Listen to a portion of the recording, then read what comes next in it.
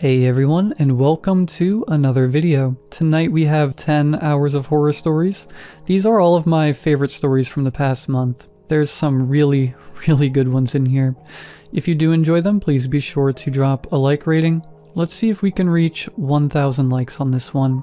Liking the video ensures more people see the content, but it also just lets me know I'm doing a good job. Subscribing if you are new is also very much appreciated. We are very close to my 2025 goal of 125,000 subscribers. We are so close that if you aren't subscribed yet, you might be number 125,000. Anyways, sit back, do whatever it is that you do to relax, enjoy the no ad content right after the ad break after this intro. There won't be any more ads after that one. None during the stories, none in between the stories, nothing. Just 10 hours of horror stories. And as always, I hope you all have a great night. It's been about 7 months since I signed my year-long lease for this crappy apartment. I don't think I'll be making it another 5 months. I'm not sure if I'll even make it another night. My cheapness might have cost my life. I was going to make this a short cry for help before I remembered that no one would ever believe me, and it would be too late anyway. Hell, I wouldn't believe this if I stumbled across it. I'll just take my time here and pour my heart out. 7 months ago, I made what I now realize was the worst decision of my life. I moved into this dumpy apartment building after finally making the move out of my hometown. I had romanticized the idea of escapism so much. I pictured myself in New York City or something like that, walking down the sidewalk with some overpriced coffee in my hands and my tasteful messenger bag slung over my shoulder. I'd be walking to somewhere idyllic, maybe a get-together with new friends that took an interest in me or something like that. I never made it too far into that daydream. I just wanted to get out of that little rural town. It was one of those towns that was just a road with a bunch of sad old signs along it, blown out buildings with occasional passing silhouettes that were once somebody's. Let's just say I couldn't afford New York City, but I could afford a small city a few hours from that rotting place of a town. It's a city with some high-rises and skyscrapers, but nothing that's going to put it on somebody's road trip. It's a pretty lonely place, honestly. It's old and tired like my hometown, but in a more industrial way. Walkability isn't much of a reality here, unless you want to take your chances with the harsh weather, or the rampant mugging. So there went my sidewalk daydream. Still, I wanted to make the most of the experience. I got an apartment right downtown for a reasonable price and figured life would improve from there on. However, I failed to truly grasp how much of a piece of crap the apartment was until I moved in. I was a little too naive at the time to understand the spectrum of stress caused by a landlord special. The doorknobs would come right off, the fridge never fully shut, the toilet wouldn't flush without some sacred jiggling sequence, and a whole mess of other inconveniences, or hazards. This apartment also had a lot of strange features. The floor plan doesn't make much sense, and anyone with a shred of interior design knowledge, or even just self-respect, would have immediately crossed this place off their list. I was so desperate, though, that I didn't mind when I entered the apartment, and just saw a hallway full of closed doors. I shrugged off how strange it was that each room was contained behind one of those doors, with none of the rooms connecting to one another.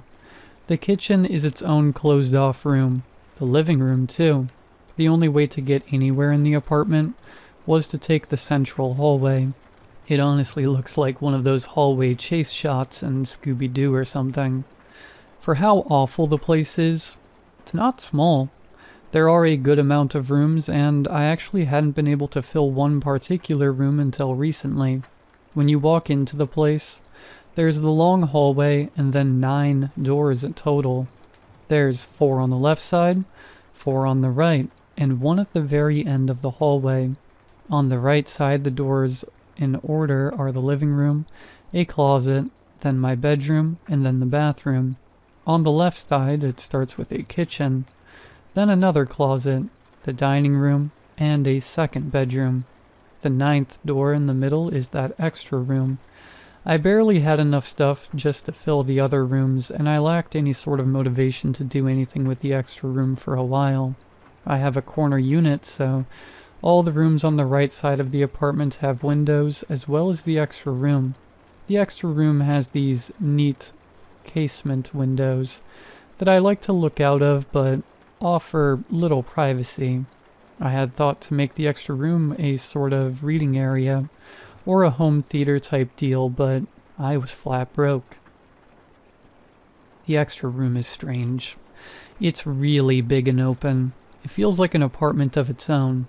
One night, I was in there just looking out the other surrounding high-rises when I noticed a light switch that had been painted over right next to the window. I didn't think much of it. It was clearly just another amenity of my crap-hole apartment. I left it alone. As time went on, I found myself in that extra room most nights just looking out the window. I didn't have the money for any fancy streaming services, nor friends to leech off of, so I just looked out that window most nights. It was peaceful, and at night the city looked bigger and more lively. I loved seeing all the different lights, the blurry shapes of people in their own world watching their TV or making dinner.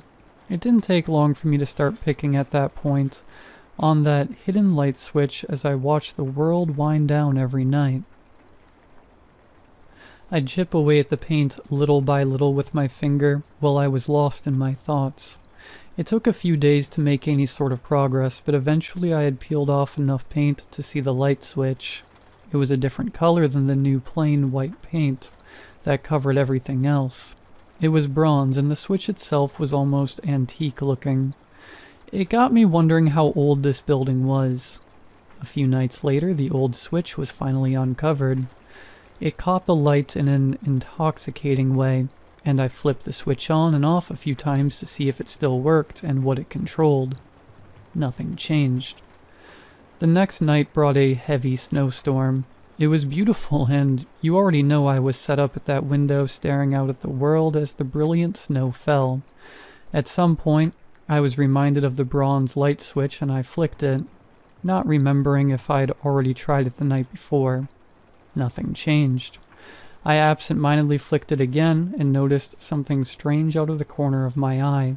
A light turned on in the building across the street. It was the rightmost room on the top floor of the neighboring high-rise, which was quite a bit taller than my building. At first, I just thought it was something new to look at. My hand still on the switch.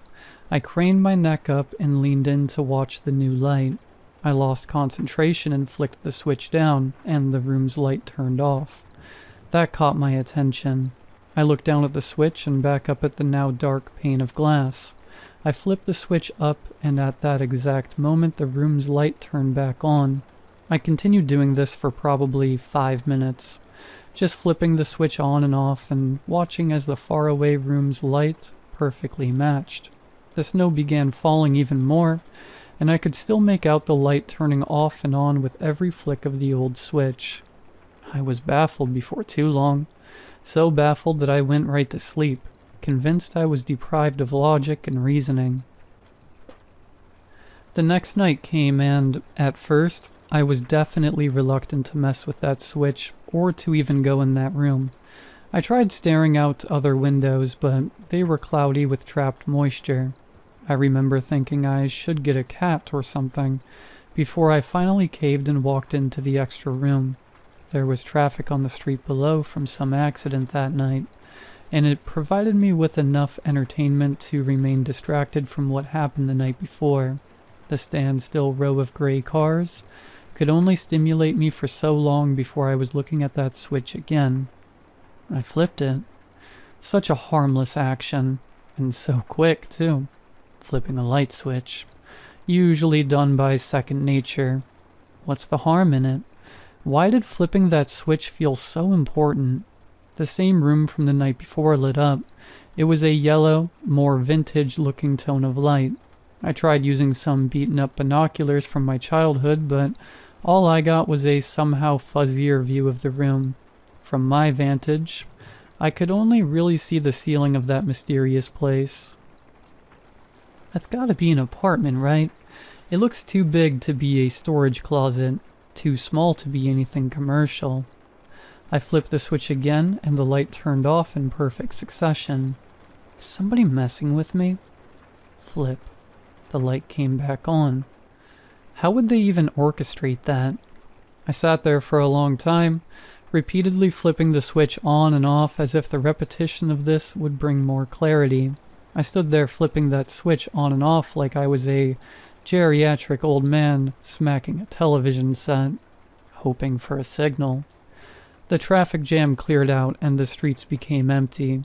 I sat there, still as I could be, periodically flipping the switch on and off. The light synced every single time. Clearly this light switch, for some reason, was wired to that room in the building across the street. As to why, I had no earthly idea. What an expensive project. And for what? What purpose does it serve? I flipped the switch up and the light came back on.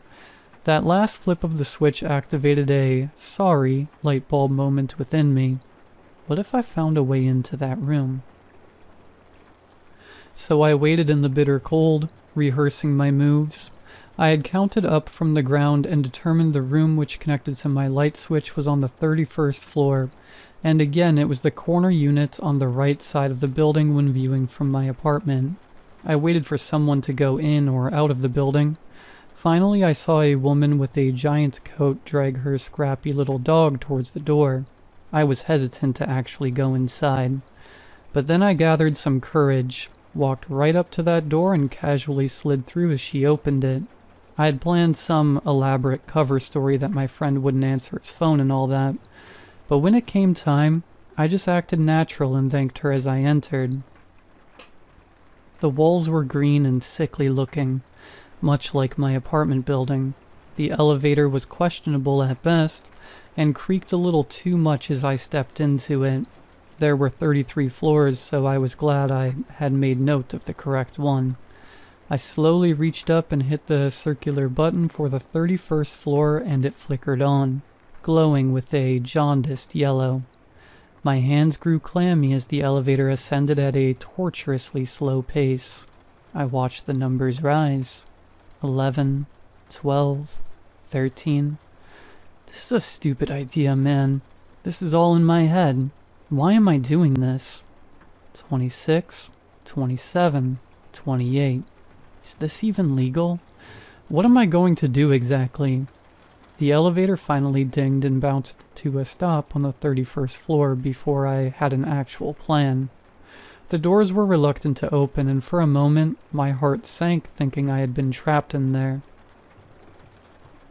Those silver doors creaked and warped as they moved out of the way and exposed me to another green hallway. I stepped out and turned left. I could see all the way down the long dilapidated hall, the green lights humming and buzzing. My alleged culprit was the final door on the right. It was room 3118. I sat outside the door like a maniac, just looking at it. I wondered what to do. I could barely see through the slits on the sides of the door. All I could make out was the lights were on in there. Do I knock? I looked around me and made sure the coast was clear. What the hell do I say? Maybe I'm lost. Maybe it's an honest mistake. If anyone lives in there, I'm sure they're very confused about their lights turning on and off. But why wouldn't they take control of their own lights? Maybe they can't use them, but that doesn't make any sense. Why would I be able to control their lights, but they can't? I knocked on the door and startled myself. It felt almost automatic. Unsure of what to do, I started to shuffle away and make my retreat. Then I decided to stay and wait. I waited for a few seconds. The pause was long and uncomfortable enough for my hand to instinctually rise for another round of knocking. A faint and vague sound, dampened enough to even be of my own mind. but it was the sound of dragging, or a thud of some kind with something rolling afterward. What was that? The sound might have continued, or my mind might have kept wandering. Maybe the neighbors. The walls were thin in this place. I could begin to hear indiscernible conversation somewhere down the hall. I could hear the hissing chatter of a TV show somewhere else. Underneath all that, though, in room 3118, a rolling sound still. Maybe. What is that noise? I left not long after. I was getting freaked out, and I'm sure I would have freaked out anyone living there. When I got back to my place across the street, I felt very paranoid. I felt like I was being watched. I opened the squeaky door to my apartment, and the long, dark hallway of 9 closed doors now made me nauseous with dread. I wanted to leave that apartment behind and run back into my mom's arms or something. I felt like a child. I walked in, though, and I wish I hadn't. I took a scorching hot shower. It made me feel a little better, but I was still so paranoid. I kept hearing, or thought I was hearing, similar thudding and rolling sounds in one of the other rooms. Old pipes, that's all. It took some more courage to leave the bathroom and enter the cold, dark hall. I don't know what door to go through next. The kitchen door, bedroom door, or the extra door. My stomach was in a knot, but I thought I should probably try and eat something. It was around midnight by that point, and I felt hopeless knowing there were so many more hours of dark left. I looked down at my half-eaten peanut butter sandwich, and knew this knot in my stomach wouldn't go away if I didn't have some kind of closure.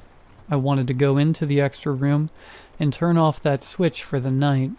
I braved the silent hallway again, and opened up the 9th door into that grand room that turned the faintest sound into a booming echo. I walked up to the big window I always looked out of and, with great caution, looked up at room 3118.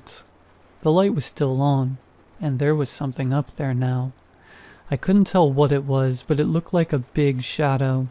It wasn't a person, but something boxy looking. Something square or just rigid, really. Furniture? Did someone move something around in there? I didn't know what I was looking at, and I honestly didn't have the mental space to think about it much longer. I flipped off the switch. I flipped it back on. I couldn't deny my interest. I was very invested in this whole ordeal now. The rigid thing started moving. At least, I thought it looked like it was slowly changing position. It moved very smoothly and very, very slowly.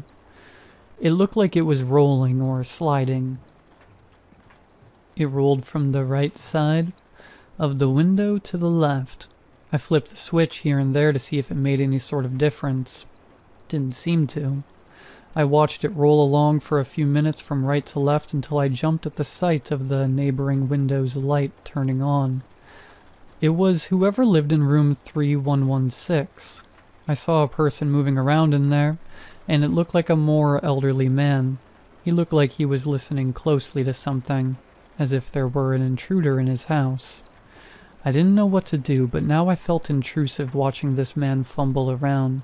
I decided to switch the light off in 3118 and try to forget about the whole thing. I wanted to remove myself from this weird nightmare entirely. I decided that the next day I'd try to disconnect the switch and install some curtains. Find a new hobby. That all sounded like something rooted in everyday monotony, and I let the comfort of curtain shopping lull me to sleep. In my sleep that night, I heard the sound of aggressive wind chimes far away. They weren't very melodic wind chimes, sort of just one tone and reverberated. Then I heard an awful banging sound. It was loud and most definitely not a dream. It sounded distant, but it contained a lot of power. It was 3:48 a.m. I tossed and I turned until my bedroom started flashing red. I got out of bed and tried to see what was happening outside from my bedroom window, but I couldn't see through all the gloom trapped in between the glass. I had no choice but to go into the extra room if I wanted to see outside. There was a large fire truck that was blocking off one side of the road, and police were putting up caution tape on the other. Squad cars were rolling in one after the other. A few ambulances were present too, but it seemed like no one was in a big rush. They were all circled around, their hands waving about in a casual, conversational way. At some point, one of them looked up and pointed, and the others followed along. I followed the trajectory of the gestures all the way to the 31st floor. Room 3116 was now missing its pane of glass. The curtains whipped out into the open world, the lights were still on, and I could make out vague details of the interior. Back on the ground, a few paramedics moved out of the way long enough for me to see what I was already preparing to see. The old man from room 3116 was laying there in a confusing mess of fabric, flesh, and bones surrounded by a growing puddle of blood. I was shocked. What the hell is going on? What did I do? Am I losing my mind? Did I inadvertently kill that man? The next few days were a blur. My head was heavy with the endless hum of 1,000 different thoughts, all saying similar things. I felt an immense weight of guilt, even though there was nothing tangible that connected me to the old man's plunge. In my head, there was an ever-growing web of continuity. I uncovered the old switch. I flipped it incessantly, and, in doing that, I created or resumed something. That something looked like a giant rectangle that rolled around and made a man jump to his death. Or maybe it pushed him out by force. But why? None of this makes any sense. Maybe it's all just make-believe. I could have misunderstood what I saw. The rolling rectangle thing. Maybe it was just an illusion.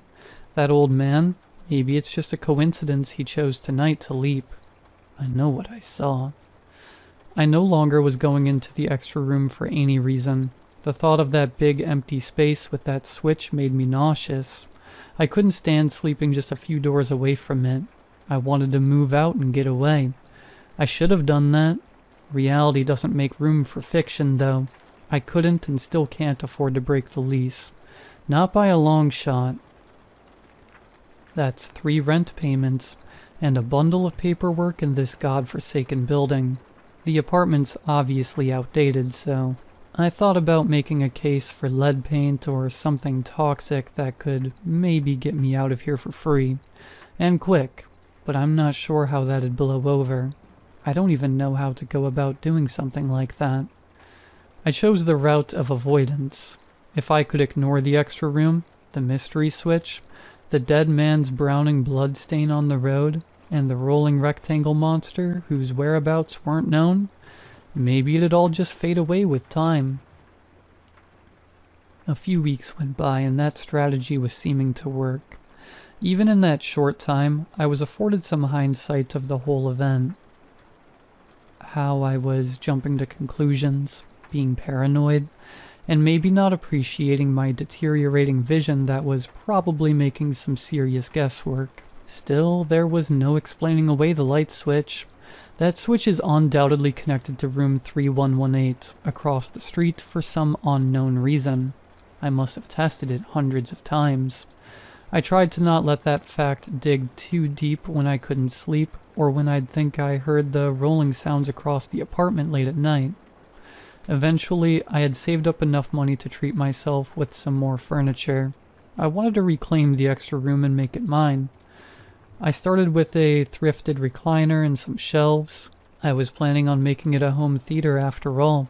I had plans to bury the big casement windows behind blackout curtains.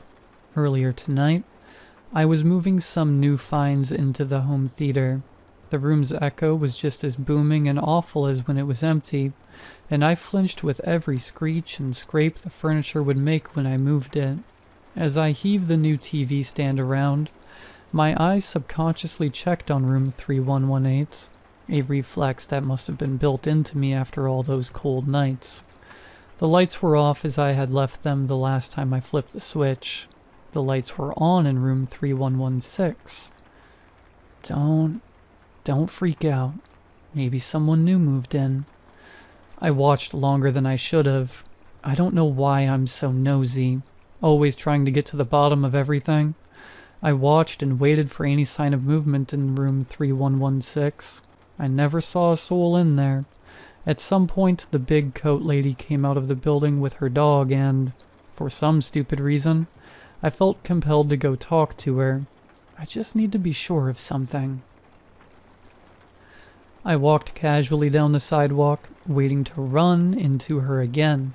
I was going to ask her if she had a lighter, and then I was going to ask her if she had any information on room 3116. Eventually, she reappeared around the corner with her feisty little dog walking on its hind legs, strangling itself with the leash. I was leaned up on the wall next to the door I had snuck in weeks before, waiting to say my line. "Excuse me," I said. "Do you have a light?" She looked up with confusion. "Like a flashlight?" she asked. I flashed my carton of cigarettes. "Oh, no, honey. I've got asthma. Sorry." "No problem," I muttered back. I tried to come up with anything else I could say, so I could eventually segue into room 3116. Blanking, I simply stared ahead in disappointment. That's when I noticed the faded bloodstain on the sidewalk from the old man. I clicked my tongue. "Terrible what happened," I muttered. The big coat lady turned around and saw what I was staring at, understanding immediately. I know. I'm up on the 13th floor and I heard the sound." She was slowly nodding and now staring at the old puddle of blood herself. "I heard someone talking about how they already moved the new family into that unit he was in. Is that right?" I asked, surprising myself. "Oh, no. I think they're letting it sit like they did with the last one," she said. My brow raised. I tried to not act like an insane person and scare her off. "The last one?" I asked hesitantly. "Yeah, it was just a few months ago. Or maybe it was a year now. But the young couple that lived right next door to him jumped out the window too," she said in a flat way. I could have fainted. I felt dizzy and clammy, but I tried to keep my calm demeanor. "That is... wow. I'm pretty new to the building, so I hadn't heard," I stammered. I resigned from my niceties, and my eyes went out to focus as my mind began jumping to its newest conclusion. Somewhere in my peripheral, I noticed the lady nodding and looking down at her scraggly dog. "Well, it sure is hard out there these days," she said, breaking the silence. She shuffled through the heavy apartment door which slammed behind her, startling me. Torn from my trance, I quickly retreated back to my apartment. Crap. What does this mean? That rolling square thing lives in that room and, what, kills people in it and around it? Do the people kill themselves? Does the thing maybe inject them with something that makes them, I don't know, suicidal? Or maybe they go crazy and just jump? I was thinking like a lunatic, like one of the cracked-out vagrants wandering through the abandoned motels back in my hometown. I tried to slow myself down, but now I'd been given perfect evidence to suit my paranoid suspicions. At first, I was just trying to solve this complex series of events. Then I remembered I was involved. I remembered the switch plays a role in this whole thing. The light switch in my home theater. How far can it move? How far? Could it cross the street and climb the stairs and break in? Maybe it's quiet, or maybe it has some kind of way to silently open my door so I don't notice. So the neighbors don't notice. I found myself back in the home theater with some cheap whiskey in a plastic bottle. I sipped on it and enjoyed the aromantic sting that made me slowly feel braver with every gulp. I looked up at the 31st floor across the street. The lights were still on in room 3116. They're probably just cleaning it out. You need to calm yourself. None of this is your problem. I felt better and braver still with every new swig of the cruel whiskey. At some point, I hovered my hand over the light switch. The dwindling sobriety in me said no. The courageous drunk in me said, I'm just curious. My sight was beginning to sharpen and blur, and I could tell I was swaying as I just stood in front of those windows.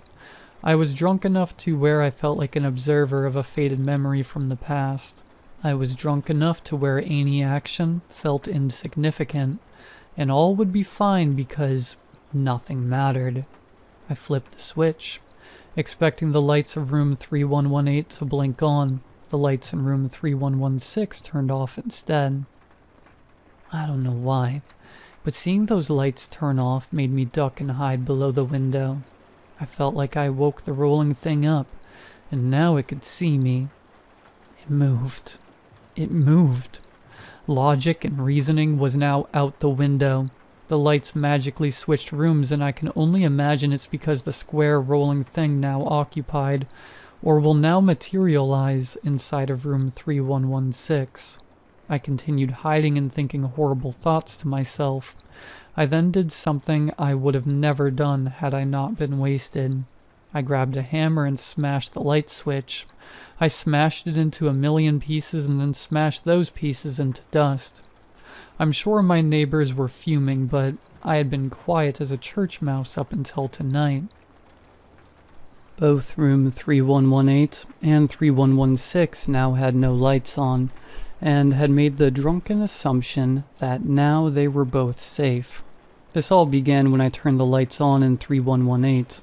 Now the lights would stay off forever, and I made sure of it. Clearly, I didn't have the self-control to stop myself from tinkering with this unknown thing. I doubt anyone else who would live here would have much more discipline, so I smashed the switch into a million pieces.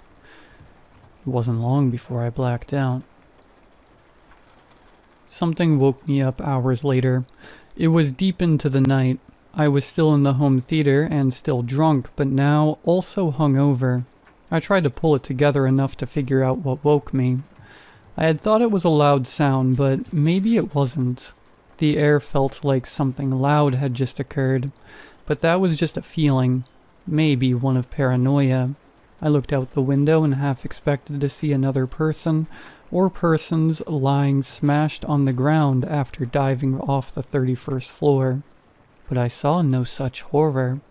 Both 3118 and 3116's lights were still off. I rubbed my eyes and looked around the pitch-black room. I felt my blood freeze. There was a light on in my apartment. I could see the thin sliver of yellow illuminating underneath the door of the home theater. It's in. I wanted to run at first, but then I wanted to sit still and just listen. So I sat there, waiting for something. Maybe it was waiting for me to make a move. Then I heard it, muffled, maybe in the kitchen, rolling. Finally, I could hear the sound in finer detail. The wheels sounded heavy, like the sound of a stone tomb opening. The cheap hardwood floor buckled and cracked underneath those giant rolling wheels, which must have moved extremely slow and calculated, as if it was listening for my heartbeat. I was frozen with fear and confused. So confused. What kind of nightmare has my life become? I wanted to try and make a break for it. I thought about running as fast as I could down my awful hallway and ripping that front door open. It was only a few quick strides away. I sat up a little too quickly. Adrenaline was kicking in. A spring in the crappy second-hand recliner I had passed out on popped, causing an insignificant yet audible click throughout the house. Rolling followed. It was very slow. So slow that one's ear could lose the deep droning tone after long enough to background noise. I slowly sat back and the recliner crinkled ever so softly. The thing made a noise so intentionally imperceptible I could hardly make it out. A metallic sliding sound, the sound of a door's latch being methodically opened. It was leaving the kitchen and maybe it was moving on to one of the other doors now. The yellow sliver of light went out, and the apartment was now totally dark.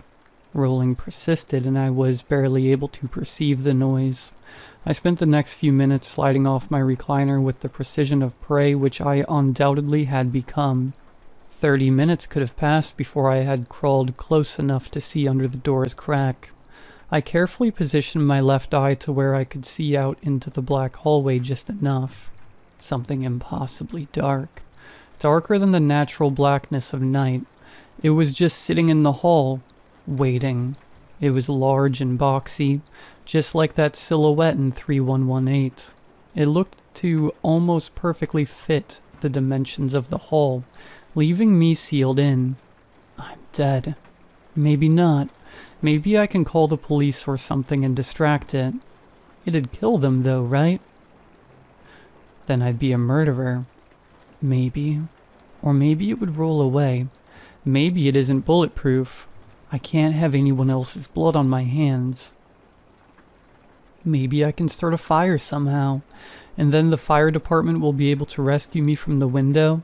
Maybe that's the stupidest thought I've ever had. Too much noise. I can't make any noise.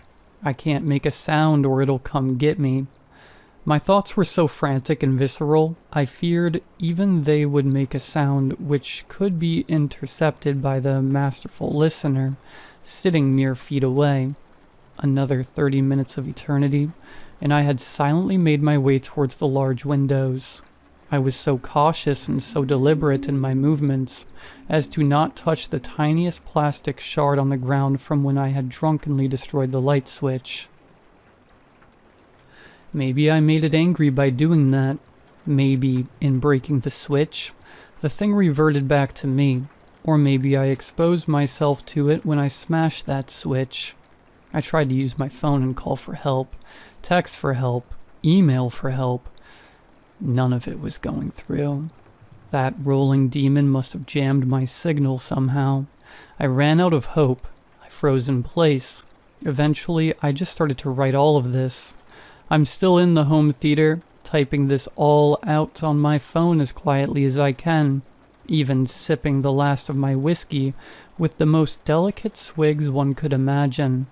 This whole thing is rather bleak, and I apologize if you stumble across this. I've scheduled this post to go up in 8 hours. Maybe by then the thing will have left and my final words will get out into the world to be forgotten or laughed at. I'm sure you think I'm insane, or maybe I'm just a liar. And that's okay. I know what happened here tonight. I don't know how or why any of this happened, but I know the rolling thing outside my door is real. I don't know why it's here, what its motivation is, if it's man-made or some impersonation of something we'd engineered. Or maybe it's the very muse of humanity's chase for right angles and industrial design. I now understand how those people in room 3118 and 3116 met their fate on the cracked pavement below. I think it wants me to kill myself. Either that or it's totally content with me killing myself. It's had me trapped in this room for hours now. It could have barged in and flattened me at any point, but it hasn't yet. Funny how this all started in this extra room of mine. Funny how these windows are the ideal design and size for me to throw myself from this hellish place. I don't know anymore.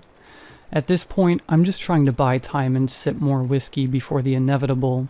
I had been distracted in writing this for a few hours, and even began to have hope that when the sun came up, the thing would roll away. All I'd need is a few minutes to get out. Don't think I'm so lucky though. The sky is beginning to brighten into a deep blue, and once again I hear that steady rolling, so slow and meticulous. It must only be moving a centimeter every 15 minutes. The whiskey is doing its job, and it's becoming harder to type, harder to maintain literacy.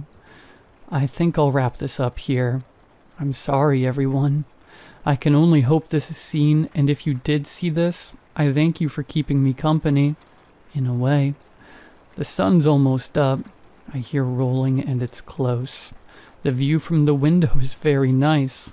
It's looking like a nice day. I hope it is a nice day.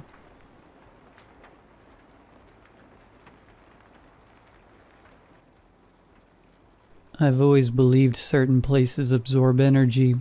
Not just haunted castles or graveyards, but places where a lot of people pass through. Airports, train stations, hotels. Especially hotel rooms. See, I used to work night security at one of the poshest hotels in Dublin City. 5 stars, marble floors, high-end clientele. That kind of place. You'd think nothing dark could touch it, but let me tell you, money doesn't stop the weird stuff from creeping in. It started around 2:17 a.m. I remember because I was mid-yawn, flipping through the camera feeds when the front desk patched a call through to security. A man's voice, panicked, breathless. "My wife's in the bath. I think she's not breathing." I snapped upright. Me and this other guard, Mark, rushed to room 237 on the 8th floor. The hallway was dead quiet, the kind of quiet that feels wrong, like the building itself is holding its breath. We pushed in. The guy was pacing around, soaked from the waist down. The bathroom door was wide open. I'll never unsee that moment. She was in the tub, completely still, water up to her shoulders, eyes open but not seeing. We dragged her out, tried CPR. I was counting compressions under my breath while Mark gave breaths. Her skin was cold, like not just chilly, cold, like touching stone. I knew it was too late, but we had to try. Police arrived within minutes. The moment they stepped in, they told us to stop. One of the officers pulled me aside and said quietly, "She's been gone a while, a couple hours at least." The husband told them they'd argued earlier. He stormed out, came back, saw her in the bath, assumed she was just soaking and went to bed. Said he only got suspicious when she didn't join him. No obvious signs of violence. No water overflow, no witnesses. They couldn't charge him, but between us, staff, cops, even the paramedics, we all felt it, that gut pull, that something's off feeling. He checked out the next morning, quiet, calm, not a single tear. Room 237 was locked off for 3 weeks. Housekeeping deep cleaned every inch. Management said, accidents happen, life moves on. They reopened the room like nothing happened. No priest, no sage, nothing. Just fresh linens and a new bar of soap. The first person to stay in that room after the death was this woman named Liz. She was a regular, corporate client. Stayed at least once a month. She always asked for a high-floor room. She got 237 without knowing anything. Next morning, 6:50 a.m. She's at the front desk with her suitcase and this look like she'd seen hell. I was walking past when she said, loud enough for guests to hear, "That room is haunted. I didn't sleep a second. Something's wrong with it." She said she kept hearing dripping water all night, not just from the bathroom, like it was coming from the walls.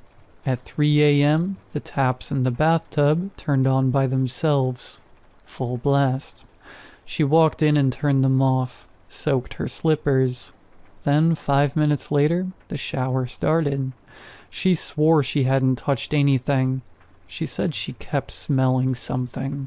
Floral, like old roses but rotten, like death wearing perfume. We offered her another room. She refused. Said she was checking out for good.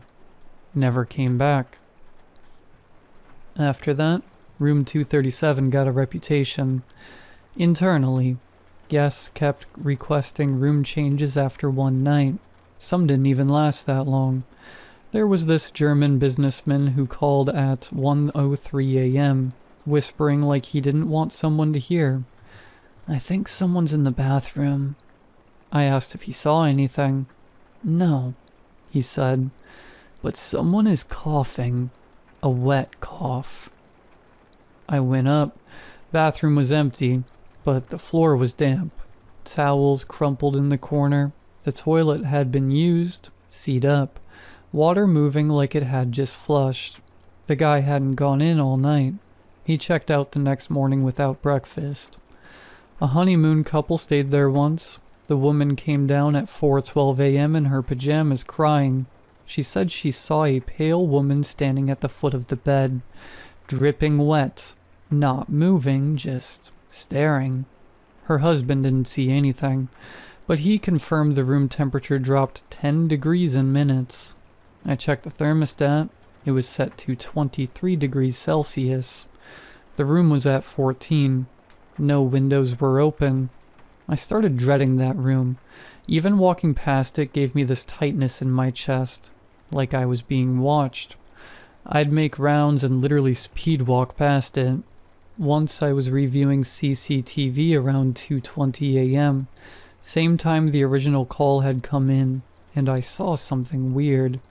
The hallway camera outside 237 glitched, just for a second, but when I paused the footage and zoomed in, there was a shadow, not a person, a shape, just outside the door, like someone was standing there pressed against it.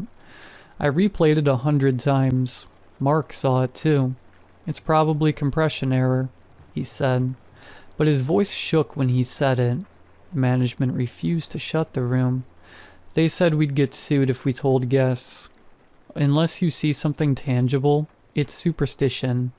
So we kept assigning the room, but we started calling it the bathtub room behind closed doors.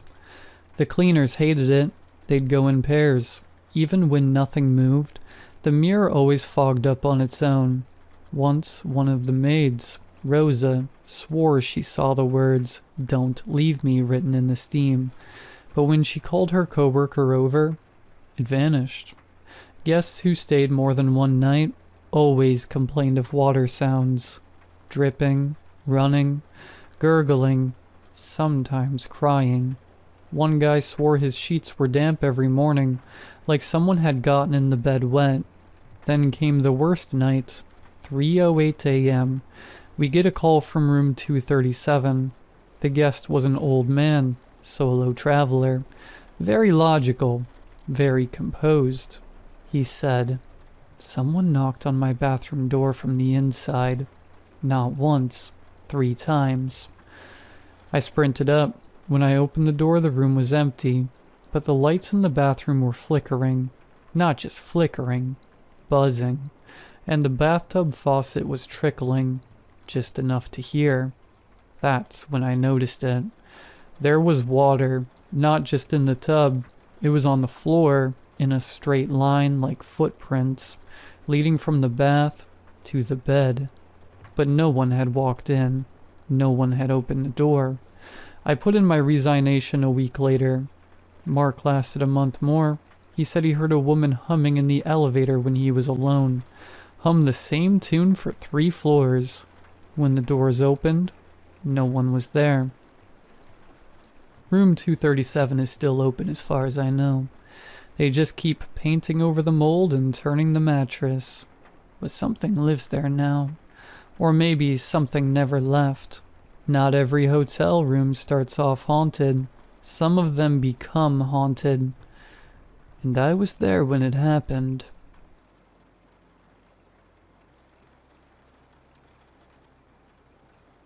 Paid hitchhiker. $150 per hour. 2-hour nights, Monday through Friday, 8 to 10 p.m. I did the math in my head. About $6,500 a month. Not bad. As that thought sank in, I realized studying music theory had probably been a mistake. Still, I decided to reply to the listing. I answered a few questions, attached my resume, though I wasn't sure what good that would do, and hit send. Almost instantly I got a response. I'd half expected that. I couldn't imagine many people jumping at this position. Thank you for your interest in the hitchhiking position. We're excited to invite you to move forward with the interview process, and we look forward to getting to know you professionally. I typed back quickly. Thanks for reaching out. I'd be glad to move forward with the interview. What dates and times work best for you? The reply came moments later. Friday, followed by a set of coordinates. I plugged them into Google Maps. The destination was a small building on a long road in the middle of a forest. On Street View, the place looked distorted, almost blurred. All I could make out was a sign. No soliciting, no religion, no unscheduled meetings. It was Wednesday then. I tried to convince myself I didn't need the money, that it wasn't worth the risk. But the truth was, I did need the money. Badly. I was drowning in debt, and every last dollar would help. By Friday night, I was in my beat-up car, headed toward the coordinates. When I arrived, I saw the rest of the building the street view had obscured. It was larger than I'd imagined. 2 stories and a basement, the latter revealed by the rows of windows sunk into the foundation. The whole place was gray concrete, punctuated by thin sheet metal doors. I tried the front door. Locked. Knocked. No answer. So I sat on a wooden bench about 15 feet from the entrance and waited. It was 7:30, the forest nearly pitch black, when 2 pairs of headlights appeared on the driveway. From one car stepped a tall man with thinning black hair. From the other, a scrawny kid, maybe 19 at most. The tall one approached first. "Hello, my name is Jeffrey." "Devin," I replied. "This is your partner, James." "Partner?" I asked. I glanced at James. He was gripping his right bicep tightly with his left hand. When he noticed me looking, he released it, raised a hesitant hand in greeting. I waved back with an awkward smile. "Yes," Jeffrey said evenly. "Your partner." After a long silence, he added, "Shall we head inside?" I nodded, and we followed him in. The interior was exactly what I'd pictured. Bare concrete walls, dim light, and a single desk in the middle of the room. Jeffrey took a seat, and James and I sat opposite him. "Can I ask you both a question?" Jeffrey said, pen poised above a sheet of paper. We nodded. "What was the most scared you've ever been?" I hesitated, hoping James would answer first. He didn't. "My house was broken into when I was 16, I said, giving a small, nervous laugh at the end. Jeffrey scribbled something down, then he turned to James. "I don't know," James muttered. Jeffrey studied him for a moment, then nodded. "Very well. Shall we get you both suited up?" We exchanged a glance and answered, "Sure." He led us to a small room with a closet and 2 changing booths, handing me a bag of ragged, tattered clothing. He gestured for me to change. Inside the booth, I slipped into the clothes.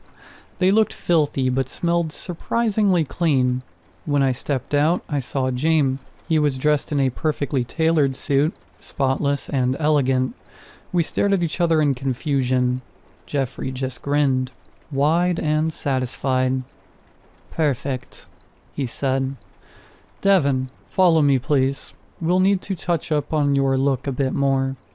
He guided me toward another door leading down to the basement.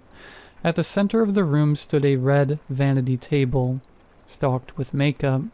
"Sit," Jeffrey instructed. I sat, staring at myself in the mirror. I wondered how on earth I'd ended up here. Jeffrey went to work with brushes and sponges, moving with the ease of experience. When he finished, my reflection looked ragged. My face dirtied, hair greasy, eyes sunken. We went back upstairs. "Your turn," Jeffrey said to James. James descended into the basement as I waited. When he reappeared, his transformation was startling. His hair was neatly combed, his skin glowing, his eyes an unnatural bright blue. Contacts, I guessed. Jeffrey clasped his hands together. "Now, a few rules before you head out." He recited them one by one. "Never enter the black truck, even if it seems like your last hope. If you ever see a man identical to yourself, get into the car, nod to him, and exit immediately. If the radio is set to 99.3, get out of the car, no matter how fast it's moving. Never allow your driver to pick up another hitchhiker." "Everything clear?" We both nodded. Wonderful. Please, follow me. He led us to his car, opening the front passenger seat and one of the back doors. James hesitated, so I took the front. We'll head to your site first, James, Jeffrey said. Okay, James murmured.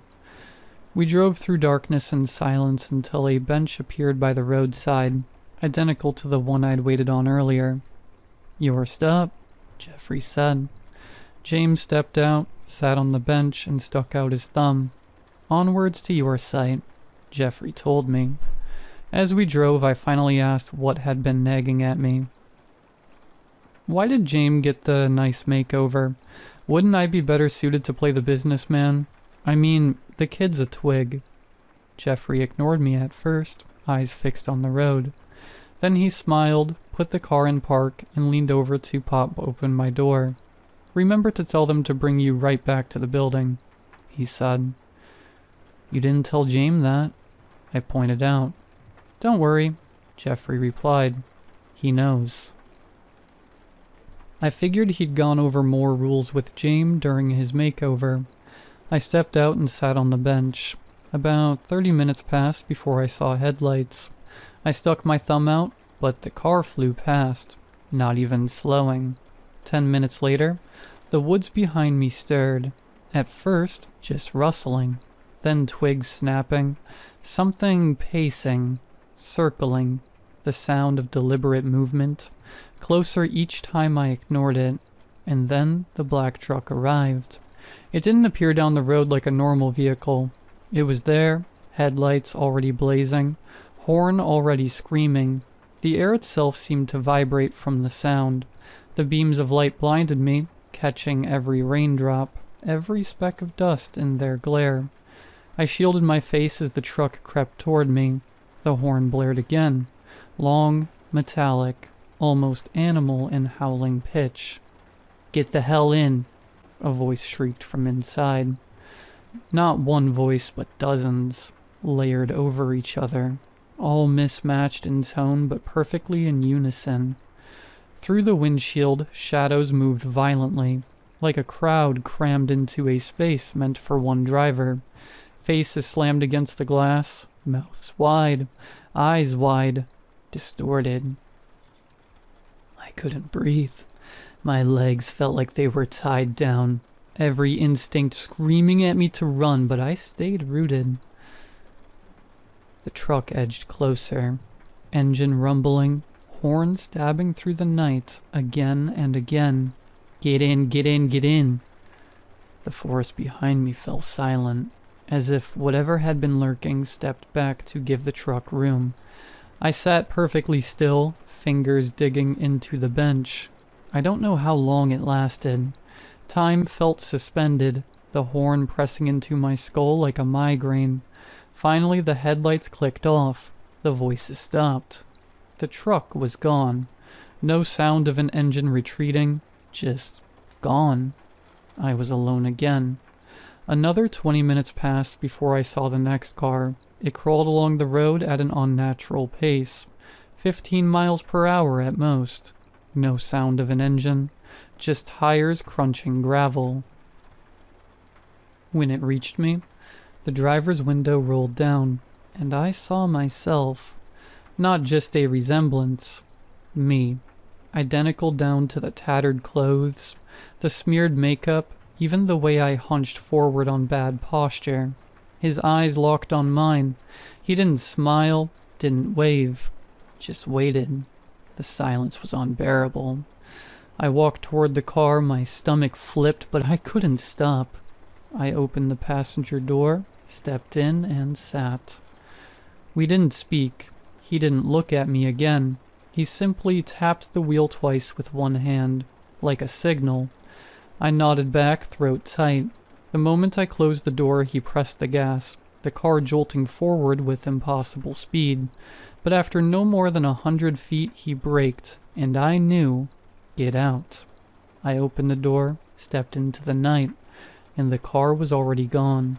No taillights, no trace, just emptiness where it had been. I exhaled shakily, realizing I'd been holding my breath the whole time. Finally, a normal car appeared. The driver leaned out. "Where to?" "Just up the road," I said quickly, desperate to leave. For a moment I panicked. I hadn't checked the radio. My head snapped toward it. 112.7. Safe. Relief washed over me like air after drowning. On the way back, the driver squinted at the roadside. "Jesus, what happened to that guy?" he muttered. I followed his gaze and my heart collapsed. James. He was sprawled out in the gravel, one arm twitching weakly, blood spreading in a dark halo beneath him. His white shirt, once perfect, was soaked red. His face was pale, slack, but his eyes were still open, still alive. "Stop the car," I yelled. The driver slowed, uneasy. "I don't know, man." "Stop." I threw the door open before the car even halted, stumbling onto the shoulder and running to him. James, it's me." He turned his head with visible effort, his lips trembling like he was trying to form words. A wet cough sprayed crimson down his chin. His hand shook as it reached towards me. I gripped it tight, but his grip was ice cold, already fading. He coughed, body shuddering. "Don't let them." His eyes darted toward the trees as if something was watching us. Then back to me, wide and terrified. "Promise me." I promise. I said, though I had no idea what he meant. His chest rose once more, then faltered. His body went slack. Nothing. Just the trickle of blood running downhill, soaking into the gravel. Behind me, the driver called out nervously, "Hey man, we should go. Seriously, we should go." I pressed James' hand to my chest one last time before laying it down. My own hands were trembling so badly I could barely stand. Tears blurred my vision as I staggered back to the car. I didn't speak for the rest of the ride. When Jeffrey greeted me back at the building with his usual cheer, I could barely contain myself. "Did you see James?"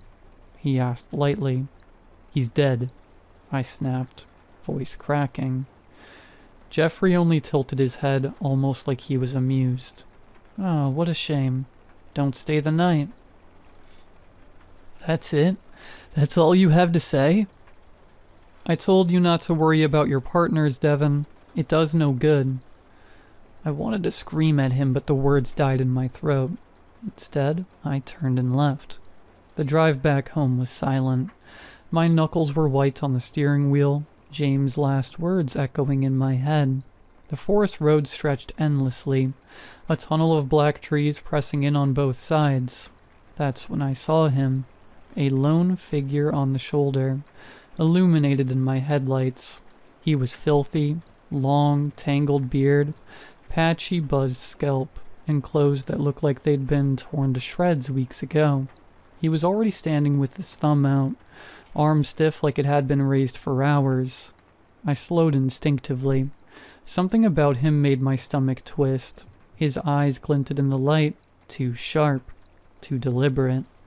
I pressed on the gas, deciding to pass him. The moment I did, his head snapped toward me. His eyes followed my car perfectly, his body jerking into motion. He ran. I glanced in the mirror and nearly swerved. The man was sprinting after me, barefoot, stumbling, but impossibly fast. His mouth hung open, teeth bared, and his voice carried through the trees. "Coward!" he bellowed, the word ragged, broken by wheezes. I floored it, but his voice didn't fade. "Coward! You'll end like the rest." I couldn't stop shaking. My speedometer climbed, but still, his figure clung to the road in my mirror longer than it should have. Too long, until finally, after what felt like a mile, he was gone. The forest swallowed him, but his voice lingered in my ears like static. Coward, coward, and like the rest. By the time I got home, my hands still hadn't stopped trembling. I went to bed without changing, face pressed into the pillow, heart pounding. 2 months passed. Jeffrey replaced James again and again, but none lasted longer than a week. Some came back bruised and broken.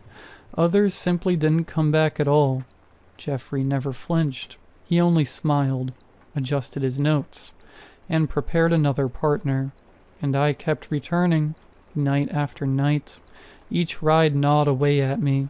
The rules ran laps in my head even when I was home, as if the job followed me there. Tomorrow night, I've decided. I'm going to talk to Jeffrey about quitting. I've already rehearsed how I'll say it. Firm, polite, like it's just a simple resignation. I hope he understands.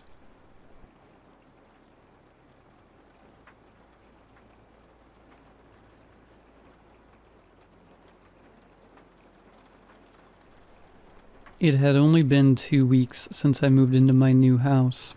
I never thought I'd have enough money for a cute little home with a garden like this. But luck was finally on my side, and lately, I'd been earning well. The house wasn't big. 2 small rooms, a tiny kitchen, and an even smaller bathroom, which meant the washing machine had to go in the basement, where I set up a little laundry area. It wasn't much, but it was mine. The neighborhood was quiet, too, with friendly neighbors. Most people around here had families, but even in that short time, I'd gotten along with everyone. I thought nothing could ruin this idyllic little life I had carved out for myself. That is, until the day I went down to the laundry room with a basket of dirty clothes. As I made my way down the stairs, something felt off. There was something hanging from the narrow wall between the shelves. Something I didn't register at first. When I turned on the light and stepped closer, I finally realized what it was. A hand. A human hand was sticking out of the wall, only up to just before the wrist. It dangled lifelessly. A man's hand. It looked as if someone had been sealed inside the wall. Cold sweat broke out all over me. What the hell was this? There was nothing there yesterday. Was this some kind of sick joke? Should I call the police? What was I supposed to do? I panicked silently until the hand suddenly moved, as if it had sensed I was pacing back and forth. It waved at me, flailing, like someone drowning begging to be pulled out. Without thinking, I grabbed it and started pulling. It didn't budge, like it really was part of the wall.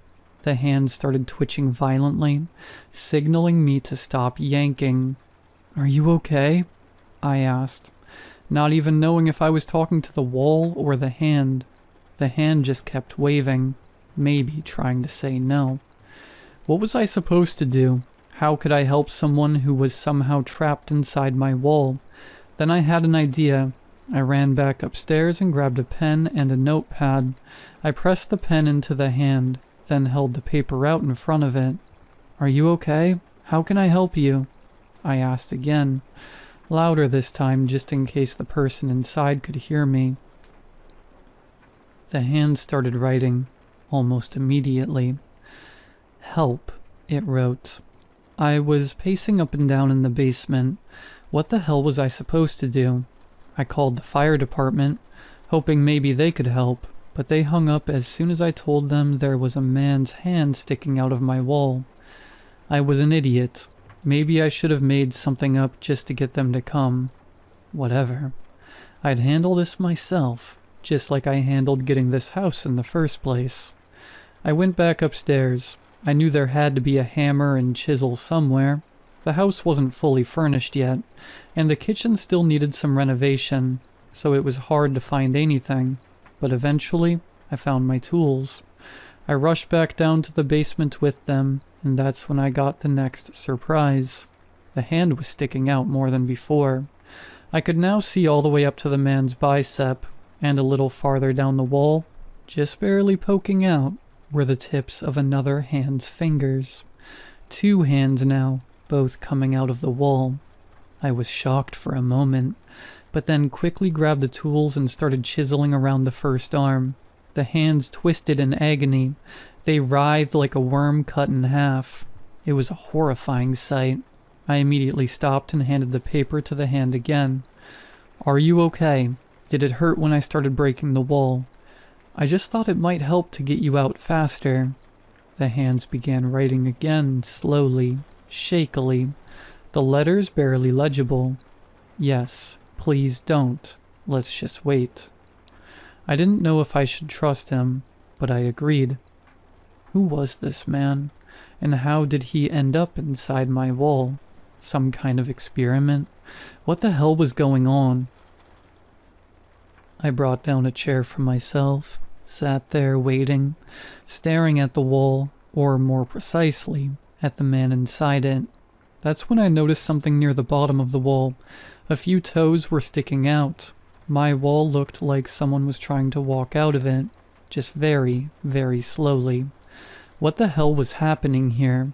I gave up on the idea of calling for help. No one would believe me anyway. I'd deal with this on my own. Whatever it was. "What's your name? Who are you?" I asked, getting up from the chair. The hand started writing on the paper again. "My name's Jack. I don't know how I ended up here.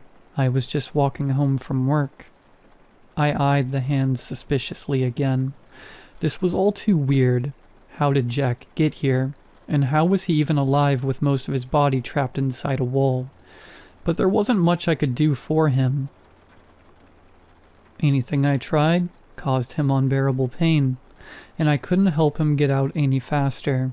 I was starving by then, and I had spent nearly the whole morning down there, so I ran out to grab food from the nearby diner.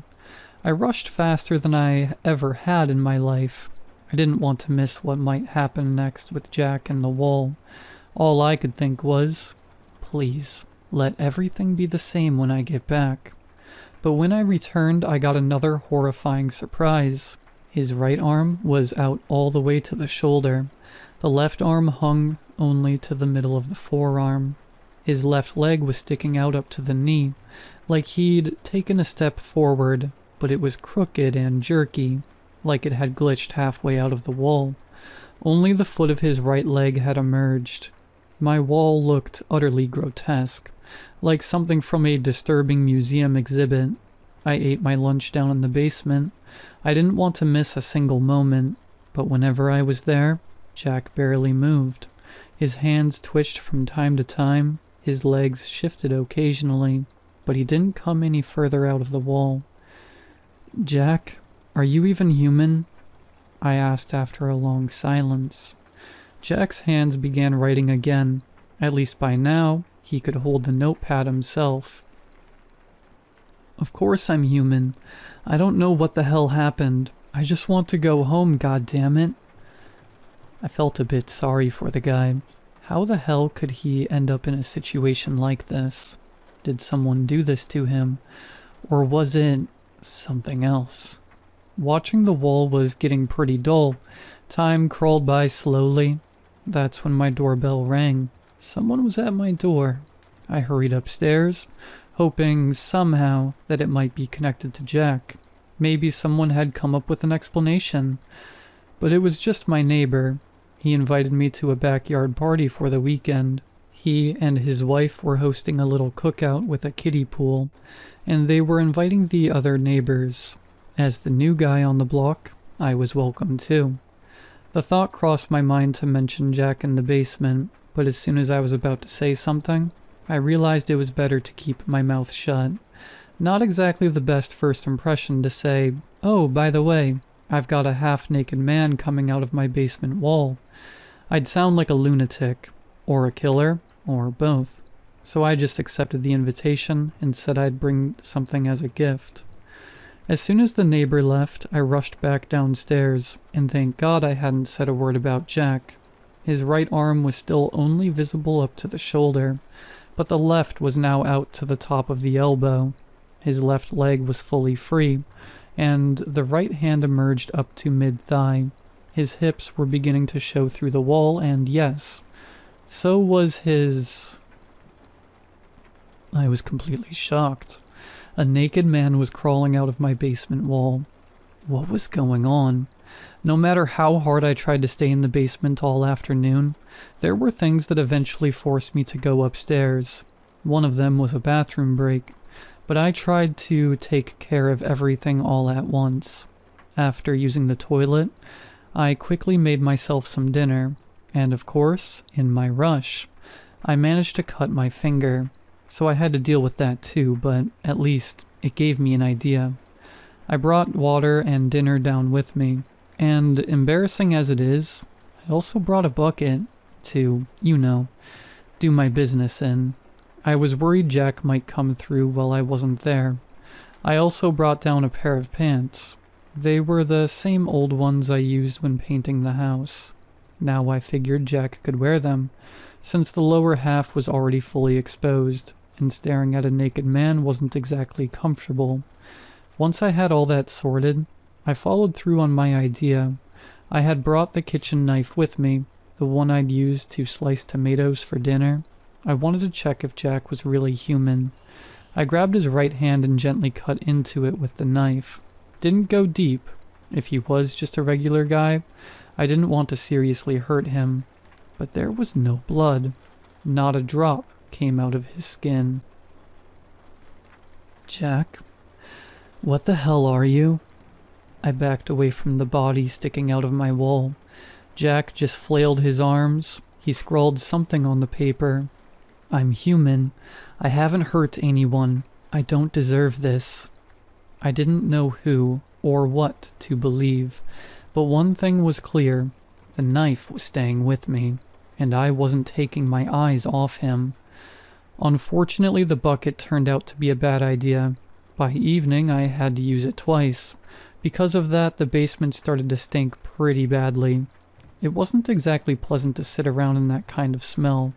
I ran upstairs, emptied the bucket, and used the toilet again. I did it as fast as I could, but even so, when I came back down, I was shocked. Jack was almost completely out of the wall. Only his shoulders and everything above them. His neck and entire head were still stuck inside. The old paint-stained pants I had put on him had slipped off, because Jack was shorter and slimmer than me. So once again, he stood there completely naked, like some twisted mannequin. The sight always horrified me. Whenever I came downstairs, I quickly pulled the pants back up on him, at least to cover his lower half. And once again, the doubts began to gnaw at me. Jack looked like a completely normal man. True, I still hadn't seen his face, but his body looked like that of an average man in his 30s. Still, the suspicion lingered. Why didn't he bleed? How did he get into my wall?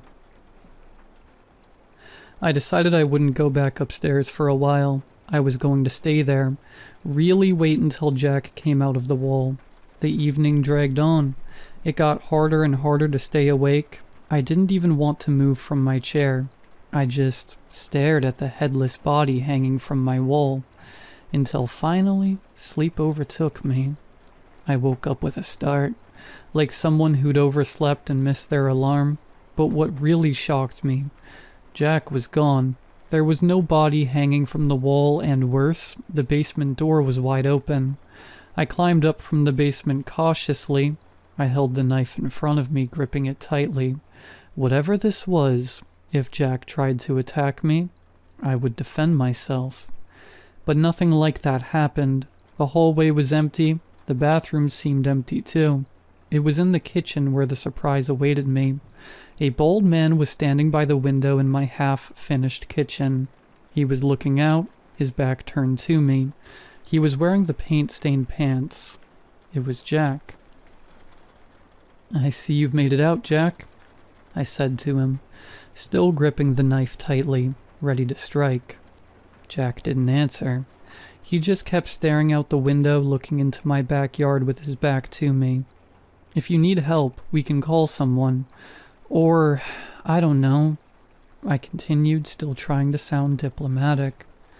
"They told me no one would be here," Jack said suddenly. His voice was calm, kind, and polite. "What do you mean?" I asked, confused. "Sorry. Jack said emotionlessly. No one can know where I came from. Then, without warning, Jack turned around and grabbed a knife from the kitchen counter. I just stood there stunned because Jack had no face. His head was just a smooth, pale surface. No features, no mouth, no eyes, like a freshly painted wall. I barely managed to dodge when I snapped out of it. Jack charged at me again, but this time, I didn't just stand there. I swung my knife and slashed his arm. It cut in, but it was like he didn't even feel it.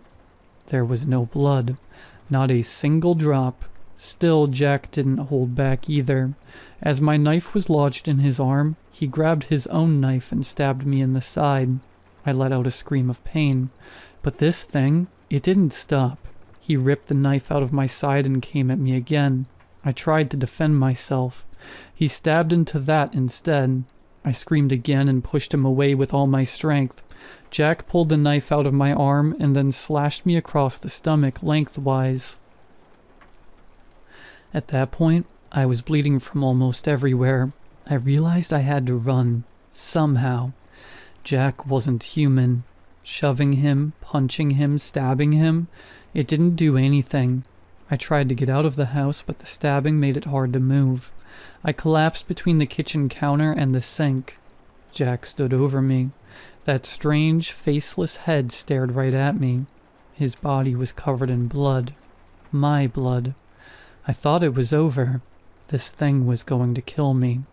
Then I heard someone knocking at the door. "Neighbor, are you okay? What's all that yelling? Do you need help?" It was a man's voice. The neighbor who had invited me to the garden party. I silently thanked whatever prowess existed that he heard me screaming. But Jack didn't wait. He plunged the knife into me again. I tried to fight back, but the strength behind that blow was inhuman. He stabbed me in the gut. I screamed again, and that's when the neighbor broke down the door. Jack, like a thief caught in the act, ran. Just before I passed out, I saw him crash through the glass door to the backyard and sprint away into the night.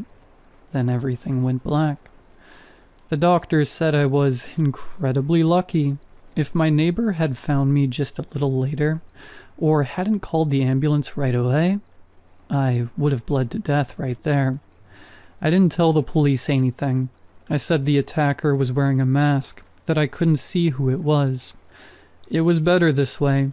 They never would have believed me, that a faceless man who climbed out of my basement's wall had stabbed me. I thought a lot about what Jack said while I was recovering. I had plenty of time. It took me over half a year to recover from my injuries. Who told Jack that no one would be at that house? And where did he even come from? I had a lot of questions. But one thing I was sure of, if Jack ever came back, or if someone else ever came into our world through my wall, I wouldn't be so useless next time. I wouldn't be caught off guard. Again.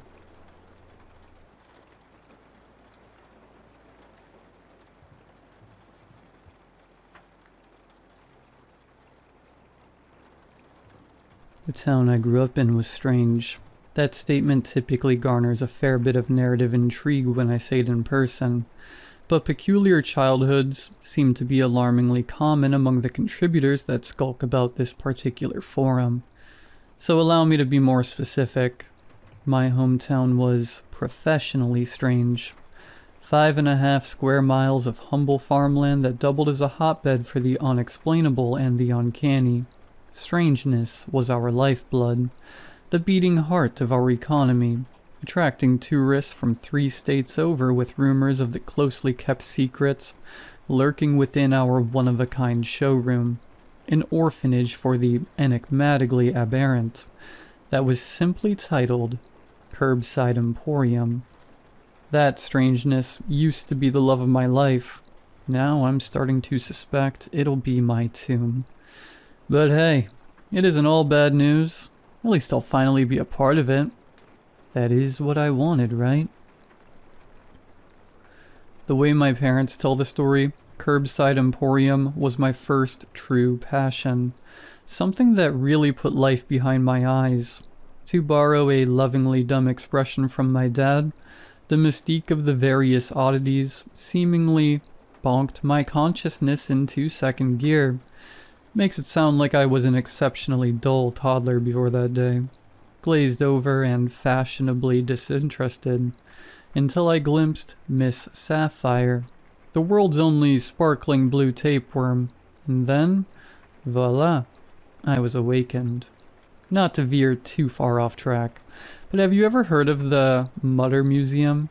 It's a lovely little gallery nestled in a quaint section of Philadelphia's downtown, collecting and curating a wonderful assortment of oddities. The lady whose body turned to soap, the world's largest colon, a plaster cast of two conjoined twins, Curbside Emporium, and by extension my hometown, are certainly comparable. The amount of strange things stuffed within a single location, the raw density of it all, inspired a deep thrum of nostalgia within me when I visited the Mutter Museum for my cousin's wedding a few months back. Yes, you can in fact get married there. Why in God's name would you want to? Well, if it reminded me of home, it must have reminded my cousin and his high school sweetheart of home too. And that's probably as good a reason as any to select a venue. Plus, Curbside Emporium doesn't have a reception hall. There's one key difference between the two, however. The Mutter Museum imports its strangeness from all over the globe. My hometown? We've never had a need to outsource like that. Strangeness springs up around us like weeds, whether we like it or not. Let's put it this way. Whatever cosmic radiation stirs within the waters of the Bermuda Triangle, the same radiation seems to stir within the soil of our small, podunk stretch of land. Assuming you believe the anomalous exhibitions aren't a series of well-intentioned hoaxes, of course.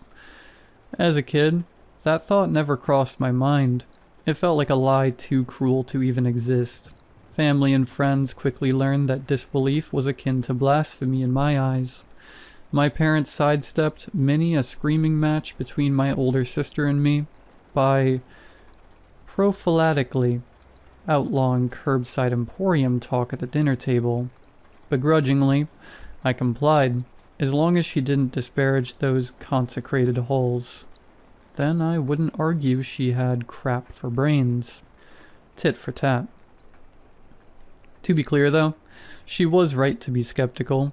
First off, the unassuming layout and hokey decor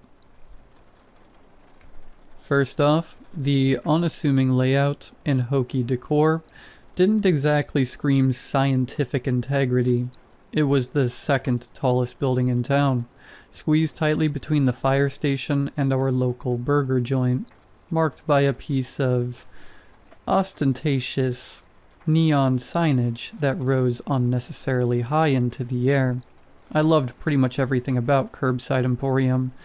Excluding that sign, it made no earthly sense. The nearest interstate was 10 miles away, and the tallest building in town was the adjacent fire station. Who was the elevation for? Birds? Angels? Distracted, low-flying biplane pilots. Not only that, but the fluorescent green bulbs cost a small fortune and were prone to malfunction. For them all to work at once was nothing short of a miracle. The first R burnt out for what seemed like my entire freshman year of high school, making the sign read Cubside Emporium, which, to be perfectly frank, just sounds like a very odd, very specific porn outlet. Now, I get it was meant to be symbolic, not practical. A signal to visitors that Curbside Emporium was clearly the crown jewel of our otherwise no-name town. Still, the building itself was in a state of perpetual disrepair.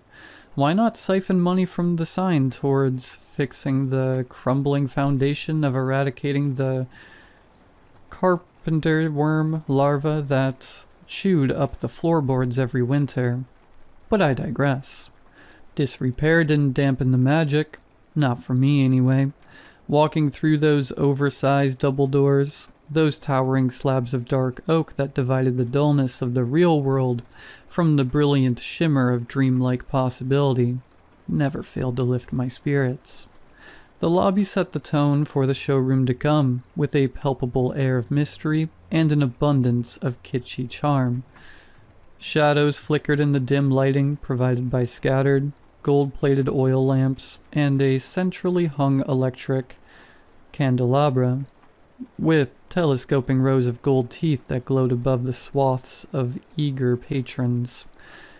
The color scheme leaned heavily on deep reds and dull golds, which made the room look simultaneously regal and cheap. A burgundy-colored carpet that could easily hide a spilled glass of Mariette, or a blood stain within its fibers. Gold tassels on the curtains separating the lobby from the showroom that matched the gold threads, embroidered into the curtain itself. Unlabeled knickknacks devoured every inch of wall space. At first glance, the ornamentation could appear chaotic. The more you looked, however, the more it seemed to fit together like pieces to a puzzle, implying some perverse method to the madness. Feathers dangled off the rim of a dream catcher to fill the U-shaped emptiness framed by the antlers of a taxidermy deer's head below. The borders of scenic painting fit snugly between the legs of an antique artisan's bench, which the owners had bolted upright, extending literally from the wall behind where Mr. Baker operated the ticket counter. Mr. Baker, to my knowledge, is the only confirmed employee of Curbside Emporium, a gaunt, joyless corpse of a man, always sporting a black tuxedo, an off-white button-down, and a golden cummerbund. Tickets cost at least $10, although you're technically permitted, and subtly encouraged, to give over 10. As long as that amount is an even number, Mr. Baker won't accept odd-numbered donations. Most people pay 10 on the dot, but I've seen bills as large as 100 deposited into the enormous gold cash register by Mr. Baker's skeletal, liver-spotted hands. Why would you pay over 10? Well, the simple answer is that it's good karma to support local business. There are more convoluted answers, of course. Baseless conspiracies spurred on by the message written in gold lettering above the curtain that leads to the showroom. The more of yourself that you give, the more of yourself that you'll see. Once you push through the thick crimson fabric and enter the cavernous showroom, the Gilded Age aesthetic disappears completely. Instead, the presentation is very plain and down to brass tacks, with wood panel flooring, eggshell-colored walls, and natural light provided through a trio of large windows along the wall furthest from the curtain. To me, this sharp contrast has always felt logical. The lobby establishes mystique via its flamboyant interior design. The showroom, in comparison, needs no crutch. The exhibitions speak for themselves. I've already mentioned my favorite, Miss Sapphire. Don't get me wrong, I'm no tapeworm enthusiast. The creature's bluish, crystalline exterior did little to mitigate the bubbling nausea I experienced when I imagined all 32 inches of it squishing around some poor cow's intestines. No, I was enraptured by the idea of it being one of a kind. That idiosyncratic quality really struck a chord within me. It made the creature seem powerful, and oddly important. There's only one extra long, blue-tinged tapeworm, and hey, you're looking right at it. Bow your head and pay your respects to the first and last of its kind. Not to mention the way they displayed Miss Sapphire's helped romanticize the creature.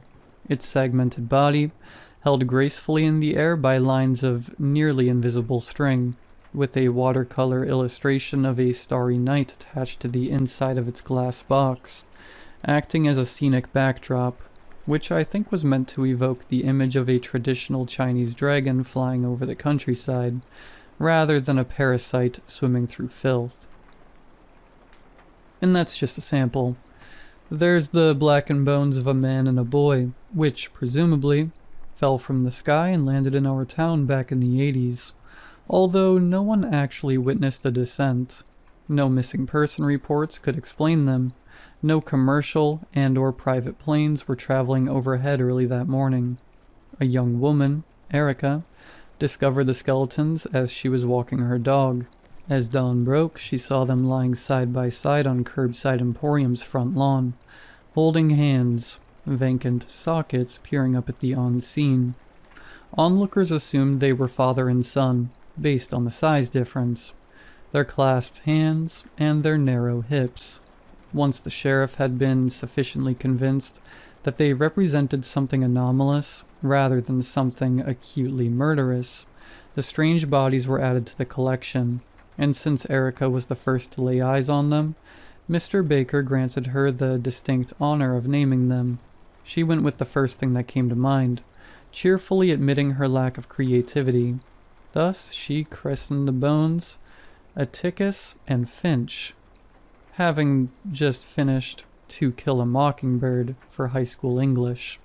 Of course, Atticus and Jem would have technically been more appropriate, given that the remains were canonically related, a father and his son, but she claimed those names didn't feel right.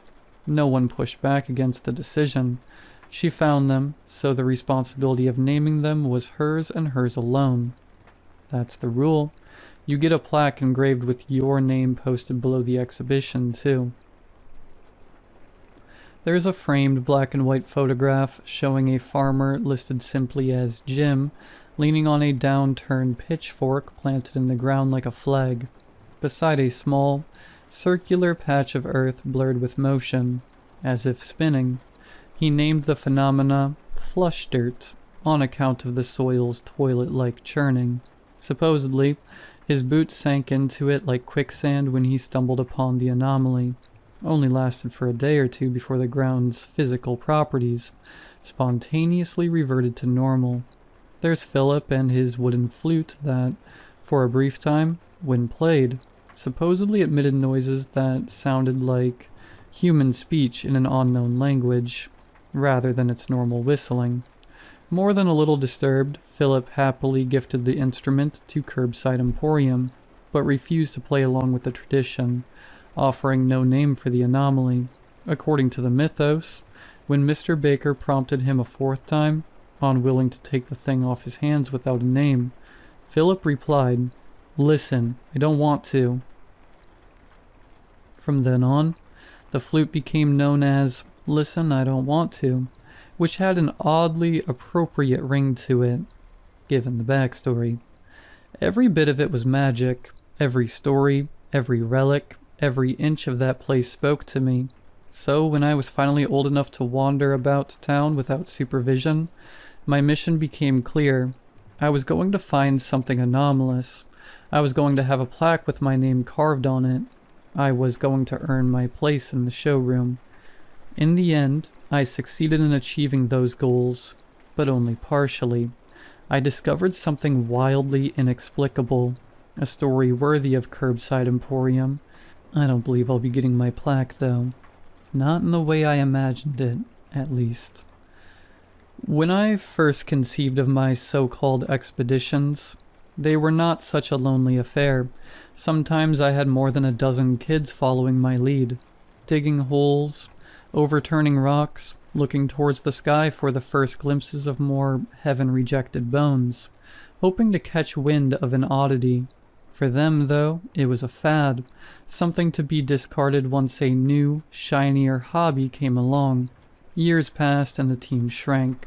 The number of kids I considered friends dwindled into the single digits. By the time I turned 10, it was just me and Riley, and he only came because I was so insistent. Eventually, even Riley had become fed up with the pursuit, but unlike the others, we remained friends, despite our diverging interests. Honestly, my parents were more worried about my social situation than I was. They didn't want to witness their son tread the path of the outcast, consumed by what they considered a fruitless passion. Sure, I missed the banter, missed the sense of belonging, too.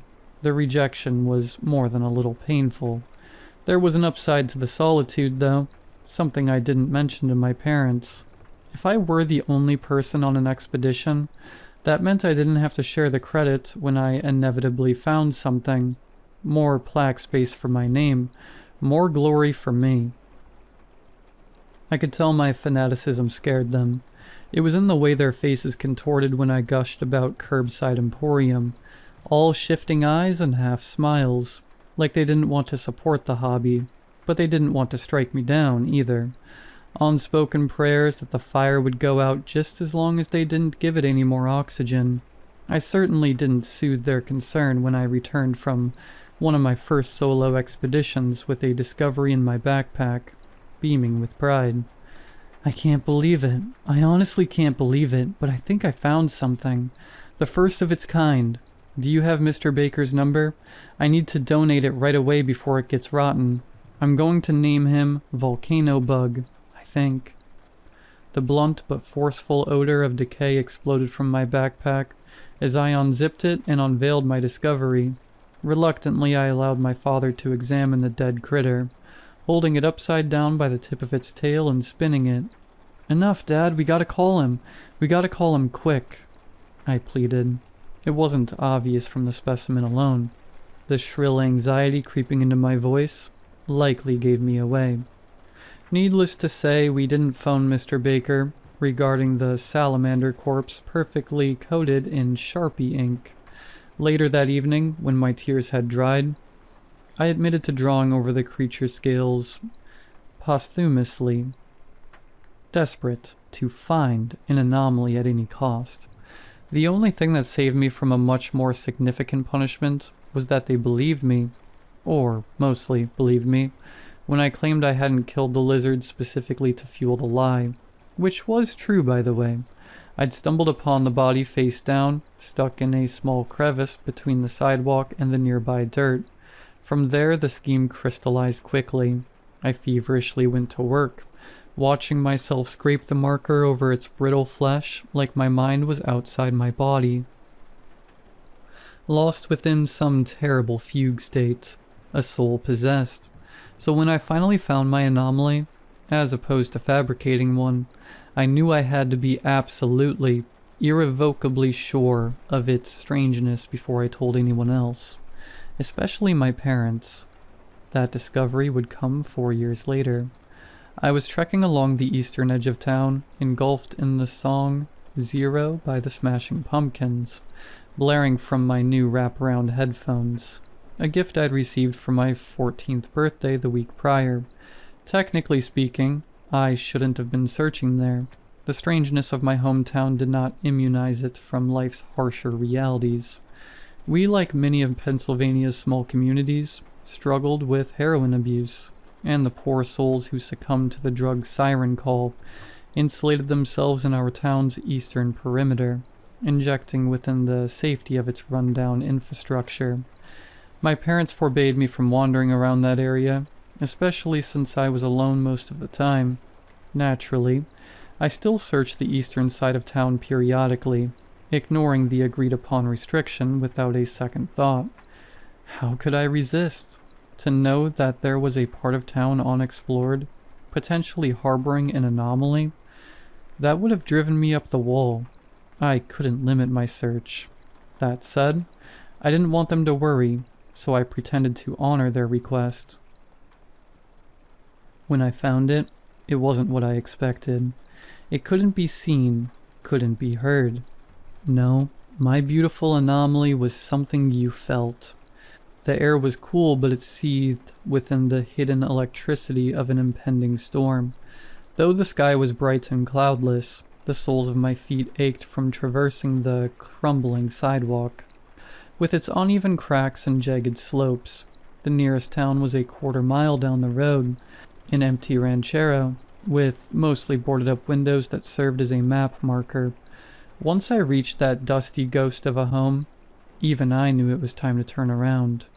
I was gazing up at the sky, that perfectly empty blue abyss, when I felt it. All of a sudden, my heartbeat turned rabid. Wild, boundless fear gnawed at the base of my skull.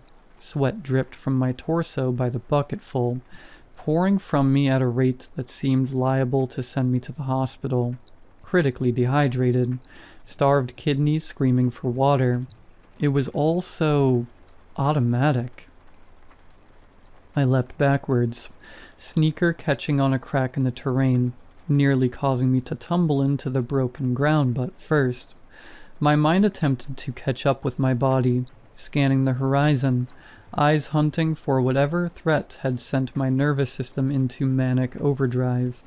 A flock of blackbirds cawed somewhere above me. Wind blustered over my skin, turning my sweat icy. Electricity writhed within the atmosphere, making the hairs on my arm stand at attention. But there was still no visible signs of an imminent storm. No visible signs of anything, actually.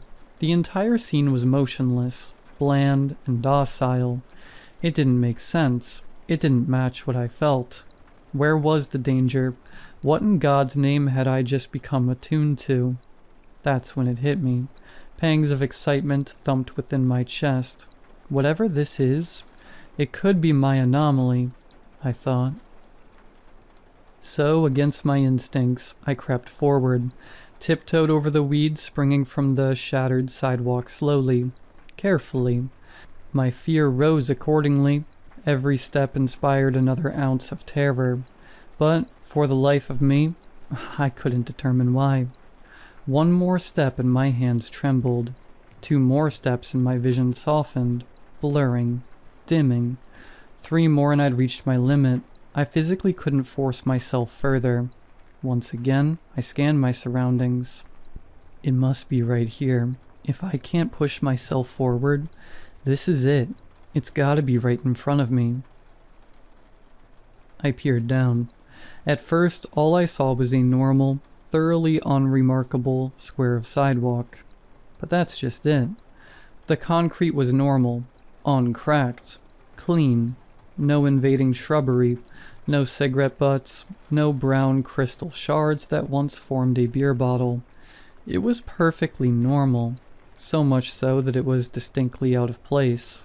I squatted down, sat on my haunches, and inspected it closer, watched the thing like I was waiting for it to flinch, and thus would be required, by the laws of the cosmos, to divulge its arcane secrets. After 10 minutes, my calves started to burn, so I sat down and crossed my legs, still observing the potential anomaly with a retrospectively embarrassing level of intensity, never once letting my eyes wander. Hours passed, the perfect sidewalk refused to flinch, and I still couldn't step on it without experiencing immediate, mind-melting panic. Trust me, I tried. As the sun dipped down, threatening night, I considered leaving, but the story of Jim and his flush dirt flashed through my mind, and I recalled that his phenomena had spontaneously disappeared after a day or so. That fact kept me tightly glued to the ground. I wouldn't allow it to slip through my fingers. The thought of missing my opportunity made me feel decidedly ill. I just needed to figure out what I was looking at, or, at the very least, determine how to document it. As if the universe heard my prayers, a line of black ants emerged from the dirt and began silently traversing the blemish-free concrete, seemingly unbothered by whatever was holding me back. I watched them with bated breath. They started their march at the left-hand corner, closest to me, continuing diagonally across the sidewalk. Suddenly, the one leading the charge pivoted course, although there was nothing blocking their path. The turn was awkward, unnatural. The insect reared on its hind 2 legs and spun its body 90 degrees to the right. When the ants trailing behind the first reached that same spot, they pivoted too, identically.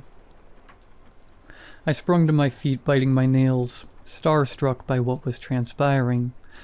The strange pivots continued, all sharp and unprompted, each mirrored by the insect that followed. After a few minutes, a black shape began to materialize. This half circle with 2 stout, pegged protrusions, outlined by the procession of living dots.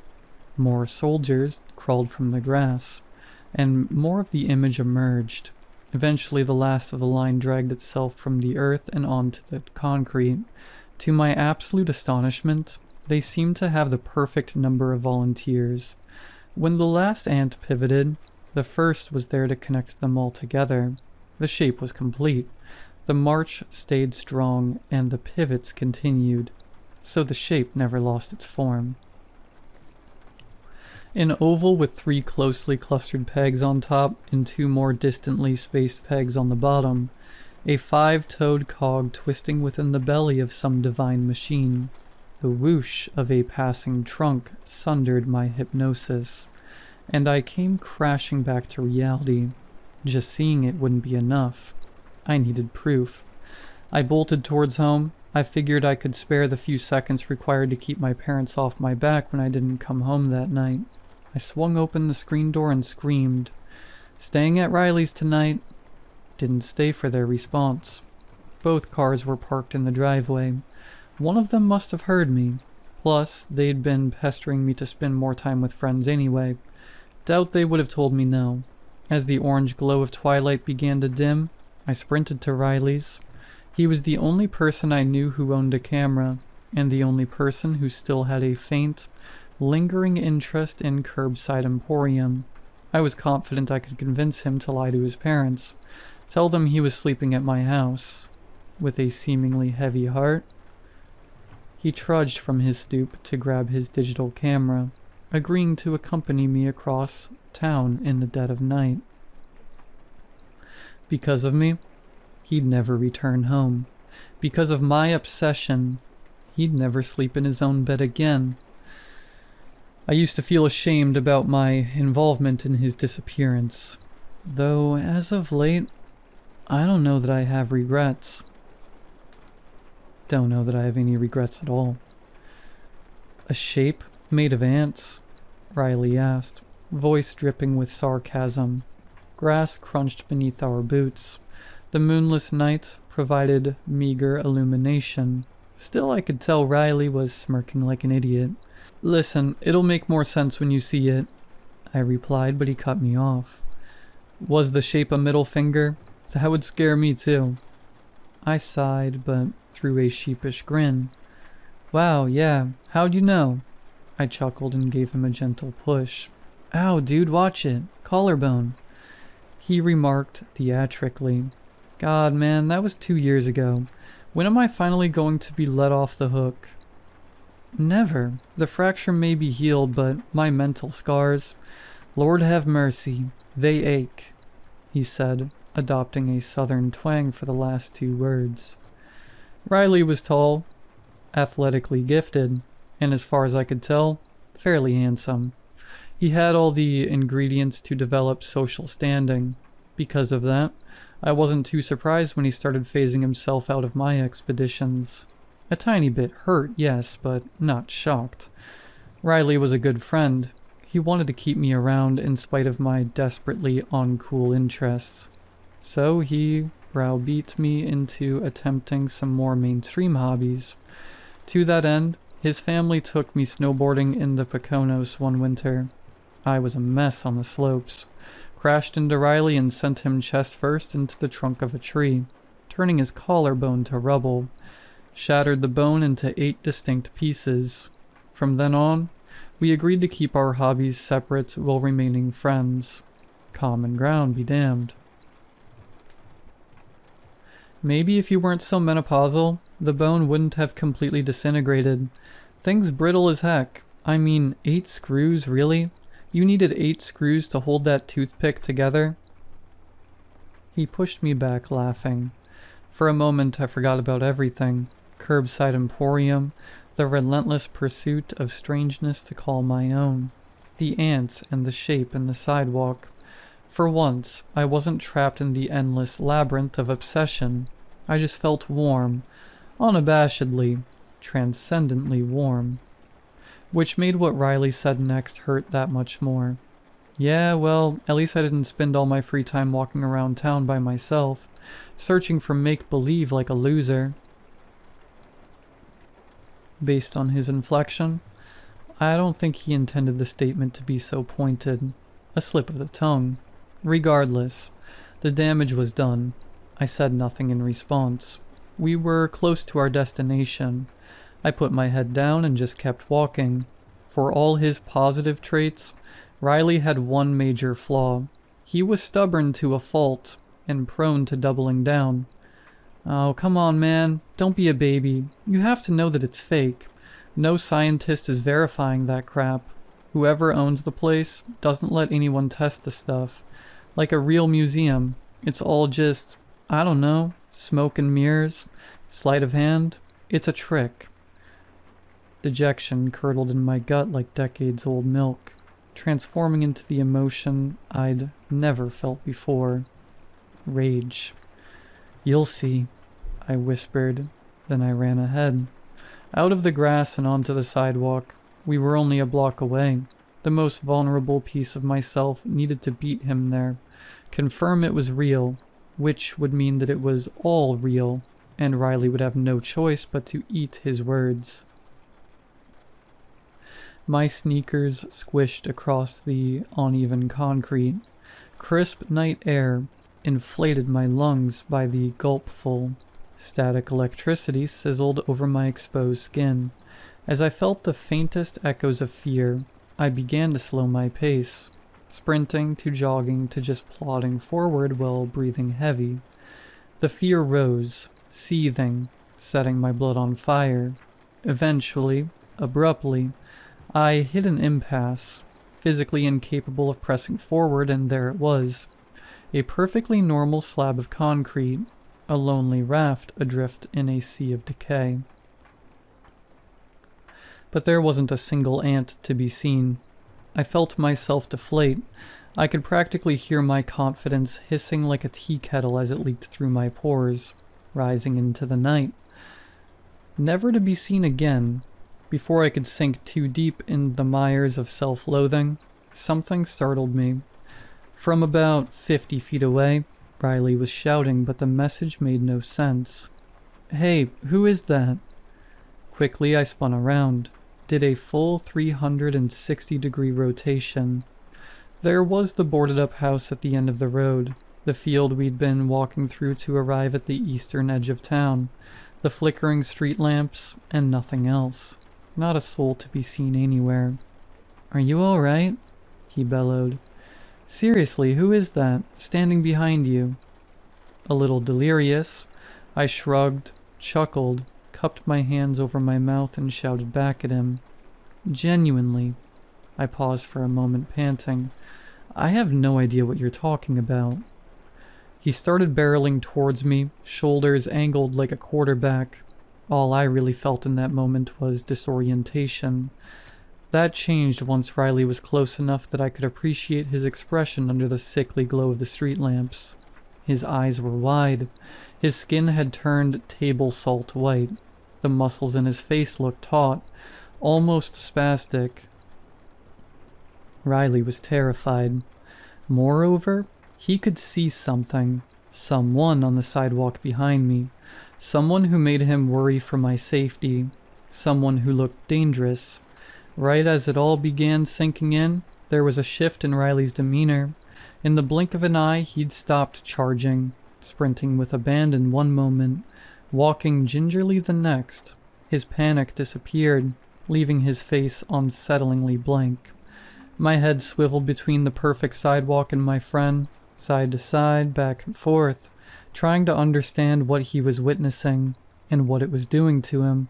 He was about to pass right by me when I put my hand on his breastbone and held him there. His heart rate was slow, downright languid, but it was incredibly forceful. Each beat practically detonated inside his chest, pulses reverberating up my arm every few seconds. What's happening, Riley? I pleaded. His eyes were open, but only slightly. He's been waiting for me, he stated. Words failed me, felt like my throat was caving in on itself. The five-toed man says it's my time. I kept my hand on his chest, clasped his wrist in my other hand, and gently began tugging him away. Riley, this was a mistake. We need to go. Briefly, it seemed like I was making headway. although his eyes remained fixed on that perfect bit of sidewalk. His legs were moving with mine, away from whatever was luring him closer. Then I heard the last thing he ever said to me. "Don't worry, it'll be your time soon enough." He gripped his digital camera tightly, like it was a stone, and in one smooth motion, sent it crashing into my head. I collapsed, falling from the sidewalk onto the road, groaning, vision swimming, sticky warmth trickled down my temple. When my eyes focused, all I could see was the night sky, moonless and grim. Riley grabbed my hands and dragged me off the street back onto the sidewalk, laying me at the foot of the anomaly, the five-toed man, like an offering. The word wait quietly spilled from my lips, but it fell on deaf ears. I saw the silhouette of my best friend arc the blood-stained camera over his shoulder. I didn't feel an impact. The world just faded away. When I came to, it was morning. The woman who owned our town's pharmacy was kneeling beside me, asking what happened, asking if I was all right. Her truck idling nearby. Memories of the night before trickled in painfully, a cheese grater rubbing against my concussed brain. "Where's Riley?" I muttered. Before the ambulance arrived, I was able to get myself upright. I stumbled to where I thought that perfect bit of sidewalk was. But to my horror, there was nothing. All the concrete was equally dilapidated. Whatever had been there before was gone. Later that week, I found myself in a police station being interrogated about Riley's disappearance. "What drugs were you on?" I stared at the officer, eyes wide with disbelief. "We weren't on anything. I haven't even had beer before, let alone drugs." He clicked his tongue and shook his head. "Really? Y'all were sober? Sober on the east side? Taking pictures of yourself in the middle of the night?" My heart fell into my stomach like an anvil. "What do you mean pictures?" He pulled 4 high-quality printouts from a manila envelope and threw them in front of me. They were all almost identical. We were standing on the sidewalk, arms around each other's shoulders, looking into the lens, only visible from the waist up due to the way the shots were angled.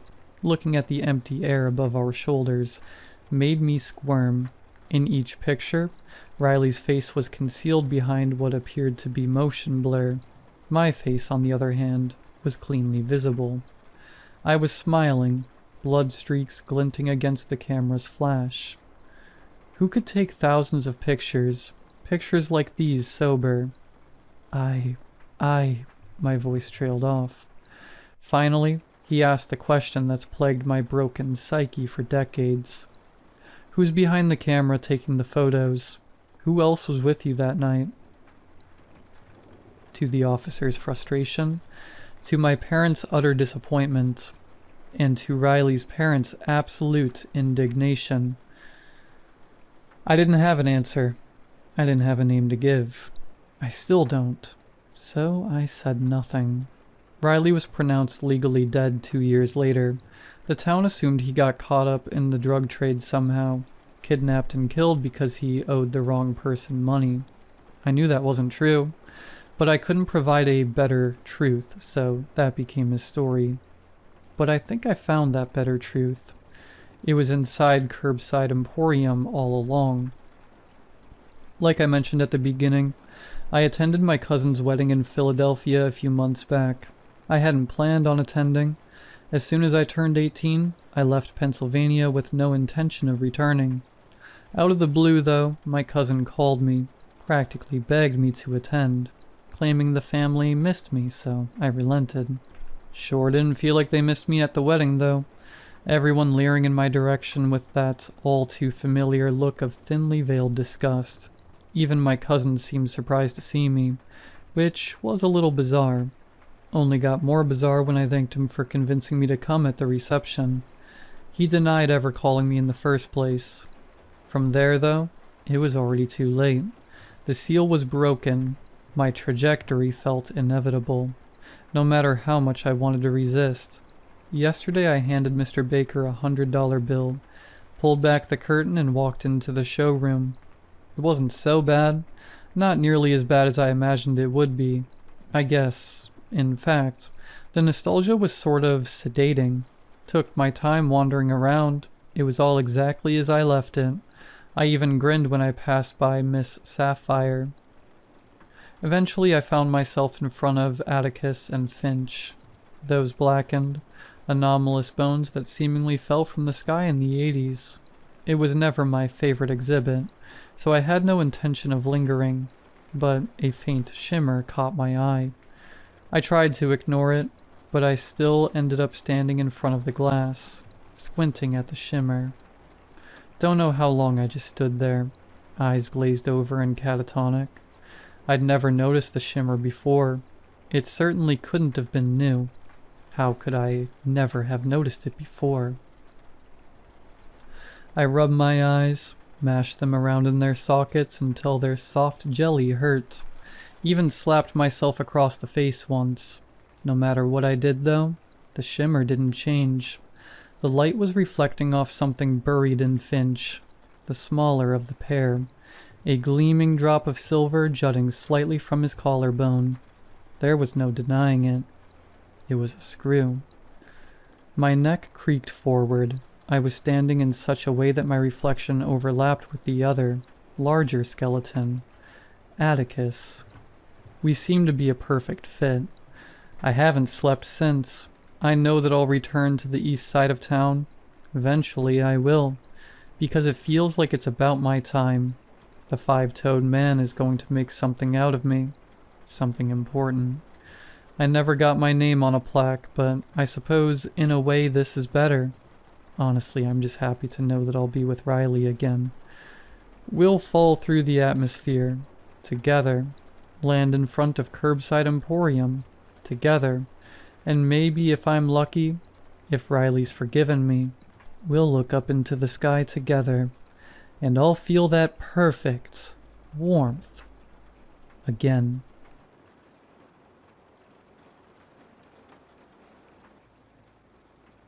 This is something I should probably be speaking about with a therapist. I know, I would, or I have been, but that's not really an option anymore. In fact, I couldn't tell you how many times I've told this story to various medical professionals. I'm 30 now, 20 years since it happened. I just want it to stop. I was a pretty average kid, I think. A little weird, but every kid is a little weird.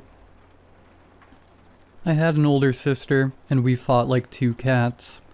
I had a couple good friends, most of whom lived on my street or one street over, and we would meet after school and play until it was time for dinner.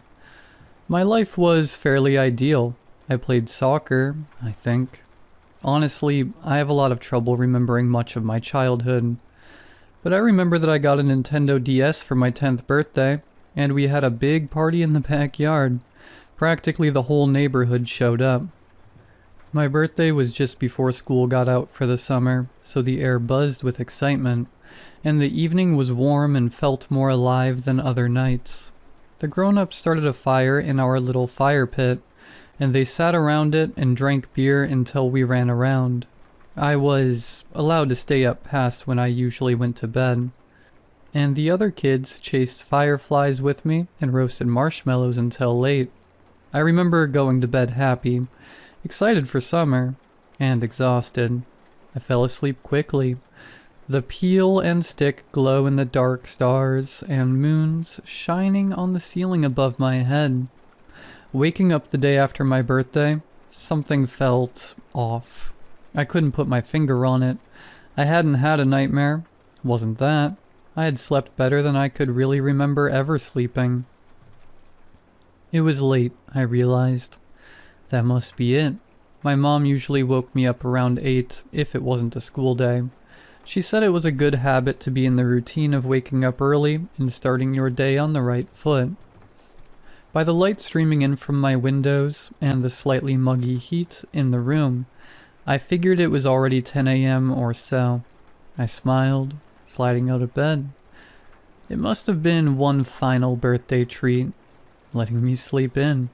She had let me sleep in the day before, too, of course, although on my birthday itself, I had wanted to get up as early as possible. "Mom?" I called out into the hallway, poking my head out the door. No answer.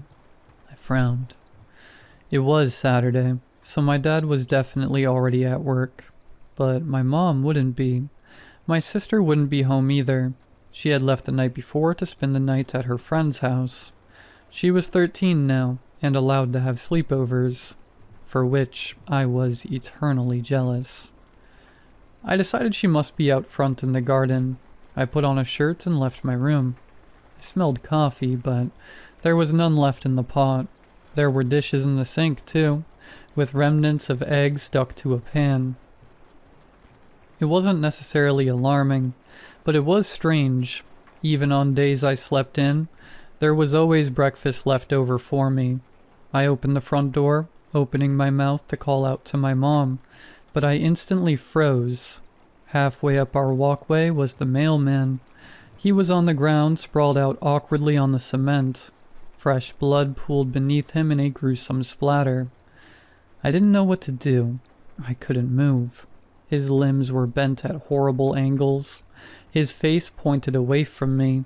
It almost looked like something, some omnipotent force, had lifted him into the air and then slammed him back down. The package he must have been delivering lay a few feet away, the cardboard dented and soaked in red. I didn't need any confirmation he was dead. It wasn't a question. I had never seen a dead person before. Sometimes my parents had watched horror movies, but that hardly counted. I backed into the house and closed the door behind me. My mind was racing too fast, and my heart felt like it might burst out of my chest. Everything in my body was reeling, so much so that all I could do was move slowly, in a false sense of calm. "Mom?" I called out again, into the silent house, my voice breaking. "Mom? Are you home? Something happened outside. Mom?" No one answered. The house felt way too quiet. All I could hear was the blood rushing in my ears. I had to brace myself against the wall as I made my way to my parents' room, because I was almost shaking too hard to hold myself up. "Mom?" I pushed open her bedroom door.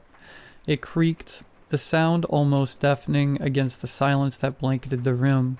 Our old gray cat, Gumbo, weaseled her way through the crack and slipped out into the hallway, brushing against my leg on her way. I saw a lump in the bed. For a moment I thought it was just pillows, but then I realized it couldn't have been.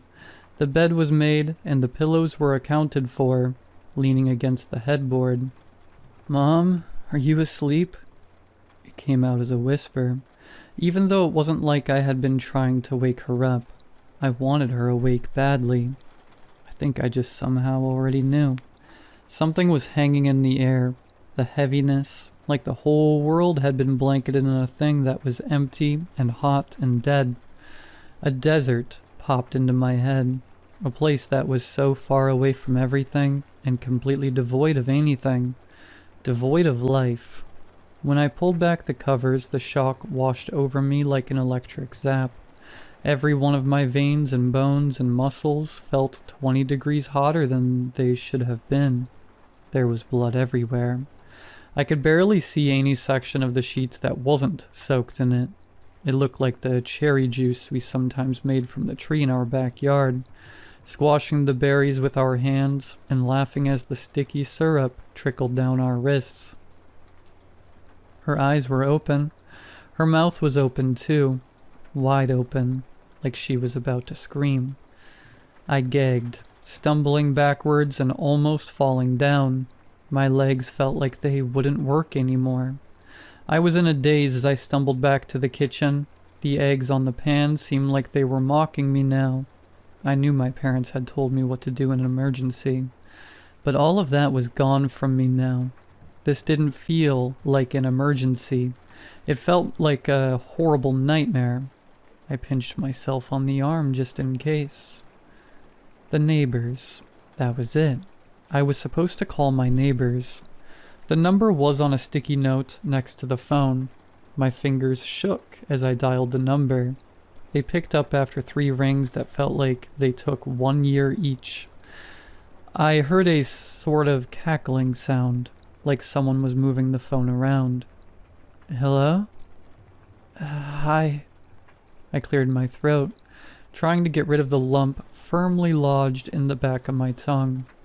This is Jackson from next door. I heard some sort of giggle, a choked one, like they were trying to hold it back, and then some hushed whispering. Hi, Jackson, the voice said. I assumed it was the mother, Mrs. Winston. Is everything all right? Can I help you with something? Something happened. My mom. Oh, honey, Mrs. Winston said, her tone gentle, but something about it felt deeply off. My stomach twisted. Why don't you head over here, We'll figure out what's going on together. Okay. I remember hanging up before she said anything else. Something about her voice was unnerving me. Still, I didn't know where else to go. I slipped out the back door so I wouldn't have to walk past the mailman, Gumbo, watching me go. I knocked on the neighbor's door. No answer. I knocked again. Still nothing. I stepped into the flower beds, peeling in through the windows. Someone was lying on the couch, their head tilted back like they were staring at the ceiling. For a moment, that was what I thought was happening, until I saw that their chest was opened up like a patient on a surgery table, all guts and organs and blood. So much blood. It was Mr. Winston, in his sweater vest and brown dad shorts. Dead like the mailman, dead like my mom. Something came over me, and I burst through their front door. It was unlocked, which I hadn't really expected, so I went tumbling into the room, landing on my stomach, my face slamming into the floor, face to face with Mrs. Winston, who lay dead in front of the phone. Her eyes were open too. There was a fly on one of them, crawling across the white, pulsing every few seconds to rub its hands together. I had started to cry. It was finally hitting me that this was real, not some dream, and I desperately wanted my mom. I scrambled to my feet, nearly throwing up when I realized my face was covered in her blood. I swiped at it with my hands, trying to wipe it away as quickly as possible. Then, instinctively, I licked my lips. Horrified, I braced myself for the coppery taste of the blood on my tongue, but it never came. It was sweet. I hesitated, trembling incessantly, before cautiously raising one of my red fingers to my lips. Sweet. Memories flooded my mind. Memories of baking with my grandmother, the sweet syrup we would sometimes pour into the mixing bowls. It was corn syrup. I ran to my father's work, which was on the other side of town. By the time I got there, I was close to passing out and drenched in sweat, but it had made it a little easier to get here with the road completely devoid of cars. There were some, parked on the side of the road or every now and then in the middle of it, but none of them had people in them. Some of them had blood, thick and red and gooey blood. The nice receptionist that was always at the front desk, and always gave me candy when my dad brought me in, had her head against the computer. Her hair was matted with red liquid, as if someone had ripped out entire chunks of her scalp. Before I could think too hard about it, I wiped my finger across the side of her head and licked it. It was sweet, too. It felt like my brain was going to break, like I was standing on the edge of something completely incomprehensible. I shook the woman. She flopped like a rag doll. I sobbed, shoving her, and she slumped to the ground, her head knocking against the tiles. "Wake up," I screamed at her. "I know you're not dead." She didn't move an inch, just stared, unblinking, her mouth hanging half open. I ran into the room my dad usually worked in, scanning it for his workspace. I couldn't remember where it was, just that it was around halfway back, and close to the wall. In every cubicle someone was dead. Sometimes they look halfway peaceful, as if they'd been caught by surprise, but most of them were eviscerated in one way or another, entrails hanging out, bones showing, blood sprayed against the walls, even some with faces ripped clean off. It was like something unseeable had swept through the town on a rampage. But all of their blood was made of corn syrup. In a brief moment, I even touched one of the organs, something that looked like a strange deflated balloon, and it jiggled, but more like plastic than a human body. At one point I swore I heard a giggle behind me.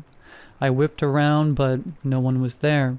I found my dad at the water cooler, sitting against the wall, cone paper cup still gripped loosely in his hand. He stared straight ahead, blood leaking from his eyes, nose, and mouth, like he'd exploded from the inside. "Dad?" I whispered, grabbing his shoulder. "This isn't funny. Please stop."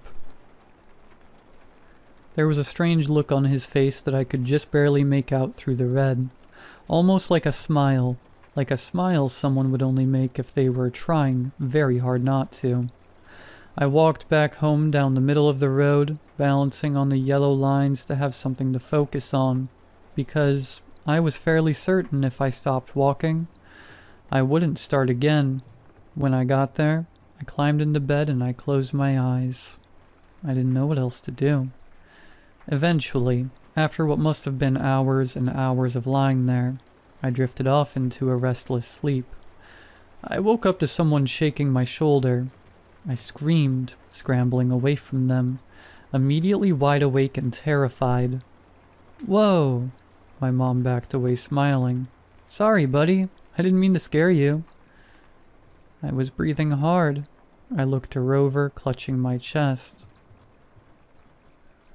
She was completely fine.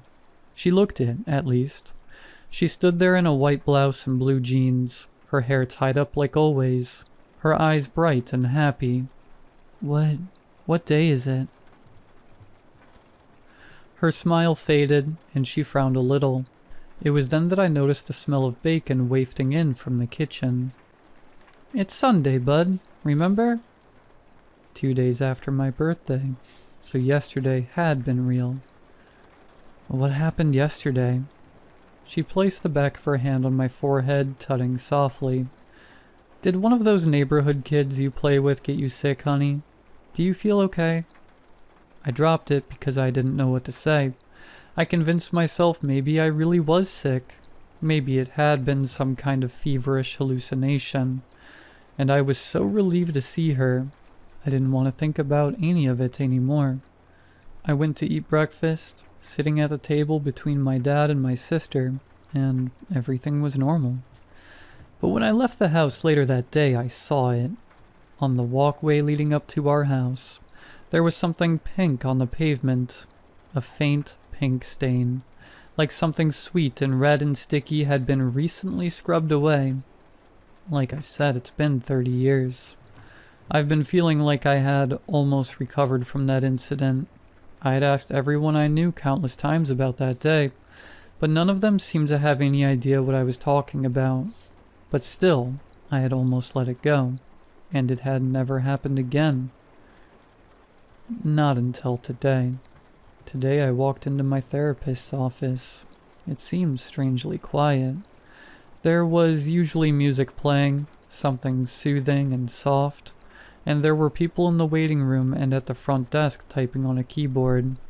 But today, nothing. No one. Silence. I let myself into Dr. Sheldon's office, perplexed, which is when I found her dead on the carpet, her blood sprayed across all the walls, even dripping from the ceiling. It was crazy, I know that, but I immediately tasted it. Sweet. I rolled her over and her eyes were open, a strange smile on her face. This time I did something I didn't think to do as a kid. I checked her pulse. She's alive. I don't know what to do. I can't believe they're doing this to me again. Do they think this is funny?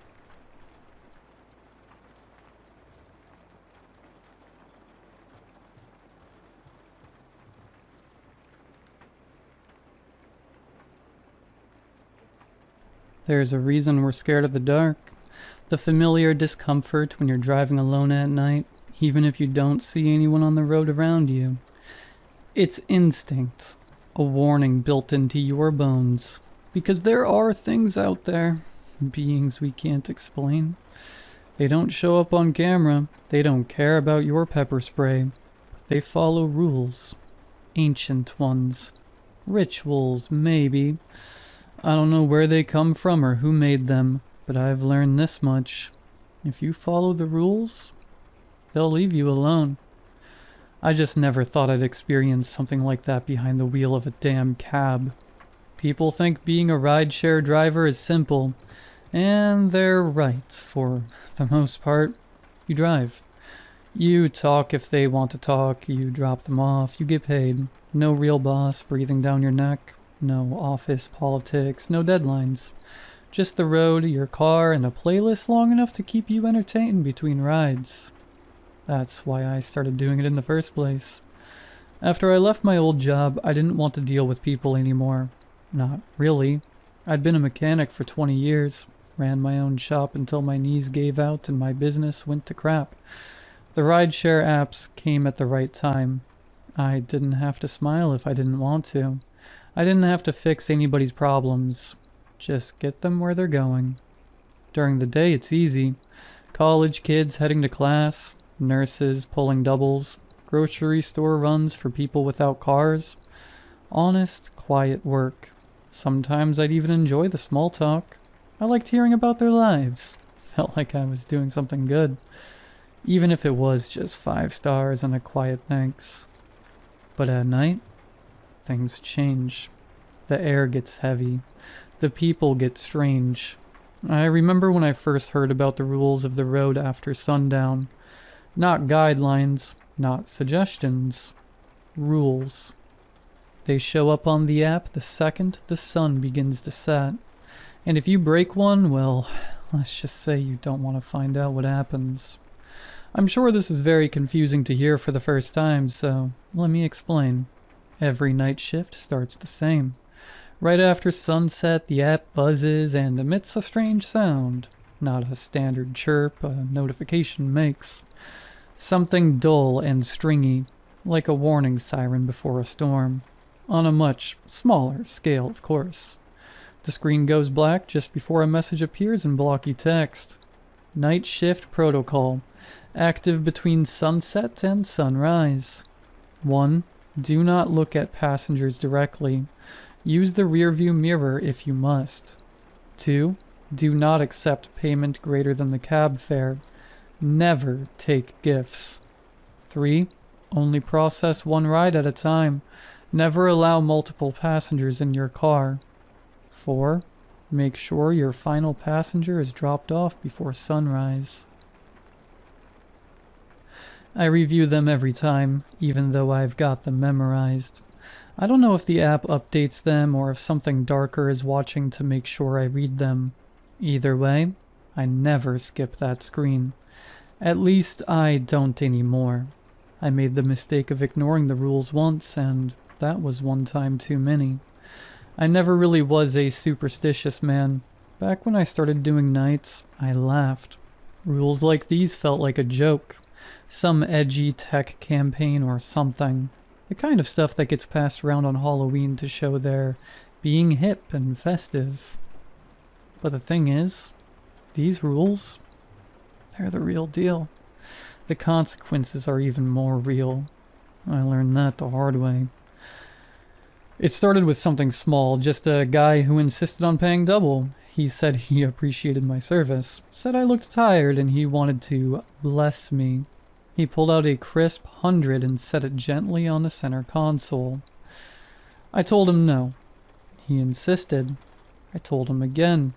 He smiled and slipped it into the cup holder. It's yours either way, man. I didn't touch it, just left it there until he was gone. I mean, what's the harm? The guy looked unremarkable after all. A middle-aged gentleman with slicked back, salt and pepper hair, reading glasses, t-shirt, and a vest. Gave me easygoing surfer vibes. Then I looked up in the mirror. He was still there. I heard him leave, heard the door shut behind him, and saw him disappear into the dark, but he was there, grinning. His eyes were all black. He mouthed something, but the words didn't match the movement, like a broken puppet trying to whisper a prayer. I couldn't believe what I was seeing. I reached back, heart pounding. The seat was empty. He was nowhere to be found. Except for the mirror, he stayed there for the rest of the drive, just smiling, chatting away. I parked my cab in the farthest corner of my apartment's lot, locked the doors, and went inside. That $100 bill stayed exactly where it was, untouched, humming with some quiet, invisible pressure. I could feel its presence everywhere I went. Something was trying to make me go back for it. Spend it, maybe. I wasn't sure. But I needed help to make it go away. I contacted support through the app. There's no helpline, no human name, just a form with one question. Describe your incident. I typed everything. The passenger, the tip, the mirror. I waited. Felt so silly. 24 hours later, I got a reply. Protocol breach acknowledged. Remedial steps required before shift may resume. Burn the foreign currency. Avoid seafood for 2 full days. Thanks for contacting technical support. That was it. No apology, no explanation, just instructions. I picked up the $100 bill like it was a loaded firearm and was surprised by the weight of it. I went out to the alley behind my complex and set it on fire in a soup can. The flames hissed green for a moment, then evaporated. It didn't smell like money burning. It smelled like salt and old fish. I skipped sushi that week. Thankfully, I am not much of a fish guy. By the 3rd night, the app let me log in again, and like nothing ever happened, the rides returned. It has been pretty smooth sailing ever since. Not every shift is terrifying, some are just weird. Like the woman in the bright yellow dress who got in without saying a word and only whispered her destination. The bog. Or the man who didn't blink, stared straight ahead, and screamed every time we passed a fire hydrant. The weirdest ride I ever gave was from last November. It was around 3:12 a.m., the dead stretch of time where the world feels empty. I was parked near the outskirts of town, engine idling, watching a moth dive repeatedly into the windshield. A ping came through. There was no address, just coordinates. I almost declined. Nobody lives way out there. It's all farmland and old sheds. But I was behind on rent, and I was pretty good at following the rules at this point. The profile picture was blank. Name just said M. Fine, I accepted. As I approached the pickup spot, my headlights hit something standing in the middle of the road. A man. No, a figure. Very still, dressed in old-fashioned clothes. Black hat, long coat, hands folded in front of him like he was at a funeral. I stopped. He didn't move. I glanced at the app. The pin was directly on him. Against my better judgment, I rolled down the window a few inches. Hey, you M? The figure nodded once. I unlocked the doors and pulled up the rules panel on the app on my phone. Same rules as always. No change. I read over the first one for good measure. Do not look at passengers directly. Use the rearview mirror if you must. Right. He opened the back door and slid in. Didn't speak, just sat there, the seat creaking under his weight. I pulled away from the shoulder and merged back onto the main road. The silence was suffocating. I snuck a glance into the rearview mirror. At first I saw nothing, then the mirror fogged up, as if someone had breathed on it from the inside. I wiped away the condensation with my thumb and nearly jumped in my seat at what was revealed beneath. The figure in the back seat wasn't looking at me. It was holding something. A large postcard pressed flat against its face like a mask. Long fingers curled around the edges. Fingers with nails so long and yellow they looked rotted. Just the sight of them sent a cold wave down my spine. I leaned forward just slightly, enough to make out the writing. 2 words scrawled across the card in what looked like red ink. Or blood. I couldn't tell. "Just drive," it said. I didn't ask questions. I drove. For 40 minutes we cruised past silent fields, dead gas stations, and stretches of road I swear I'd never seen on any map. I didn't get a destination update. No timer, just me, the road, and whatever was sitting behind me. The silence felt thicker than usual. The only sound was the low hum of the engine and the occasional creak of the frame, like the car itself felt uneasy. I kept checking the rear view, but the mirror kept fogging up, over and over. I wiped it clean with the side of my hand, each time revealing the same thing. He was closer. At first he was sitting upright, stiff, almost mannequin-like. Next time he was leaning slightly forward, then his knees were nearly touching the back of my seat. His hat was old and stained, the brim tipped just low enough to hide most of his face. Torn in one corner, frayed like it had been dragged through gravel. I couldn't see his eyes, but I could feel them, like heat on the back of my neck. A cold sweat was forming along my forehead. I didn't know what to do. No name, no timer, no destination. That had never happened before. I gripped the wheel tighter and kept driving, heart pounding louder than the tires on the asphalt. What do I do if he doesn't leave? What if he just sits there until the sun comes up? Something bad would happen. I didn't know what exactly, but I knew the rules. This wasn't just another creepy fare. At exactly 4 a.m., he tapped the window twice. I pulled over. Before I could say a word, the door creaked open and slammed shut. I checked the mirror. Fog gone. Seat empty. Except for something left behind. There was a small envelope with one of those fancy wax seals. Inside was a bundle of tattered cash wrapped in a classy red bow. Not a cent over the fare. Thank God. I set it aside and sat there for a while just breathing. The car was finally quiet. Still. That night feels like it happened ages ago. I'm more seasoned now. Passengers without destinations? Common occurrence these days. Took me a while to realize they're not chasing a place. They're chasing a feeling, a reaction. They're insatiable like that. But I've learned a lot since then. I know better than to feed their desires. You give them the cold shoulder long enough and eventually, they leave. These days I'm more composed, like a prison warden ferrying rowdy inmates. I even bought a pistol. It sits in the glove department, mostly idle. But if someone in the back gets bold, starts creeping too close, a little flash of the barrel is usually enough. They growl, they curse, slam the door behind them. Cab fare left on the seat. Not a cent overpaid. I don't bother being gentle. It's not like they can tip me. But tonight I am feeling a bit more anxious than usual.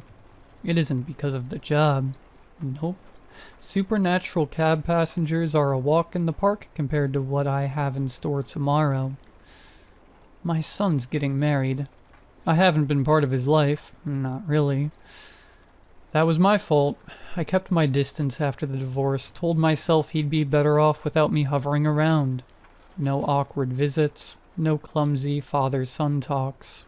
Just space. But when the invitation came, I cried. I just sat on the couch clutching that envelope and cried like I hadn't in years. There's no way I was missing it. I've missed too much already. I should be resting right now, getting ready for the big day, but I needed to calm my nerves. For some odd reason, this job does it for me. Midnight hits, the app dings. First ride of the night. I take a deep breath and swipe to accept. Gotta focus. Just get through the shift. Then it's straight to the hotel. Change into the suit and head to the ceremony. The guy who gets in looks normal. Collared shirt, dark jeans, clean cut. He slides into the back seat without a word at first. I start driving. A few blocks in, he speaks up. Big night? I nod. Yeah. My son's getting married tomorrow. Oh, that's great. What's his name? I hesitate. James. He repeats it real slow. James. Strong name. What time's the wedding? 2, I say, eyes fixed on the road. He grins. That's wonderful. You must be proud. I give a tight smile but don't answer. Something about the way he's asking all this makes me uneasy. It's not the questions. People make small talk all the time. It's the way he leans in when he speaks, like he already knows the answers, like he's confirming something. We pull up to his drop-off. He thanks me, steps out, just stands there on the curb, staring through the rear window. I look straight ahead and pretend not to notice. After a few seconds, he disappears into the dark. I sit there in silence, hands still on the wheel. That was strange, even stranger than usual. Then it hits me. The rules. I forgot to check the rules tonight. I pulled up the app and swiped to the rules section. Crap. There's a new rule. Don't talk to the passengers about your personal life. I stare at the screen like maybe I'm reading it wrong, like maybe it's always been there and I just never noticed. But I know better. The rule wasn't there yesterday. My heart starts pounding. I pull over, open the app, and send a message to support. Something simple. There's a new rule. I broke it. How bad is this? What should I do? No reply. Silence ensued. Last time I broke the rules, it took 24 hours to respond. And I don't have 24 hours.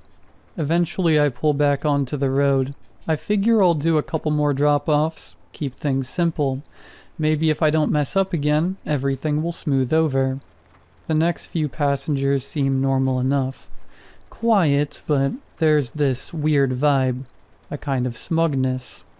A few of them chuckle under their breath. One guy keeps glancing at me in the rear view like I'm the punchline to some inside joke. Another girl won't stop smiling, just this too wide grin like she knows some deep dark secret about me. It starts to wear on me. By the third ride like that, my stomach's turning. And then it gets worse. My next pickup is a woman standing alone on the corner in full wedding attire. A long white dress, veil, bouquet. It looks clean. New. Not like a Halloween thing. This looks real. Expensive. She doesn't speak when she gets in, just hums softly. Then she starts singing, "Here Comes the Bride," over and over. Whispered. Off key. Like she's only half remembering the melody. The hair on my arms stand up. I drive in silence, try not to react. She keeps singing all the way to her destination, and just before she opens the door, she leans forward and whispers, "So, when's the wedding?" I say nothing. She tilts her head like a confused bird. Then she gets out and drifts off into the dark, dragging the bottom of the dress behind her. I'm breathing hard now, knuckles white on the wheel. Next ride, a guy in a wrinkled button-up shirt, tie hanging loose. He climbs in already shouting. He was a mechanic, and you know what? He was useless. Sat on his butt for 20 years and expects me to be grateful. I keep driving. He doesn't stop. My fiancée wants me to invite him. Can you believe that? To my own wedding? She doesn't know the guy. Hell, I don't even know the guy. He starts banging his fist on the seat in rhythm, like he's working himself up to something. I glance in the rear view. Big mistake. His eyes are wide, wild, red around the edges. There's something shiny in his lap. For a second, I think it's a phone. It's not. Without warning, he raises a pistol, sticks it under his chin, and pulls the trigger. A deafening pop. The windshield doesn't shatter, but I hear the spray hit the back window. He slumps sideways. The door opens on its own like someone was helping him out. I hear his body land on the sidewalk with a thump, and the door slams shut behind him. I don't stop. I don't check. I just keep driving. Like I said, I'm a seasoned driver now. Sad to say, this isn't the first time one of these loons popped themselves in the back seat to try and get me to turn around. I have bigger issues to worry about. The rule break hung heavy in my head, and I still haven't heard from support. The next passenger looked relatively normal. Clean cut, mid-20s, button-down shirt tucked into dark jeans. He smiled as he climbed into the back seat. Polite nod, no words. The last few rides had been unsettling to say the least, but this guy felt different. Not better, just different. He didn't speak. He didn't need to. Something in his silence felt smug, like he already knew me, like we'd done this before. We drove for 15 minutes without a word, then I pulled up to the hotel. He didn't move. I shifted into park and turned slightly, still not looking directly at him, just trying the mirror. This is the address. You are good to go. He stared at me, no change in expression, no acknowledgement, and then I heard it, a knock on the driver's side window. Dad? I nearly jumped out of my skin.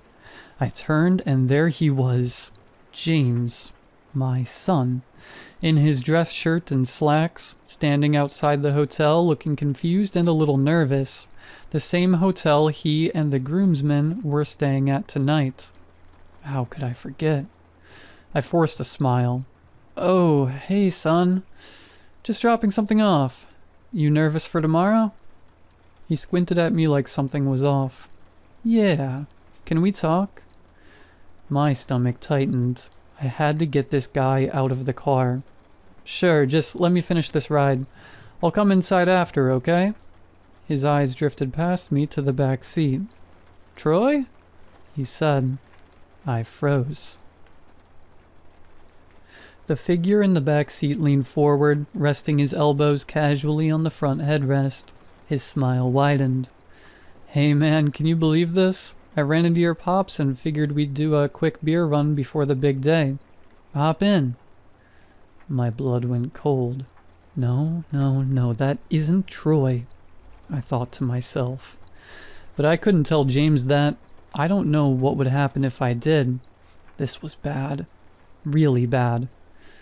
No, James said, shaking his head in disbelief. Troy, you were just inside. You were with the guys. How did you get out here so fast? The figure didn't break character. He laughed like it was a shared joke between friends. James looked between us, clearly unnerved. Dad, who is that? I didn't wait for the thing in the back to answer. This couldn't go on any longer. I slammed the car into drive and tore out of the parking lot, tires screeching, engine roaring. In the mirror, James was yelling something, running after us. I couldn't hear him. You're gonna miss the wedding, the thing said, voice perfectly calm. That's not very fatherly of you. Shut up, I snapped. You're not getting in my head. Oh, come on, it cooed. Don't be like that. Your son talks about you all the time. To me, to everyone. I kept my eyes on the road, jaw clenched so tight I could feel it in my temples. Although he doesn't say good things. You are not a good father, Ben. Shut up, I hissed, tears bubbling in the corner of my eyes. You missed birthdays, missed milestones. What are you even doing now? Trying to show up at the last second and pretend it means something? I gripped the wheel harder. I wanted to slam the brakes, throw open the door and drag this thing out by whatever skin it had stolen. Oh, don't be like that, Ben. I have something that'll cheer you up, it whispered. Just keep driving, all the way until the sun comes up. I have something to show you. I didn't respond. I didn't need to. My phone buzzed on the seat beside me. James. Again. I didn't answer. The only sound in the car was the hum of the tires and that thing breathing behind me. Waiting. I wasn't sure what to do now. The passenger gave me a drop-off and refused to get out. That hasn't really happened before. There's no way for me to force it out either. Not without looking directly at it. If I couldn't get this guy to leave before the sun came up, I was screwed. It was useless. I pull over hard, tires kicking up dust on the shoulder of the road. The thing in the back doesn't flinch, just smiles like it's been waiting for this moment all night. I open the glove box and take out my Glock 45. Oh, it says. That didn't take long. You already getting tired of me, Ben? I don't answer. I close my eyes and take a few deep breaths. Oh, Ben, you don't have to do this. You're going to miss out on all the fun I have in store. I don't even turn around. I raise the gun behind me, steady my breathing, and pull the trigger. The shot is deafening in the confined space. I don't look. I just sit there, ears ringing, heart thudding. I wait for movement, for another voice, but there's nothing. I finally peek into the rearview mirror once again. It's slumped over in the seat, still smiling but quiet now, unmoving. I knew that wasn't going to kill this thing, but it still felt good. I just needed to shut it up for a minute. If it wasn't going to leave, so be it. I had to come to terms with that fact. I wasn't going to make it to the wedding. I was going to abandon my son. Again. This time for good. The least I could do was say sorry. Tell him I loved him. I just wish I could have done it sooner. Damn it, I wish I had more time. I pull out my phone, hands shaking. I try to call James back, but it goes straight to voicemail. I speak through the lump in my throat. Hey, it's Dad. I wanted to say I'm sorry. For everything. I should have been there for you. I should have been better. The thing in the back seat was sitting upright now, dusting off its blood-soaked shirt and slicking back the loose hair where the bullet exited. I started to sob into the phone. But I'm proud of you, James. I really am. Despite all my mistakes, you've done everything right, and I'm really, really happy I get to be at your wedding. The mimic was coughing now, pounding its chest with a closed fist.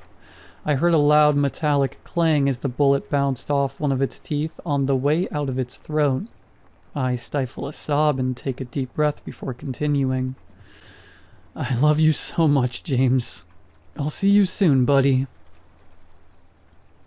I hung up, tears running down my face, fogging up the screen.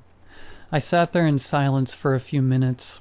I watched as an orange glow began to rise from the horizon. It was almost sunrise. I closed my eyes and gripped the steering wheel in grim anticipation. This was it. I wasn't sure what happened if I broke this rule, but I knew there was no coming back from it. Tech support wouldn't be able to help me out of this one. Then I hear clapping. Soft, slow. I look up. In the rear view, I see the thing clapping and wearing a wide smile. Only this time it doesn't look as smug. It appears sincere. Genuine. Nice job, Ben, it says. Really touching. It drops a handful of bills into the seat beside it and steps out of the vehicle. It ducks its head inside to give one final farewell. Congrats on your son's wedding. Then it was gone, just before the sunrise. I'm not sure why it decided to leave. All the night passengers want something. A reaction, a release. Most of the time it's something mean-spirited. They crave anger, heartbreak, desperation. Maybe this one was benevolent. Maybe it needed to experience something heartfelt, something real. God knows I needed it too. Just glad it's all over. I didn't take any more rides for the rest of the night. I went home, scrubbed the blood off the back seat even though there wasn't any, changed the air freshener even though it still smelled new, took a long hot shower, put on the suit I hadn't worn in years. When I looked in the mirror, I almost didn't recognize myself. I didn't look any different, but I felt different.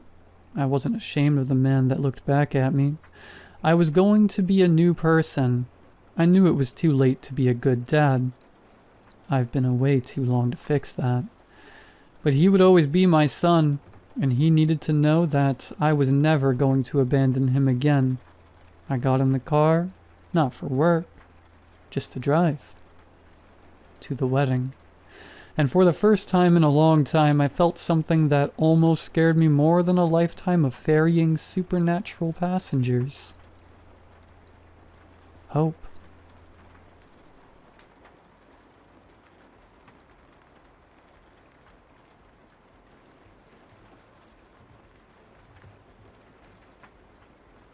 The phone was in the glove compartment of my car.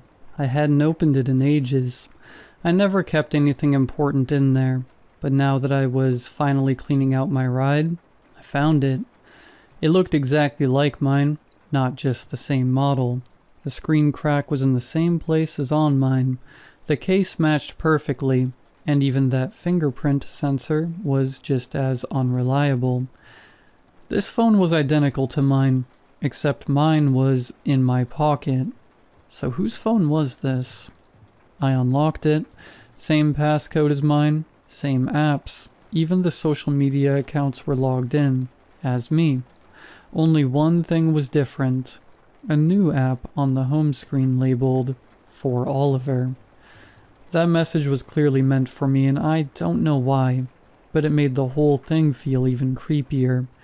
What was even stranger, when I opened the app, it didn't show anything except a countdown timer. 34 hours, 11 minutes, and 55 seconds. It kept ticking down, but what the hell was it counting toward? I didn't know what to make of it. I just tossed it back into the glove compartment. I didn't have time for this. I had a date tomorrow, finally, after so long. I had to get ready. The date went well. We had dinner at a restaurant, then took a walk, and since I figured it was the polite thing to do, I offered to drive her home. But the moment we got into the car, I heard a strange sound, like someone crying softly in the background. The girl looked at me and said she thought it was coming from the glove compartment. I could see it on her face that she thought something was off. I opened the glove box quickly. The phone was there, the copy. It was vibrating and the app labeled "For Oliver" was lighting up. Its ringtone? A choked, agonizing sound like a woman sobbing in pain. Before I could say a word, she jumped out of the car and hurried off. Perfect. Now, thanks to this phone, I probably look like some lunatic. I figured it was best not to chase after her. First date, after all. Didn't want her calling the cops on me for harassment or whatever. The phone wouldn't stop. The crying looped again and again until I finally unlocked it. As soon as I did, the app launched on its own, the one addressed to me, and finally it went silent. The app looked like a photo gallery, but each album was locked with a timer, every single one counting down, except for the first. That one simply said, "Unlocked." I stared at the screen confused. What the hell is this? Then, though, I wish I hadn't. I opened the album. At first, there were just 3 images of a building, then a door, then an empty room, then another door, And finally the inside of that room too. The last few photos froze me in place. A bound woman lay on the floor, mutilated. Her head was missing. Various objects were stabbed into her torso. The floor and walls were soaked in blood. Total massacre. Grotesque. Surreal. Like I'd stumbled into the middle of a horror movie. Without thinking, I jumped out of the car and hurled the phone as far as I could. I never wanted to see it again. I just went home. That was enough for one night. It was Saturday, so I slept in. Finally, some much-needed rest. Though those images still haunted me. What kind of sick thing was this anyway?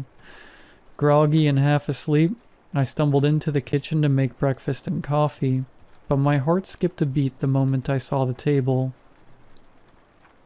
A phone was lying in the middle of the kitchen table, but it couldn't be mine. Mine was still in my hand. It was that copy again. Same appearance, same every little detail. And yes, that cursed app was still on it, full of folders. One album had already been unlocked. The next? Still locked for another 13 hours, 14 minutes and 48 seconds. I had zero interest in seeing whatever horror it was counting down to. I grabbed the phone, opened the window, and was this close to throwing it out from my 5th floor apartment. Surely it wouldn't find its way back from there. But then one thought made me stop. The phone was logged in everywhere, to all my accounts. Even my banking app was open. If someone found it and looked through it, I'd be screwed. I figured the safest move was to wipe everything, so I reset it to factory settings. Finally, everything was gone. Or so I thought. The rest of my day passed quietly. I went grocery shopping, cooked, then played some video games. A typical Saturday routine. I was just putting away the leftovers when my heart nearly gave out. Someone was screaming, agonized, tortured wailing. I had no idea where the sound was coming from until I saw it again. That phone, lying on the kitchen counter. It was flashing, buzzing, and the app was activated again. This time it was a man's screams coming through, and it wouldn't stop until I opened the gallery. Once again it started with a house, an old, crumbling building, but not the same one as before. I didn't care. I wasn't going to look. I wasn't going to let this thing force me to witness another horror. I closed the gallery, set the phone down, and stood up. But it sprang back to life, beeping, buzzing, shrieking, and the screaming grew even louder this time. Panicked, I snatched it up again. Same app. Was this for real? Did I actually have to look at the images, or it wouldn't stop? I gave in. I looked. This time it was a man, naked, gutted. His face had been peeled off. All his fingers were missing. Chills crawled down my spine, not just from what I was seeing, but from the terrifying thought that someone intended these photos specifically for me. At least the screaming stopped. I simply couldn't fall asleep. Those images haunted me. What the hell was this? What kind of sick nightmare was I in? By nightfall, I'd had enough. I grabbed the phone, smashed it to pieces with a hammer, and dropped it in a glass of water. It's not gonna screw with me anymore. But when I opened my eyes the next morning, there it was, lying on my nightstand, perfectly intact, right next to my real phone. Same model, same look, exactly like mine. I didn't have much planned for Sunday. I just wanted to rest. I had just started my daily routine when I heard a voice. A man's voice. I couldn't understand the words, but the tone was desperate. Pleading. Suffering. Wailing. It was that phone again. Sitting on the little table beside my bed, screaming. I tried to turn down the volume, but nothing worked. The only thing I could do was open the app. Another album had unlocked. The new image set started with a building, and I recognized it. That place was near my workplace. A burned out, abandoned apartment block no one had touched in years. I scrolled further, and there he was, a man tied to a chair. His tongue had been cut out, his eyes gouged. A screwdriver was jammed down his throat. It was a horrific sight, but what really shocked me? That man was my boss. Sunday afternoon, I had to calm down. I was completely panicked. I dropped by Robert's place. He's an old friend. I needed to talk to someone about the phone and the pictures, but when I tried to show him, the app wouldn't open. We tried everything. He looked at it by himself. I unlocked it and handed it to him. We looked together. I even tried showing it to him through a mirror. But the moment Robert could see the screen, the app just didn't work. I didn't dare throw the phone away. It had just come back. Or worse, it had opened for someone else and I'd get blamed for all of it. I even tried calling my boss. He didn't pick up. I don't think I've ever felt this kind of gut-wrenching anxiety in my life. Robert works night shifts as a sysadmin, so he had to leave for work. I drove home alone. Nothing weird happened on the way back. I reached the elevator at the same time as my downstairs neighbor, a kind middle-aged woman and her dog. They were just coming back from an evening walk. We chatted a bit in the elevator, and then a woman's voice echoed out. Wet, choking, guttural, like someone trying to scream while drowning. It was loud.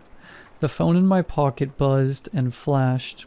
The woman didn't say anything else, just got off on her floor. I wanted to crawl into a hole and disappear. I was so embarrassed. When I got home, I quickly scrolled through the pictures. Didn't even want to look. Just another victim. A tortured woman. Before going to bed, I scrolled a bit on my real phone. As for the copy, I threw it in the toilet and flushed it. I'd had enough. Lying in bed, I kept reading the news. And that's when I saw the article. A brutal murder happened right here in the city. The building looked familiar. It was the first photo from the phone. The first murder scene. The next day was Monday. Work was hell. Bob, my boss, didn't show up. No one knew where he was. And me? I felt like death. Nausea, dizziness, cold sweats, and the crushing feeling that everyone around me somehow knew what I knew. That I'd seen what happened to Bob. I kept thinking about going to the police, handing in the phone. But what then? They'd blame me for everything. They'd think I was crazy, especially if I couldn't even show them the pictures. That afternoon I went home, said I was sick. I just couldn't stay at the office, but one thought kept echoing in my head. I'll go to the next location. I'll see what's there. That same afternoon I bought pepper spray and a stun gun. I had to be ready.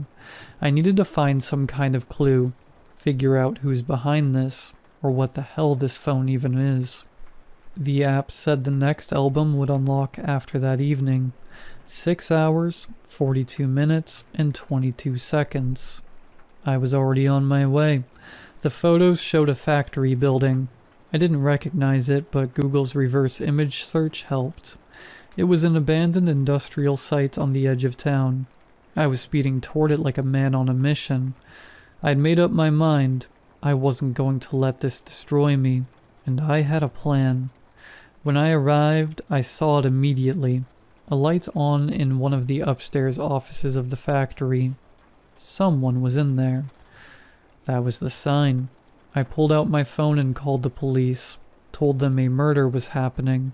If anything happened to me, at least they'd know where to look. Getting inside was easy. One of the chain doors had already been busted open. In the courtyard, a gray van had parked. This was it. The killer was here. This could finally be over. My hands were slick with sweat, but I counted on the element of surprise.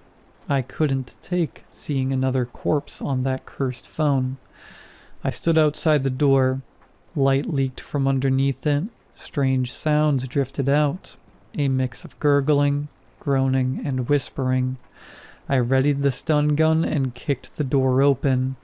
The room looked empty, but in the far corner something was hidden beneath a large tarp. A standing lamp cast harsh light across it. I ran over and yanked the tarp down. The sight paralyzed me. 2 women lay on the floor tied together. Their bodies were mutilated, their insides torn out. They'd been gutted like animals. And next to them, a man crouched low, eating the organs straight off the ground raw. I couldn't move. My mind went blank. The man looked up slowly, and I saw my own face staring back at me, bloodied, twisted, but it was me. I was the one crouching there. I was the one eating them. Me. I couldn't move. He stood up, kept staring at me, and then he smiled. A grotesque, smug grin, so proud, so cruel. "It'll be a lot easier like this," he said, blood dripping from his mouth. Then he turned and bolted through the back door, fast as a cheetah. Gone. And I just stood there frozen in place, my feet glued to the floor. Through the window, the red and blue flash of police lights began to flicker in. They had arrived. But my double was already gone.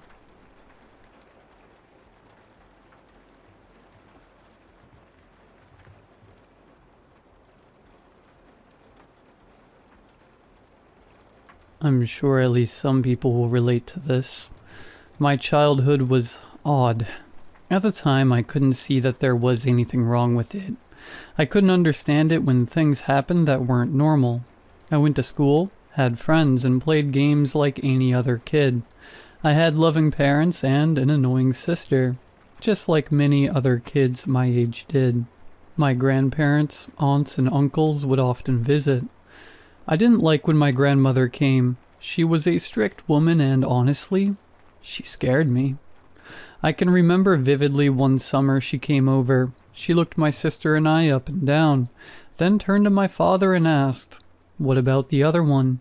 I thought you said get it over with and end this farce."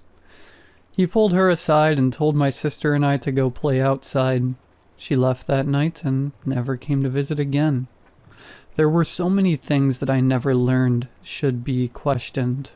I never comprehended that they were something I should question. Most of them felt small at the time.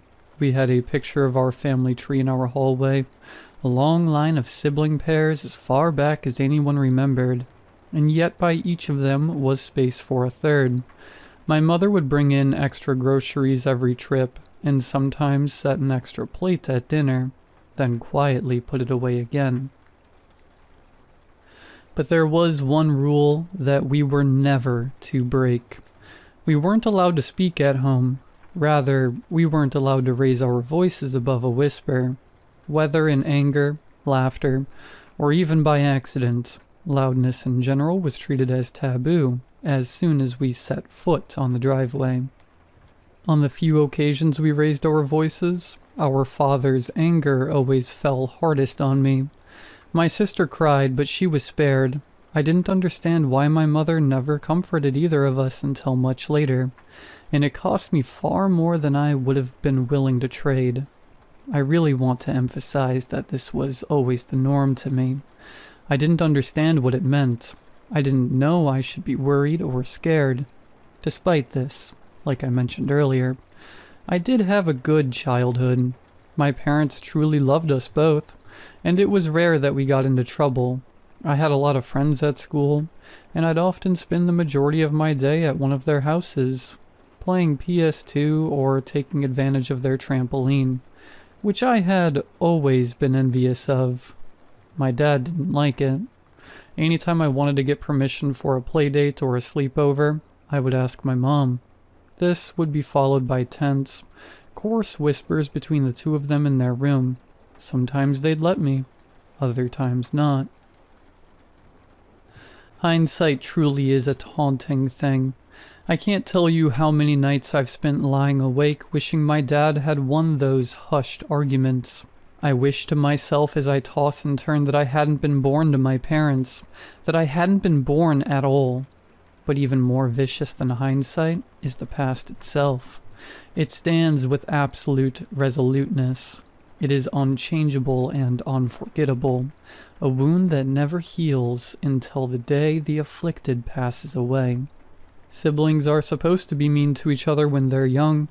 It's part of how they grow up, how they learn social skills. So when my friend suggested that we scare my sister during a sleepover, I was immediately on board. I wasn't allowed to have friends over at our house, but I told them I could record it all and show them the next day. I was beyond excited to have something to rub in my sister's face. She was the eldest, and I wanted to get the upper hand on her for once. As any little girl would, she screamed when she saw the rubber snake under her pillow. It wasn't a long scream. She covered her mouth with her hands almost as soon as it left her lips. But it was enough. There was a moment of silence right after she screamed that felt never-ending. Then my parents ran into the room. They saw her, mouth still covered and eyes wide with terror. Then the toy snake on her bed. My father cursed under his breath before scooping up my sister into his arms. My mother looked like she was going to cry. Her eyes darted down even before the noises began. Scratching. Something was scratching the wooden floor underneath our feet. Light at first. Soft. Almost as if it was asking to be let in politely. Then louder. Louder and louder until it was violently clawing away at the wood like tissue paper. The boards bent first, bowing upward as if the house itself were breathing. Then they split, splinters flying, and something began to crawl through. When my father saw what had emerged from below our feet, he set my sister down and stepped away. All he said was, "I'm sorry." He didn't sound angry. He didn't sound afraid, just tired, like he'd been waiting for this, as if he had expected it. It was small. We had raccoons in our backyard that my sister and I would try to catch. At that moment, that's the only size comparison that I could think of. It crawled on its hands and knees, bloated and red as if its skin was being pulled taut over too much of its own body. A putrid, fleshy cord dangled over its shoulders, coiling around its neck before disappearing into its own swollen belly. How could something so sickly, so small, be so strong? Its eyes locked onto my sister and I jumped between the two. My mother cried out, "No!" Before either of my parents could move, the rotten child seized my ankle and hurled me across the room as if I were a toy soldier. I hit the wall and my mom came to pick me up, both shielding and restraining me. But even if I had broken free, it wouldn't have mattered. In seconds it had her. My sister's nails scraped across the floorboards. Her muffled cry cut short as the thing dragged her into the hole below. I heard her scream again, but this time it wasn't her hands that silenced it. The sound of flesh being torn from sinew, ligaments snapping, bones breaking. Then her voice called again. "Mom, Dad." It pulled itself back up from the darkness. The sight of it now forced me to vomit on the floor. It was bigger, but wrong. Its arms and legs were uneven, its hands a clutter of mismatched fingers, as though it had been playing with bones the way a child plays with toys, jamming them into place, trying to look like my sister. Patches of her brown hair sprouted from swollen red skin, clumps of it slick with blood. Her white teeth were crammed into its gray gums, sharp and uneven, like butcher knives buried in raw meat. But worst of all were the eyes. They were her eyes. I could still see the fear they held only moments ago, the betrayal and terror she had experienced. My father scooped my sister up in his arms and carried her out of the room. I could hear the monstrous, joyful cries as she tried to use her new, stolen voice. The rest of my childhood was spent pretending the monster had always been my sister, pretending that her laugh was hers, that her smile was hers. I was punished more harshly for mistreating her than I ever was for breaking the rule of silence. I moved out when I turned 16 and continued my game of pretend. I pretended my childhood never happened, that I was a normal man with a normal past and a normal family. Only one thing brings me comfort now. No matter how much my parents beg and plead and yell and berate, I will never have children. This ends with me, and it ends with her.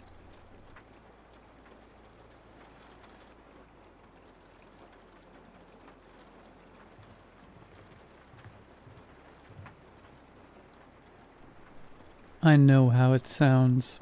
I know I sound crazy. I'm not crazy.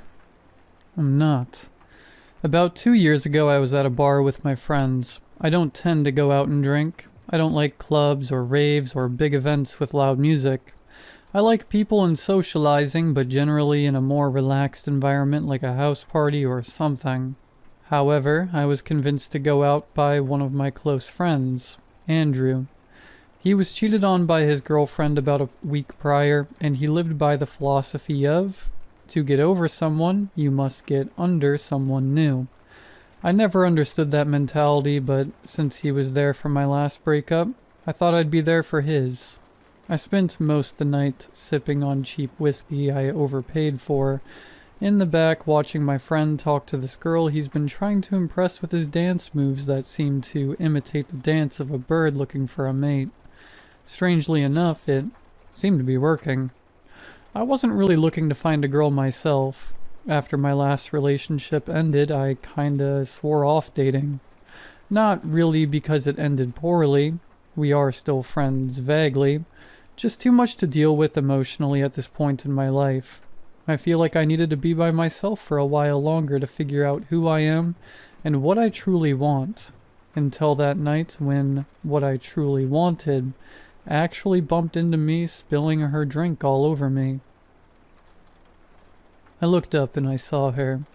She was panicking and apologizing about spilling her gin and tonic all over me, but I was just trying to catch my breath after she stole it with her eyes. I mean, this girl was gorgeous. Not supermodel status or anything, but just something about her. She felt like the girl next door you'd have a crush on in elementary school, when you first started to discover that girls don't have cooties, and if they did, it was worth getting. I remember this night vividly like it happened yesterday. It was all so surreal. After the general apologies that were shared, her for making my white button-up with rose designs all over it soaked, and me for, well, I don't know what I apologized for. I just felt like I should say sorry for breathing the same air as her. She finally asked me my name. Desmond. Hey Desmond, my name's Mary. We proceeded to talk all night. She was wonderful. She was a psychology major on her final year of her bachelor course, planning on getting her PhD and minoring in philosophy. She loved hiking, dogs, smoking weed, kids' cartoons. Her favorite thing to do, she said, was taking walks at night. She said it was just the perfect time to do so. Everyone's asleep, so it makes the world yours and just yours. She was funny in a witty pun way. We talked so long my friend's dance moves finally got the girl he'd been talking to all night. He came up to tell me he was leaving, and he'd give me a ride home if I wanted, but I told him no thanks. I'll just walk home. I'm enjoying my time. Mary and I went on a walk that night until the sun came up. I swear I was already in love. We shared phone numbers and set up a coffee date in a couple days. Months went by and everything was going perfectly. Since I worked weekends and she went to school weekdays, the only time we could hang out was at nights. We watched movies at the theater, went on walks, cooked dinner at my place. We never went over to her apartment. She said she lived in one of those 4-bedroom with 4 random people places, where everyone shares a common room and kitchen but pays for their individual room as rent. At nights, they would throw parties that were filled with drunk college kids, or they would be up late in the common room studying with each other, so it was always my place we'd go to. She always had issues with her roommates, so I wasn't ever gonna push to go over there 'cause frankly, based on her stories, I wouldn't like them much either. After about a year of dating, little over a year ago, she randomly knocked on my door. She was supposed to be studying for her midterms with her roommates, so wasn't expecting her, but I gladly let her in. She was crying something fierce. I quickly sat her down, asked her what happened while making her favorite caramel tea we get at a local tea shop. She explained to me that her and her roommates got into a massive fight, and she had to get out of there. She talked about how she hated living with them, but she couldn't afford to move out. I, without skipping a beat, asked her to move with me. My lease was ending, and I was already looking at this 2-bedroom outside of town that isn't too far away from her college and my work. We talked about it all night until she finally agreed with me that she would. Her biggest fear, she didn't have much money to help with the lease, which wasn't an issue to me seeing as I was planning on moving there with or without her. After she moved in, the first 3 months was amazing. Everything went smoothly. She was happy, I was happy. We were learning to live with each other and grow with each other. I knew I was gonna marry her until things started getting weird. In the last 9 months, looking back in hindsight, there were dozens of instances that just felt off or out of nowhere. For example, she has met my parents, which my mom loved her, but I never met hers. When I asked her about it, she started to tear up and explained to me that they died when she was in middle school. She was on a field trip in school, and when she got back, her parents weren't there to pick her up. After waiting a while, she said a cop came up to her and told her that her parents died in a car wreck. Apparently, on their way to pick her up, a semi T-boned them running a red, and they died on impact. She lived with her grandma until she was 17, and sadly her grandma got cancer and passed away right before her 18th birthday. I felt it to be strange that after a year and a half she's just now telling me, but I just assumed it was a touchy subject and left it there. Another strange thing I noticed is she didn't really have friends, nor was interested in making them. I never heard any stories about them other than a classmate saying something funny or dumb in class. I tried to set up a double date with Andrew and Christy, the girl he met at the bar, but she usually had an excuse of being too tired from school or not the right time. It always felt like the only person she hung out with was me. In the last 2 months, she started to become distant. It wouldn't be anything major. She just talked less, focused less on conversation. She didn't want to go on walks that much. She stayed late at school to study. She missed dinners more frequently, and most of the time I wouldn't see her until I woke up in the morning, and she was in bed next to me. I was planning on talking to her about this haze she was in, but I was praying that it was something harmless, like her finals just eating up her time, or stress of graduating afterwards and seeking employment. Our relationship was pretty solid, so I don't think it was her cheating on me or breaking up with me. However, I started to get worried the more and more she came home late, or how much she slept in the day. She slowly stopped eating more than some fruits and snacks. I was worried she was getting sick, so I begged her to see a doctor and get a checkup. After a couple weeks of her saying she was fine, but clearly wasn't, she gave in and told me to make an appointment. The appointment was set for last week, August 1st. It was set for 9:30 a.m., which doesn't seem early, but for 2 night owls, it was a rough wake up. I got up to the alarm and went to roll over to wake her up, and she wasn't there. I figured she just didn't sleep well and woke up early, so I got up to get dressed and headed into the living room. No sign of her. I started to call out her name to be met with the silence of an empty apartment. I walked outside to see if she was out there, or took our car somewhere, and our car was still there. I started to freak a little. I wanted to call her, but when I went to my phone, her name wasn't in my contacts. It confused me because how could I accidentally delete a contact? I quickly dialed her number manually, only to be met with, "This line has been disconnected or out of service." I started to tear up. At this point, I assumed she ran away or something. It was the only logical excuse I had, but why go through the effort of deleting my contact in my phone just to disconnect hers? Why would she just leave? Nothing in our relationship was going badly, and I thought after all we'd been through together, I at the very minimum deserved a note or a conversation. Hell, an email, just something. My brain went full force. So I called Andrew. He picked up, still hungover from the night before. I could tell because he was still slightly slurring his speech. "What's up, bro? Why are you calling so early? You know I was at a party last night." "Bro, she left. Disconnected her phone. Deleted her contact in my phone. She left, man. She just left." "Who left?"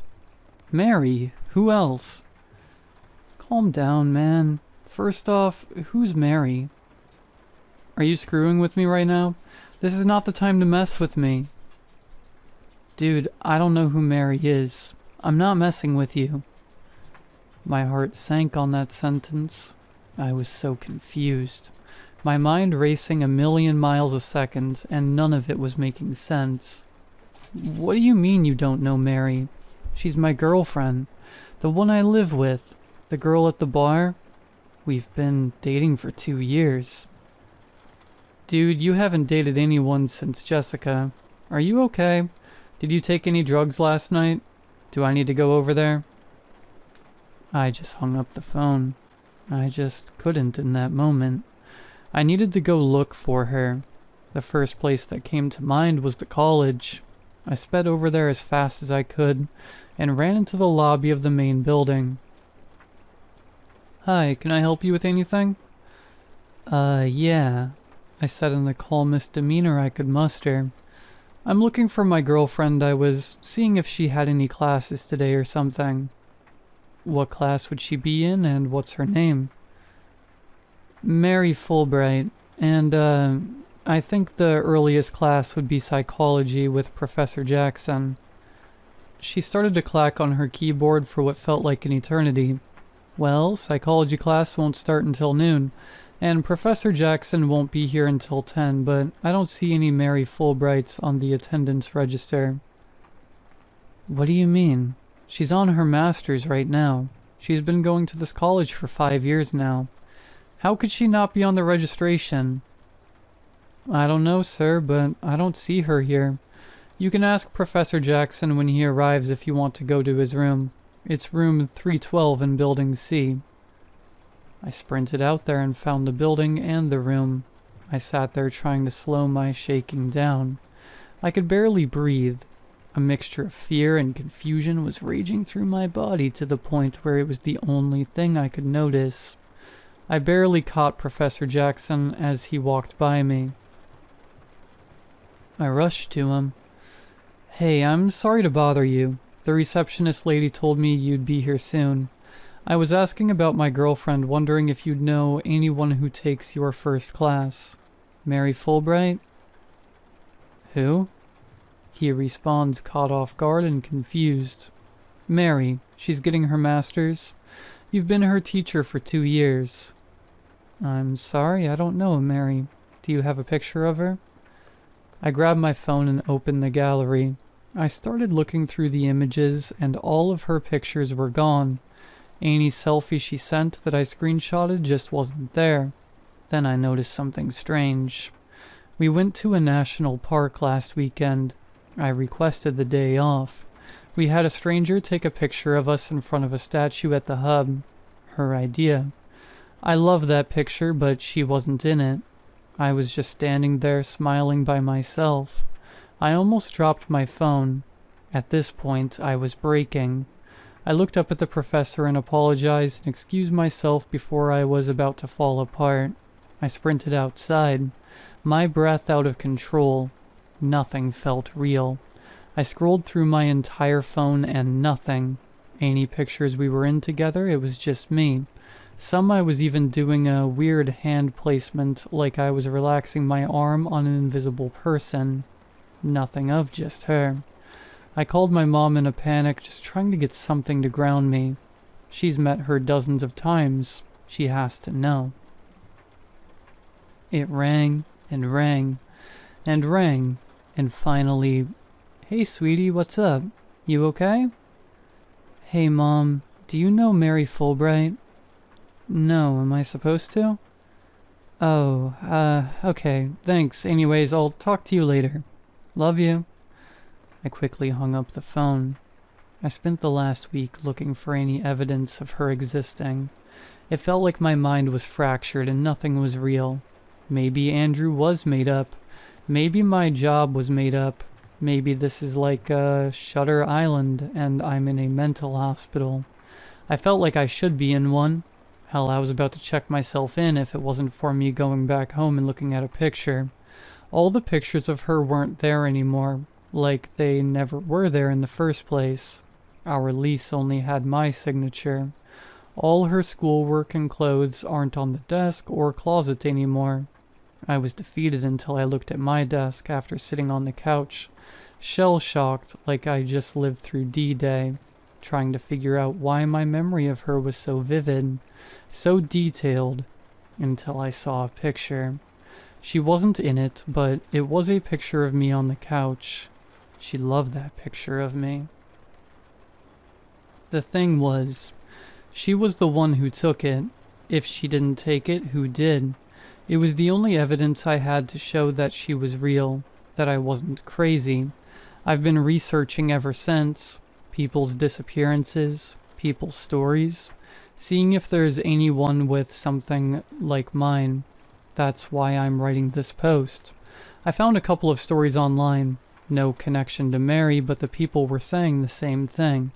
Their significant other disappearing out of the blue. Their fear of going insane. Some lost their minds. Others moved on. I found a small group still looking, still believing. I have a ticket to Peru. That's where one of them, someone who is going through something similar, his name is Tom, is at. He said that there's a lead of someone who might know what's going on. A shaman or something. I don't know. I don't care. I will find you, Mary. That's why I'm posting this on Reddit. Mary, if you are reading this by chance, I know you exist. I'm looking for you. I'll find you, I swear. I'm not crazy. I will find you.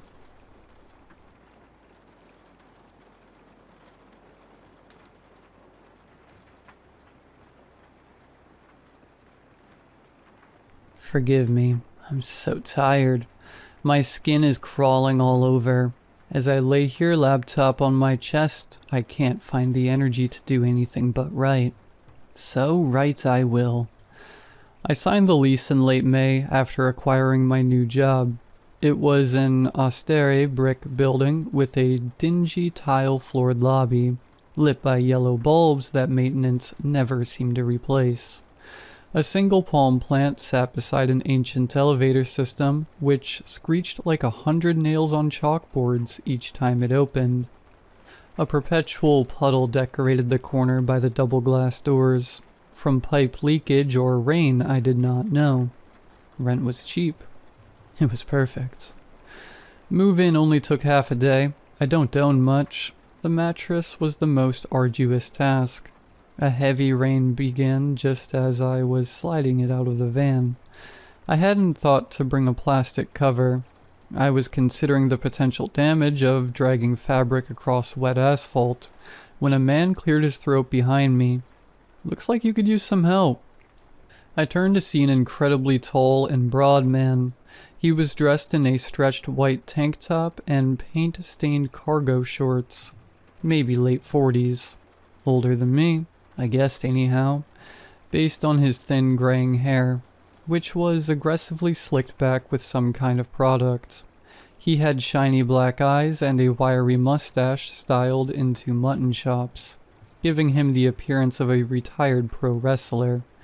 His teeth were very white. The mustache bobbed almost cartoonishly as he spoke. "The name's Rick. Doorman, security, mailman, everything, man. Whatever you need, I'm your guy." This is how I came to know my jailer. "Dan," I said by way of introduction. "Help would be nice." Together we hauled the mattress into the elevator, sandwiching it between us. I always found it quaint that hotels and old apartments kindly omit floor 13 when labeling their halls. The thing is, they can't do a thing to change the architecture itself. Counting from the ground up, I would still be making my home on the veritable 13th floor. I pressed the button for floor 14. "14?" Rick gasped. He peered around the mattress to stare at me, his voice low. "You know what they say about floor 14 tenants, don't you?" "No." I rocked onto my back heel, putting some space between us. "What do they say?" Rick barked a laugh. "Absolutely nothing. You thought you were special?" I laughed along because that's what you do when someone's trying to break the ice.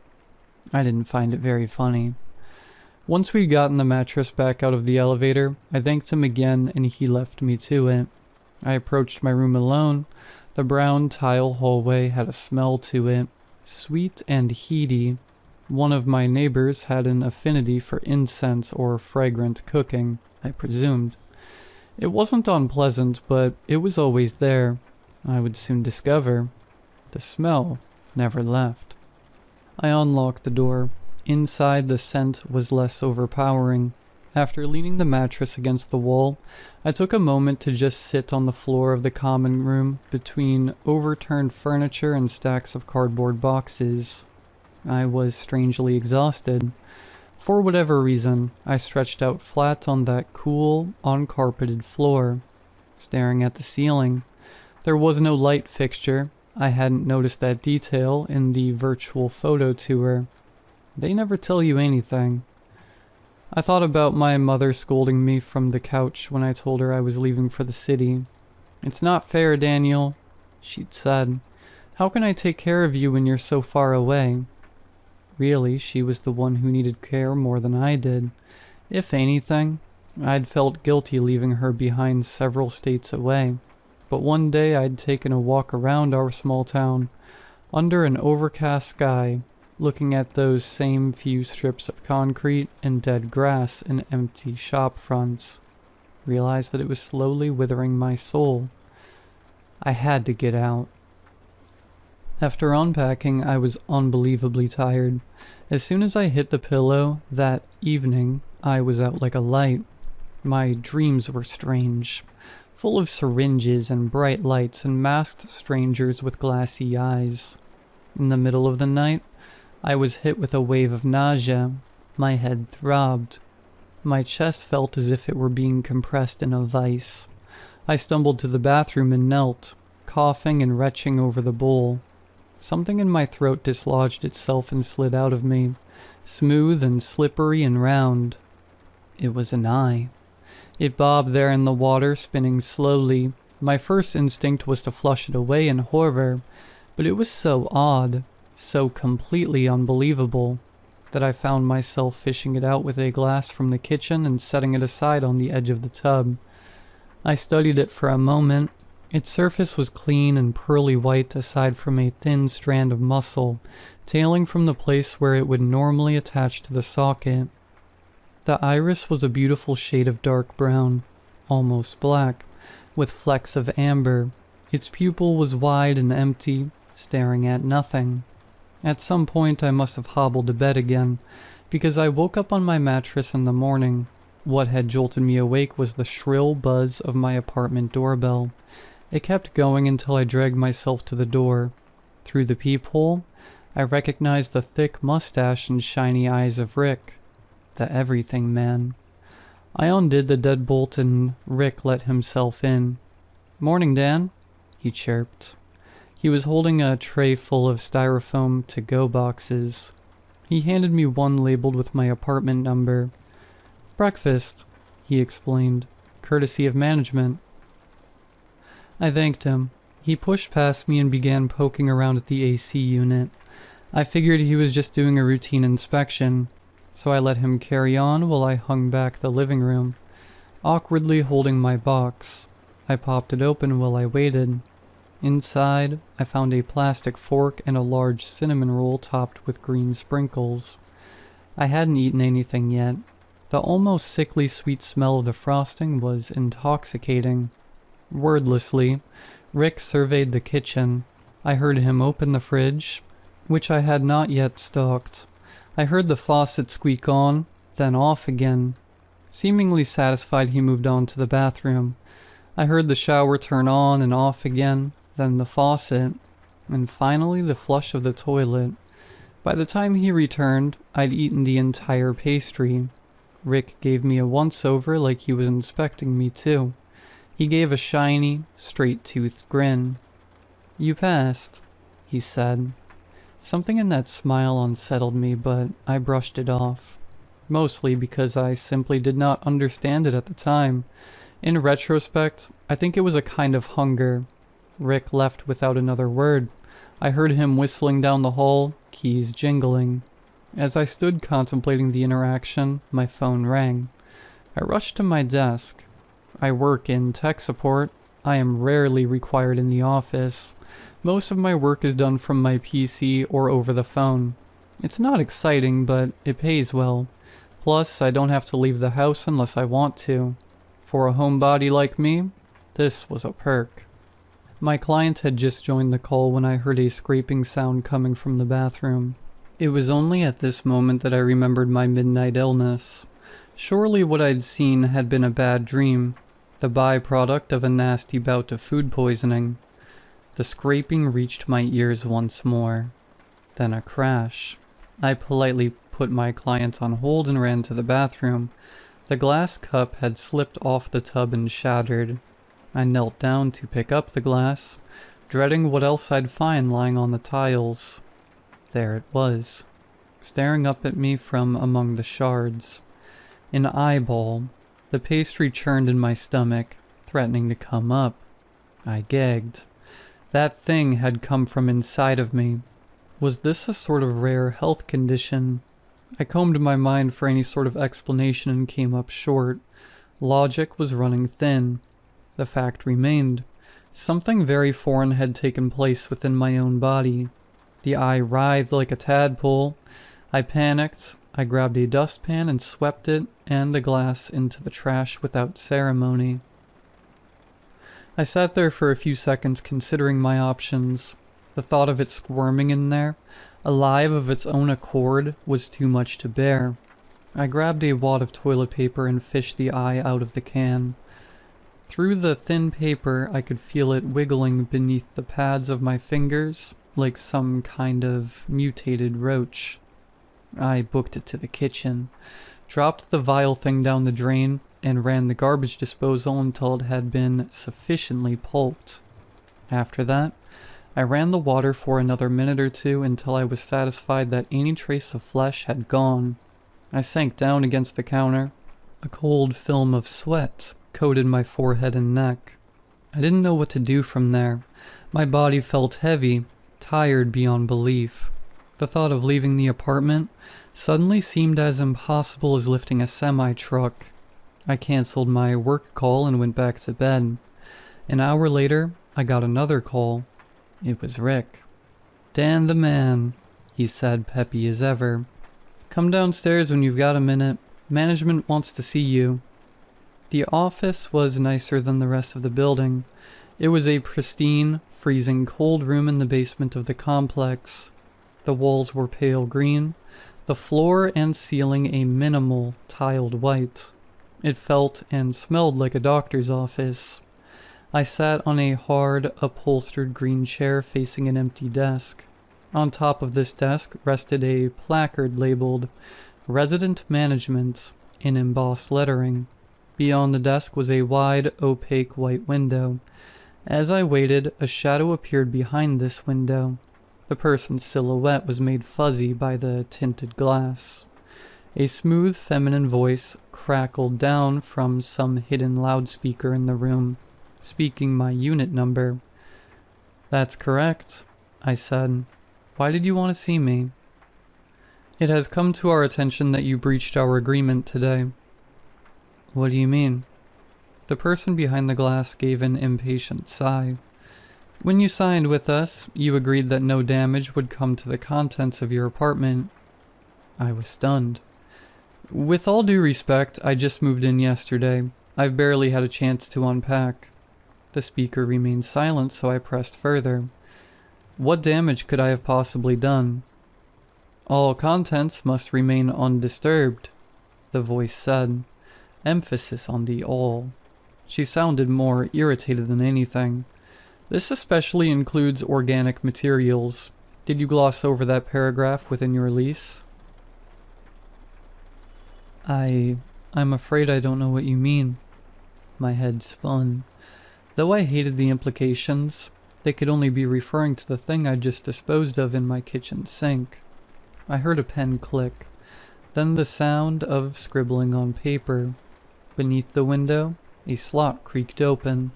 A rubber-gloved hand poked through, shoving a stack of papers onto the desk. "Please review the document," said the voice. "We operate on a 3-strike system here.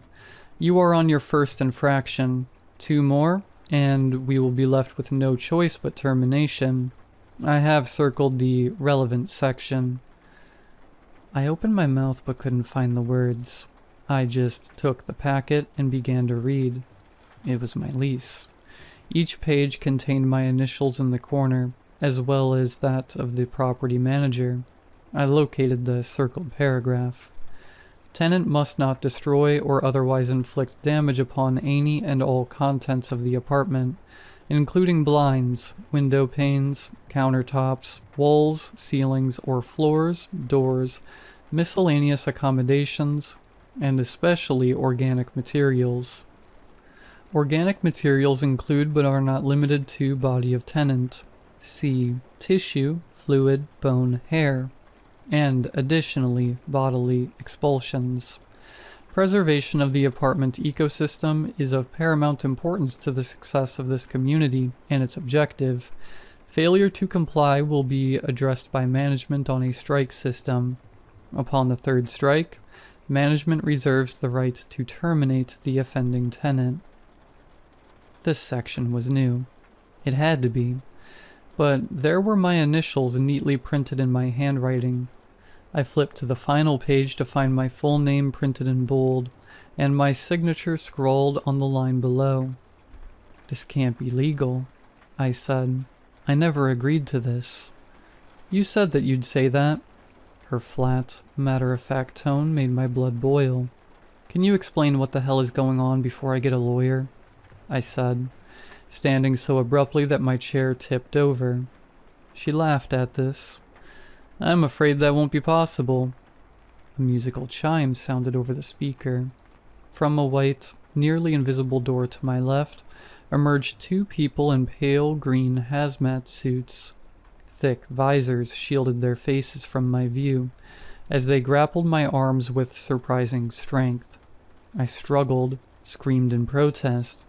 I felt a piercing pain in my neck, and the world was cloaked in cotton. Everything felt light. I was gliding out of the room, being lifted on some kind of dolly. I craned my head to see who was pushing me. A familiar wide grin and wiry mustache slid into view, distorted and alien. "Hey, champ," Rick said. "Let's get you back to your unit." Since that first day, I have been living in a state of total fear and isolation. I don't know what this place is, but I know that it is making me very ill. All the while, they're watching my progress from somewhere beyond those dingy walls. If I follow the rules, things are easier. I don't leave. I get my groceries delivered and take all of my appointments online. I've tried to run. Rick always finds me before I make it through those double doors and out into the sunlight. He is the sentry of this ancient building I have come to despise. He is always smiling, even as he wrestles me to the ground, even as he drags me back to my own unit door with its peeling paint and rusted metal numbers. I don't think he's even human. I've grown accustomed to the smell of the body as it falls apart. It's not just eyes now. Pieces of vertebrae and swatches of sinew clutter my fridge in pitchers and plastic containers. Strange butterfly clusters of ears cling to the lamps and windows in shuddering sheets of flesh. Strips of gums and teeth crawl like inchworms across my countertops. Furthermore, something is wrong with my skin. Every night, I feel it fluttering and pulsing, as if it too wants to replicate exponentially, to multiply, to escape. I'm pretty sure I'm breaking protocol just by writing this account. If anyone finds this, know that I am alive, but I am rotting all the same. I don't know how much longer I have. Last night, an entire hand crawled from my throat. The apartment buzzer just rang. I already know who it is.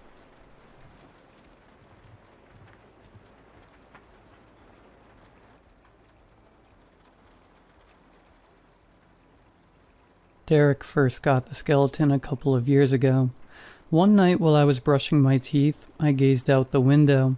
In the light of my motion sensor light, I saw Derek reaching into the trunk of his car.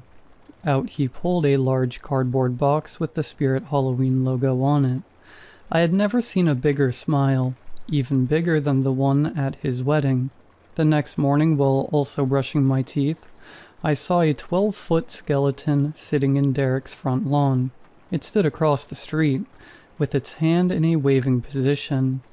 Over the next few years, I saw that skeleton in his yard for a majority of the time. Every time a new holiday would come around on the calendar, the skeleton would be put into a new outfit. Uncle Sam hat for 4th of July, Santa hat for Christmas, and just plain old skeleton for Halloween. Derek really loved the skeleton. I would see him quickly rush it inside anytime it was slightly too windy or rainy. Even during the town's tornado warning scare last year, before retreating to his basement, he collected the skeleton outside. But in October of last year, we got an HOA. I don't even know who wanted it, to be honest. They just showed up one day and made me cut my azaleas because they did not fit my house's color scheme. From the start, nobody really liked them, like all HOAs. One of those people was obviously Derek. One day, while walking past his house, I saw Derek cleaning up the skeleton a bit, so I threw him a wave. Instead of waving back, he came up to me on the sidewalk to talk to me. Hey man, I was just wondering if you had my back if I decided to stand up to the HOA. I just read through the rules and they said that I would not be allowed to display Jerry outside of October. I'm planning on keeping him up as a protest. Jerry? Are you talking about the skeleton? Oh, yeah, sorry. Forgot that's an inside joke between me and me. So if the HOA shows up and tells me to take it down, could you speak on my behalf in the HOA meeting? I felt a little bit pressured. Saying no felt a little bit rude with how much Derek loved Jerry and all. But since the skeleton has always been a joy to see, and since I also hated the HOA, I told him yes. He repeatedly thanked me with his hands together, so when November 1st rolled around, I was prepared to see Jerry disappear, but I wasn't prepared for it to happen on November 1st. I was on my porch, sipping warm black coffee from my Jack Skellington mug. Jerry stood with his fist up, ready to fight any HOA members. Across the street, Justin was stapling Christmas lights to his roof while standing on a ladder. He had headphones in, bobbing his head to what was probably Mariah Carey. In Justin's yard was an army of Christmas inflatables. Santas, reindeer, Grinches, and many others flooded his yard. This made me mildly annoyed. As I was shaking my head behind Justin's back, a white SUV pulled in front of Derek's house. The door opened and out popped a middle-aged woman wearing a sweater vest. It was the HOA president. Pretty sure her name was Jasmine or something like that. So Jasmine marched up Derek's path and knocked on his glass screen door.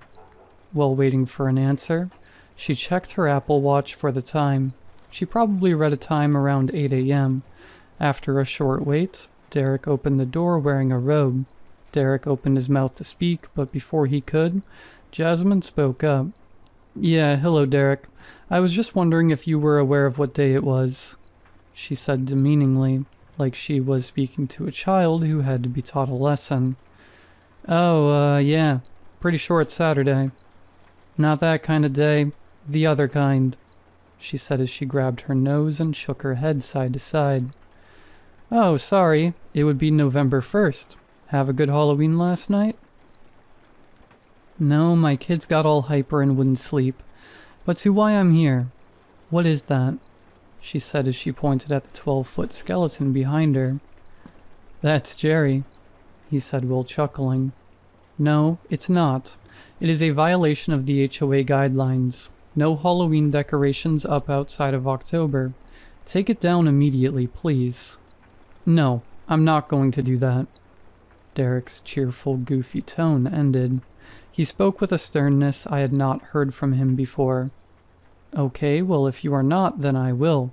And I will be forced to put it in the dumpster and fine you." She crossed her arms. "If you do that, I will literally call the cops on you. That is theft." "Well, let's just see whose side they are on." Once Jasmine finished saying that, she turned around and walked for the skeleton. As she did, Derek pulled out his iPhone and dialed a number and held it to his ear. He then went inside with the phone. Jasmine got up behind Jerry and put her hands on the pelvis and pushed. Jerry came tumbling over on the grass. When he hit the ground, his skull popped off and rolled to the sidewalk. Jasmine walked to it and picked it up. As her back was turned, Jerry stood himself up. Jasmine walked over to her SUV and opened the trunk. As Jasmine was waiting for the trunk to open, Jerry, still headless, walked to her and lightly tapped her on the shoulder. "What do you want?" She couldn't finish her sentence. She stood looking directly up at Jerry. Jerry gently pulled his skull out of her hands. Jasmine stood, mouth agape, stunned, unable to move. I have to say, when I saw this, I too was rather frightened, but I stayed sitting on my porch to watch what would happen next.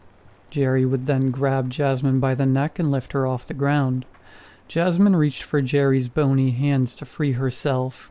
She kicked her legs to assist the escape, but Jerry must have had a lot of invisible muscle, for she did not come close to escaping. Jerry then changed his grip on her from her neck to her ankle. She swayed back and forth upside down. Have you guys ever watched The Avengers? If you have, then you are familiar with the scene where the Hulk grabs Loki and repeatedly slams Loki on the ground. That is what Jerry would do to Jasmine, over and over on the pavement of the road. Jerry would slam Jasmine with all of his force. Jasmine didn't make a single sound after the first swing. After a dozen or so swings, Jasmine was dead. Most of her upper body was deformed, and her sweater vest was now soaked in blood. I sat in silence, in disbelief of what just happened. I always wonder what Derek's reaction to that was. Was it like when a parent finds out their kid is a bully in school? Was it like when a parent's child goes to prison? Or was he proud of what he saw? I really have no clue. Jerry looked up from Jasmine's body and changed his focus across the street. He breathed heavily, then started to walk towards Justin. I could hear Justin faintly singing some Christmas song. I thought of how good those headphones were, to where he couldn't hear a 12-foot skeleton approach him from behind. I thought about asking him what brand they were. Too bad I wouldn't get the chance. Once Jerry made it to the ladder, he grabbed the top of it and threw it over. I heard Justin let out a yell before I heard him and the ladder make a thump sound. I wasn't actually able to see what happened next. Most of it was blocked by Justin's minivan, but based on the movement of Jerry, Justin was being stomped to death. Justin called out for help, but it was difficult to hear over the roar of inflatables. I saw Justin's wife quickly glance out of the curtains, but after seeing what was out there, she promptly shut them. Jerry gave a few more good stomps before stopping. He then turned his attention to the inflatables in the front yard. He tore through all of them, popping Santa and killing Rudolph, tearing through the Grinch and unplugging Frosty. Standing in a pile of now dead Christmas cheer, he changed his attention to me. I could tell he was looking at my Jack Skellington mug, so I said aloud in a shaky voice, "Sorry, it's actually a Halloween movie. If you have some problem with Christmas, this is not the place." He marched towards me anyway, across the street, through my yard and up to my porch. I tried to quickly stand up and run, but before I could do the running part, Jerry grabbed me by the neck and pulled me out from the porch. He started to punch me in the stomach a few times, knocking the air out of me. As he did, I saw a police cruiser down the road, probably the one called by Derek. I hoped that Jerry didn't kill me before the cruiser got there. The time it took for the cruiser to drive those few blocks felt like forever. When it finally did get to my block, I saw them nod their heads and drive away, while saying to themselves, "Nope, not today." I was on my own, repeatedly getting punched by a 12-foot skeleton. I remembered this was how Houdini died. If Houdini couldn't survive this, how could I? Then for a second, Jerry stopped punching me. For a second, I thought he was letting me go, but then I was lifted over his head and flung across the street. I flew over Justin's car and landed on the fallen ladder. After hitting the ground, it took me a second to understand what was around me, but after a few deep breaths that went away, the first thing I saw was Justin's body. Oh yeah, he was stomped to death. The first thing I heard was music coming from two places. The first was from Justin's headphones in the grass. They were playing Jingle Bell Rock. The second was from a caroling minivan coming down the road towards me. I saw Jerry walking towards me before he could pick me up again. I snatched Justin's headphones. Oh, they're Beats brand. Jerry then picked me up by the skull. He placed my head in between his two massive hands. He started to squeeze. I could feel the pressure in my head building up, my eyes starting to pop out of socket. But before my head could be crushed like a jack-o'-lantern on November 1st, I slid the headphones over Jerry's ears. He immediately dropped me. Jerry fell backwards on top of a popped Santa. He started to shake, his bones clacking together like a xylophone. The minivan was 1 block away. I quickly think of something cool to say while I would end Jerry's life. It had to be something sort of relevant to Christmas or Halloween. Then I thought of something. "This is what you have to understand, Jerry. Christmas, that's in 54 days. But Halloween, that's in 364. So whether you like it or not, it's Merry Frickin' Christmas." As I finished the coolest thing I ever said, I pulled my foot back and launched it forward and planted it in Jerry's chin. His head launched off like a firework, flying off into the street and perfectly underneath the front wheel of the caroling minivan. Without any difficulties, Jerry's skull was crushed. The family stopped singing Jingle Bells to ask what they had just hit. I looked down. The skeleton had stopped shaking and laid still and on the ground. I kicked at his ribs. He didn't move. I walked across the street and knocked on Derek's door to tell him what happened. When he opened, he already had tears in his eyes. He didn't even cry at his wedding, I thought. Before I could say anything, Derek ran across the street and held Jerry in his arms. I went inside my own house and called the police. Not sure who will go to prison for this one. Case still hasn't happened yet. Probably a bit hard to make sense of it all. Me and Derek have talked and we have no clue what caused Jerry to all of a sudden come alive like that. But now, if you were to drive around your neighborhood, you will not see any 12-foot skeletons named Jerry. Instead, you will see a flagpole in Derek's front yard, forever flying a skull and crossbones, with a small plaque at the bottom that reads, "In memory of the one and only Jerry.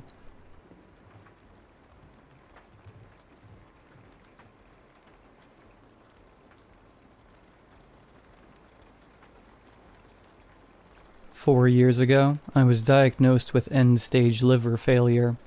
When I was younger, I drank more alcohol than water. I learned that selfishness hurt me more than anyone else ever could.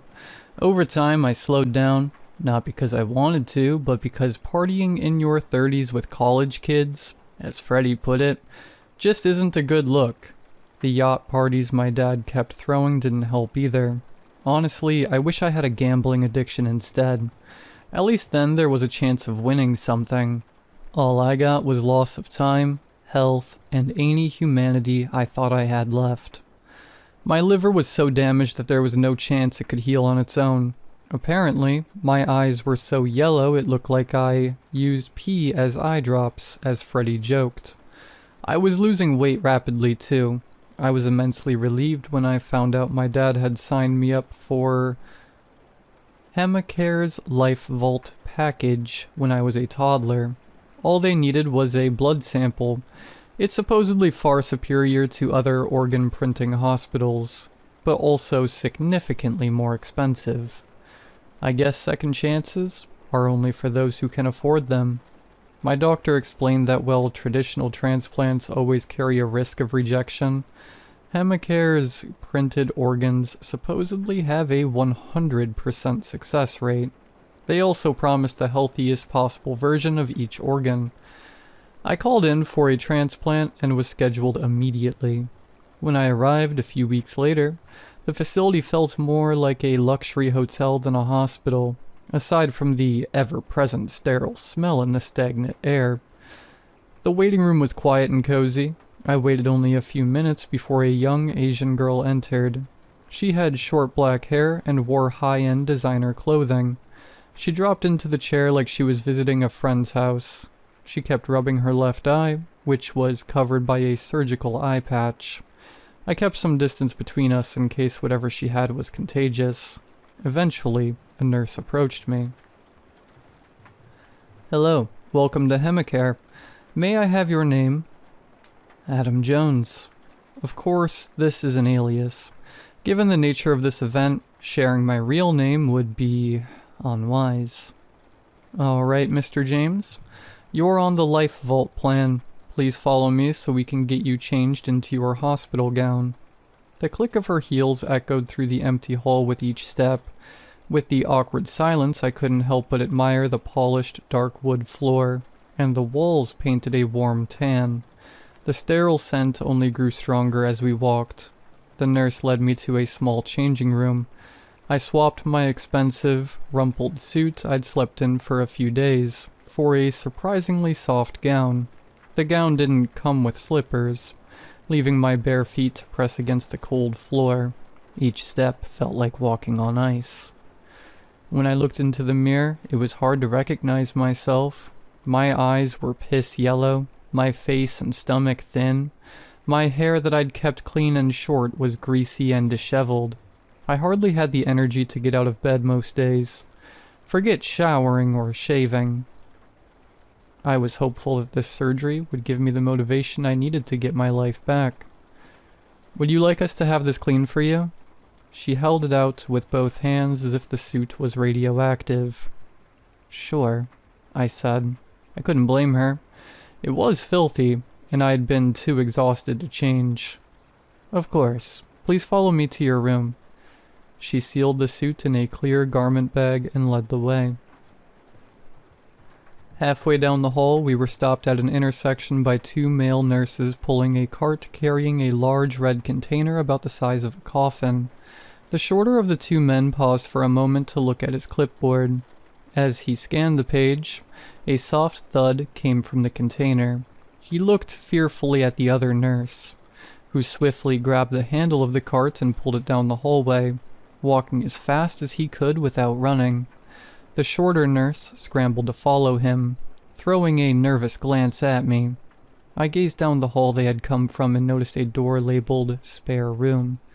It was the only one with a badge scanner. I could see a red light glowing from under the door. Curiosity tugged at me. "What's in there?" I asked. The nurse looked briefly toward the door, clearly shaken by what just transpired. "Oh," she laughed nervously. "That's just the spare room. We store emergency equipment and replacement supplies there. Now, please follow me. We've almost reached your room." As we walked, I couldn't stop thinking about that room. I glanced back. The red light was gone. But my interest wasn't. When we reached my room, I noticed it had the same ID scanner as the spare room door from earlier. The nurse swiped the card hanging from her neck, and the door clicked open. When I entered the room, I was genuinely surprised. I've stayed in hotel rooms far less luxurious than this. The bed was all white, the room dimly lit and stylishly modern. Gray leather couches, a dark marble coffee table, a door to my own restroom, a huge flat-screen TV, and even a sleek mini-fridge humming quietly in the corner. "This is where you'll stay while you're being treated. The duration depends on how your body responds. You're free to leave the building, but we strongly recommend you don't, especially before and after the surgery. Please make yourself at home. I'll go call your surgeon." Naturally, I checked the fridge first. It was stocked with soft foods, applesauce, pudding, protein shakes, and an assortment of jelly. I took a cherry jelly cup and a plastic spoon, sat on the couch, and took my first bite of real food in days. You know you're at rock bottom when jelly is the most nutritious thing you've eaten in a week. The translucent jelly glowed an unnatural red under the warmth of the overhead light. It brought back the memory of the light seeping from beneath the spare room door. I decided to go take a look around the hospital, but when I made my way over to the door and turned the handle, it didn't budge. It was locked. A short while later, a man in a white coat knocked and entered, leaving the door open. "Good evening, Mr. Jones. I'm Dr. Matthew Ross, and I'll be performing your surgery. But first I need to explain your situation. Your body shows clear signs of decompensated cirrhosis. But luckily there's still plenty of time to prepare. Your new liver will be ready soon. Until then, please do not eat anything for the next 8 hours to avoid complications. Your surgery is scheduled for 10 p.m. Also, please don't leave this room. We'll need to be able to reach you in case of an emergency. Do you have any questions?" "Yes. Why is my door locked?" Dr. Ross pulled a key card from his coat pocket. "This is my access card. It gives staff access to any door within their clearance level. We keep certain doors locked to prevent patients from wandering while undergoing treatment. Surgery can be stressful, and sometimes patients get disoriented and start walking around. Our building is huge, full of winding halls and identical rooms. If someone has a medical emergency and they're not in the right room, we might not be able to reach them in time. Of course, you're free to use the restroom that is attached to your room, and you can leave the facility at any time. Just let us know so someone can escort you safely. Any other questions?" "Yeah, that makes sense. Actually, I do have another one. Where exactly does the liver come from, and why is it supposed to be better than the organs from other hospitals?" I didn't actually care for the answers. I just needed a distraction. "The liver is actually grown from your own blood. When you were a child, your parents enrolled you in our plan. Unlike most hospitals that freeze blood and grow organs only when needed in a womb-like environment, we grow all vital organs immediately after receiving the sample. Maintaining them is extremely expensive, but there are benefits. Your body accepts the organ as if it's always been there." "What do you mean by accepting? Does the body try to refuse organs?" I asked while slowly walking over to the empty jelly cup. The doctor paused. "Yes, traditional organ transplant rejections are fairly common. The immune system doesn't recognize the organ and attacks it. Ours don't have that risk, which is what sets us apart from other organ printing companies." "But if they can freeze blood, why don't you guys just freeze organs too? That way you can thaw them when needed." I took the jelly cup's aluminum seal off the table. The surgeon smiled and said, "That is a great idea. Blood cells frozen for many years could lead to DNA damage, so other companies run that risk. To reduce this risk, they split the blood into multiple vials, since it doesn't take much blood to start the organ growing process. However, organs are much larger and a lot more complex. Freezing and thawing will almost always result in the organ being damaged severely. Preserving it in a false body apparatus keeps the organ growing and healthy without the need of freezing. I was still a bit confused, but I think I got the gist. Yeah, I guess that makes sense. One last thing if you don't mind. While I was in the bathroom, the faucet wasn't working. Could you please take a look at it? The doctor hesitated. Sure, but I'm not exactly handy. If there's a problem, I'll call for assistance. He set his clipboard on the table and walked into the restroom. The moment he left my view, I moved quickly and quietly to the door, stuffing the aluminum cover over the slot where the door lock would go into. It seems to be working fine. I quickly went back to where I was standing, Dr. Ross's voice becoming louder as he left the bathroom. If you have any more issues with the faucet, just press on the remote near your bedside and a nurse will be with you right away. Thank you so much. I really appreciate your help, Dr. Ross. I tried for a polite smile, but it came off as condescending. His own smile faltered a bit. You're very welcome. I'm glad I could help. I'll get everything ready for the procedure. Please enjoy your stay. He left and I was alone again. Bored of endless scrolling through streaming services, I sat in silence, waiting for the coast to clear. Eventually, I decided it was safe to leave. I had to know what the source of that red light was, and what made that noise from inside the container. I got up and turned the door handle slowly, careful to not make noise. The hallways were just as empty as before, but without the nurse's rhythmic steps. I wandered through the repeating hallways.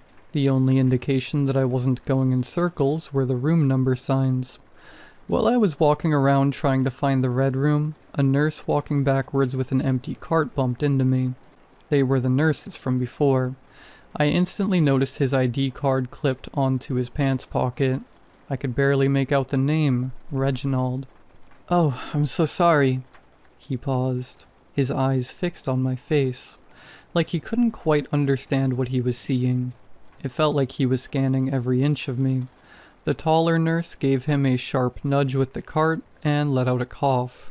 The short nurse blinked in succession, then forced a smile. I'm so sorry, sir. Please return to your room and wait for your treatment. I know I'm not much to look at. I'm stricken with jaundice, skinny and sick, but you'd think a nurse would be used to it. The short nurse whispered something to the tall one, who nodded and took the cart while the other walked off in the direction they'd come from. Curious, I followed him, keeping my distance. He kept glancing over his shoulder, failing at being inconspicuous. He picked up his pace. After a final turn, he reached the spare room, pulled out a keycard, scanned it, then entered a code into the keypad. He slipped inside. Going in with him would be risky, so I thought if I hid and waited, I could try to steal his badge discreetly. So I hid behind a corner, watching the door and waiting. Only a few moments later the red light returned, and immediately after the nurse walked out, sighing a breath of relief, but quickly looked up. A jolt of panic hit me. Had he seen me? I desperately looked for a hiding place, so I crouched behind a large plant in an alcove. I was surprised that I was small enough to fit. His footsteps were quick. They drew closer, growing louder until they suddenly slowed. I held my breath, praying he didn't notice me. His footsteps stopped entirely, but after a few moments he muttered, "Get it together, man." Then his footsteps continued, completely unaware that I was there. I knew that if I was found, they'd tighten up security. Then I'd have no chance of knowing what was in that room, and I'd be mortified that I'd been found crouched half naked behind a plant like a lunatic. After a minute of silence, I sprinted to the door. Miraculously, the nurse left his card in the scanner. I looked over my shoulder to make sure no one was around, and reached for the door handle. But the closer my hand got to the metal handle, The colder the air felt around my fingers became. I hesitated for a moment, doubts crawling down my body like spiders, but curiosity pushed through, and I gently opened the door. The room was very dark and freezing. Each breath let out visible fog. It was mostly empty except for a blue-lit screen glowing softly on a podium in the center. Above me, rows upon rows of large glass chambers hung like meat hooks in butcher shops. I approached the screen. It asked for a patient's name or ID. I entered my name. Result found. I selected my profile. Name, Adam Jones. Age, 35. Sex, male. More data such as blood type, medical history, etc. were listed. On the right side of the screen was a large green button. Spare. I immediately pressed it. A second profile appeared. Spare 737-061-7265. Age 33. Organs available. All green listed except one. Liver unavailable. I felt something churn deep inside. Then I saw another button. Retrieve in bright yellow. And I, of course, pressed it. The glass chambers overhead started moving on tracks, clanking and shifting until one hovered above the center platform. Beneath it, a circular platform lit up while the chamber slowly descended, like a claw machine lowering a fragile prize. Then the glass chamber stopped. I looked closely into it. A pair of white eyes stared back at me. I froze. Terror became a dark, oozing liquid, clinging to me. The figure had long brown hair, and wore a breathing mask with a tube covering most of his face. Wires coiled around his muscular frame suspended in fluid. Curled in a fetal position, its gaze followed me no matter where I moved. Not alert, just instinctive. Infantile. Whoever this was, I had to help him. I pounded on the glass. Nothing. It was stronger than I expected. There had to be a way to open it. "Hey, can you understand me?" I asked the man desperately, but he stayed silent. I stared at him hoping that he would show some sort of awareness, but the longer I looked, the more familiar he became. The hair color, the eyes, the face shape. I noticed 2 small moles on the man's curled hands. I quickly turned my wrist to look for my own 2 moles. For a moment, I could not even fathom it. It was me. I jerked my head back to the terminal. The yellow button was now red. Drain and extract. Before I could press it, I heard voices approaching. I ducked into a shadowed corner. The 2 nurses stormed in, wheeling in the cart along with them, with the large red container from before. "You idiot! How do you forget to pull your ID from the scanner?" The tall one hissed. I know, but it was that guy's fault. He got into my head. When I left the room, I swear I thought I saw him again at the end of the hallway, so quickly I ran to catch him, but no one was there." The 2 froze when their eyes locked onto the tank. "You forgot to put back the spare?" "I did, I swear. There must have been a glitch or something." I couldn't tell if he was stuttering from the cold or from anxiety. The tall nurse crossed his arms and took a deep breath. "You forgot your keycard and blamed it on a hallucination? Then you didn't return the spare, and you expect me to believe there was a glitch?" He finished, nearly shouting.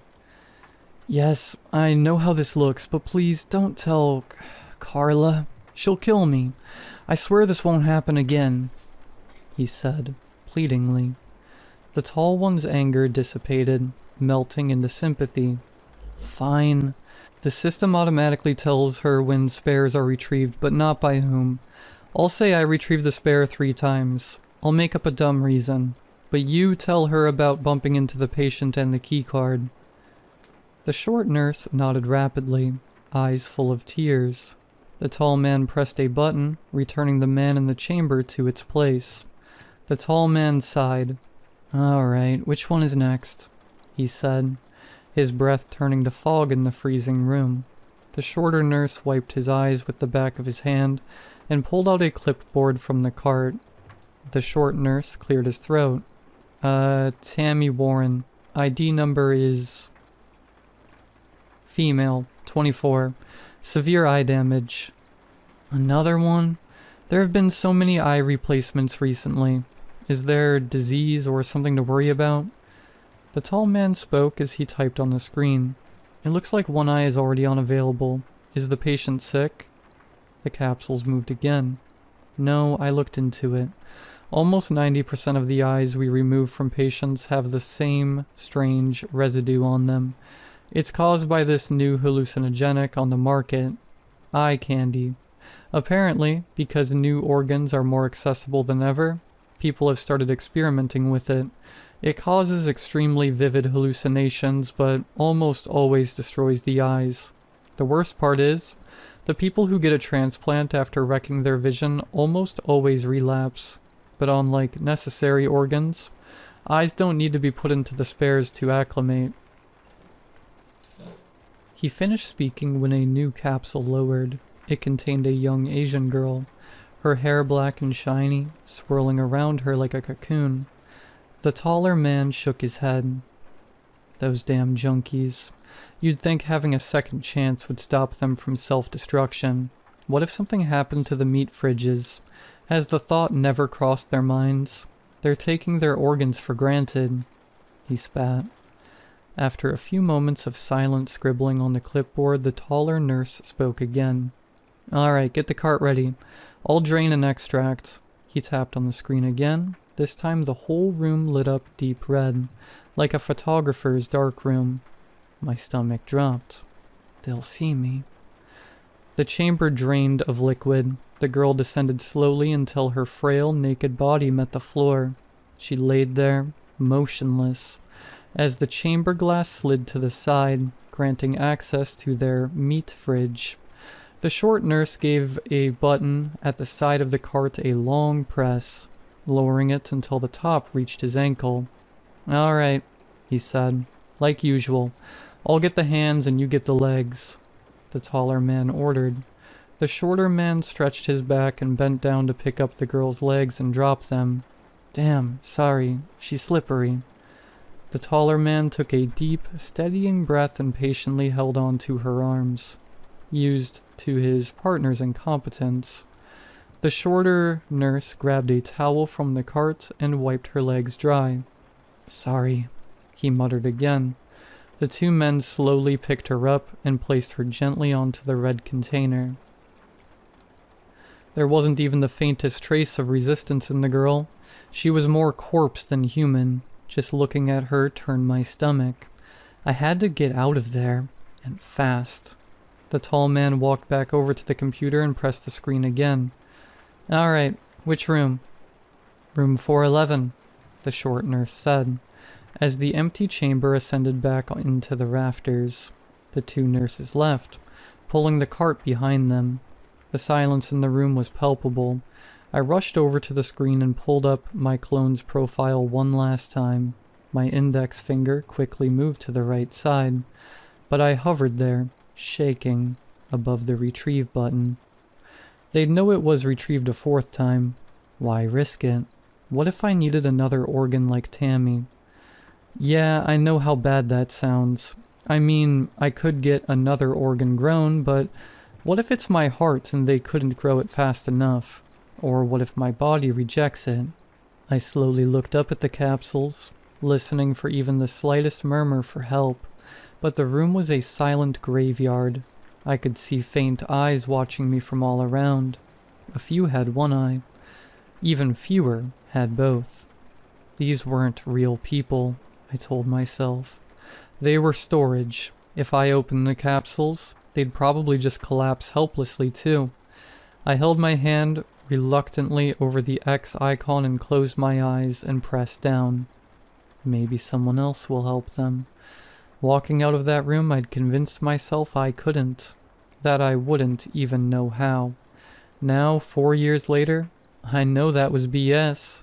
I even knew it then, but I still walked away. I'm hoping that by writing this and telling the word, that someone will see this and do what I couldn't.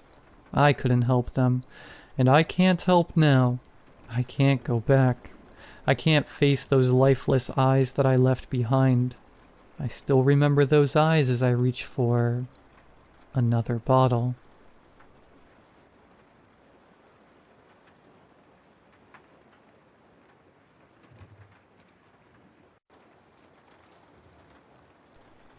When my grandfather passed, I inherited his cabin by the lake. It wasn't much, one story, drafty in winter, built back when insulation meant more wood. But it was quiet, peaceful at least, that's what I thought. I moved in last fall. The air smelled like wet pine and the lake behind the house looked like black glass at night. I'd stand on the back porch with a beer, listening to crickets and the occasional splash from fish breaking the surface. For the first month it was perfect. No neighbors for a mile, no traffic, no city noise. Then I started hearing it. The first night it was around 2 a.m. I'd fallen asleep on the couch and woke up to what sounded like someone slowly dragging a shovel through the mud outside. Long, wet scrapes. Pauses between them, like they were listening for something. I sat up, held my breath, and it stopped. The next morning I checked the shore. There was a line in the mud, about 4 inches deep, starting from the tree line and ending at the water's edge. No footprints, just that strange trench. After that, I couldn't shake the feeling that something was watching the cabin at night. I kept the curtains closed, but every so often I'd hear that same dragging sound outside, always starting in the woods and heading toward the water, always stopping when I got too close to the windows. One night in December, I caught it. I woke to the sound again, this time closer, right outside the porch. I crept to the back door and pulled aside the curtain just enough to peek. There was something standing in the frost-covered yard, backlit by the moon. It was tall, at least 7 feet, with limbs too long for its body. Its skin hung in loose folds like it had been stretched over the wrong frame. It was holding something in one hand. A stick, maybe. No, not a stick. It was a long, pale spine. The sound I'd heard was it dragging the tip of it through the frozen dirt. Its head? God, its head. It didn't have a face, not in the way we do, just a long vertical slit, opening and closing like gills, flexing in the cold air. I must have made some noise because its head snapped toward me, that slit opening wide enough to show rows of needle-thin teeth inside. Then it turned and walked into the lake, not into the shallows, straight in, until the water swallowed it whole. I tried to convince myself I was dreaming, but over the next week I found more of those trenches in the mud, always leading to the water, always starting closer to the cabin. Last night, it changed. I woke to the sound again, dragging, slow, but this time it didn't stop. It moved around the cabin, circling it. Once, twice, then it stopped at the front door. The porch creaked. And then I heard it tapping. Something sharp rapping on the wood in slow, steady beats. 3 taps, pause. 3 taps like it was waiting. I didn't open the door. I waited with a kitchen knife in my hand until dawn. When I finally got the nerve to check outside, the porch was covered in frost except for where it had stood. The boards there were slick with something that wasn't ice. It was thick, almost gelatinous, and smelled faintly like blood. It's almost midnight now. The cabin feels smaller somehow. The lake's black surface is perfectly still, and somewhere out there, I can hear it dragging that spine again, this time coming from the shoreline toward me. I think it's getting bolder. I double-checked every lock in the cabin, front door, back door, windows, even the crawl space hatch under the kitchen. Every latch slid into place with a soft click that felt far too quiet against the sound outside. The dragging had stopped. That was worse. I stood in the living room, knife in one hand, flashlight in the other, listening. The only sound was my own breathing. quick, uneven. Then, from somewhere behind the cabin, I heard it. A slow, deliberate creak of wood under weight. The back porch. I forced myself to keep still, every muscle in my body rigid. The sound came again, closer this time, and then there was a new one. The faint rasp of nails, or claws, tracing the length of the siding. It was walking the perimeter. The scratching moved from the back to the side, dragging low near the foundation, then high up by the windows, testing the walls, measuring me. I thought about turning on the outside floodlight. Then I thought about the possibility of seeing it. My hands shook so bad I nearly dropped the flashlight. When it reached the front of the cabin, it stopped. Silence again. I kept my eyes on the door, heart hammering so hard I could feel it in my throat. Then, the tapping. 3 slow knocks, each one heavier than the last, making the door shudder in its frame. Pause. 3 more. It did that for nearly a minute. Then the sound changed. A wet, rhythmic thud against the wood, like it was pressing something heavy into the door and dragging it down. I imagined that pale spine, slick with whatever was on the porch boards the night before, leaving streaks down the grain. I backed away toward the bedroom, still facing the door. My plan was to lock myself in, maybe wedge the dresser against it, but before I could move more than a few steps, the cabin groaned. Not from the door, from above. My stomach dropped. The roof. I could hear it moving, each step bending the old beams just enough to make them moan. It was slow, deliberate, pacing the length of the house like a predator above a cage. Dust drifted down from the ceiling fan as it stopped directly over me. That's when I heard it breathe. It wasn't the kind of breath you take through lungs. It was a deep, vibrating pull of air that made the walls hum, like the cabin itself was being inhaled, and mixed into it was a faint, wet clicking, like teeth snapping together in some private rhythm. I didn't move, didn't blink. My legs felt hollow, barely able to hold me up. Then something fell from the ceiling. It landed right in front of me. A piece of wood, no bigger than my thumb, splintered and dark with moisture. I looked up, and for the briefest second, I saw it between the slats. That slit where its face should be, teeth flexing inside, wet with strands of something that clung like spider silk. It slid out of view again. That was it. I bolted for the bedroom and locked the door. I shoved the dresser in front of it, then sat on the floor with my back against the wall. Knife pointed at the door like I'd be able to do anything if it came in. It paced the roof for what felt like hours. Every so often it would stop and I'd hear that long, deep inhale again. Only this time, I realized it wasn't drawing in the cabin. It was smelling me. At some point, the pacing stopped entirely. The silence that followed was somehow worse. I strained to hear anything.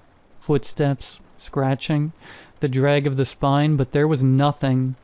I thought maybe it had left. Then the bedroom window behind me began to bulge. The glass didn't crack, it didn't shatter. It pushed inward like something was pressing against it from outside. The bulge grew, stretching until I could see the faintest outline of that slit, teeth just barely visible behind the thin distortion of the glass. It didn't strike. It didn't try to break in. It just stayed there, breathing against the window until the pane was fogged over from the inside. And then, so slowly I almost missed it, the fog began to pull back, like it was drawing my air out with it. When the sun finally rose, the window was clear, the roof was empty, the porch was bare, but in the frost at the end of the driveway, I found a single mark, a trench in the dirt, starting at the road and ending at my front steps.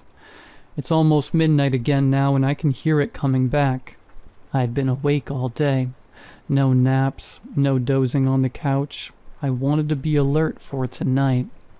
Didn't matter. When darkness settled over the lake, the exhaustion hit me like a drug. My eyelids felt weighted, my head thick and heavy. It wasn't just lack of sleep. It felt imposed, like the air was laced with something pulling me under. I fought it by pacing the cabin, flashlight sweeping every corner. The walls creaked in the cold, but beneath that, I could hear the lake, a soft, constant lap, lap, lap of water on the shore, and over it, faintly, that dragging sound again. I killed every light inside. If it wanted to see me, it would have to look through the dark.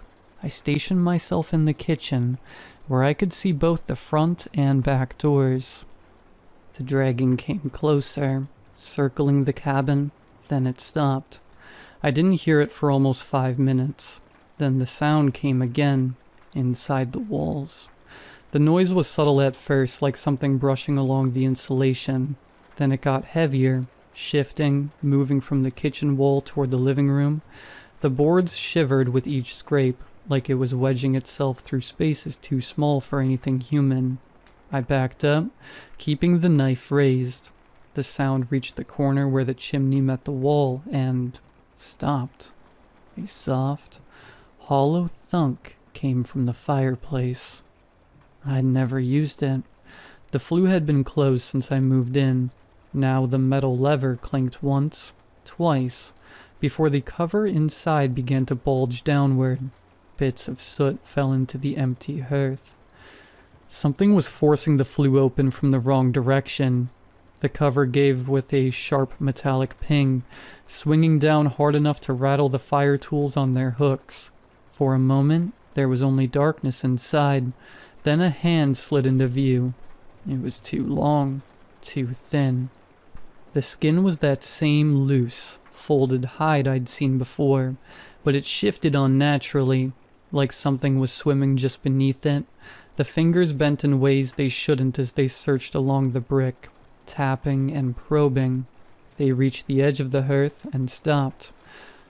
The tips turned upward toward me, slowly, deliberately. I stepped back. The fingers curled into a beckoning motion. I don't remember deciding to run, but suddenly I was in the bedroom, shoving the dresser harder against the door than before. My breath came in quick bursts, and each one felt stolen from me. For a few minutes I heard nothing. Then, faint, nearly inaudible, came a tapping from the other side of the bedroom wall. It started near the floor, rose higher, then higher still, until it was right over my head. That's when I remembered the attic. The cabin didn't have a proper attic, just a low crawl space above the ceiling, accessible from a panel in the hallway. I could hear the sound moving across it now, the boards flexing with each crawl. The panel creaked. It didn't fall open. Instead, I saw one corner pressed downward slightly, like something was testing it. A single hairline crack appeared in the wood, then another. Dust fell in thin streams. And in the dust were little wet spots, like condensation from breath. I held the knife so tight my hand went numb. I was ready for the panel to drop, ready for it to pour through, but it didn't. Instead, the sound moved back across the ceiling toward the living room, and then came the worst part. Silence. I sat there for nearly an hour before I worked up the courage to check. I slid the dresser away in small jerks, every creak loud enough to make my chest ache. When I stepped into the hall, the panel was flush again. No sign it had moved. The living room was empty. The kitchen was empty. Even the hearth looked untouched. I started to think maybe it had given up. Then I saw the front door. The deadbolt was still locked. The chain was still in place, but the entire door frame was subtly warped, bowed inward like it had been under immense pressure from the outside. And in the center of the door, pressed into the wood, was the shape of a handprint. Too large, too thin, with fingers that tapered into points. It hadn't been trying to get in through one way. It had been testing all of them. I'm writing this now as the sun comes up, but I don't know how much longer I can stay here. It's learning the cabin, learning me. Last night it tried the roof, the walls, the fireplace, the attic, and the door. Tonight it might not try at all. Tonight it might succeed. I didn't sleep at all today. Not that it matters anymore. I nailed the windows shut, wedge-locked the doors, stuffed blankets in the fireplace and duct-taped them in place. Even put a chair under the attic panel so I'd hear it fall. The cabin feels like a coffin I've built for myself. The lake is wrong tonight. It's too small, like the water itself is holding its breath. Even the crickets have gone silent.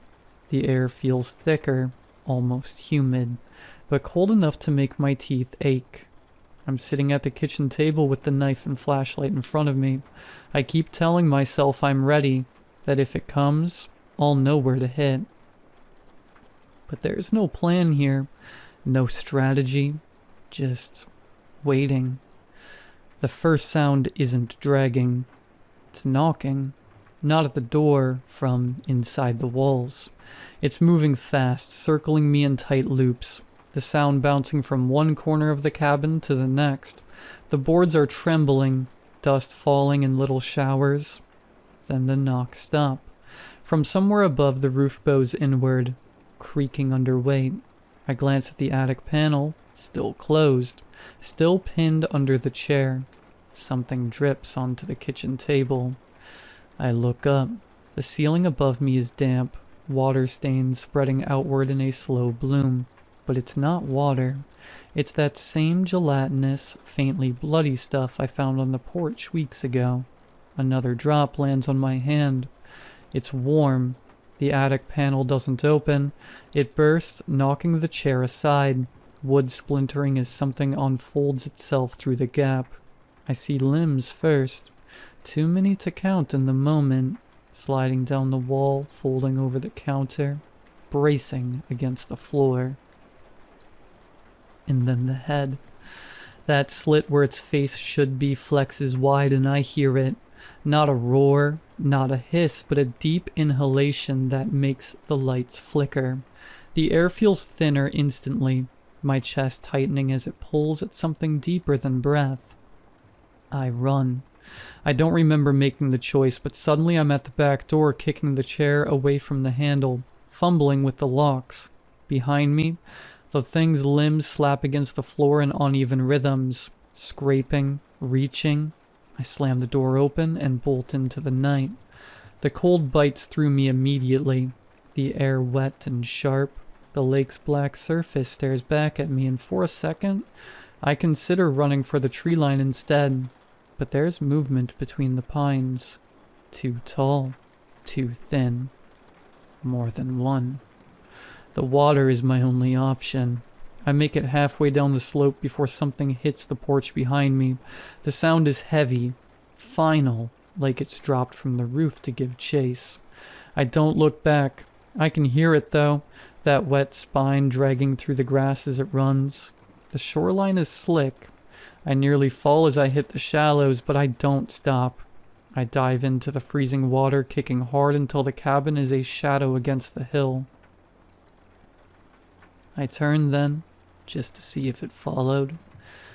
It's standing at the shore, perfectly still, watching.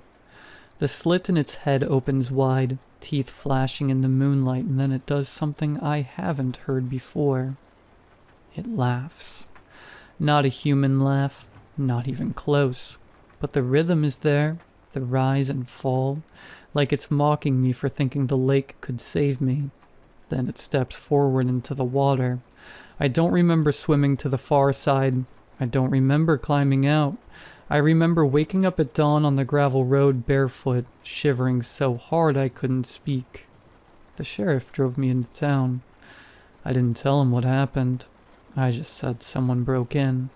He offered to send someone to check the property, but I told him to let it go. Because I know what they'll find. Nothing. I'm writing this from a motel 20 miles away, but I can't stop looking at the bathroom door.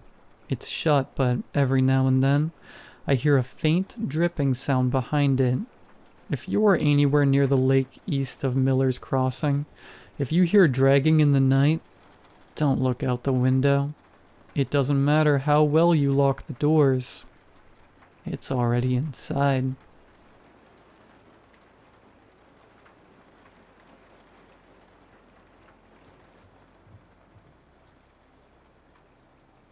When I was a kid, from around the ages of 2 to 10, I always watched the same show after school, Dandy's Wondrous Adventures. It was a show that I had kept tabs on ever since I was a baby. It had been with me since the beginning, and for good reason. Even as an adult, I can point out the many lessons the show taught me as a boy. How to tie my shoes, how to properly eat, how to keep up conversations, etc. It was a much-needed show for a kid of my upbringing. My dad had died before I was born in a botched robbery, and my mother worked as a surgeon, meaning she was gone most of the day, coming back home around 9 to 10 at night. So, most of my youthful lessons were taught by the show. Every episode entered the same. Dandy, an anthropomorphic dandelion, and his sisters, Rosie, Daisy, and Blue Bonnie, would run up a hill, click their heels, which were leaves, face the viewer, and ask how their day had gone. They'd wait for about 5 seconds and would respond. If the episode was oriented around something happy, they'd all smile and say, "That's terrific." If it was oriented around something not happy, they'd all share a small look of unanimous dissatisfaction and say, "Well, ain't that a shame?" Every time I came home from school, I'd divulge into the characters on how my day went. I always would be disappointed when my response didn't match theirs, and it never did. I tallied the times I matched their responses with mine, and I was down by 47 marks to my 0. Regardless, it was nice to see whatever my favorite cast of characters had in store for me that day. However, this static stream of constant enjoyment changed one afternoon. It was a rainy April day, and I had just gotten home after the torrent of watery sheets had ended its assault on me. I had no homework for the day, and after finishing all my chores, I galloped upstairs to turn on my TV and pay a visit to my friends. Once again, the episode entered the same way, with Dandy and his sisters dancing up the hill, stopping and asking me how my day had gone. My day had gone pretty poorly. At school, I had a teacher named Miss Carroll. I was the quiet, nerdy type in elementary school, so Miss Carroll saw me as easy pickings. She'd berate me day in and day out about how weird I was, how I had no friends, and how I was a loser. Anytime I tried to report her, no one believed me. Usually I didn't respond, but today hurt a lot worse. One of my classmates told her about my dad and used the newfound information as ammunition against me. She never hit me, but it felt like she did. It hurt. I confided with Dandy on the issue, how much I hated her, how rude she was, and my anger towards her for being such a jerk. In my endless tirade about how much I deplored her, it had slipped my mind that Dandy hadn't said anything. It had gone well over 5 seconds, but they didn't speak. No interruptions, no exclamations, nothing. Silence. Even the music had ceased. Once my rant had subsided, I turned to look at the TV. Their expressions were not the usual ones they wore. They didn't look happy or mildly sad. No, they looked mad. All of them wore this expression of intense grimace, like someone had just told them off, or stole something and gotten caught doing it. Dandy looked the angriest. "How rude," he said, his speech sounding as if his teeth were clenched. Blue Bonnie stepped up to the screen, her arms crossed, staring dead at me like a hawk. "People like that are just so bad, right?" she proclaimed. "You said it," they all announced. Slowly their expressions of disdain faded. Dandy spoke up again. "Well, it's a good thing we're talking about bullies today, huh?" They all shook their heads in approval. The episode transitioned to a school area, where they all gathered in what I would guess was the cafeteria. It was rosily colored, with hints of bright pink, yellow, green, and red across all of the furniture in the room, ranging from tables to art, common colors for a kids' show. Rosie pointed at another flower. He wasn't a part of the usual cast, but they all regarded him with some level of knowledge. "That's Miss Wilkins. She's the worst," Rosie exclaimed. "She's the school bully here, and worst of all, she's a teacher. Everyone is scared of her," Daisy said. Dandy took his place in the center of the screen. "To get a bully off of you, sometimes you have to teach them a good lesson. Give them a reason to think twice before messing with you. Right, guys?" They all unanimously uttered and before turning all at once to the screen. Blue Bonnie looked at everyone else. "But won't you get in trouble for something like that?" she said. They all looked at her before turning back to face me. "To get a bully off of you? It's worth it." Their expression then changed to one of a kinder look, smiling warmly at me before returning to the hill. They all joined in unison to wish me good luck for tomorrow, as they always did, before the credits rolled. I was stunned. It was like the universe had aligned at that exact moment to help me with my problem. But it was the wrong solution. As much as I despised her, it wasn't worth it to get in a whole load of trouble for fighting a teacher. What good would it do to help my problem anyway? I'd have to do some serious damage to her for the bullying to cease. A simple hit to the nose would just make my problems worse. It honestly felt like the advice they'd had given me was, for the first time, bad. By that moment, the constant pitter-patter of rain had lulled me into a drowsy mess, so I decided to take a quick nap and recuperate. My head touched the soft, comforting surface of my pillow, and I slipped away into my dreams. Around 7:30, I awoke to one hell of a wake-up call. "Wake up!" It was violent, aggressive, booming, as though a prison warden was waking up an inmate. There was no friendliness in the command, no leeway, just rage. I popped out of my bed like a meerkat that had sensed an impending threat, but when I did, I saw that the TV had been turned on, and there he was, Dandy. However, strangely enough, his sisters weren't there. The background was dark, nearly pitch black, with only the moon present in the frame. The grass that was usually bright had turned sickly, adorning a new, yellowish color. "So you won't listen," Dandy said. His eyes furrowed into a deep, burning glare. "We are trying to help you with a problem, like we have for years." I didn't know what to say. It felt as if my body was stuck. Was this sleep paralysis? Was it a dream? "Do you not like us anymore?" Before I could find the courage to stammer anything out, his sisters came into the shot. "Because we don't like you. We never liked you." Their words burned, while my throat felt like it was held in place with barbed wire. Dandy moved forward. "Maybe she's right. Maybe you are a loser." They all began to snicker, until it eventually devolved into laughter. They shot out snide remarks, comments about my hair, face, and anything they could latch onto. They even bit into my dad's death. "He probably did it on purpose. Who would want to have a son like you?" Rosie said. "I bet he faked his death to get away from you," Blue Bonnie said. "Or maybe he did it himself out of disappointment." Before Dandy could finish what he was going to say, I shut the TV off. I was a hot mess of tears, snot, and fear. Balled up on my bed, I couldn't bring myself to move until morning came. It was a Saturday, and Mom was at work still. She was at the hospital's best surgeon, meaning there were quite a few weekends where she'd be gone for half the day. I wanted to get up out of bed to get breakfast, but I was still in shock after the incident the night prior. Was it a dream? Was it just my imagination? No, it couldn't have been.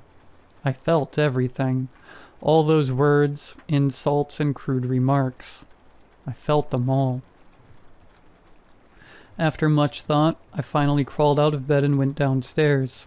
The sky had cleared since yesterday, with a bright, beautiful hue of blue and yellow beaming down for all to enjoy. After eating a healthy bowl of cereal, I returned to my room, and decided to see if I could get some gaming in. I usually game during the weekends anyway, as my mom didn't let me play during school days. After a couple hours on the console, a familiar, yet mellow voice snapped my attention back to the TV. "Hey, friend." It was Dandy again. In the past, that voice would be a source of comfort. Now, it frightened me. I stood still, my head not daring to look back at the character who had become just as oppressive as my teacher. "Look at me, please." Dandy's voice wasn't violent this time. It had the same warm aura it had before the previous night. He sounded apologetic. I slowly looked over my shoulder. They were all there this time. Dandy, Bonnie Blue, Daisy, and Rosie.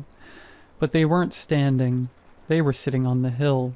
The background had returned to its entrancing bright blue color, and the grass looked healthy again. Everything had returned to normal, apart from the characters. Their faces now expressed a look of regret, a deep regret. "We're sorry, friend.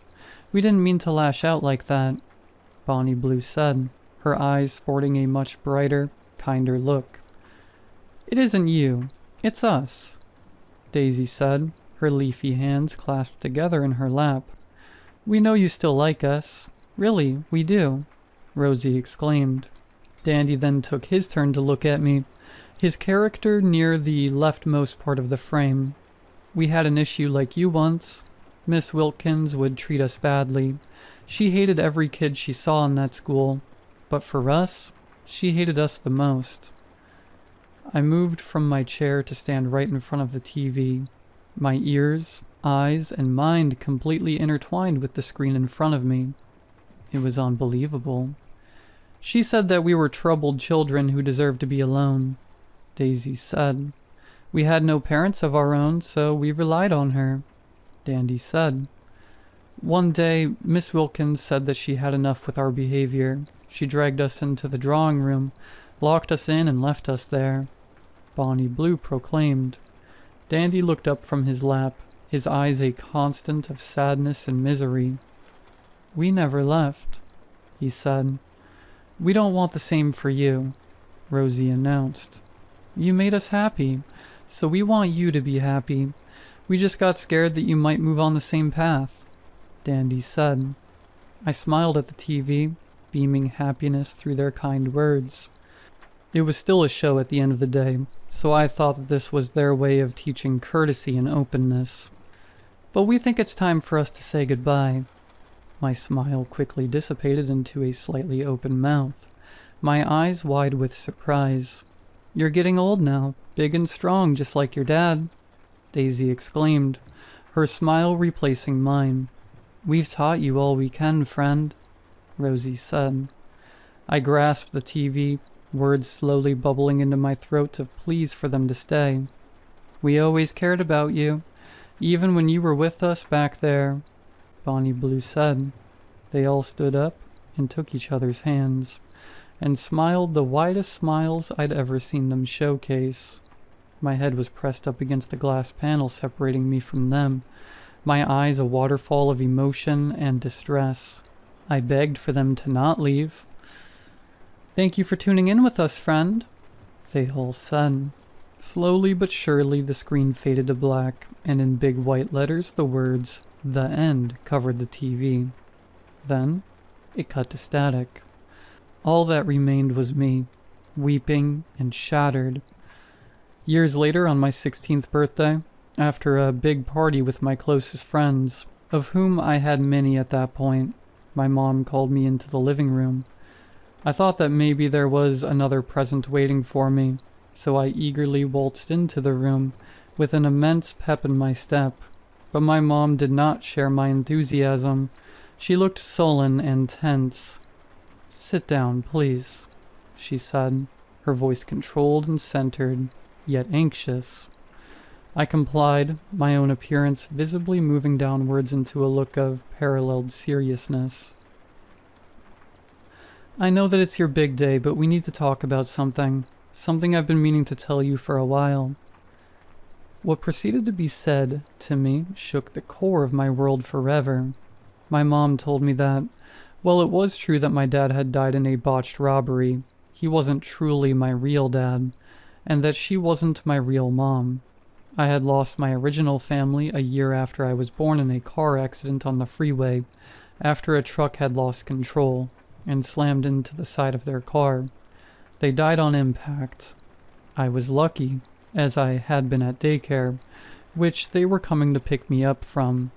I had no extended family, so I was put in the foster care program and adopted by a woman named Miss Wilkins, who was a boarding school teacher in her past. According to Mom, she was an extremely cruel woman who would regularly beat her adopted children for the littlest of reasons, ranging from breathing too loud to having a cough. One day, however, she went too far when 4 of her children, after supposedly protecting me from a vicious beating, were locked in a room for a week. They didn't come back out. The other kids, including myself, were not let out of the house after that to avoid any of us telling another person what she had done to them. Eventually, the neighbors noticed how we were never leaving and called the police. Miss Wilkins was sentenced to life in prison. I was stunned, unable to move, as though I was locked in place by my feet. Take as much time as you need to process this. I'm right here, my mother said. As my mind began to make sense of it all, I started having sparks fire off in my brain. Miss Wilkins. I could have swore I knew that name from somewhere. Wilkins, Wilkins, Wilkins. And then it hit me like a boulder rolling down a hill. Miss Wilkins. The teacher from the show. I rushed out of the living room, up to my bedroom, and threw my computer open with almost lightning fast speed. I looked up the case, typing everything I could in, praying I could find something. 4 of the 5 searches popped up generic results for other heinous foster parents. But then on my 5th search, I found it. Boarding school teacher charged with 4 counts of first-degree murder after locking children in room. I scrolled through the article, and everything aligned with what my mom said. There was no mention of my name anywhere, but the presence of them defending another kid was in the article. Along with it, photos of the drawings they made while locked inside were posted into the article itself. All pictures of them as flowers. At the bottom it listed the names of the deceased children. My heart sank, and my jaw followed its motion.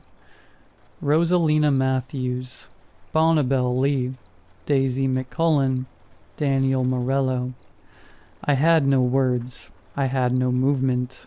It felt as though the world itself had spun upside down, and I was bearing the brunt of it.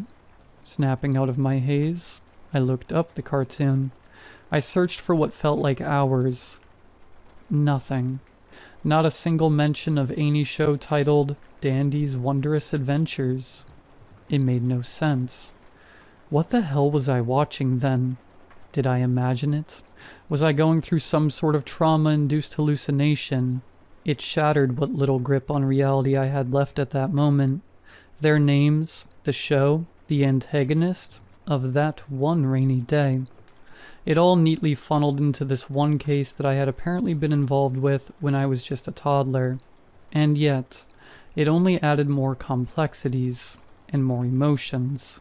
Fear, confusion, sadness, empathy, and finally, courage. I'm 28 now, and I have been an animator for over 8 years. Recently I pitched the idea for Dandy's Wondrous Adventures to the board, and just yesterday, it was approved. I did it for them. Whether or not the show I watched was real, this one will be, and I wanted to help people just like me. Just like them. I've never told anyone this story, and I never planned to. Until today. As of writing this, I received an envelope at my door from an anonymous letter. All it says on the front of the envelope is, "From your friends." Inside the envelope was a crumpled old, worn piece of paper. It looked as though it had been set out in the sun for years. On one side of the paper was a drawing, as though it was made by a kid, or rather, a group of kids, as the styles are all different. It looked fresh, completely out of place with the worn-down canvas that had been used. On the drawing is them, the characters. They all adorn beautiful white wings and halos above their heads, while a small, pretty purple butterfly guides them towards the sun. All of them are hand in hand, just like the last time I saw them.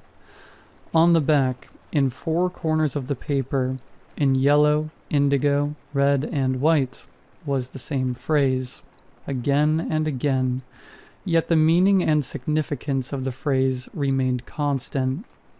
Thank you. In the middle, a heart presented itself, with it colored in quadrants, the same colors used for the messages. Thank you too, friends.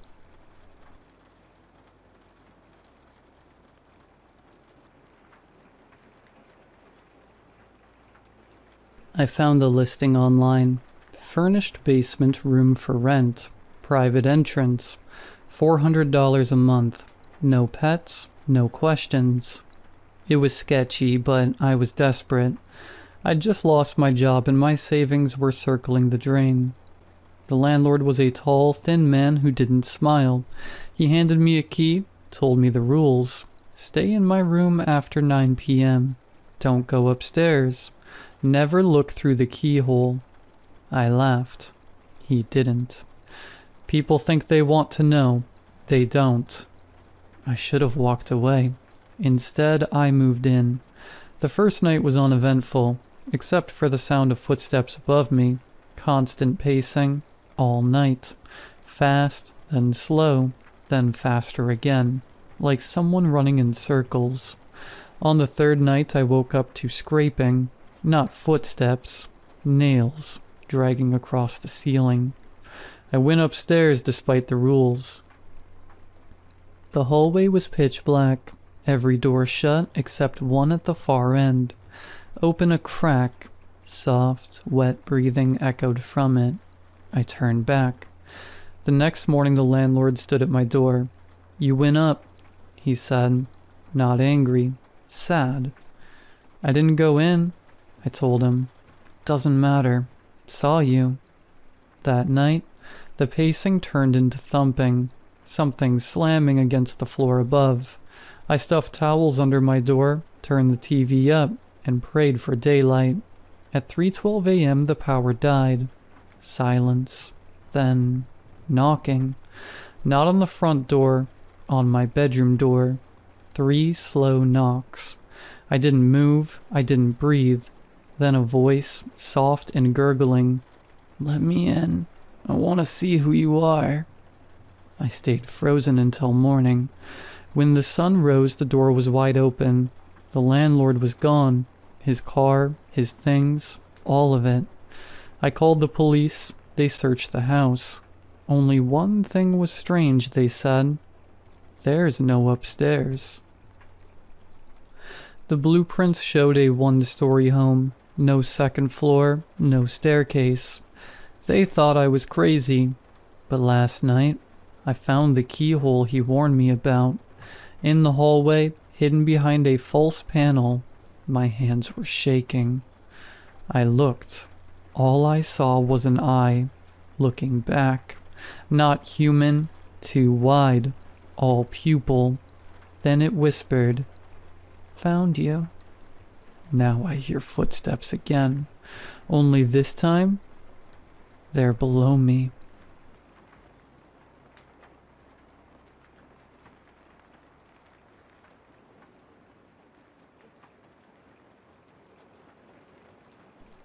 I don't know why I'm writing this. I'm not a forum guy, but I'm alone out here and I have to tell someone, anyone, just to get it out of my own head. So if I do go crazy, at least there's a record of it. I torched my life about a month ago. Job, apartment, relationship, the whole thing.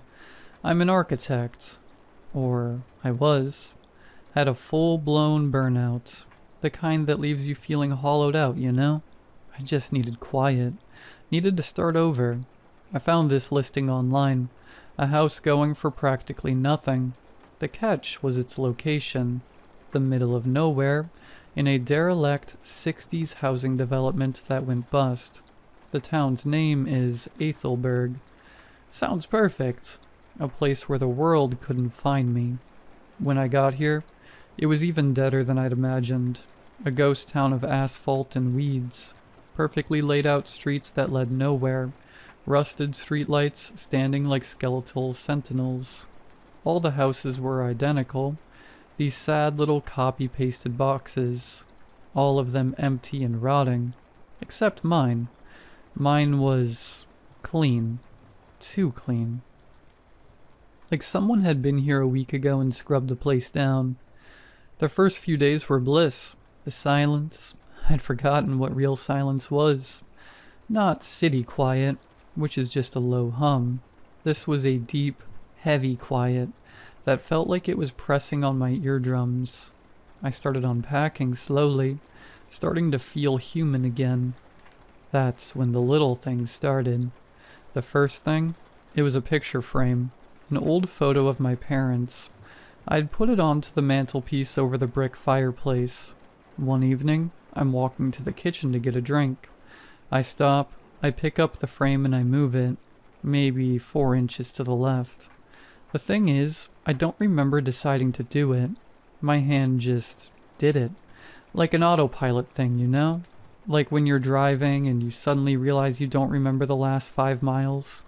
But after I did it, after the frame was in its new spot, I felt this wave of calm, relief. Like an itch I didn't know I had was finally scratched. I figured, okay, whatever. Stress, nerves, it's a new place. I'm just settling in.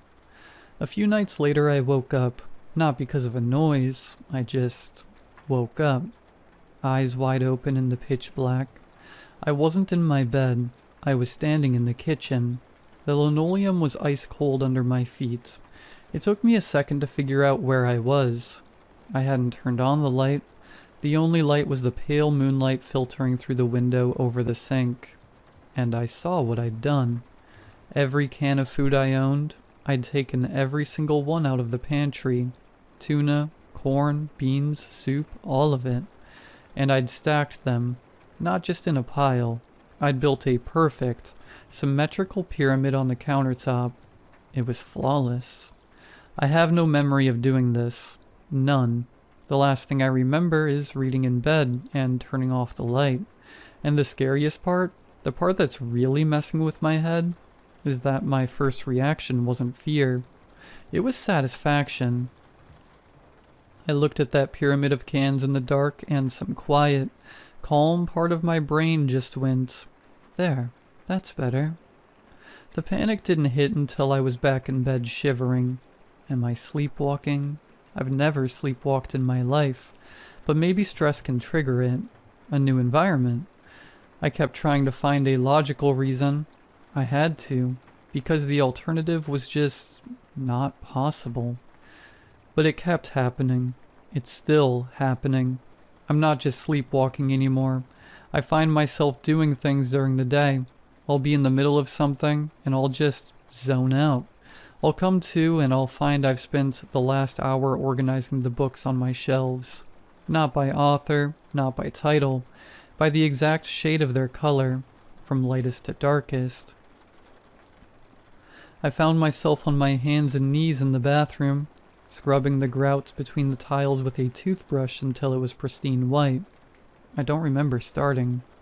I just wake up in the middle of it, my back aching, with that same weird, creepy feeling of a job well done. I'm becoming obsessive. That's the only rational explanation. The isolation is getting to me, triggering some latent OCD I never knew I had. My whole day is consumed by it now. Everything has to be perfect, symmetrical. If a coaster is off-center on the coffee table, it's not just annoying, it feels wrong. Physically wrong. I get this knot in my stomach, this rising anxiety that doesn't go away until I fix it. The problem is, it's working. The burnout, the anxiety, the reason I came here in the first place, it's gone. It's been replaced by this obsession with order. It's like my brain has traded one illness for another, and the new one is so much quieter, so much calmer. I tried to fight it. I swear I did. 3 days ago, I decided, screw this. I'm not a slave to this. I deliberately messed up the living room. I left a coffee cup on the floor. I tossed a book onto the sofa instead of putting it back on the shelf. I tried to just live in it. To be a normal, messy human being. I thought I was going to die. It started with a headache. A dull throb behind my eyes. Then a noise started. A low, deep hum. So low it was more of a feeling than a sound. It was like the house was vibrating. It made my teeth ache. I lay on my bed for hours, curled up in a ball, sweating. The pressure in my head building and building. It felt like my skull was going to crack open. I couldn't take it. Around dawn, I gave up. I got up, my head pounding, and I cleaned the living room. I put the cup in the sink. I put the book back on the shelf, in its correct color-coded spots. I straightened the rug. The second I finished, the instant the room was back in perfect order, it stopped. The headache vanished. The humming cut out. Just silence. And that wave of calm washed over me again. It's not just in my head. It can't be. OCD doesn't give you a physical vibrating hum in your house. It doesn't stop the second you align your books. This is something else. This house, this place, it's not just a building. It's a system, and it has rules. And I'm learning that breaking them has consequences. And then tonight happened. The thing that made me write this. I was alone in the bathroom, washing my face. I looked up at my reflection in the mirror, and I saw my hand. My right hand. It started to lift. I didn't tell it to. I tried to stop it. I swear to God I focused all my will on telling my arm to stay down. But it was like it wasn't mine anymore. It was like watching someone else's arm attached to my shoulder. It moved slowly, deliberately. I watched, frozen in horror, as my own index finger touched my forehead, and it started to draw. An invisible pattern on my own skin. A spiral with straight lines coming from it, like a stylized sun. I could feel the light pressure of my own nail. I was staring at my own eyes in the mirror, wide with terror, and I couldn't do a single thing to stop it. I was a prisoner in my own body. Probably lasted 10 seconds. Felt like an hour. Then it stopped. My arm dropped to my side. I had control again. I shakily raised my other hand to my forehead. There was nothing there. No mark, no scratch. But I know what happened. I saw it. I felt it. It's not just about the things in the house anymore. It's not about arranging books or cans. It's starting arranging me. I should leave. I know that. A sane person would be packing a bag right now and driving until the sun came up. But I can't. The thought of leaving this house, of leaving anything out of place, it fills me with a kind of dread that's worse than the fear. The thought of the headache, of the humming. And there's something else. The real reason I'm still here. Since this started, since I've been following these rituals, I've been productive. I'm an architect. I design things. I hadn't been able to draw a straight line for 6 months. My creativity was gone, burned out. The other night, after one of the arranging episodes, I sat down at my drafting table and I started to draw. It just flowed out of me. The lines were perfect. The concepts were clear, brilliant. In a few hours I'd designed a structure more elegant and complex than anything I'd managed in my entire career. It was effortless. I wasn't even thinking. I was just the hand holding the pencil. I looked at the finished drawing and I felt that same familiar feeling, that deep, profound satisfaction, the feeling of perfect order. I think I understand now. The house isn't haunting me. It doesn't want to hurt me. It's fixing me. It's taking all the messy, chaotic human parts of me, the anxiety, the depression, the unpredictable spark of creativity, and it's cleaning them up. It's sanding them down. It's putting them in order. It's emptying me of the chaos and filling me with purpose, with structure. And that's the part that terrifies me more than anything else. A part of me wants to let it. A part of me is so tired of the mess.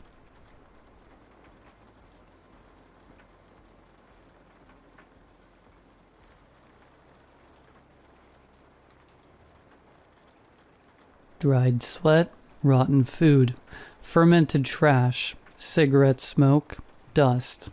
The mixture of odors overwhelmed my nose. I had to take a step back, gagging. Once I filled my lungs with fresh air from the outside, I took a step in. "I'm home," I called. I left my sneakers by the foyer. Mom's boots were there, gathered among the shoes of siblings long gone. I peeked through the hall and into the living room. It was a mess. Not even the dark could hide the collage of trash, clothes, and empty meal boxes. There was a tricycle next to the couch, tiny and colorful, though children hadn't inhabited this place in almost a decade. Mom had covered the windows with aluminum foil and newspaper. No light bulbs, no lamps. She said light gave her headaches. A lantern was needed to navigate the apartment, or a smartphone. I found Mom sulking in her bedroom, curled into a ball and covered by duvets. "What took you so long?" Mom's voice was high-pitched and with a well-developed vocal fry. It resembled the creakiness of a rusty door hinge. I lowered my phone light. "I told you I went to Emma's bachelorette." "You didn't tell me a thing. I stayed here to starve." A sigh got stuck in my throat. God forbid I let it out in front of Mom. Or worse, what if I sighed and then explained to her I brought her a weekend worth of pizza and ready meals? With my money at that. Would I survive that? "Are you hungry?" I asked. "Of course I am." It gave me an excuse to leave for another room and encounter yet another frustration. All over the kitchen laid the aftermath of my weekend off. Pizza boxes and plastic containers were scattered across the counter. One of them remained inside the microwave half-eaten. There were no offerings left for Mom, as she'd eaten them all. "I'll go to the store to buy you something," I called. "Will you abandon me again?" She accented every syllable with spite. "I'll be back in an hour." If I had used a bike, the trip to the convenience store would have been 20 minutes. That also meant less time filling my lungs with clean summer air. As I walked, I ruminated on how wonderful and how terrible the sense of smell was. We cannot close our noses like we close our eyes. How inconvenient is that? If I wanted to stop smelling, I also had to stop breathing. There's another way, though. If we smell something for long enough, no matter how pleasant or disgusting, the brain mutes the scent. It took me a lifetime to grow accustomed to the smell of Mom's apartment, and only a weekend off to find it unbearable again. As I entered the supermarket, I quickly glanced at the yard section. They sold garden furniture and flowers and grilling equipment. I grew up thinking no one ever bought those. The gas tanks reminded me of a fun fact. Methane does not have a smell naturally. The characteristic rotten eggs odor gets added to it for safety reasons. That way, an individual can detect a gas leak before the whole building goes kaboom. My phone vibrated in my pocket. It was Emma. "Hey," I answered, searching through the ready meals. "Ready to go?" Kalavi answered on the other side. I moved the phone from one ear to the other. Although it was impossible for Mom to be around, I looked over my shoulder. "I can't do it," I said. Kalavi took a deep breath. Terya, listen. You need to get out of there. Now. I grabbed some meatballs and potatoes. That would do. I can't. Mom needs someone to take care of her. What are you even saying? When upset, Kalavi spoke slowly and accented every word just like Mom. I'll be fine. It's Mom. She's an odd person, but she's not evil. Are you listening to yourself? He screeched on the other side of the line. It piqued the microphone. I don't appreciate you yelling at me. I was on the shopping line. Only 2 people stood in front of me, but this was a minuscule town. Everyone knew everyone's faces. What if they heard Kalavi losing it over the phone? And what do you want me to do? At least Kalavi lowered his voice a little. You're speaking nonsense. She ate Nina. She didn't, I scoffed, then lowered my voice to a whisper. Nina ran away with her boyfriend. You saw it. You saw it happen. What are you talking about? I envisioned Kalavi pulling his hairs out. It was a nightmare. Seek help, I mean it. I placed the ready meal and an energy drink on the treadmill. And Mom needs help and compassion. That's the only way she can get better. You're not helping her. You're feeding her. The products reached the hands of the cashier, assigned to end this senseless call. I need to go back home. Talk to you later. I hung up with Kalavi mid-sentence. I packed my purchases and walked back home. Him screaming caught me off guard. It hurt a little. We had a great bachelorette together. Unlike Mom's house, Kalavi's was clean and sleek, with plenty of sunlight and even one of those little robot vacuums rolling around. I was happy to see him doing good despite everything. I was happy to see him, period. None of the other siblings gave us that grace. They left home to disappear. Kalavi said. They didn't leave. She ate them all. But he didn't feel like talking about Mom, much less in front of his wife. She believed he was an orphan. I shook off the memories of our weekend together. I left them at the door along with the prospect of fresh air. One deep breath and I was ready to go back home. As I microwaved the meal, I realized I'd forgotten to buy something for myself. Too late to go back to the store, however. I went to sleep hungry. A bad idea. Hunger always brought nightmares. Hungry Mom always brought nightmares. In darkness I awoke, my body unresponsive and my mind hazy. It happened so often and yet I never got used to it. Panic kicked in as usual. No matter how much I begged in my head, not even a finger would move. Even my eyes stayed glued on the same spot. I was trapped in my own body. Some light from the midnight sun bled through the window, usually a blessing. The light now delineated Mom's terrible form.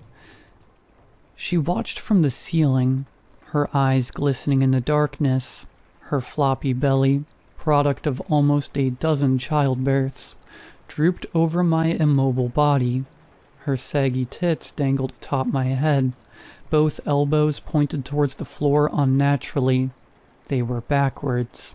She resembled a spider. Slowly, Mom crawled down the wall, closer to the headboard. The drywall cracked as she buried her nails and toes onto it. Soon I felt her sparse hair tickling my forehead. I tried to scream, but my mouth remained shut.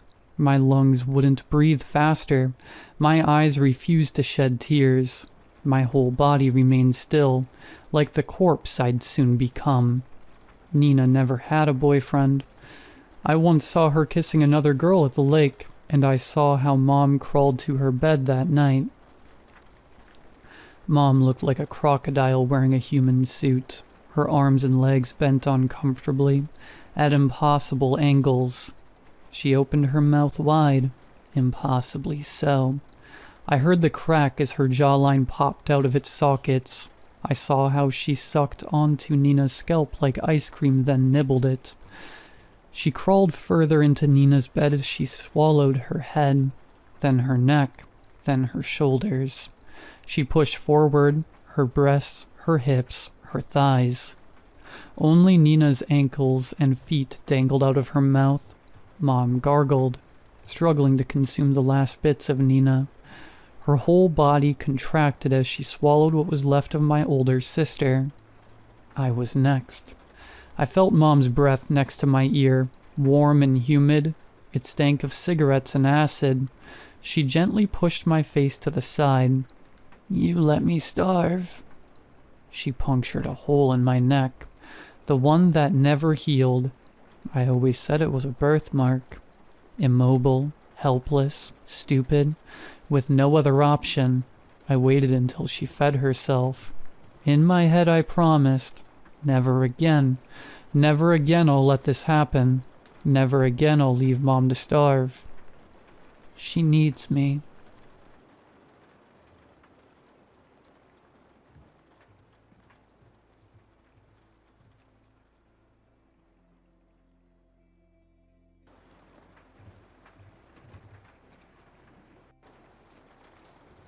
Despite its fresh paint and polished mosaics, the house felt lived in from the moment I stepped inside. It smelled of plaster dust, sharp and clean, but beneath it clung something older, warmth soaked into the wood, as though the walls remembered meals and laughter. Odd for a place so recently renovated. A fact the realtor had repeated almost to the point of insistence. I told myself I needed that renewal. The move wasn't about square footage or mortgage rates so much as distance. From the old job, the hostile boss, the endless small office wars. The new position promised steadiness. A manager who listened, colleagues who minded their own work. A clean start, and this house was meant to be the reward. The kitchen drew me first, counters stiff beneath my hands, hinges creaking as if relearning motion, the fridge humming in steady breath. Morning light cut through the high window and fractured on the island, spreading across the floor in the shape of a 7-pointed star. I stood there that first morning, coffee cooling in my hand, and thought, it's a lucky house. Everywhere I walked, the house seemed to move with me. The third stair lifted its note like a small bell each time I passed. Drafts curved faithfully toward the living room. Doors leaned shut with the softness of pages closing. Rooms guided me always inward, until I found myself where the house seemed to want me. The living room. There, comforts gathered in full, cushions slumped warm from the sun, a rug that hushed each step, ceiling beams converging overhead like carved beads. The room wasn't quite square, but softened, 7-sided, as if shaped more by intent than design. At twilight the beams looked ornamental, suspended like charms. Even the basement carried that stillness. Its door, freshly painted and oiled, caught the sun as I passed, glowing for a moment before dimming again, as though the house drew its breath inward. I never went down until that power failed one evening. Flashlight in hand, I turned the knob. It yielded easily. The air was cool, mineral, faintly sweet, like my grandparents' wine cellar. Moonlight spilled through the narrow window and fell in neat, careful lines. The floor was too smooth for a basement, the concrete sanded down as though someone had gone to lengths to erase its roughness. The breaker box gleamed against the far wall, its switches aligned like teeth. I thought of messaging the realtor later, to thank her for such careful refurbishment. It was rare to find a place where even the hidden rooms had been treated with such care. I didn't properly meet my neighbors until the third week. I'd seen their houses on my walks, whimsical variations on a core theme, one rising with clean brick lines, another softened by ivy, another brightened with shutters and a garden spilling slightly onto the sidewalk. I thought, now and then, that I glimpsed someone through a window or heard a voice carrying across a lawn, but I could never be sure. But that evening they arrived together, like a delegation, each balancing something in their hands. Bottles of wine with supermarket ribbons, casserole dishes still steaming under foil, a wicker basket lined with a gingham cloth, and heavy with bread. They filled the living room with little effort, arranging themselves on the sofa and chairs as if they'd been here countless times before. Their warmth was immediate, their smiles wide and practiced. In minutes the house was alive with the clink of glasses, the soft scrape of cutlery on bone china, and voices tumbling into laughter. The food was wonderful, shockingly so. I helped myself to second, third, even fourth servings of lasagna, and tried not to sound overeager as I praised the couple who had brought it. They only exchanged a knowing glance, smiling like proud hosts, though it was my house. At one point the drawer in the kitchen island jammed as I reached for extra cutlery. I tugged uselessly until one of the men chuckled and brushed past. "Let me," he said. A moment later I heard his steps on the basement stairs. He reappeared almost instantly with a screwdriver in hand, triumphant. "Managed to find it quick enough," he laughed, as if the tool had been waiting for him. Later, one of the women excused herself to use the toilet. She stopped halfway down the hall, asking which door it was. "Just the next one on your left," I said. "Ah," she replied, nodding with certainty, as though I had only confirmed what she already knew. Curious, I asked, "Did you know the people who lived here before me?" For a heartbeat, the room seemed to pause. Then one of them nodded, smiling as he set his glass down. "Oh yes," he said. "We knew them all." Another added with a chuckle that was just a little too smooth. "We know this house very well indeed." By the time the plates were scraped clean and the last drops of wine drunk, I was flushed with warmth, not only from the alcohol, but from the strange sense of inclusion, of being woven seamlessly into their circle. At the door they thanked me profusely, as though I'd hosted them, pressing my hand or patting my shoulder before vanishing into the night, with their empty dishes. I locked the door behind them with a kind of satisfaction I hadn't felt in years. The house glowed with the after-image of company, the faint perfume of bread and wine, the hum of laughter still clinging to the walls.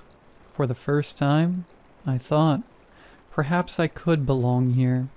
I doused the lights room by room in a slow, meditative rhythm, the old floorboards creaking beneath my steps, until only my bedroom glowed faintly upstairs. Later, with the window cracked open, I sipped the last half glass of wine and let the cool night air wash over me. The houses across the street were still lit, squares of gold burning against the dark, yet no shadows moved behind those curtains. No silhouettes passed in front of lamps. The facade stared back at me, silent and blank, glowing only to insist they were alive. I told myself the neighbors must simply be tired after the long dinner. The thought soothed me. I lay down, listening as the house settled around me, boards easing, pipes sighing, and just as sleep began to take me, I heard it. Something deeper, muffled, rising from beneath the floorboards, a sound almost too faint to catch, like the house itself had sighed. The next morning, sunlight slipped through the blinds in its usual pale strips. I showered, dressed, made coffee, ordinary rituals, grounding me in the start of another workday. But when I stepped outside, briefcase in hand, I noticed the street was as empty as the night before. The same houses stood in their neat variations, lights still humming in windows, but not a single person stirred. No slamming of car doors, no joggers, no children waiting for the bus. Even the air seemed to hush itself. Was it always this quiet in the mornings? I lingered longer than I should have, scanning for the slightest sign of life, until finally I muttered that it was none of my business and walked on. Work passed uneventfully, but in a good way. A respectful, peaceful work environment, where everyone just sat down, got their work done without fuss, where exchanges in the break room felt like breaths of fresh air, rather than heavy with tireless gossip and backhanded compliments. Yet when I returned home at dusk, I kept noticing how quiet it all was. The houses lit like stage props, but no cast to play their parts. I unlocked my door and stepped inside, feeling a strange relief to be swallowed again by my own silence. It was peaceful here, wasn't it? Quieter than anywhere I had lived before. This was the kind of life, the kind of neighborhood I'd always aspired to live in. But as I moved about the evening, reheating my leftover casserole, thumbing through a new book, readying for bed, the quiet never really settled in. I kept catching myself looking out at my neighbor's window, hoping for some sign, any at all, of movement, but it never came. A peculiar sort of liminality where you felt alone, yet not. Something about the way the pipes kept knocking deep below the basement every half hour or so kept me ever so slightly on edge, too. That and the way the basement door glowed in the setting sun, in hazy hues of crimson melting into amber, like the threatening flare of some watchful, venomous creature, made me wary of it. But of course, the power went out again that very night. Hilarious. I grabbed my torch, reluctant but resigned. I sighed before flicking it on, and navigating my way down to the basement. In daylight, the house felt calm, almost protective, as if its walls had been storing quiet for years and were willing to share it with me. But at night, without the ambient, low light filtering through curtains, the silence seemed to sharpen. The hallways felt longer, the corners heavier, the ceilings higher. Every pane of glass reflected my own movements back at me, as though something else were watching just behind. And then there were the faint pinpricks I sometimes noticed only in the darkest corners. Tiny red motes, too dim to be dust, too steady to be tricks of my eyes. I told myself they were from the appliances, some unseen standby light or sensor. Still, once seen, they followed me, like scattered eyes half buried in shadow. I began to suspect that the piece I'd admired by day was only a mask, and that in the dark the house showed its truer face. The door swung open soundlessly as I opened it.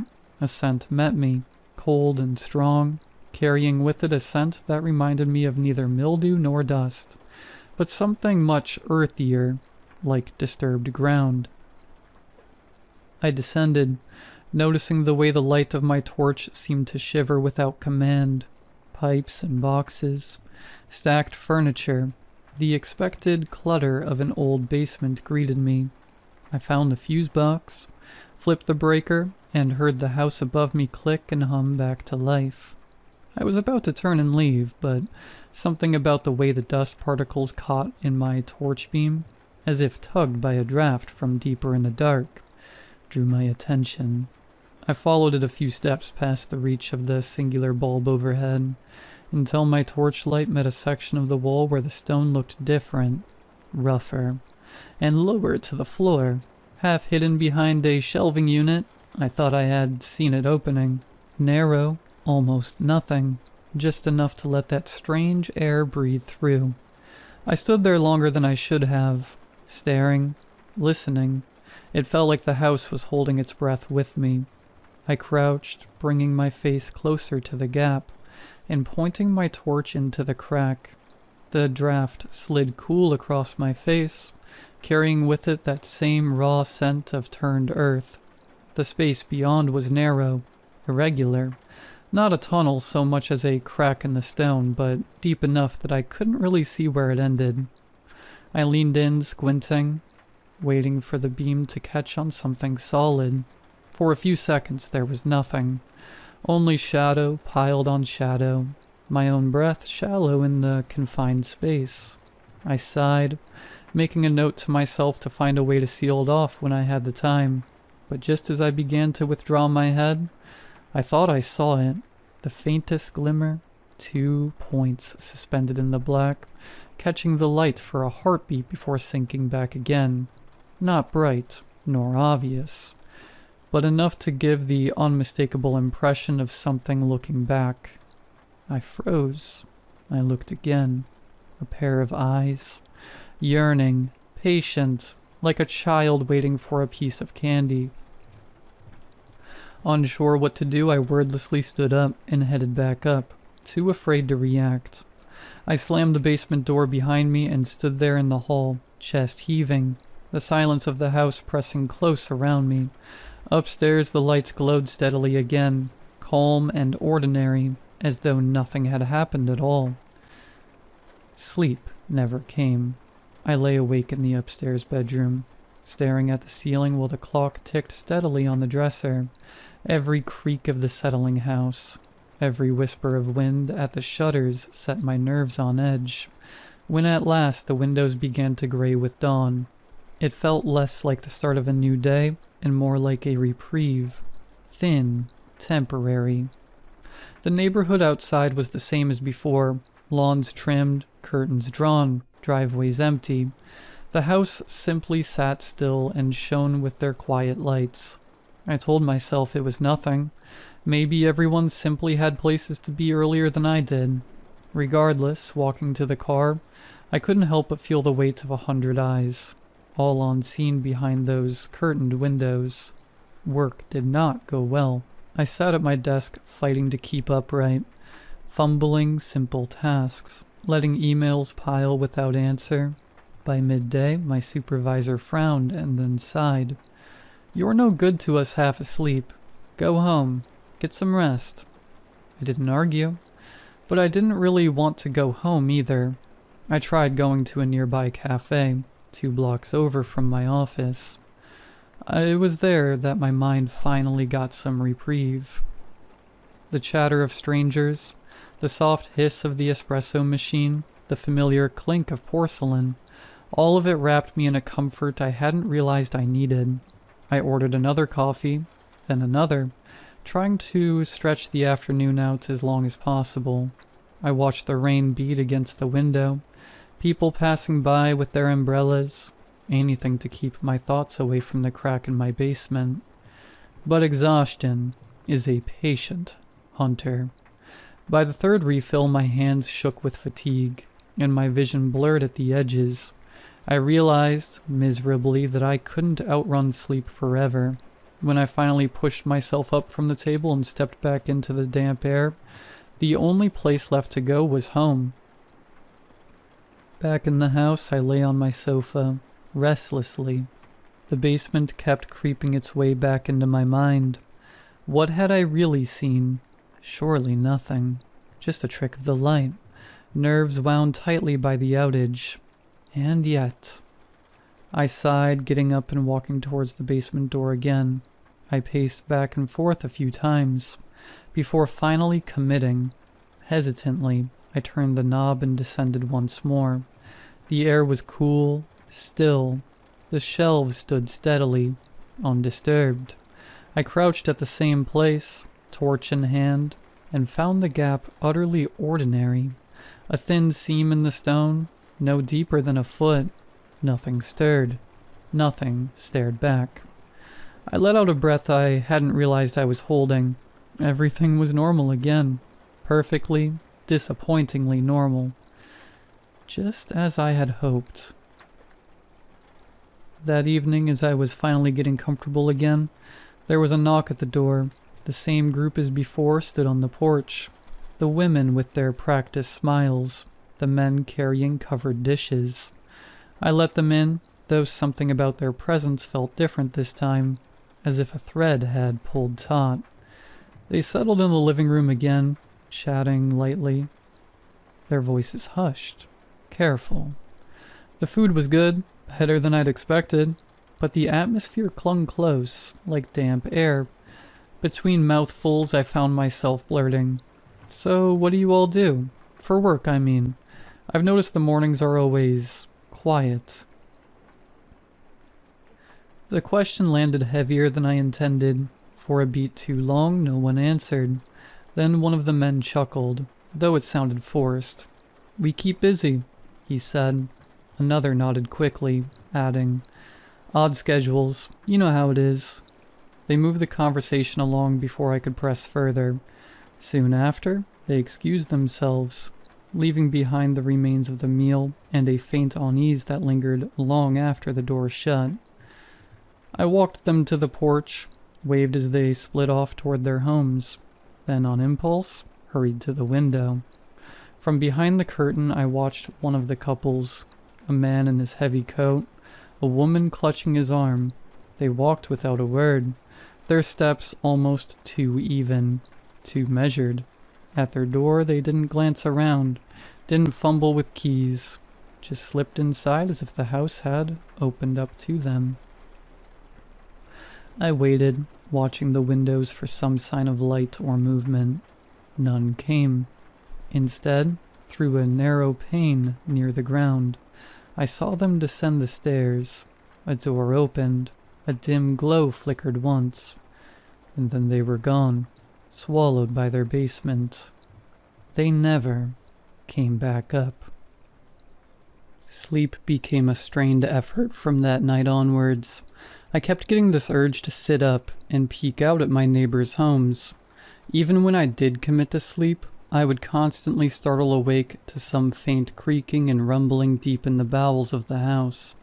And though I told myself it was the house settling, the sound had a way of crawling into my chest and sitting there. Every morning, I was gray with exhaustion, my usual coffee just barely keeping me awake. Work suffered. Several times I nearly nodded off at my desk. Once during a meeting, my supervisor suggested I take some time off, just a week to clear your head. I agreed, though I knew no week would be enough. At home I found myself glued to the windows. I watched the houses like a man waiting for a signal, desperate for proof of life. The lights came on at dusk, glowed steadily until dawn, but not once did I see a curtain twitch or a door open. No one came out for work, no deliveries were ever made, no children played in the yards. Nothing. It was as if the whole street were a set piece, staged for my benefit, while the real activity lay hidden somewhere. Perhaps underground.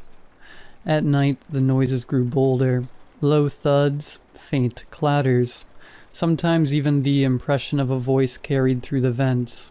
Each time I would sit up in bed, heart hammering, staring toward the basement door at the end of the hall. I wanted to go down, to fling it open and see once and for all what waited there, but the thought of facing it froze me in place. Instead, I lay awake until dawn, watching the ceiling, counting every sound, knowing I wouldn't sleep, knowing I couldn't. The days began to blur together. I told myself I was only taking time off to rest, but I hardly left the house. Curtains drawn, lights dimmed. I kept my silent vigil. The neighbor's windows stared back at me like blind eyes, never once blinking. I tried to reason it out. Maybe everyone here worked nights. Maybe it was some kind of community agreement. Quiet mornings, quiet evenings, nobody making a fuss.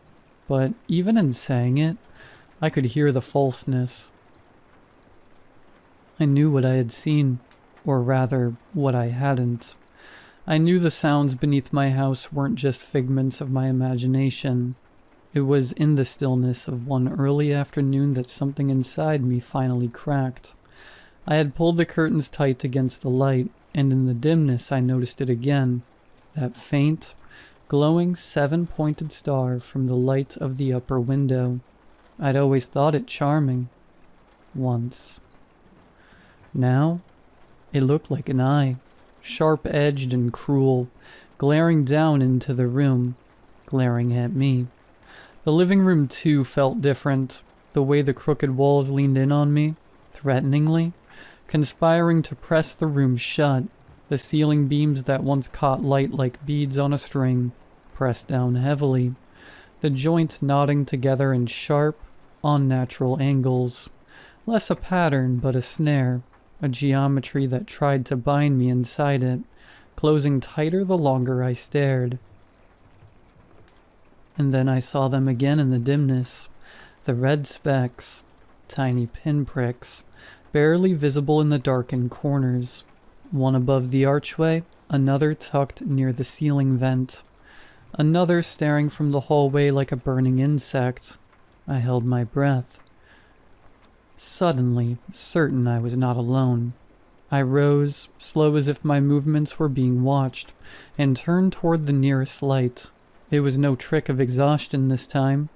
Leaning closer, I saw, nestled in the tangle of a small potted plant, the faint glassy bulge of a lens. I knew it then. I was being watched. They were watching me. The thought struck so sudden I was already moving, stumbling out the door and across the street. My heart thudded like it would split my ribs. I half expected a curtain to twitch, a shout to stop me, but nothing stirred. The crooked, shuttered house loomed. I set my hand on the knob. It turned too easily. The lock had clicked, yes, but shallowly, like a toy made only to sound real. The door swung inward at the faintest push.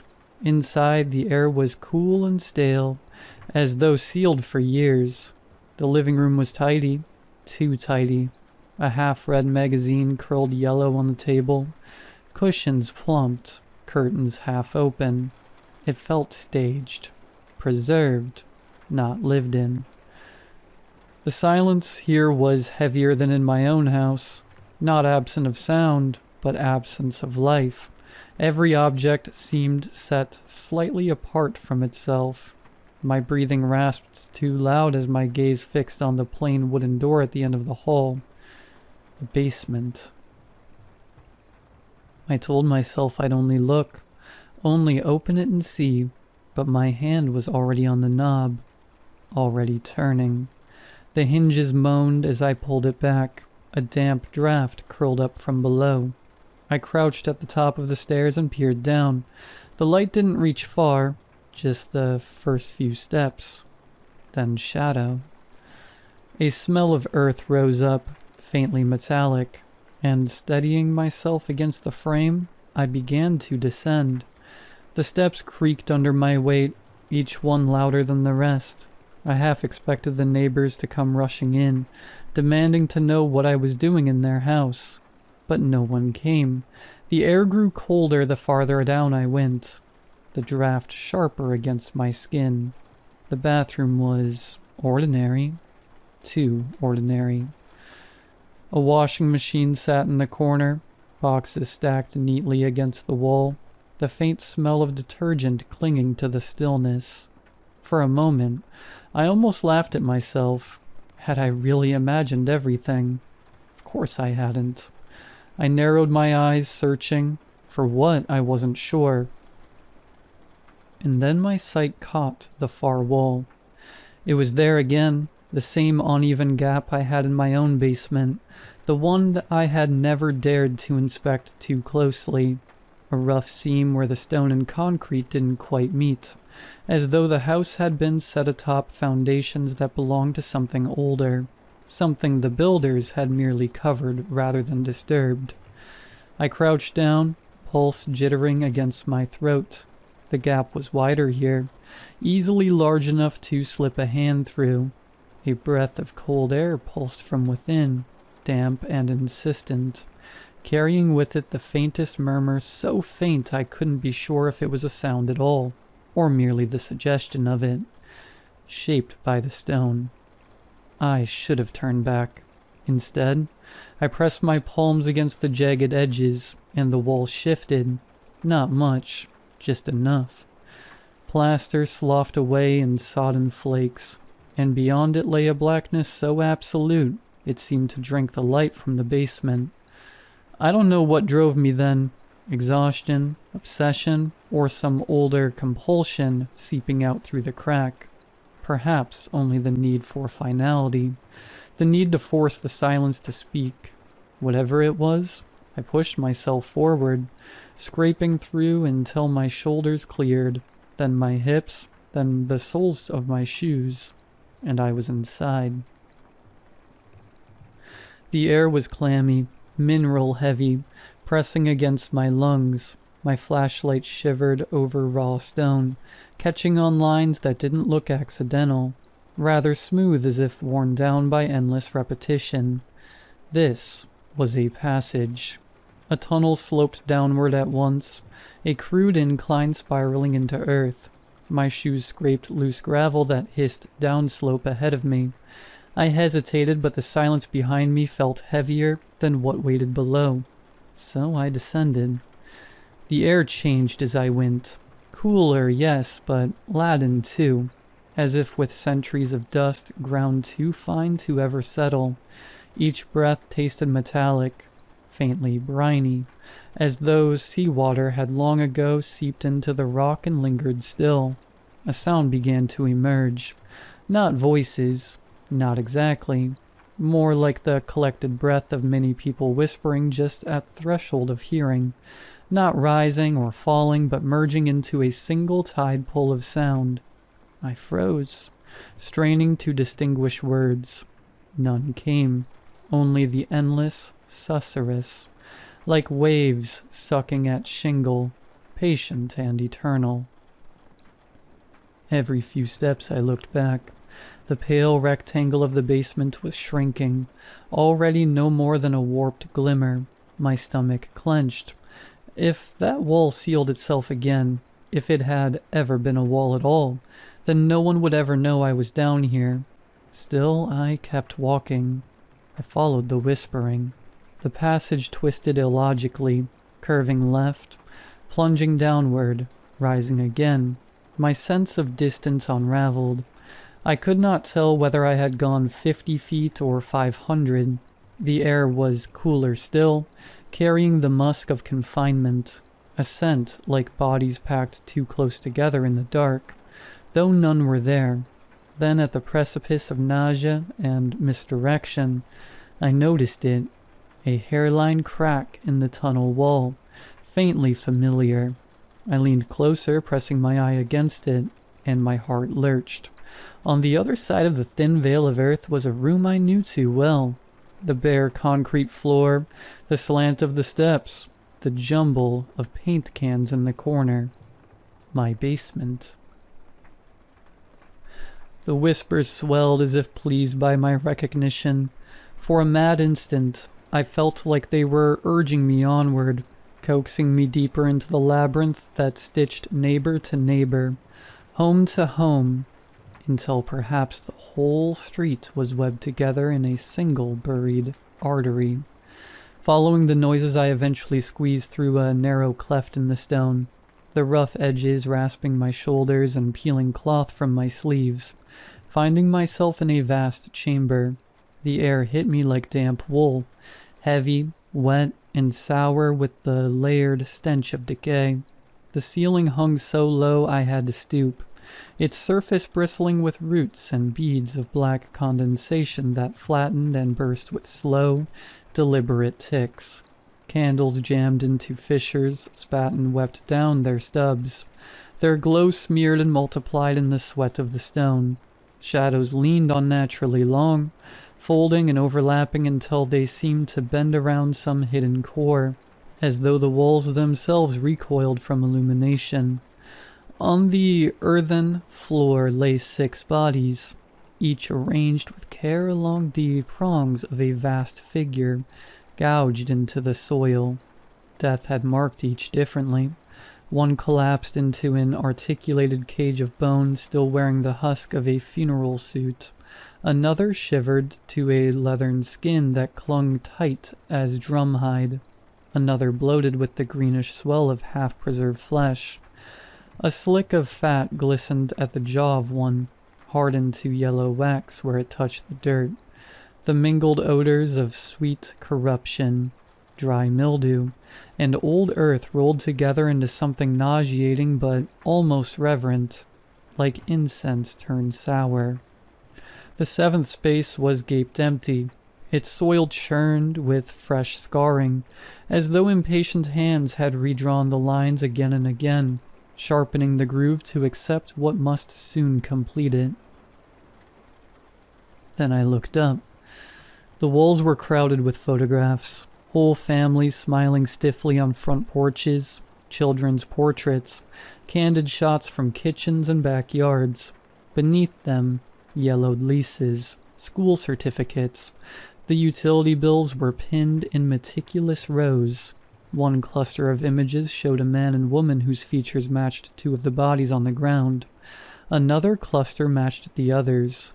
And then, farther along, I saw my own face, my parents, my siblings, my resume, copies of letters I'd written years ago. Camera feeds flickered above it all. My living room, my bedroom, my basement stairs. The pattern was undeniable. These were the former residents of my house. I shuddered to think what that meant for me. Around the chamber's edge the neighbors stood in a ring, their faces half lost in the glow, lips working in a ceaseless chant.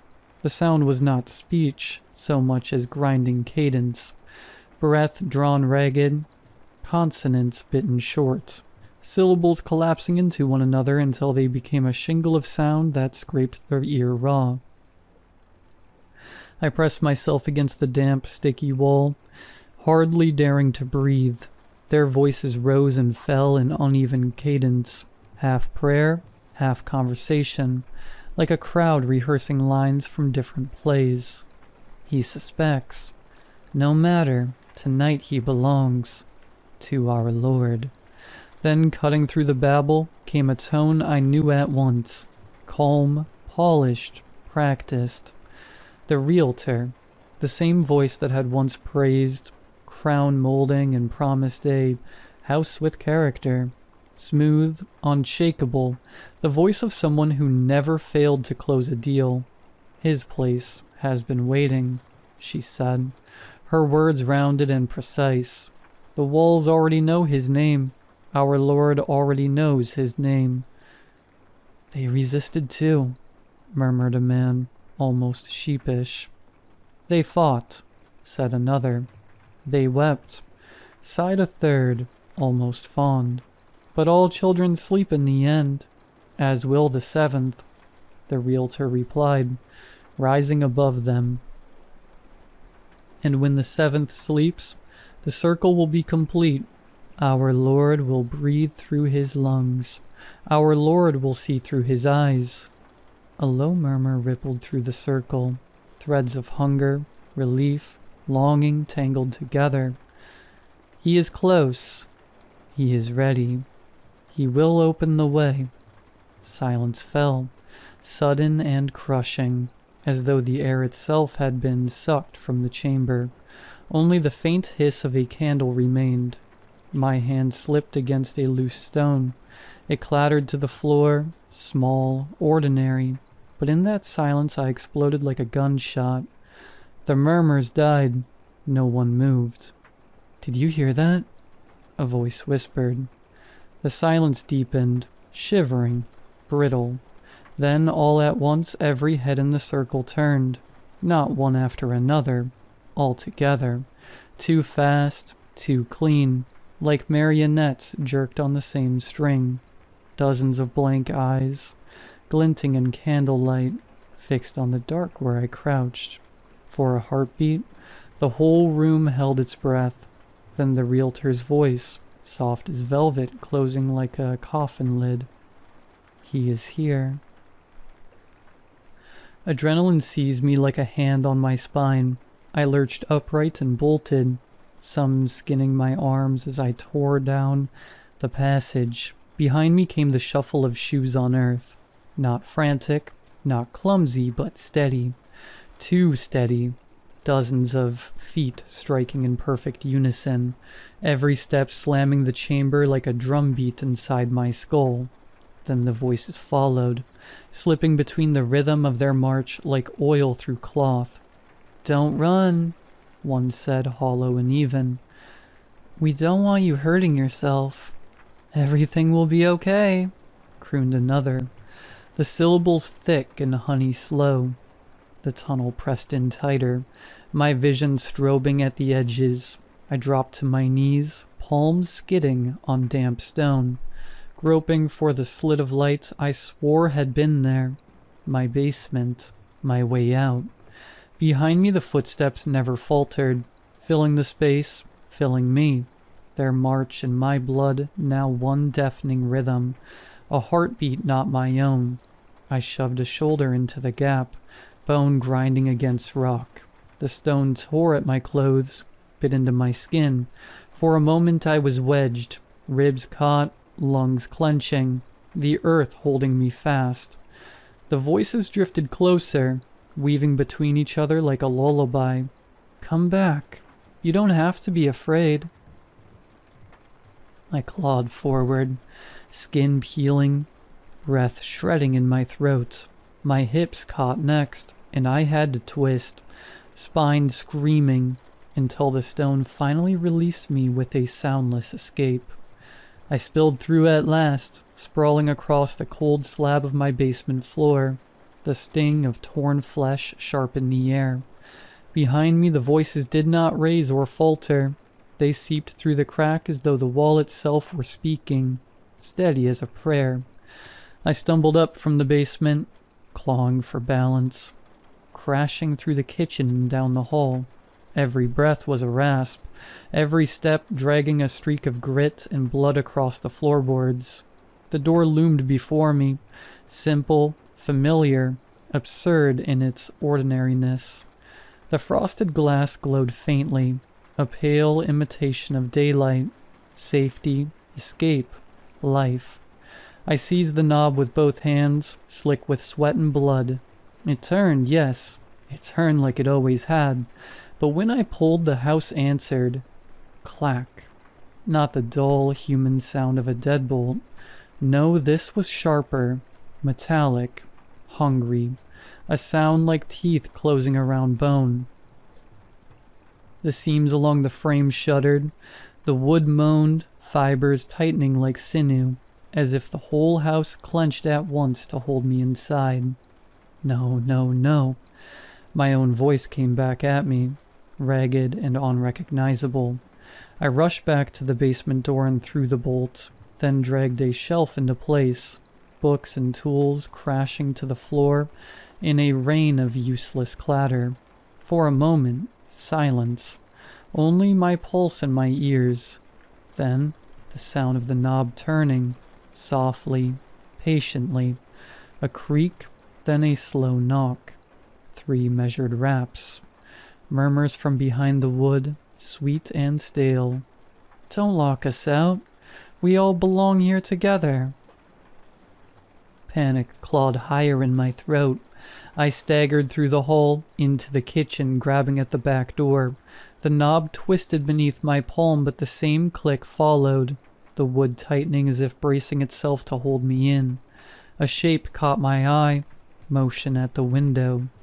I turned. Across the yard, my neighbor was stepping from his porch, stiff and deliberate, eyes fixed on me. Then another and another. They crossed the lawn without a sound, gathering along my house. They pressed themselves to the windows, every one of them, palms spread flat, faces leaned close, cheek to pane. Their eyes stared through at me, unblinking, catching the faint light and strange reflections that looked too bright, too wet. A dozen mouths moved at once, muffled by the glass, whispering things I couldn't make out, but all of them smiling, all of them watching. The whispers overlapped, swelled, some voices turning sharp, almost scolding. Stop it, stop it. Our Lord won't be happy with you. Others curled into a cloying sing-song. Don't worry, sweetheart. You're safe here. We'll take care of you. The house vibrated with it, the glass humming faintly as their breath fogged the panes. Smiles stretched too wide, too steady, splitting into snarls and croons. I stumbled back, heart hammering, staring at the impossible wall of faces around me. Every window on the first floor was filled. I was sealed inside, trapped in my own house, their voices clawing at me from all directions. Panic seized me. My eyes shot upward. The stairs, the bedroom. I bolted, 2 steps at a time, my body lurching forward as if chased by the noise swelling below. I burst into my room, chest heaving, and grabbed at the curtain. Outside, my car parked at the curb. My only chance. For a moment I froze, the chanting rising beneath me, swelling into something that wasn't words anymore, just a pressure in my skull. Then I drove my heel into the glass. It shattered around me in an explosion of cold shards, the afternoon air slicing my face. Without another thought, I hurled myself forward, down onto the pavement. The pain was immediate, white hot, snapping through my leg like fire. My ankle folded under me with a sickening crack. I screamed, or thought I did. The sound drowned in the roar of blood in my ears. I rolled onto my side, vision warping, breath hitching against the shock. The night smelled of iron and dust. My face wet where glass had sliced it. Move, move. My car loomed just yards away, unreal and shining under the streetlight. I clawed across the lawn, dragging my useless legs, grass slick beneath my palms. Every shift of my weight sent agony screaming up my body, but the chanting from the house was louder now, echoing out through the broken window, their voices a chorus spilling into the night. Come back. You're safe with us. Don't run. He's waiting for you. I hit the curb, fumbling at my pocket. Keys slick with blood. Somehow I got them into the lock. Somehow I turned. The handle gave and I dragged myself inside, collapsing against the steering wheel, gasping, the horn blaring once in a long, muffled note. The house behind me pulsed with voices, calling, pleading, demanding. Then the sound changed, no longer steady, no longer coaxing. It broke apart. Ragged sobs, hiccuping wails, voices tearing themselves raw, some keen like children, others moaned low and guttural, as though their throats were splitting under the strain. And their mouths? God, their mouths. Lips quivering, stretching too wide, some grinning, some crumpled into masks of grief, every face vibrating with need. The voices overlapped until words were nothing but noise, then reassembled, jagged and broken. Our Lord needs you. Our Lord needs your body. What will our Lord do without you? Some shrieked it high and thin, others crooned it like nursery songs, syllables slurring through their sobs. It was a chorus of grief, of hunger, of worship, a sound that didn't belong in human throats.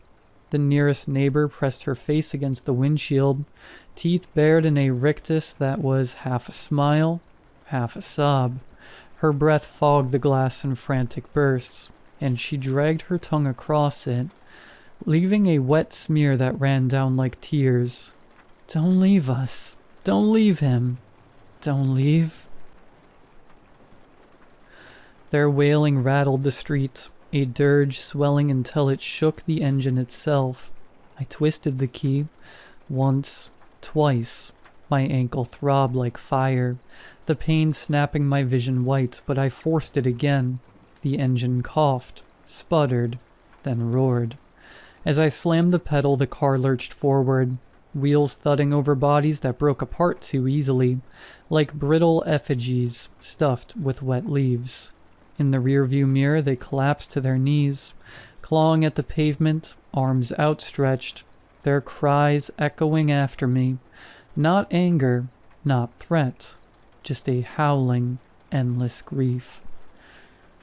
I didn't stop driving until the houses thinned, until the highway signs gave way to the smear of city lights. Every throb of my ankle was a reminder that I wasn't dreaming. I pushed until the tank hit red and found a cheap motel off the interstate, the kind with buzzing neon and a clerk who didn't bother to look up. For 3 nights I barely slept. Curtains drawn tight, TV humming low. Every time I closed my eyes, I saw the glass, the mouths, the way their palms pressed against me like the house itself was breathing. I lived off vending machine snacks and the emergency cash I'd crammed in my glove box months ago and forgotten. On the 4th morning, I couldn't stand it anymore. My leg was swollen purple, every nerve screaming, and I knew I had to tell someone. Anyone. The police station was fluorescent and humming, antiseptic in a way that almost calmed me. I stood at the counter, swaying on my good foot, and when the officer asked what was wrong, the words tumbled out. There were people. They were at my house. They wouldn't let me leave. They knew my name. They said things about a lord. I think they wanted to sacrifice me to it. My voice broke. I gripped the counter, knuckles white, trying to steady my breath. The officer gave me that look, the careful, measured one they must practice for drunks and lunatics. And then my gaze shifted just for a moment to the badge on his chest, and I froze. The badge gleamed under the light, sharper than it should, every line too clear. I'd seen them before.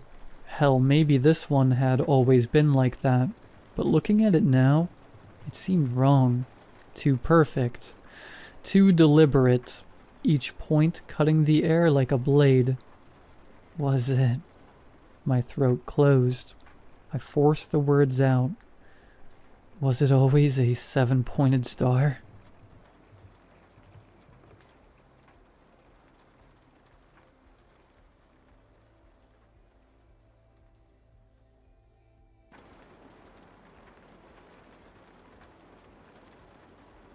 I stared up at the entrance to the old hospital, drinking in its features. Cracks spider-webbed along the bricks and vines had claimed most of the exterior. It was an oddity against the encroaching forest, a relic of a time long since past. It felt wrong for it to be there, out of place, which only worked to pique my interest even further. Well, are we going to stand here all day, or are we checking this thing out? Kyle asked, lightly slapping me on the back. Let's go. Don't want to lose too much daylight. Maddie interjected, tugging my arm. As you wish. Ladies first, I replied, extending a hand to the door. Maddie rewarded me with a glare. The interior of the hospital was in an even worse state than the outside. Lights had been smashed out, graffiti coated the walls. The pink insulation hung from the ceiling above. As an avid urbex enthusiast, I was reveling in it. Something about being in a place that humans didn't belong always sent a rush of exhilaration surging through my veins. I lived for the thrill. But after what happened that day, my passion for urban exploring has been snuffed out. We were taking photos of abandoned medical equipment when Kyle brought it up. Hey guys, he spoke in a whisper, despite the fact we were alone. Yeah? I replied, sensing the tremor in his voice. Does it feel like we're being followed? I don't know. It might just be me, but something tells me that we're not the only ones here. Stop. You're trying to prank me and it's not going to work this time. How gullible do you think I am? Maddie retorted, crossing her arms. Maddie, I promise I'm not joking. Her expression faltered when she realized the severity of Kyle's tone. You're really not? Jake, is he being serious? I sighed. When Maddie got freaked out, it wasn't a good time for anyone. Things had been going smoothly up until that point, and I didn't want to ruin a good thing. Tell you what, Kyle, if we check out a couple more rooms and your sixth sense is still going haywire, we can leave. Sound good? Despite their nods of approval, I could feel the shift in the atmosphere. The tension was thicker, solid as if I could reach out and touch it. Knowing what I know now, I wish we would have left the moment Kyle said something. We continued our search with no further protest from either party. We photographed our findings in silence, that pervasive unease still omnipresent. I kept trying to find something to say, but I couldn't arrange the words properly in my head. After a while, it was Maddie who broke the silence. "So, who's down to find the morgue?" she said as a devilish grin inched across her lips. Kyle and I shot each other a glance. Neither of us wanted to go, but we didn't really have a choice. If we refused, Maddie would call us cowards until the day we died. "Sure, let's do it," Kyle said. He tried to sound confident, but he and I both knew the truth. "All right, but after that, we're leaving." My friends each nodded, and with that, we set off to find the hospital's morgue. It only took us about 10 minutes. As we walked, I tried to discern if I could feel the eyes watching our every move like Kyle had described. At one point, I thought I did feel it, an intense, overwhelming sensation that we weren't alone. I found myself throwing glances behind us every so often, but I didn't voice my concerns. A decision that I regret to this day. Before I knew it, I found myself descending the stairs to the basement. Our flashlight beams danced along the staircase as we went, shedding light into the inky depths below. Once we reached the bottom, there was a long hallway with a set of double doors at the end. "Spooky, isn't it?" Maddie whispered as we continued. "Yeah, feels ominous," I said as a shiver rippled through me. The air was colder down there, lending to the creepy ambience. We paused once we reached the doors. "Okay, who wants to go first?" Maddie asked, surveying our expressions. "I think you should. You suggested it," Kyle retorted, wearing a grin. "Yep, as I said before, ladies first." I joined in, earning me another glare. "Fine, but if I die, I'm going to come back just to take you with me." Maddie pushed open the doors and led the charge, Kyle and I following behind her. Standing in that room sent a chill down my spine. Kyle turned to me, that taunting smirk returning to his lips, and he whispered into my ear, "Let's prank Maddie. You distract her. Meanwhile, I'll climb into one of the freezer racks and make a bunch of noise in there. I bet she'll scream loud enough to wake the dead." I smiled at him. Maddie was never going to forgive us for this. "One problem," I muttered. "How are you going to close yourself in?" "I'll figure it out, just—" "Nice try. I can hear you." Maddie glowered at us like we were the spawns of Satan. My face flushed with color, and sweat beaded atop my brow. "Yeah, we weren't actually going to go through with it. Just an idea," Kyle said, rubbing the back of his neck. She wasn't buying it. Bang. A sudden rattling sound erupted from one of the mortuary chambers that Kyle had centered his plot around. It started off quiet, small enough to be dismissed as nothing more than a groan of old metal, but it soon escalated to a loud clanging. We stared at each other, wide-eyed, our faces pale as ghosts. The sound had grown into a deafening pounding. Something was being slammed hard against the inside of the door. It was clear that Kyle's earlier premonition had been spot on. We were not alone in that hospital. We stood, frozen in shock, left to helplessly watch as the door buckled under the weight of the blows. Over and over and over again. The banging increasingly got louder. To my utter horror, the door gave way. For a moment it was silent, the dented metal creaking, barely clinging to its hinges. Then something began crawling out of the unit, something sinister. A pair of feet emerged from the darkness. The skin was a dark purple, and stitching around the ankles was barely holding together. A dirty, blood-stained hospital gown followed. then a twin set of patchwork arms. Finally, the thing's head shot out of the dark as it hoisted itself out of the freezer rack. The face will haunt me for the rest of my life. Stitches pieced its mottled skin together, roughly hewn flesh, sallow and wrong. Its smile was crooked, too many teeth fighting for space in that twisted grin, and its eyes, they were completely black, devoid of life, devoid of a soul. Kyle suddenly grabbed my arm hard. He ran without a word, Maddie in tow. That gave me the resolve I needed to follow them. The three of us bolted down the hallway, desperate to get away from whatever we had awoken. My heart jackhammered in my chest as I realized that we were being chased. The sound of bare feet slapping against the tile fueled my legs to work harder than they ever had before. Once we reached the stairs, I bounded up them 3 at a time, bolting for the exit the second I reached the top. The thing had been gaining on us in the basement, but once we reached the main landing, I couldn't hear those wet, awkward clops pursuing us any longer. Even so, I didn't let that stop me. I kept running, never once looking back, until I burst out the front doors, unlocked my car, and threw myself into the driver's seat. Only then did I allow myself to catch my breath. A second later, Kyle threw open the passenger side door, dove in, and slammed down the lock.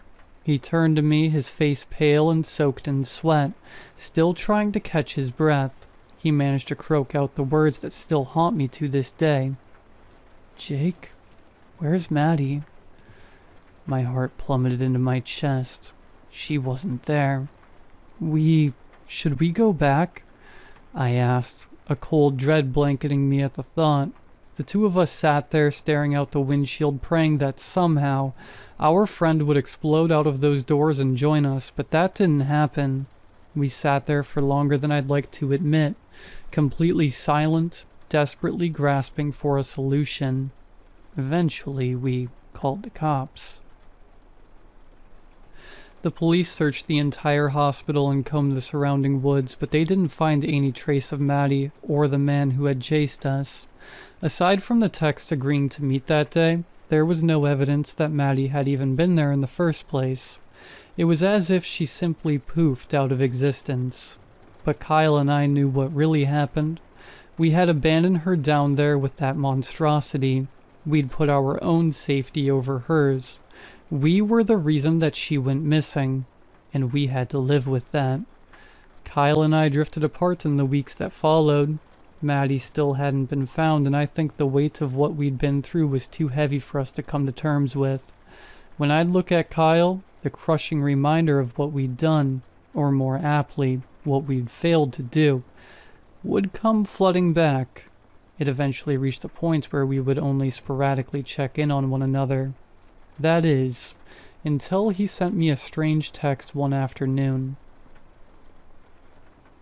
"Hey man, I need to talk to you. Not over the phone, face to face. Meet me by the pond in the park at 8 tonight." The message caught me off guard. Whatever it was that Kyle needed to tell me, it sounded urgent. As I would come to find out, it was. I found Kyle sitting on a park bench by the pond. It wasn't completely dark yet, but the sun was dipping below the horizon.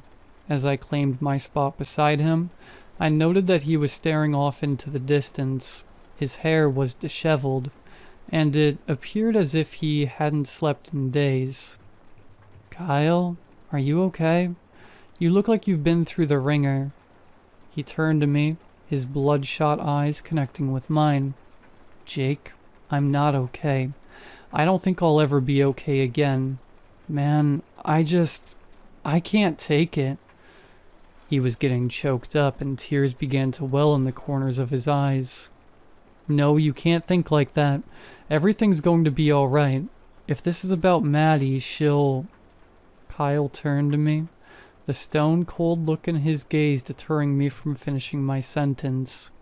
"You haven't been seeing her, have you? So it's only me. I'm screwed, man. It's over. She's going to come for me. Then she'll use me to get you, and..."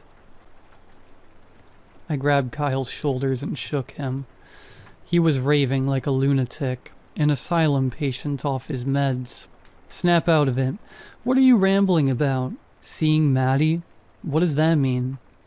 Kyle looked at me with a cold stare. His wild hair fluttered in the wind as an ominous breeze swept through. This is going to sound insane, but Maddie has been visiting me. Or what's left of her. Her mouth is stitched shut. Her hair is soaked in blood, and now she's wearing one of those hospital gowns. It got her. She's not alive anymore, Jake. The thing from the hospital, it's using her to get me. And once it does, you'll be next. I couldn't formulate a response. I stared at him, mouth agape, turning over his words in my mind. Could what he had just told me even be possible? That's it. That's all I needed to tell you. Well, and I guess I wanted to say goodbye. I doubt I'll make it much longer. Jake, I'm so scared. Tears openly streamed down his face, and my first instinct was to pull him into a hug. He sobbed while I tried to console him, failing to subdue the tremors that racked his frame. Look, it's going to work out. Trust me. You are not going to die. I'll think of a way out of this. We both knew that my words were hollow, yet it felt better than saying nothing at all. Kyle pulled away and wiped his eyes, that foreign look when I'd first seen him returning to his face. Jake, I really hope you're right, for both of our sakes. I called Kyle's mom that night and voiced my concerns. Her son was spiraling, and whether it was due to some entity gunning for his soul or some kind of vivid hallucination, I was determined to get him some help. But my efforts were all in vain. Kyle's body was found 2 days later. He'd eaten a slug from a 12-gauge. The neighbors claimed that they heard screaming, hysterical wails, like Kyle was trying to get away from someone or something. And then they reported hearing multiple gunshots, followed by an unnerving silence. No one saw anyone enter or exit the home, leaving all of the witnesses perplexed. The news painted him like a man with a rampant mental condition, a loon who let his untreated delusions frighten him into making the worst decision possible. But I know that what Kyle saw was real, because lately, I've been seeing her too. She appeared for the first time the night that Kyle died, standing below a street lamp across from my window. His description of her had been deadly accurate. Maddie's eyes were stitched shut, and her arms hung limply by her sides. Her hair glistened with something dark, and the hospital gown she wore had yellow stains blotched across the front. But her smile, there was something sinister behind it, something evil pulling the strings, and I'm afraid that I'm going to find out what that thing is firsthand. 3 days have passed since then. I've started seeing Kyle too. The two of them had been moving progressively closer with each passing day. Last night, they were in my room. They just stared at me, smirking, taunting me. Maddie with her unseeing eyes and grin with too many teeth. Kyle with what was left of his reconstructed face. Flesh and bone melded together to form something vaguely human. Now I realized they came to deliver a message. My doomsday clock is ticking down, and I only have a few hours left. Because when I awoke this morning, splattered across my bedroom wall in a deep crimson, were the words, "Tonight, your soul belongs to me."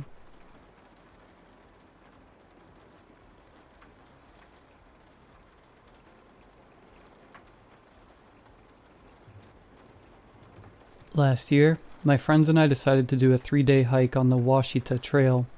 Ben, Sean, and I had done multi-day hikes together on different parts of the roughly 210-mile trail before, and were hoping to knock out another section before the summer was over.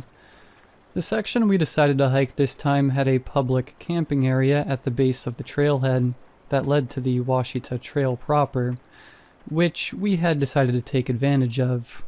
We had parked Ben's car at the ranger station near our endpoint and carpooled in mind to the camp.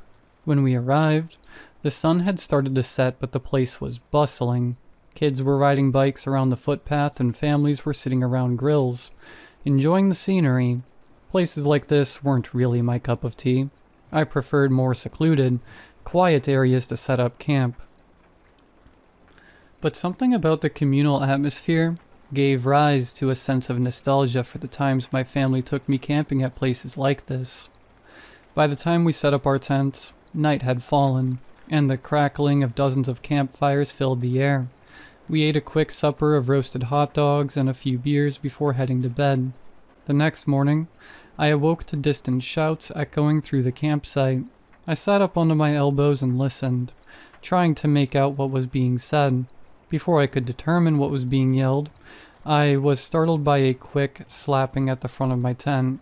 Worming my way out of my sleeping bag, I unzipped my tent flap and poked my head outside, shivering at the cold morning air. I saw Ben and Sean in front of their tents, pulling out their hiking boots. "Get your clothes on, man," Ben said as he saw me. "What's going on?"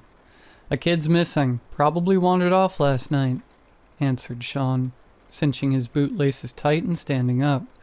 I turned back into the tent and started getting dressed. My heart sank as I heard the shouts become more abundant as more campers joined in on calling out the child's name. "Sarah! Sarah! Sarah!" I hoped that she was just in the shower room or had woken up early to go to the playground nearby, but I couldn't help but think of the countless stories I'd heard of kids being abducted or disappearing into the woods, only for their bodies to be found miles away, or not at all. Ben and Sean were already a few campsites down from ours and calling out to the wood line when I came out of my tent. I hurriedly tied my boots and joined them. "Do we know what she looks like?" I asked. "Brown-haired, blue-eyed, 8-year-old girl named Sarah," came a voice from behind us. I turned to see a college-aged guy walking towards us ahead of another guy and a girl, who were around the same age and wearing packs. "Any idea which way she went?" Sean asked. "No. Her dad said she was asleep in her tent when she went to bed around 11 last night, and was gone when they woke up about 30 minutes ago. Said her shoes and flashlight were missing." "I'm guessing they've already checked the bathrooms?" I asked, looking towards the brick structure at the center of the campground. "Yeah, we checked," said the girl. "No luck." "Listen, we're going to head to the trailhead to look while the rangers get the main search organized. I asked them and they gave us the go-ahead. Do you guys want to help out?" the first guy asked. "For sure," Ben said, looking to me and Sean as we nodded in agreement. "We'll grab our packs and meet you there in 5. We made it back to our site and threw some essentials in our packs. I realized that I had left my water bottle in my car, but Sean, being the prepper that he is, gave me a spare. Once packed, we strapped on our packs and headed towards the trailhead, leaving our camp set up since it was clear our trip had been delayed. The shouts had tapered off as people began to gather around a park ranger at the center of the camp area. Walking towards the trailhead, we heard sobs coming from a campsite just off the path. A park ranger was sitting beside a woman, who could only be Sarah's mother, crying into a pink pillow in the shape of a unicorn, while a deputy stood attempting to speak to the girl's frantic father. We glanced at each other as we moved past the heartbreaking scene. The expressions on each of our faces were of sorrow-tinted determination. James, Kristen, and Paul were the names of our new companions. They were each outdoorsy types like we were, and were just as well equipped. We met at the trailhead just outside of the camp area, and gathered around the large wooden map, and formulated a plan. There were several off-shooting trails which snaked through the valley. Main Street was the 8-mile circular trail, which returned to the trailhead and connected to the Washita Trail at the top. Baker's Falls was a cutback trail which led to a waterfall 4 miles from the trailhead, and Vista Trail led up the mountain 5 miles to the north. We decided that it would be best to split into groups of 2 in order to hit each trail while staying as safe as possible. Paul and Kristen volunteered to take the Vista Trail. Sean and James decided to take Baker's Falls, leaving Ben and I to take Main Street. It was agreed that we would meet at the trailhead in 7 hours, giving us time to be thorough with our searches, and be back before nightfall. We knew cell service would be spotty, if not altogether non-existent, but we exchanged numbers on the off chance we needed to contact each other, and ensured we each had the ranger's station numbers. When we set off, Paul and Kristen headed north at the split and began their arduous trek up the side of the mountain, while the rest of us hiked east towards Baker Falls.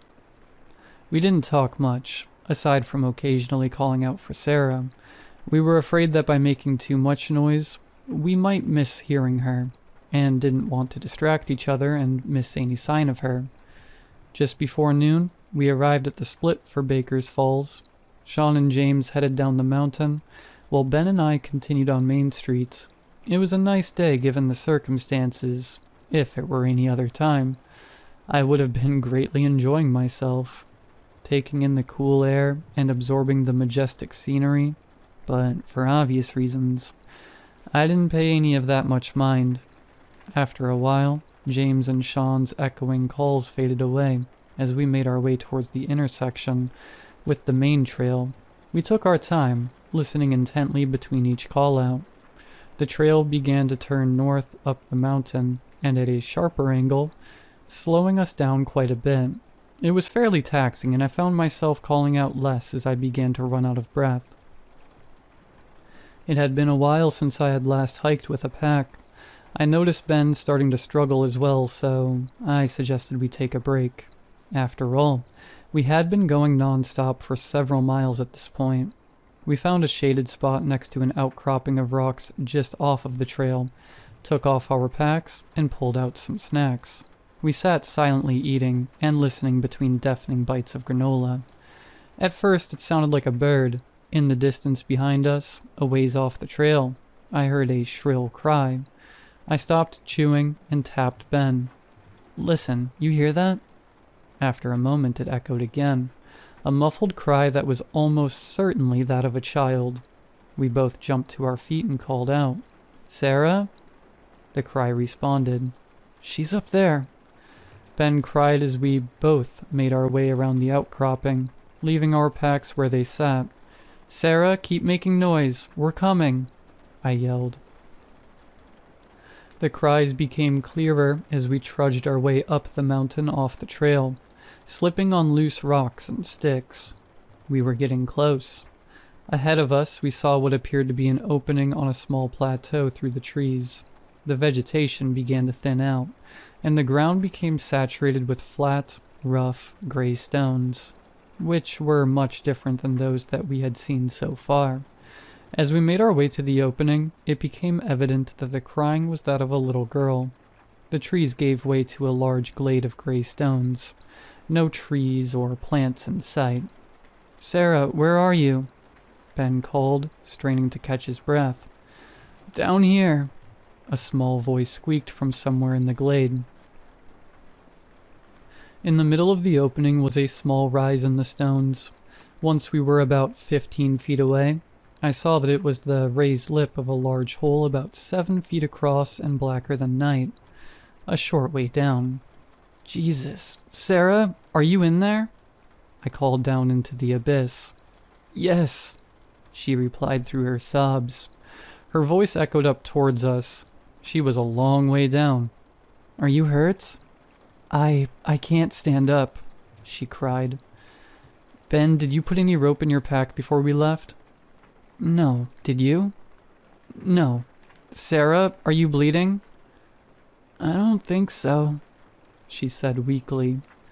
"It's too dangerous to try and climb down there. These rocks could come loose and cave the whole thing in," said Ben, testing the edge of the pit. I pulled my phone from my pocket and unlocked the screen, but found there was no service. Ben did the same and shook his head. Ben, get back to the trail and get help. I'll stay here with her. All right, I'll be back, he said before running back into the trees. Just hang tight, Sarah. We're getting you some help. Silence fell over the glade as Ben's footfalls faded into the distance. Sarah? Her sobbing had stopped and several seconds passed before she made another sound. Please come and get me. Her voice was weak and pleading. It's really dark in here. I turned my phone light on and held it into the opening. It illuminated a few feet down, but no further. I still couldn't see her. I promise we're going to get you out. It's not safe to come for you right now. I don't have the tools and I don't want you to get hurt any more than you already are. I knew she must have been scared, and I felt horrible that she had to stay in that hole a second longer. I thought about dropping my phone to her for light or to play a game, but it might break and be of no use to either of us. I thought about my pack and hated myself for leaving it at the trail. I had a headlamp in the front pocket, and some paracord I could lower it down to her with. Sarah, I have a flashlight and some snacks in my backpack on the trail. I'm going to go and... Don't leave me, she screamed. It was a loud, tormented, almost angry scream. Okay, I won't go anywhere. Silence returned to the glade. Looking at the opening and the rocks surrounding it, I noticed something odd. The rim of the pit was nearly a perfect circle. It definitely wasn't a natural formation. The rocks appeared almost as though they had been deliberately stacked. Sarah, how did you get in there? I fell. Did you fall from up here, or is there another way in somewhere? There was no response for a moment. I slipped and fell from up there. There was no sign of collapse on any side of the pit. I thought that maybe it was a stable structure after all. I can't climb out. My leg hurts really bad, she groaned. Can you please come down here with me? I'm really scared. I really considered it.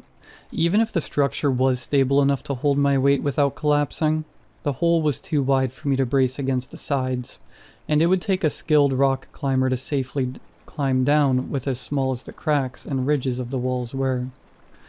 I really wish I could, but it wouldn't be safe for either of us. There was no response. Are you thirsty?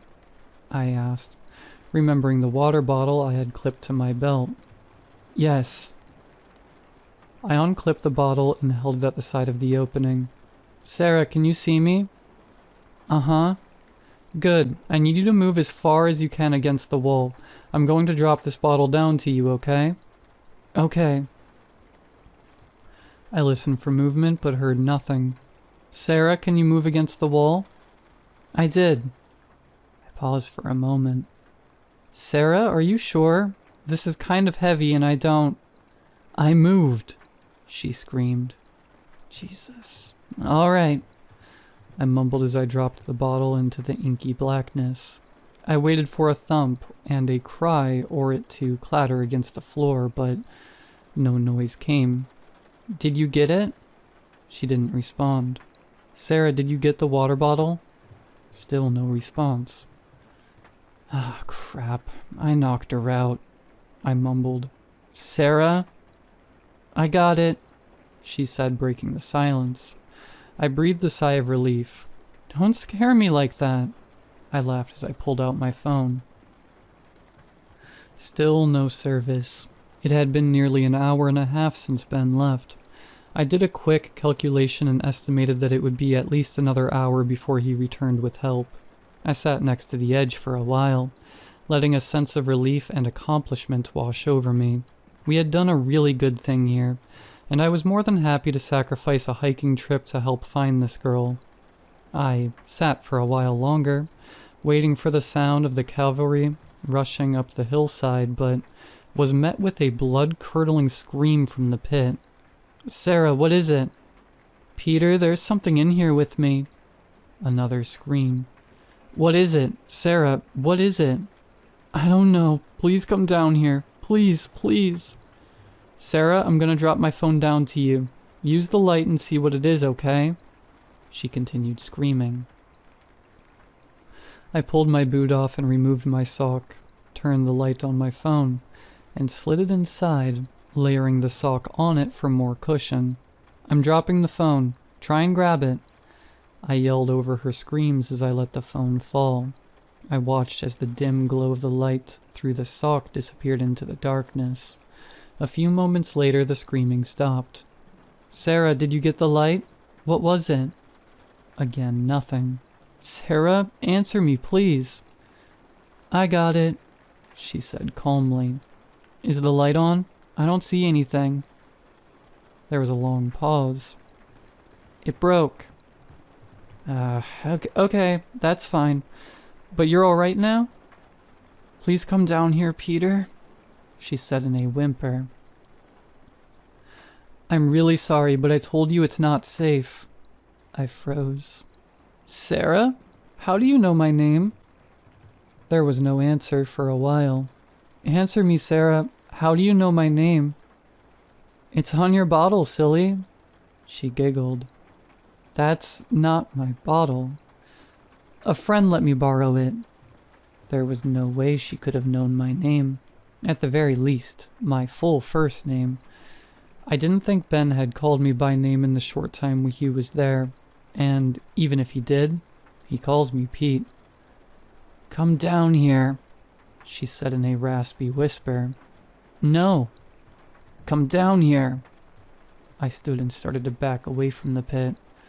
Down here, help, help me."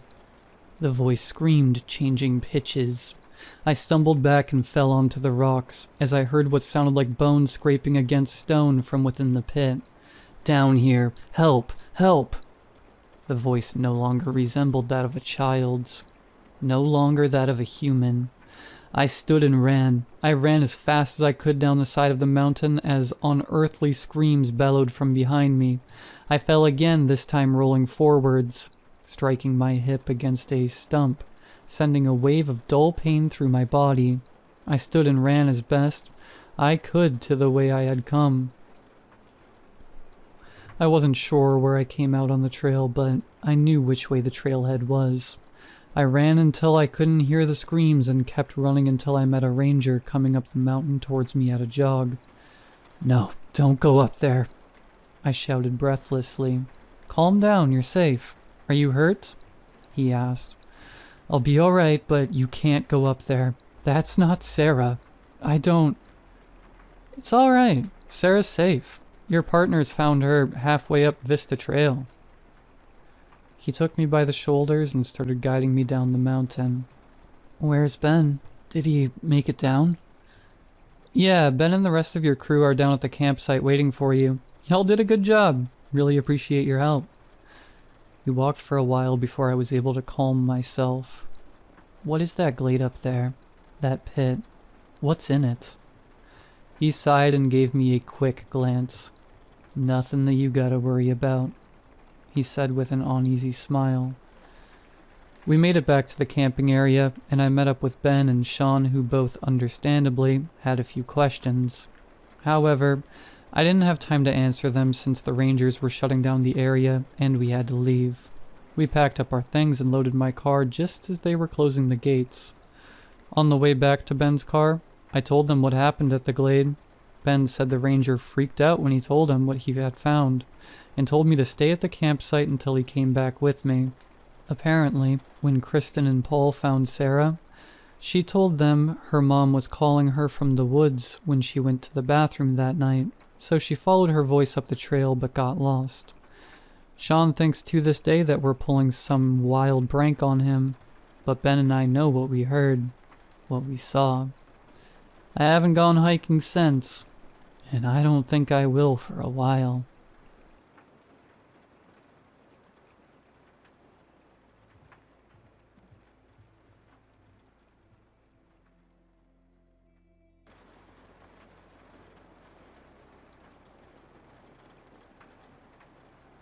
Have you spent years of your life with someone just to find out none of it was real? I had met Andrew when I was 22, working as a bartender for a crappy hole-in-the-wall bar. He was an incredibly outgoing individual that effortlessly brightened the day of anyone who was within 15 feet of him. He had made the lonely closing shift of a dead Tuesday enjoyable, and after I got off work we met up for coffee and waffles at a nearby diner. The chemistry we had was unlike anything I had ever experienced before, and it wasn't long before we began dating. Andrew became my rock that I could always rely on to keep me grounded when the rest of the world was caught up in a squall of chaos. He embraced my love of B-horror movies, and I accepted his enthusiasm for the outdoors after weeks of convincing on his part. Andrew was the life of the party, and while there were times that I just wanted to stay in and binge slasher movies, he would tease me for being a homebody and drag me out of the house to meet up with one of his never-ending swaths of social circles for bowling, laser tag, house parties, or his absolute favorite, the late-night hike through the forest that stood behind the crappy bar I had worked at when we met. It had been a major milestone for me when I quit the bar 6 months after Andrew and I met. With his support and encouragement, I started my own business in a niche field that I was actually passionate about. While the money isn't best, I love the work I do, and even the worst days are still better than having to mop up bodily waste from someone who had too much to drink. At a 40th anniversary showing of the Rocky Horror Picture Show, Andrew proposed to me during the Damn It Janet scene. His collection of friends who had grown on me fast and became my friends as well hooted and cheered for us and took out for celebratory drinks after the show. Since that chance encounter 2 years previously, my life had become my own personal heaven. The work I did now was fulfilling. I had an amazing new group of friends, and I was now engaged to the best man I had ever met. Hey, I found the perfect place we should go for a nice picnic and hike, Andrew told me as I was grabbing the last load of laundry from the ancient dryer in Andrew's basement. I was hoping that we could just stay in for the day, Andy. Since I moved in, it feels like we have been going non-stop, I replied, tired but not annoyed at the suggestion. After his proposal, I moved into Andrew's 2-bedroom house. It was quaint, but there always seemed to be another little project that needed to be tackled. With both of our work schedules, there never seemed to be enough time in the day to fix all of the little quirks the house had. "Oh, come on, Christy," he said, wrapping his arms around me and giving the side of my neck a kiss. "Wouldn't it be nice to actually enjoy the 3-day weekend we have to actually get out and have some personal time together?"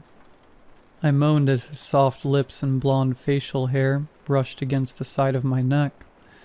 "Alright, I guess it would be nice to spend time together. Just the two of us." Despite moving in together, we hardly had any time to ourselves. The mass of friends were constantly inviting us over and out to celebrate the engagement and to offer help with planning the wedding. It had left us little time to ourselves, and the chance to be alone in nature would be nice. The place we are going to has a nice little spring with a few nooks and crannies out of sight from the main trails, Andrew informed me as he hurriedly threw supplies into his hiking bag. The mischievous look on his face made my face redden. "Andy, you naughty boy," I said before playfully swatting at his butt. He returned the gesture with a pinch of my own butt before tossing the bag over his shoulder and nearly dragging me to the car. During the 3-hour drive to the national park that we would be hiking through, I had dozed off. As we finally arrived, Andrew woke me with an excited expression. "Here we are, miles and miles of trails, a chance to really connect with nature." He beamed with a smile that brought one to my own face. "Where did you even hear about this place?" I asked, shaking the last of sleep from my eyes before sitting forward. "Sam and Frankie were telling us about it the last time we went bowling. Don't you remember?" "Not really. With all of the friends we have and ideas tossed around, it's hard to keep track of everything." "Lucky for you, I have a steel cage for a mind," he responded, lightly tapping his temple with a finger. "More like a rusty bear trap," I teased as I mocked a rusty trap closing with my hands. We shared a laugh before he parked and we set out for our hike. Andrew had planned a long trek that would bring us back to the car a little before dark. I was glad I had worn an old outfit, that I wouldn't have to worry about getting covered in mud. When I asked about who would be doing the driving back home after we hiked all day, and he eased my worry with the promise of a stay at a motel we had passed 20 minutes before we arrived. A place I would have seen had I not fallen asleep.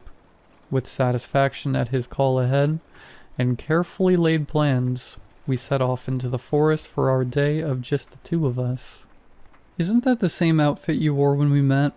Andrew asked, his eyes feasting up and down on my body.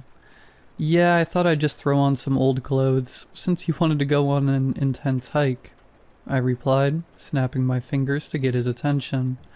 We both laughed as we ventured further down the trails. An odd thing I noticed while we hiked was the strange absence of other people while we hiked. "I thought you wanted time together, not with a horde of others," Andrew said as we stopped at the top of a cliff with an old picnic table for people to rest before beginning their descent towards the spring. "Of course I want time without a ton of other people. I just think it's strange that we haven't seen anyone else while we have been here. I mean, it is a holiday weekend. You would think we would have passed by some other wilderness enthusiast or gun-ho parents dragging their kids along to get away from technology for once in their life." "This is a pretty big place. We probably have passed by others, but just didn't notice them," Andrew said as he sat his bag down on the table and stretched his arms. I smiled as he took off his shirt and stretched his taut form. I took a few steps towards him and gave him a peck before I spoke again. "Take a picture with me," I said, leaning against him and fishing my phone from my pocket. As he wrapped an arm around me, I lifted the phone up and took a picture of us. As I went to take another, a large buck jumped out from behind a nearby tree, startling us both. In slow motion, I watched as my phone leapt from my hands and down the cliffside to the unwelcoming arms below. With a faint crack from below, I could feel my heart drop to my stomach. I dropped my phone. That stupid deer made me drop my phone. Dang it, I could kill that thing, I yelled out in frustration. "Whoa there, I think you might have broken a commandment there," Andrew said, placing a hand on my shoulder. "I'm glad you think this is a joke, Andrew."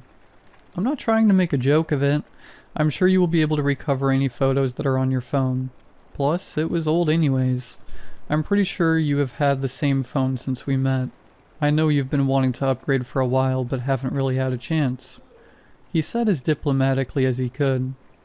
We made our way down to where we were sure the phone had fallen, and luckily we were able to find it.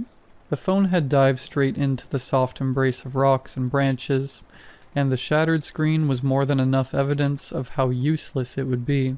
Andrew pulled a plastic bag that had once contained trail mix, and placed the destroyed phone inside before stashing it away in his hiking bag. "First thing tomorrow, we will go and get you a brand new phone, the best one they got, even if it means I gotta sell a kidney to get it for you," Andrew said, trying to cheer me up, obviously aware of my disappointment at losing my collection of memories of our life together that had been gathered on my phone. We continued on towards the springs, crossing over an old wooden bridge that creaked and groaned with every step as we crossed over it.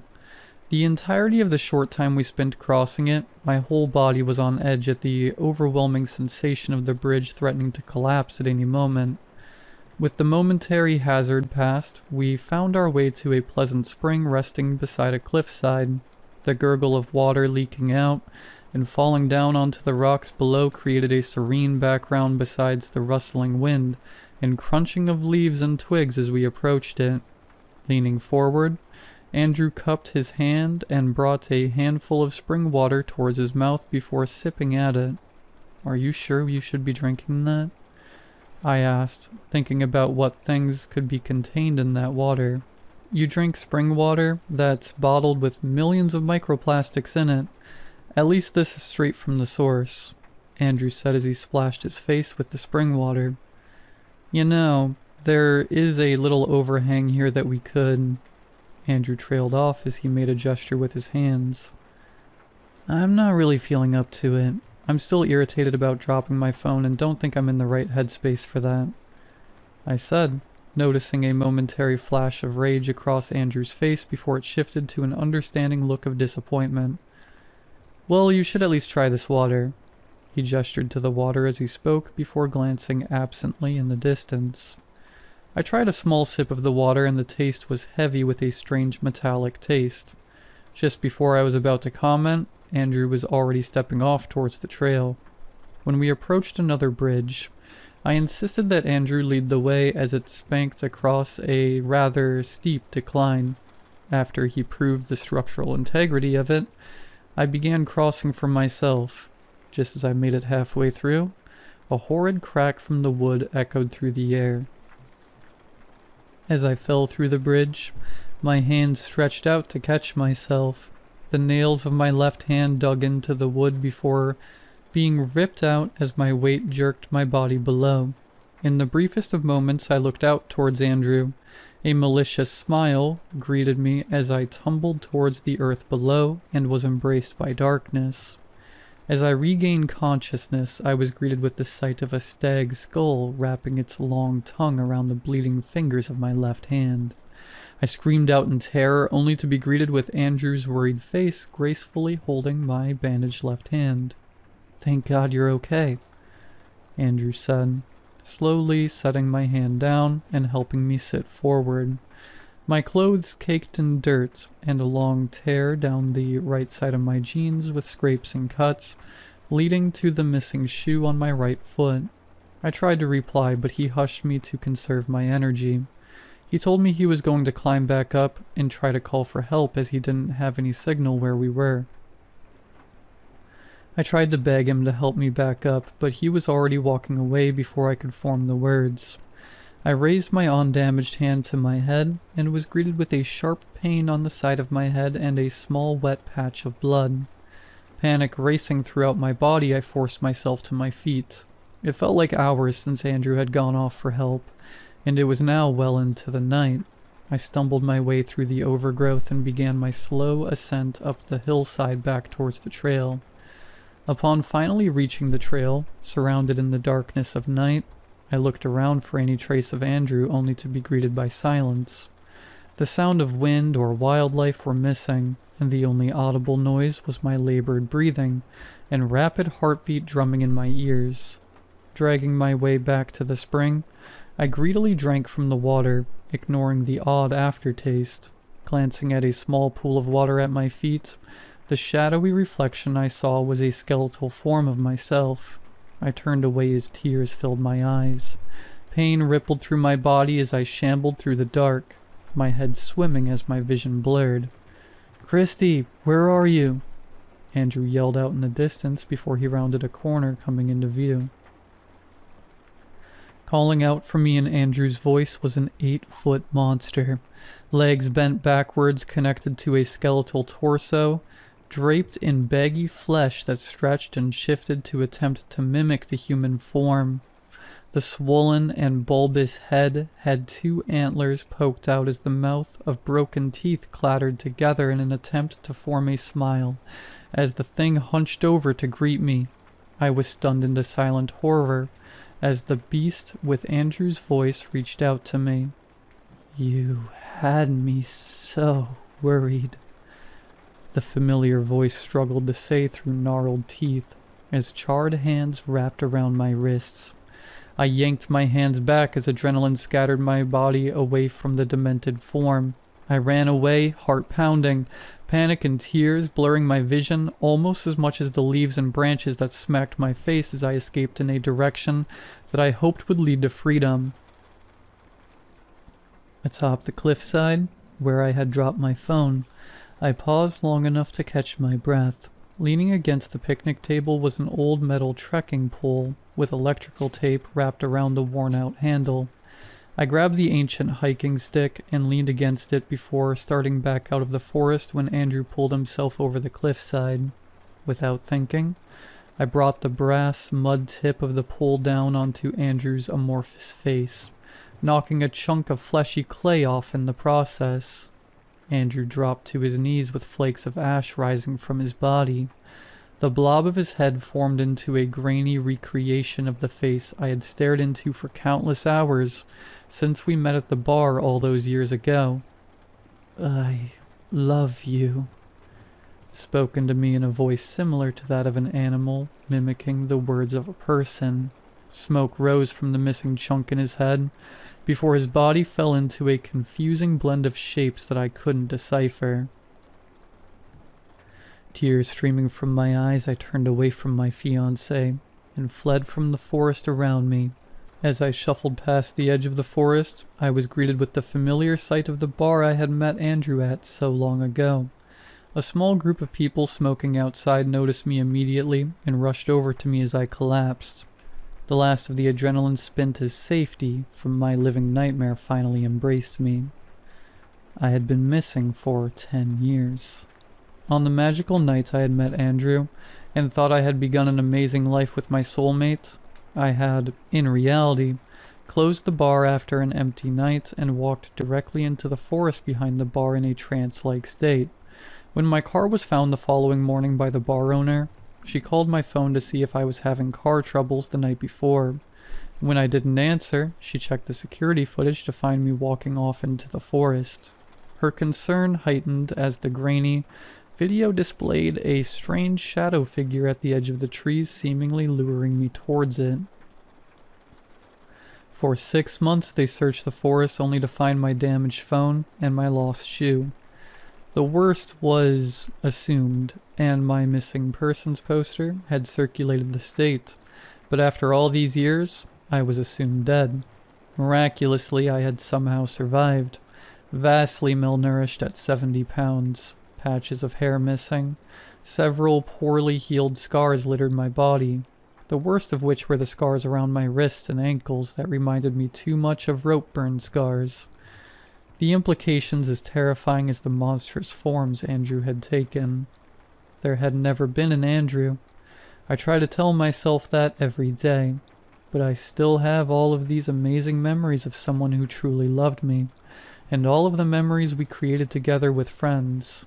When I have explained the memories I have of the time since I left the bar all those years ago, I have been told it was my mind trying to protect itself, creating an imaginary world where everything was perfect to shield me from the hell I was actually living.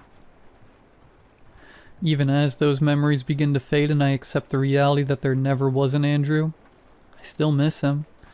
I loved Andrew. He was my soulmate.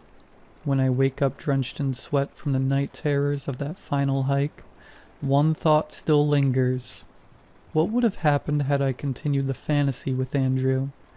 Would I have ever escaped?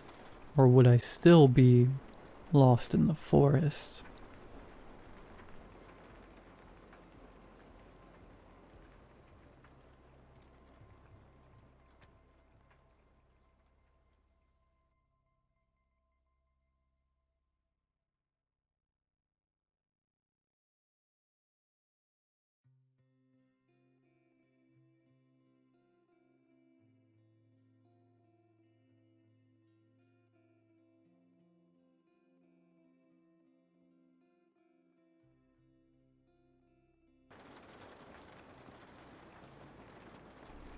For the past week, something's been off with my mom. She's still doing all the usual things, making her black coffee first thing in the morning, tending the roses in the backyard that she refuses to let die, even though it's August and the heat's brutal. She still calls me sweetheart, still leaves post-its with gentle reminders to eat, hydrate, sleep. But she won't look me in the eyes anymore. Not for more than a second or two. I caught her watching me last night from the hallway mirror. I was sitting on the couch, scrolling on my phone, and I just felt it. That kind of prickling heat behind your neck like someone's watching. I looked up and there she was standing stiffly behind the corner, peering in like she was studying something. Or someone. When our eyes met, she froze. Then she forced a smile. "You okay, honey?" I nodded. She disappeared down the hallway like nothing happened. But I know she was watching. This morning she left a slice of toast on the kitchen table for me, same as always. But there was no butter, no jelly, not even a napkin. It was just dry. I asked her if everything was all right. She hesitated. Of course, why wouldn't it be? I shrugged. You just seem distant lately. She looked at me for a long time. Her fingers were tight around the coffee mug. Then she said slowly, sometimes people change, and sometimes they think no one will notice. I tried to laugh it off, but my chest felt hollow. I didn't eat the toast. It's not just the weird glances or the strange things she says. She started locking her bedroom door at night. She never used to do that. And I swear one night I heard her whispering behind it, like prayers or warnings. This morning I woke up and found her in the living room, going through old photo albums. She didn't even flinch when I walked in. Looking for something? I asked. She stared down at a photo of us from years ago. Me, at least. I think it's me smiling in front of a birthday cake, frosting on my chin. Her eyes flicked up to my face, then back to the photo. Her hands were trembling. You used to have a mole, she whispered. I blinked. What? On your left cheek, she said, tapping the photo. Where is it? I touched my cheek. I guess it faded. Her lips pressed into a tight line. Moles don't fade. I couldn't think of anything to say. Just stood there like an idiot. Tonight she left a knife under her pillow. I saw it when I walked past her room. The door was cracked open and she was pretending to sleep, but I saw her fingers curled tight around the blanket, like she was bracing for something. I think she's afraid of me. And the thing is, I've been having dreams. Dreams of things that don't make sense. I hear echoes. I see a forest. Wet leaves. I even smell smoke. And the face, my face, staring at me with wide, terrified eyes as I reached out for him, as I stepped into my skin. I start to question myself. What am I? Am I really who I am? Then one night I go to the bathroom and look in the mirror and see all the imperfections, all the mistakes. When I see it, I see what my mom sees. I'm not her son, and Mom knows it.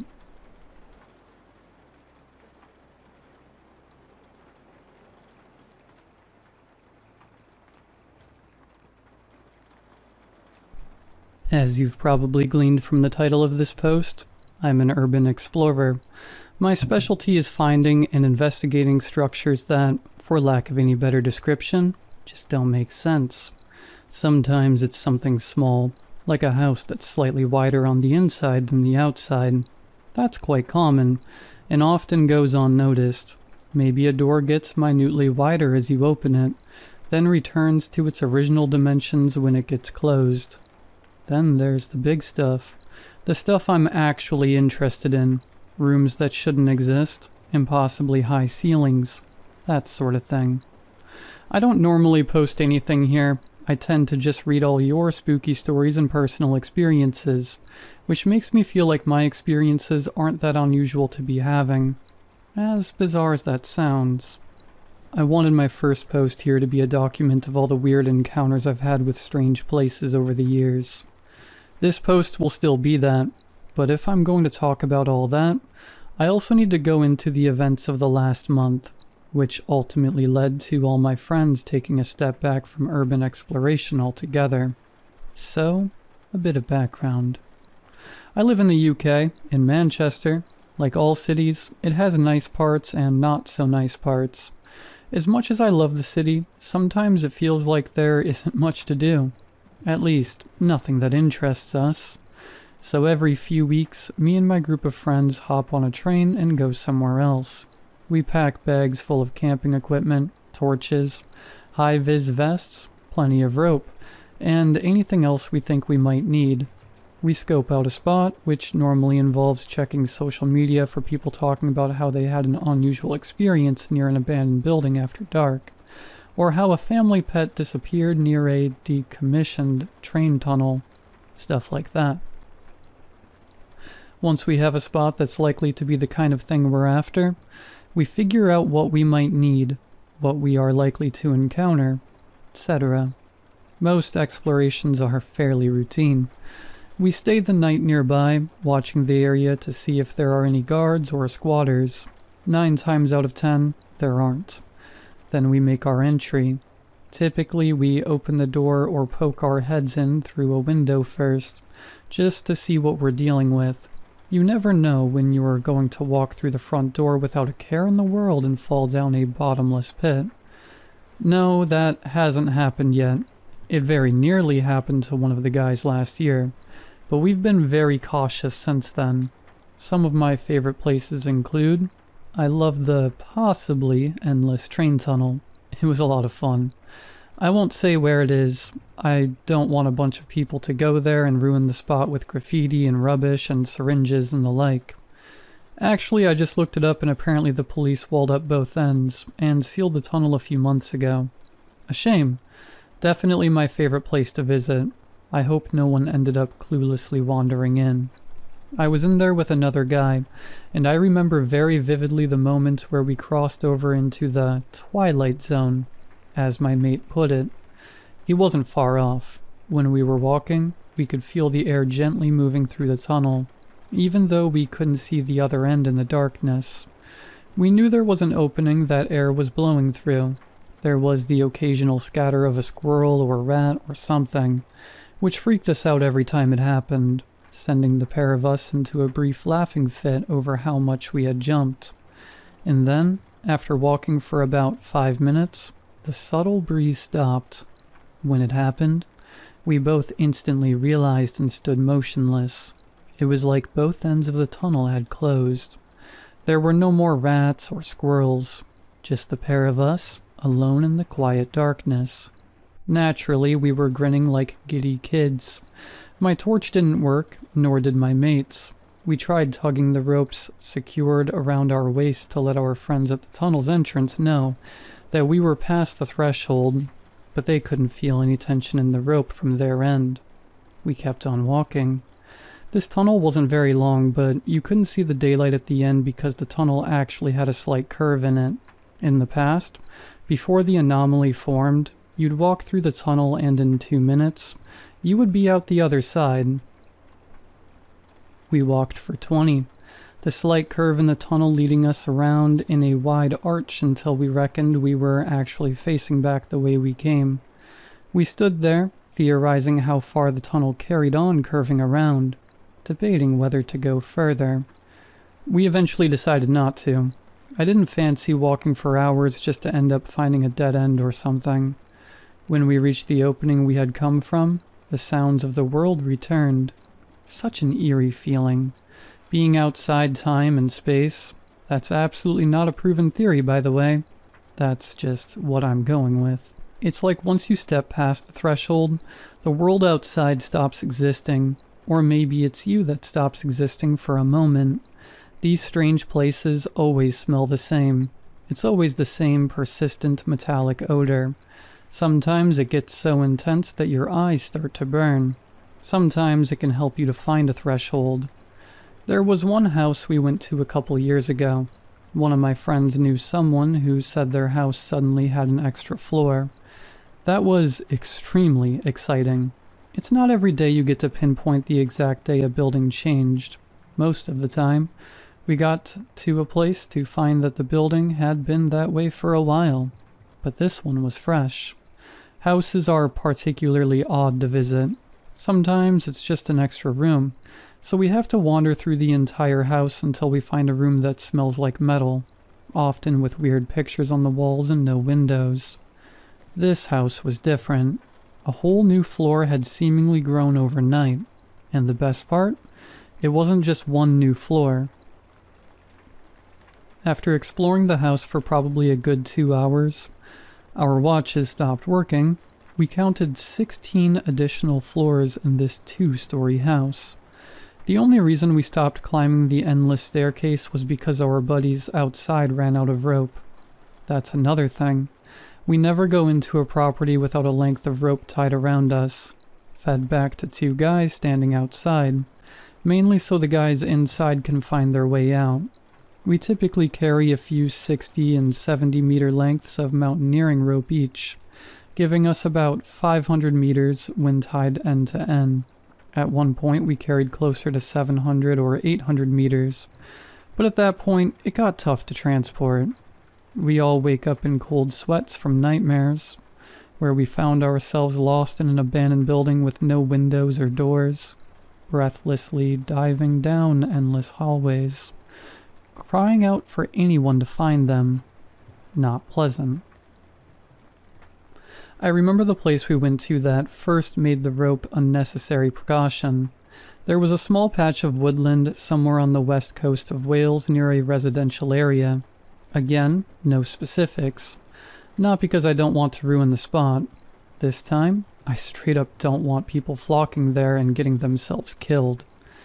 We saw on social media, mainly Reddit, that a couple people's pets had gone missing around there.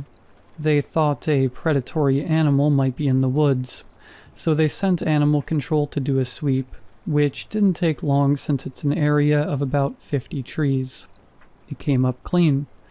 That's what got our interest piqued. We showed up and started doing some surveillance. We had a theory that the anomaly was only manifesting during the night, which we had seen once or twice before at other locations. Probably something to do with the decreased visibility. We were right. We went in after dark and suddenly the wooded area of 50 trees turned into a dense forest seeming to go on for miles. Me and my buddy walked for 30 minutes before we stopped and headed back. Even with the rope tied around our waists, leading back to our friends at the edge of the woods, we still got lost. It was dark enough that we could barely see our ropes. We ended up circling around trees and each other's lines. We couldn't call out to the others either, since sound works differently once you are past the threshold. That means we couldn't hear them, and they couldn't hear us. After a while of awkwardly stumbling around in the dark, single file with my hand on his shoulder, pulling our ropes constantly to keep the tension, we made it out. That was the most frightened I have ever been when exploring a place. We don't do forests anymore.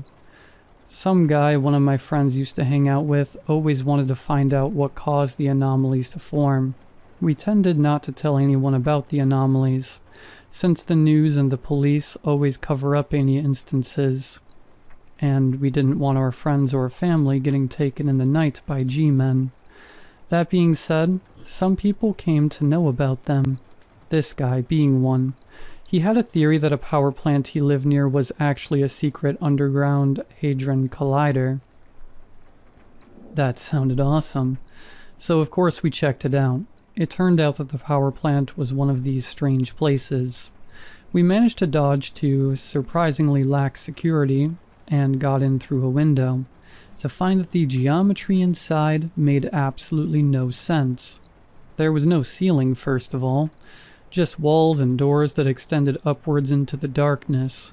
A lot of rooms were either too big or far too small to make sense, and plenty of them were in weird places relative to the building's dimensions. By far the weirdest part was that this power plant was still in use. Workers still went in through the front door and came out hours later like regular plant workers, seemingly oblivious to the fact that the interior of their building looked like something fresh out of Stephen King's nightmares. I started believing that guy after seeing all that. I don't know about the Hadron Collider theory, but that building definitely has something to do with something. In terms of which of us came the closest to finding out why these weird structures exist, and how they keep forming, I reckon he got the closest. And then, last month, my mate and I went to check on him at his house. Apparently he hadn't been responding to texts or calls, which was strange since he never just dropped off the grid like that. Even if he was going on holiday or something, he would let someone know. When we got to his front door, it was slightly ajar. We got worried at that point, so we pushed it open. Inside was a vast expanse of darkness. No walls, no ceiling, just a flat floor extending inwards until the light from the outdoors dissipated far into the distance. A couple days later, we went in with our equipment and ropes. The area was far wider than the house's floor plan. I think we ended up walking the length of a football field, if not more. I was in his house a couple months before this. Now he was gone, along with all his possessions, his ugly carpet, his old armchair, his goldfish, everything. Every trace of him gone. We optimistically thought that he might have come home from work to find his home like that and tried walking in. We thought that if we walked far enough and called out his name loud enough, that he might find his way back.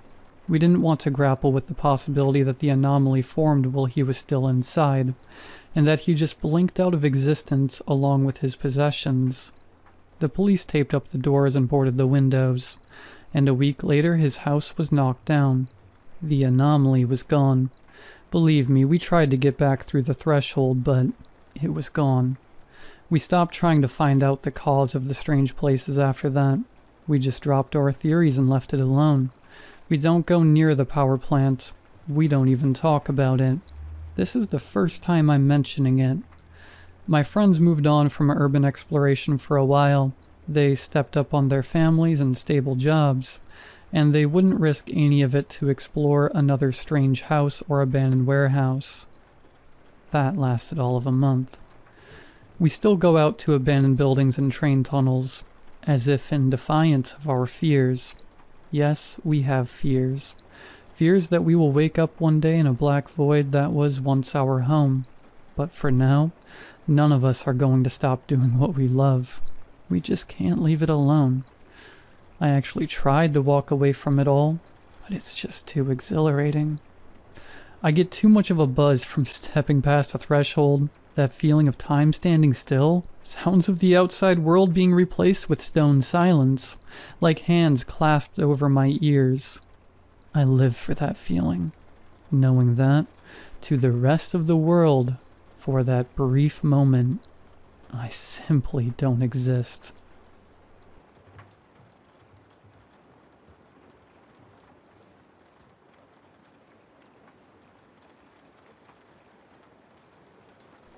For context, my grandmother lives deep in the middle of nowhere. Her house is on a secluded peninsula, surrounded by a lake. The closest store is a 15-minute drive, and her neighbors, they only come up in the summer. In December, it's just her and, in this case, me. She and my grandmother were heading to Tennessee for a week and asked me to house sit and take care of the animals. I agreed. I was 17 at the time, and honestly, I thought I'd enjoy the peace and quiet. They packed up their things and left around 10 p.m. After they drove off, I got comfortable, turned on the TV, and settled in. Around midnight, I started getting sleepy and decided to head to bed. Let me explain the layout quickly. The house is all one level. No basement, no upstairs. You walk through the front door into the living room.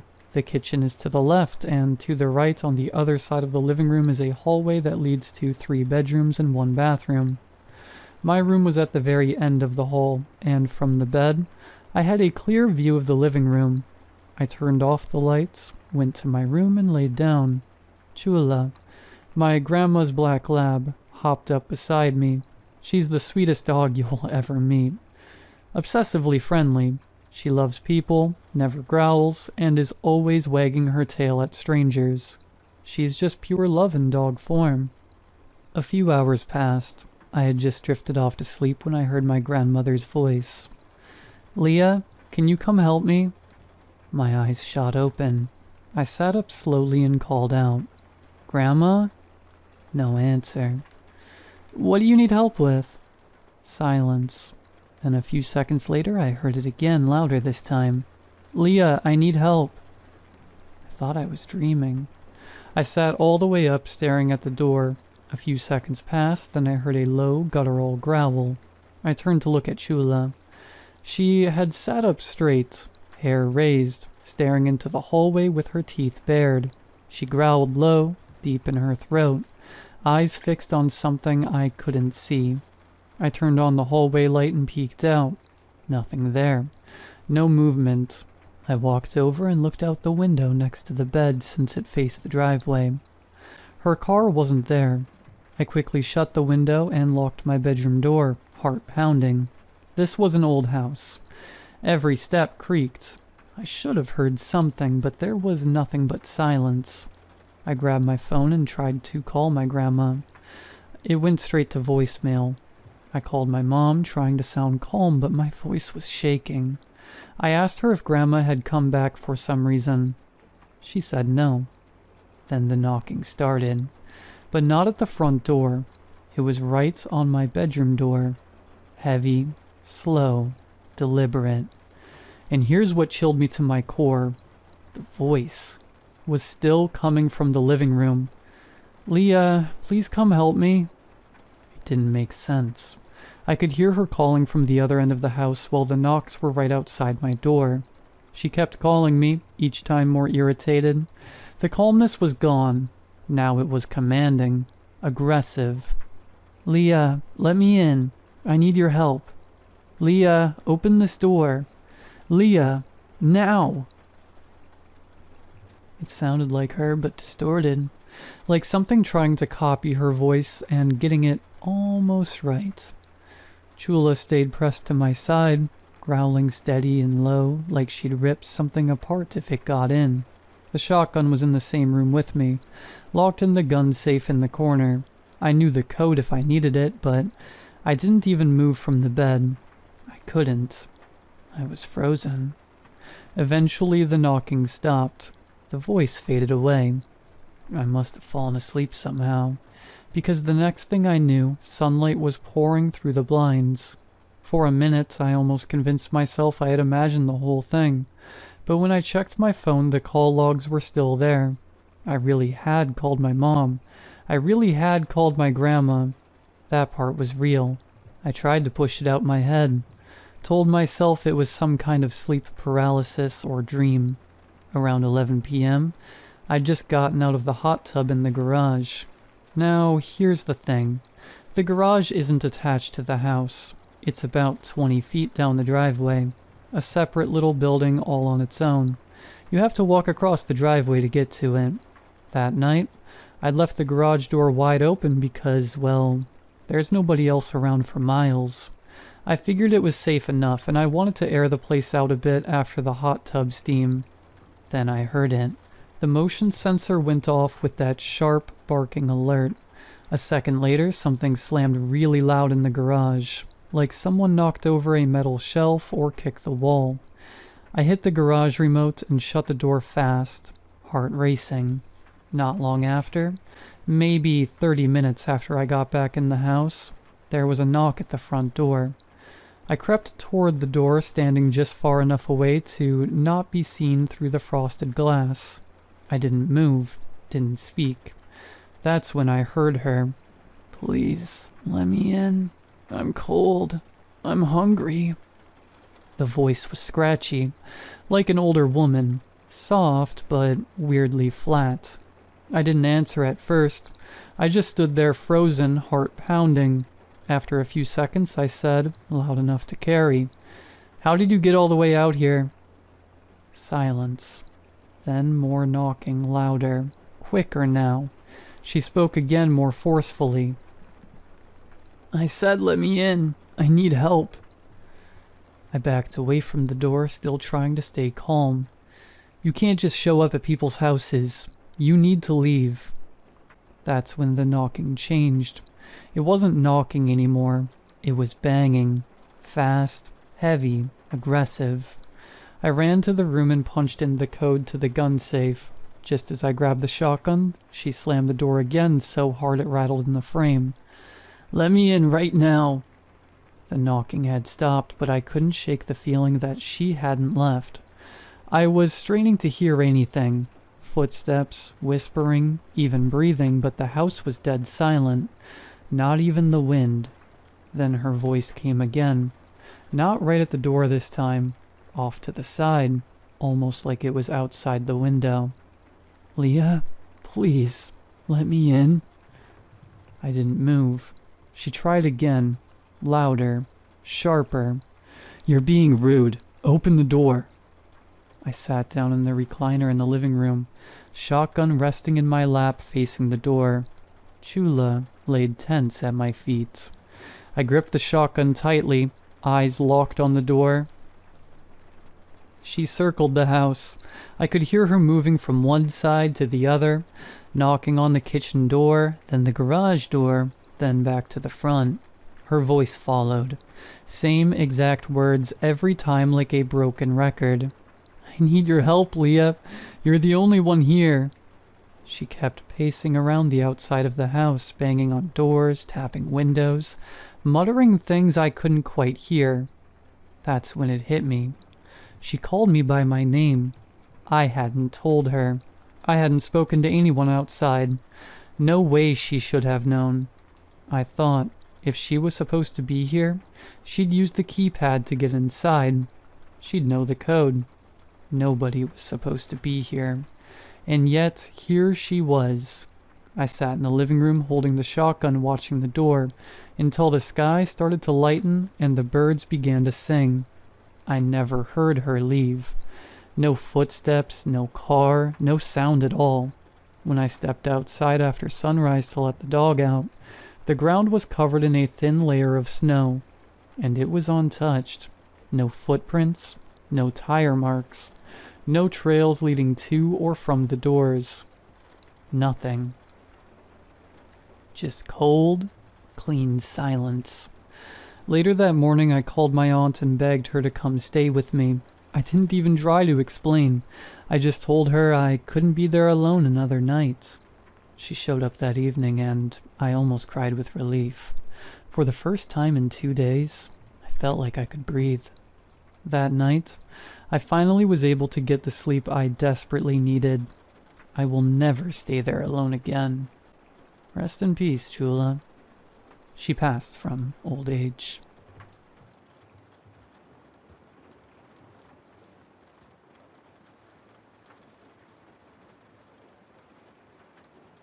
The way my job started wasn't unique. It's a story you may have even heard before. I got my heart broken pretty bad and hit rock bottom. Drinking, drugs, sleeping, and unemployment would sum up my day-to-day. It got to the point that I had people coming over, friends and family of mine, and performing checkups on me with poor disguises. For example, "It's been forever since we got food together," or "Why don't we go running like we used to?" It annoyed me because I felt pitied, but honestly, it's a blessing to have people who care enough to. But I rarely took them up on it, and eventually they dropped the disguises. A painfully long, awkward intervention with all my friends, my parents, and my sister. Tears, yelling, pleading, all so painfully uncomfortable. In the end, I agreed, and I promised I would get out of the house, get a job, do something with myself other than waste away in my dingy apartment. I looked around, but the idea of working a cash register or some other monotonous 9-to-5 was unbearable. After some time, I came across an ad online. Explore the hidden echoes of Blackmouth Cave. Join us for a once-in-a-lifetime quiet nature experience through one of the park's most unique natural landmarks.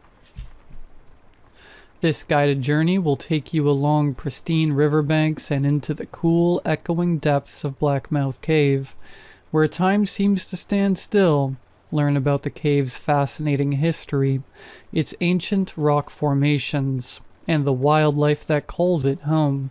Tour includes professional, knowledgeable guides, all safety equipment provided, small group sizes for an intimate experience.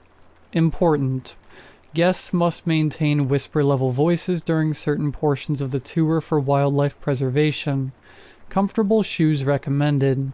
Limited daily availability. Reserve your spot now. A tour guide? That was an idea. It would get me out of the house, and I like nature. I used to be very active before my spiraling. Why not?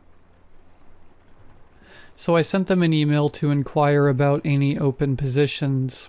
They responded quickly, very quickly, as in within a few seconds. Definitely strange, but it was easy to brush off. The email was polite, almost warm, and invited me to come in within the week for an interview. The office was a trailer at the edge of the park. Door propped open, letting in the smell of pine and wet earth. Inside was a desk, 2 folding chairs, and a man who looked almost as nervous as I was. He shook my hand without smiling and motioned for me to sit. His eyes were glassy, not unfriendly, just unreadable.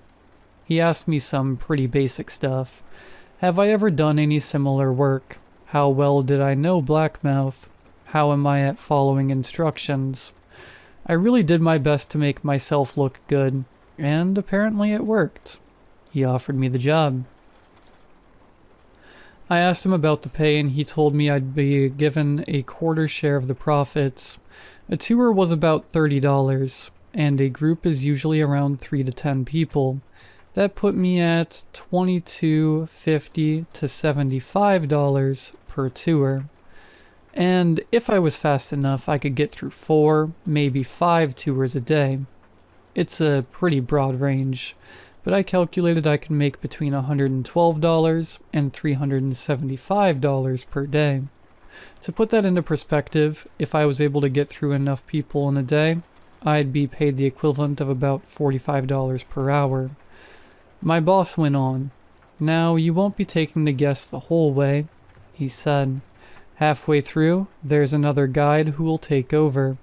You just hand them off and head back for the next group. A quarter pay for half the work. Way too much to say no to. And so I didn't. My first day started earlier than I had woken up in months. The sky was still a deep navy when I pulled into the gravel lot. My breath fogged in the cold, the air smelling faintly of rain and cedar. The trailer door was open again, light spiraling out onto the dirt. Inside, the man from the interview was at the desk, head down over a folder. Without looking up, he slid an envelope across to me. I opened it. It was just a map of my route. He explained it to me, but he never looked me in the eyes. He spoke quickly, like he dreaded the entire conversation. Behind the route was a single sheet of paper with a typed list of names. 10 in all. Today's first group, it was a pretty diverse spread. Some couples, some young, some old. I jerked my head up as my boss dropped something heavy on the desk in front of me.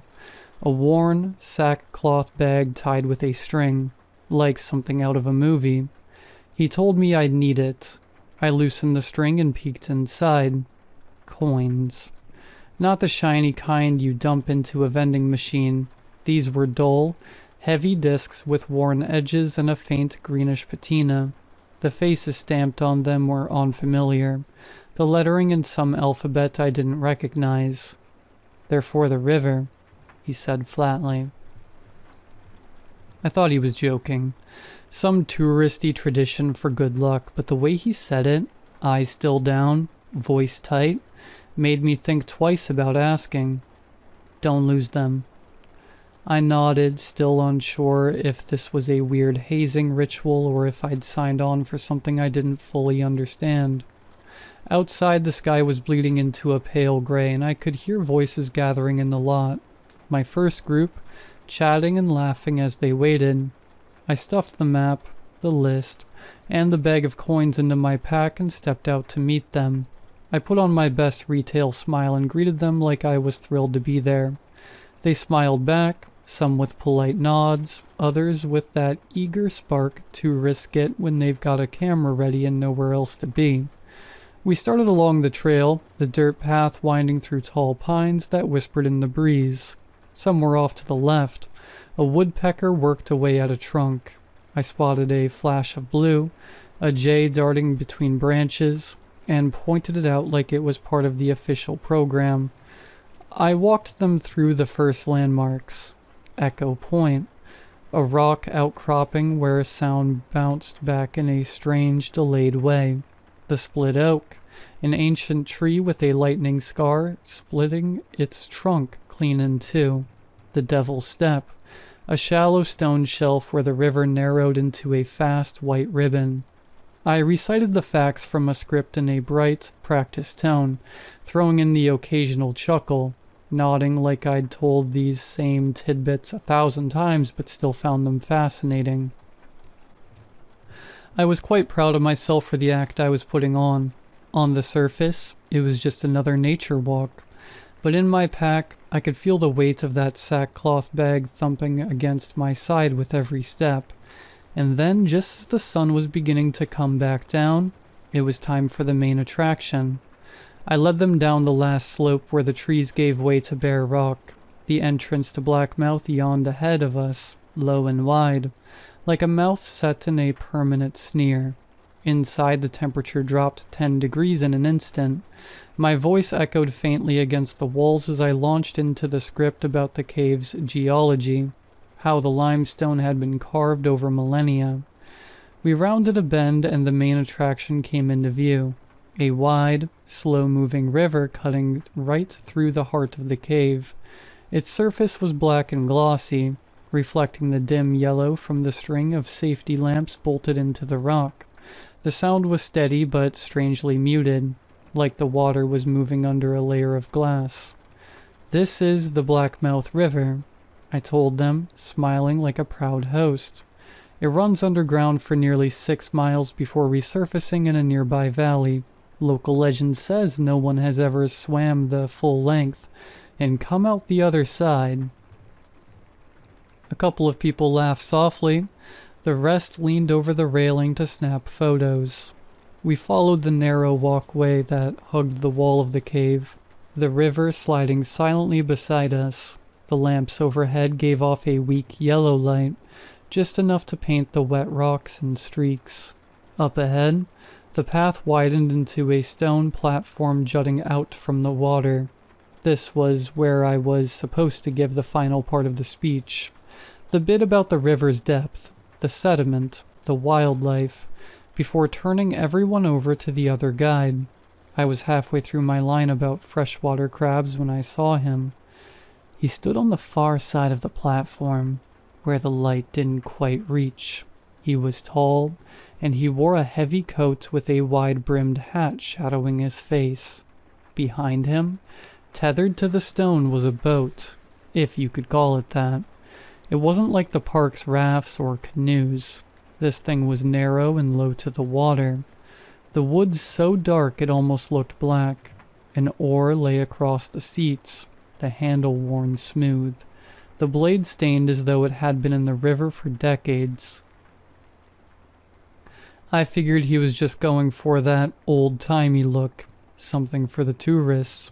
Maybe he'd get them to pose for photos before the ride back. Still, the dripping hem of his coat caught my eye. It hung heavy, sodden, as if he'd just stepped out of the water instead of down from the trail. He raised one gloved hand, palm up. I remembered the sackcloth bag in my pack, the one my boss had told me was for the river. I slipped it from my shoulder and crossed the platform, forcing a friendly nod. "Guess you were taking them the rest of the way," I said. He didn't answer, just took the bag in a slow, deliberate motion before stepping back toward the boat. I was uneasy. The guy gave me the creeps, but my boss had warned me about this. This was normal. This was part of the job. I turned back to the group and gestured toward him like this was just another attraction. "All right, folks, this is where you'll head out with the river guide. He'll get you to the turnaround point and bring you back safe and sound." They didn't ask questions. Nobody hesitated. They filed toward him in neat pairs, stepping onto the platform with quiet, practiced movements, as if they'd already been told what to do. One by one they climbed into the boat. It rocked slightly with each step, but the water around it stayed perfectly still. No ripples, no sound. Halfway through loading, I glanced down at my list and froze. One of the names had a thick black line drawn through it. I didn't remember seeing that before. When I looked back up, There was one less person in line. I scanned the group. 10 names. But now only 9 faces. My mouth went dry. The ferryman's hat tilted up just enough for me to see the shadow of his jaw. Pale and sharp, his hand rested on the oar, still as stone. "Everything all right?" one of the guests asked, her voice startling me. I forced a smile. "Yeah, just making sure everyone's on board." The boat pushed off, gliding into the black water. The guests sat silent and straight-backed, their faces dimming until they were swallowed by the dark. I turned and began my walk back, glancing sporadically at the list of guests. 1 name crossed out, then 3, then 8, then 10. Every name. By the time I reached the bend in the cave, the paper was trembling in my hand. 10 names. Every one now slashed through with that same thick black line. I stopped and listened. The cave was dead silent. No water, no echoes, nothing. It was like someone had muted the world. Then, from somewhere deep in the darkness behind me, I heard the slow, deliberate sound of an oar dripping into water. 1 stroke, then another, getting closer. I didn't look back. I folded the list, shoved it into my pocket, and forced my legs to move until the dim daylight from the cave mouth came into view. The rest of the day blurred together. I kept running tours, trying to put on the same cheery face as before, but my stomach stayed knotted. None of the people from that first group ever came back down the trail. I told myself they'd taken a different exit, that maybe the other guide had his own drop-off point. But by closing time, the lot was nearly empty. No cars matching theirs. No chatter from hikers packing up for the day. 4 groups that day.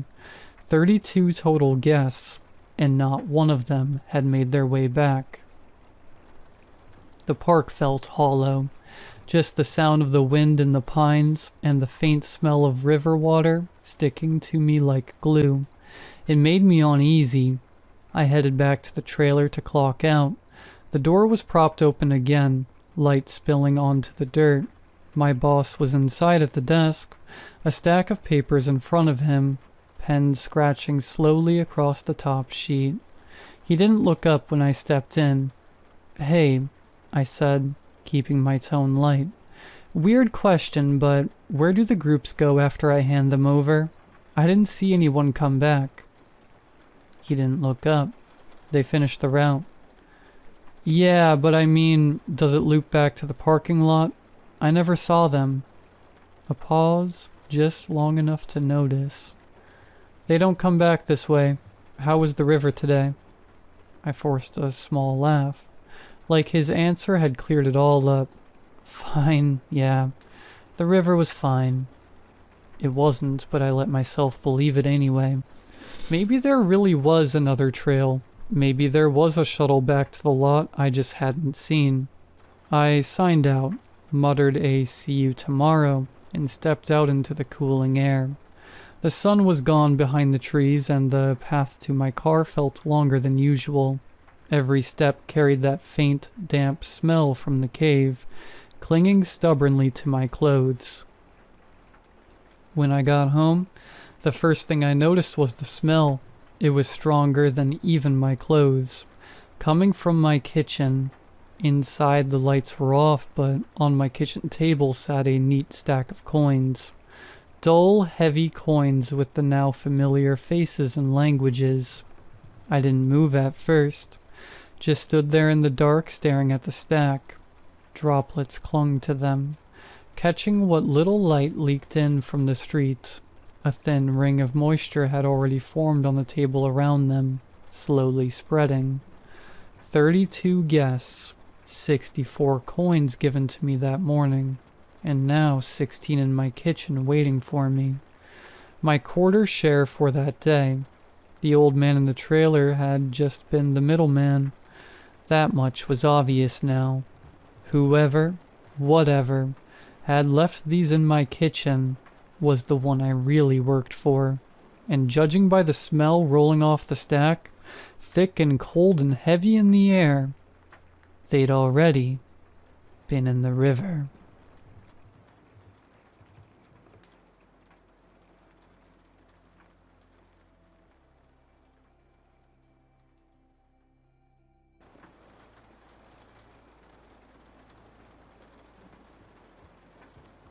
What I am about to tell you will sound crazy, but I need your help, so please, read. 3 days ago, my parents and my older brother went to my cousin's wedding. Me and my brother are not very fond of parties or my extended family, but since he's the elder son, my parents always drag him along to family reunions. To endure these ordeals, he always takes his earbuds with him. Since we moved to the current home about 10 years ago, things always went missing out of the blue. A key, a toy car, the TV controller, and there was no point in looking for the missing objects. We could search all over the house and never find them. Nowadays, when something goes missing, my father will say, "Forget it, and it will find its way back to you." And every time, without failure, he was correct. Because after a couple days or weeks, sometimes entire months, the missing item would be found in an incredibly obvious location. Me and my family figured this was a normal occurrence, easily explained by healthy faults in our memories and so on. So we got used to it and lived normal lives. On that fateful day, my brother could not find his earbuds, so I said the words that our father had imprinted in our brains. "Forget it, and it will find its way back to you." He nodded in agreement and said, "Hopefully it will show up soon." My father and my mother were already waiting for him in the car. I said my farewells from the front door and they left. I wish they didn't. I had spent that entire day reading Blood Meridian. In fact, I carried the book with me to the front porch, and as I was going back, I left the book on the dining table, to the right of the hallway that leads to my room. I sat down on my office chair and booted up my PC. I spent the rest of the evening playing video games. It was around 9 p.m. when I heard it. Thump. Coming from the end of the hallway, the sound of a hardcover book hitting the wooden floor. I figured it was my book. I must have left it in some awkward position on the table. I got up and opened the door of my bedroom. Then I saw it. A person, a creature, something about half my size. Just finishing a small jump from the right of the hallway to the left, the book laid in the right. At the foot of the dining table, I was immediately paralyzed. I had just stood there, like a deer in front of headlights. A pitch-black hand with elongated, clawed fingers reached from the edge of the wall all the way to the other side of the hallway, grabbed the book, and quickly went into hiding. Slowly, the dark figure put its head out of the edge, and for a split second our eyes met. My heart was beating out of control. I was on the verge of puking as I hastily closed and locked my bedroom door. I heard footsteps approaching me. I broke down crying in a corner. It's been 3 days. No one is picking up on my calls. No one is answering my messages. My family has not returned. I hear inhuman sounds just outside my room. I see shadows moving, creeping in and out of what I hope is a familiar hallway. I'm too scared to look out the window. I'm thirsty and hungry. I'm not sure that this text will reach anyone, but I'm desperate. Please, find me.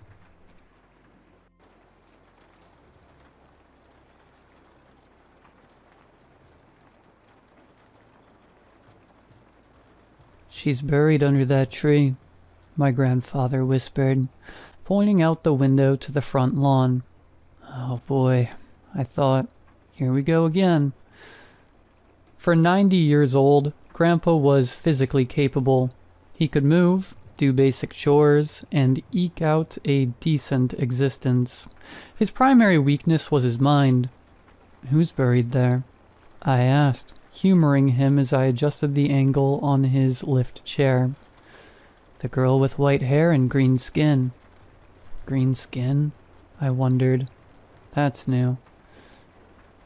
I fixed Grandpa's chair to the reclined position and made my way to the kitchen. I'm gonna make us some sandwiches. All right, sweetie. I left him there in front of the TV. This weekend was my monthly visit. My siblings and I switched weekends to make sure Grandpa wasn't alone. The location was inconvenient because he lived in the butt crack of nowhere. It was a good 2 hours to the nearest town. If you needed something other than general store items, you'd be driving for a while. After I finished the sandwiches, I slid one on a plate and placed it in Grandpa's lap. Thanks, honey, he said and started chewing with yellow teeth. I sat down on the sofa, cracked open a murder mystery book. A golf tournament was playing on TV. I hated golf, but that was the only thing he liked, so I occasionally glanced out the window at the beautiful vista to keep myself from boredom. Grandpa's property was strange in that it was high up in the mountains. Appropriate for farming, but his specific land hadn't been built for that. He lived in a mobile home just beneath a hill. There were trees decorating the terrain, but the only one on his quarter-acre lawn was a pine my father had brought up years ago as a sapling. It was well over 12 feet now. She's buried there, he mumbled, devouring a slice of ham on bread. Why does he keep saying that? I focused my gaze on the tree in the lawn. What an odd thing to hallucinate. 2 hours later, I was interrupted by a call from my brother, Stu. Hey, Grace, he said, his voice as cheerful as ever. How's Gramps? Coping, I said. Grandpa had fallen asleep in his chair, a half-eaten sandwich in his lap. He's resting after a light lunch. Good, he needs that. I turned to the couch, saved the spot in my murder mystery. My eyes fell on the lonely pine outside. Stu, can I ask you something? Sure, sis. Has Grandpa mentioned anything about a green girl buried under a tree? Stu fell silent. Stu? Give me a second. You there? Yeah, just a minute. When did he start mentioning it? This morning. Don't let him talk about it. Why not? Because he gets all worked up. When Jess and I were there last month, we found him digging a hole under the tree at 2 a.m. He thinks someone lives down there. He belongs in a care home. I turned towards Grandpa, noted his frail shoulders. The muscles that had carried bales of hay and iron tools for years. Now his body was fading. Grace, I'm still here. Make sure he doesn't talk about it. It was 5:15 when I cleared the plates from the dining table. Thanks for cooking, sweetheart. Of course, Grandpa. Need help getting to bed? No, he sighed, seemingly deep in thought. He pushed himself out of his seat, waddled down the hall. It took him so long to reach the other end of the trailer. Grace? He stopped at his bedroom door. Yes? You do believe me about the girl under the tree?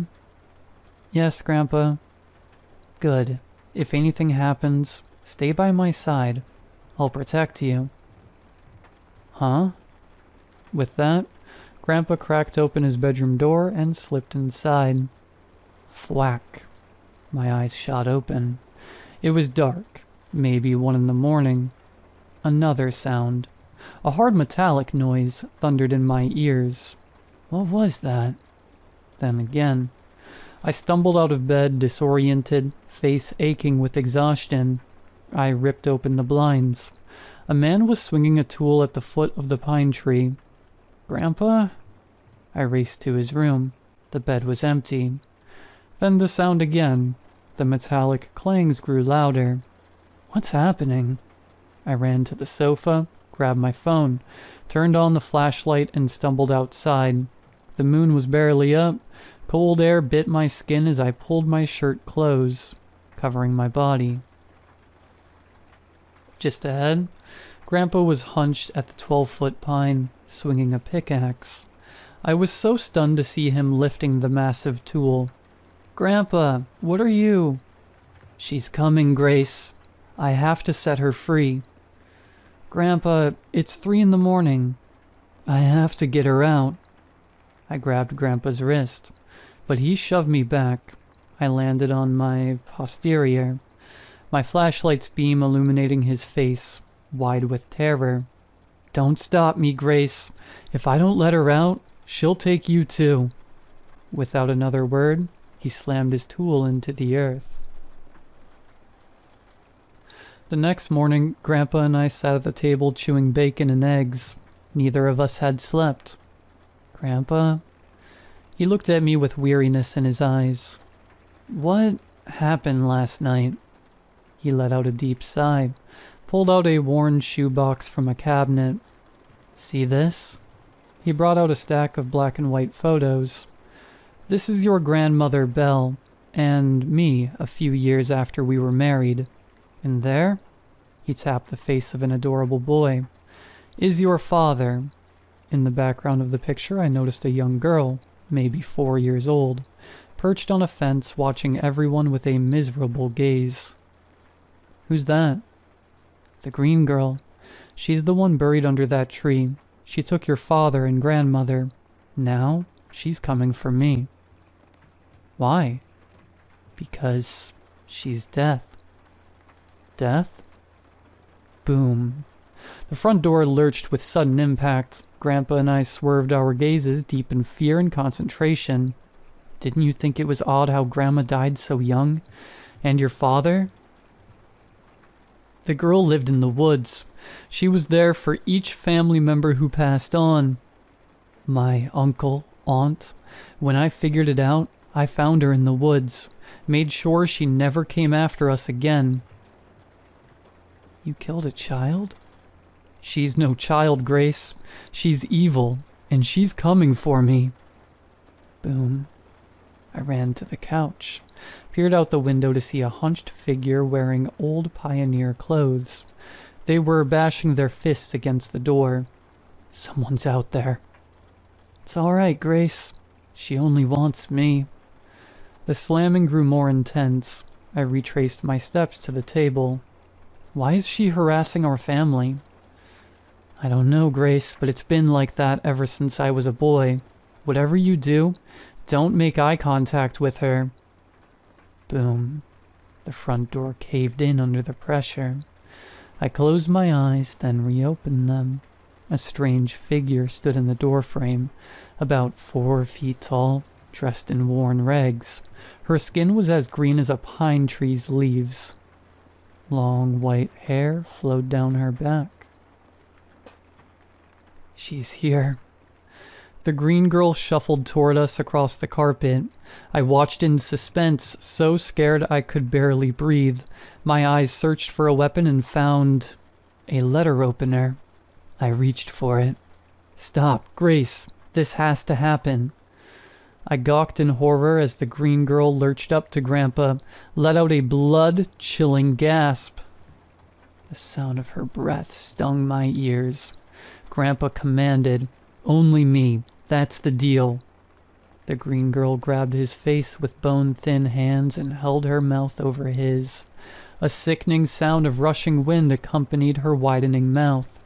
Grandpa gave a frightened gasp, then collapsed. Grandpa! The green girl let out a sickening groan, limped back to the door. Wait. The creature looked at me. Why are you doing this? The green girl pointed at the clock above the dining table, then pointed at herself, then me. For the next few seconds, I was too shocked to move. With a final groan, the green girl limped out the front door and was gone. It's been 2 days. I called the sheriff. They investigated everything. I've been asked so many questions. My siblings think I'm crazy. Stu's the only one who believes me. Why? He says that one night, while he was at Grandpa's, he heard a woman speaking in one of the rooms. It reminded him of a soothing voice he had once heard as a young boy, a voice that told him the exact date he would die. And that date wasn't far off.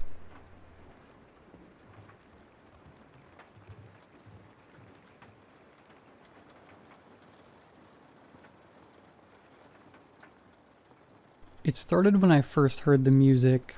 I'm not going to tell you how I came into possession of this particular music, nor am I going to tell you what it sounded like, or anything particular about it, because even knowing these things can have an effect. All you need to understand is that this particular music, when I heard it, forced me to walk in a straight line. I was at home at the time, in my London flat. I had started to listen to the song with my wireless headphones. As soon as the music started, I felt the itch to start moving. By then, it was already too late, but I kept listening, not yet aware of the mistake I was making. And then, just as the first track neared its end, I rose from the sofa, turned and faced the wall, and started walking. Have you ever seen an NPC in a video game walk into a wall? Or a speedrunner trying to clip through a wall to get to areas of the game map they're not supposed to? I had walked over to the wall and onto the armchair which kept me from the wall. After standing on the armchair, I just kept walking into the wall, knocking off a picture frame. The thing was, the music was fresh to my ears and still playing, so its effect was at its strongest. I was completely lucid of what I was doing, but that part of my brain that would signal for me to stop simply didn't exist anymore. The closest thing I could compare the feeling to is being in the throes of an addiction, whether it be drinking or gambling or whatever. You know what you're doing isn't good for you, that you have to stop, but there's just something not there. The will, the care factor. Did it hurt headbutting the picture frame of my recent university graduation photo off the wall? You bet. Did I care? Certainly. I wanted to stop with every fiber of my being, but I simply couldn't. I kept going, walking against the wall, feeling the coarse wallpaper rubbing against my brow and rubbing at the skin. I think I lost a few eyebrow hairs in the process. In under a minute, I reached the corner of the living room. There should have been nowhere else to go, but stopping simply wasn't an option. I had hoped, though I couldn't stop, and I was pretty sure I was having some kind of stroke by this point, that reaching the wall would ease the burden to keep moving in a straight line. Thing was, I was already off the line, and it hurt, worse than any migraine, or worse than any flop sweat indigestion. And still the music continued to play in my head. I was on to the second track, but its effect was still the same. Keep moving. Stay the line. I reached for the door handle. Found it locked, so I took a moment to unlatch it. Then the door opened and I stepped out onto the small balcony, and I kept walking. This was where I feared I might walk straight off the balcony. Below there was a car, which I had to rapidly consider as the least worst option to jump down onto. Besides the car, which was a simple four-seater, all that remained was a drop which would likely break my ankles. That was when I discovered some freedom to my situation. I didn't have to simply fling myself over the balcony. There was no stopping, but I had a tiny bit of my brain to work with to decide how I would get back to the true line. Instead of just up and overing myself over the balcony railing, I stopped, climbed over carefully, and then did my best to control my fall onto the car. I landed with a thump, landing squat, and the car's alarm started going off. It was midday, so the odds of people nearby seeing what I had just done was high. Did I want them to see me do it? What if they thought I was trying to do damage to the car on purpose?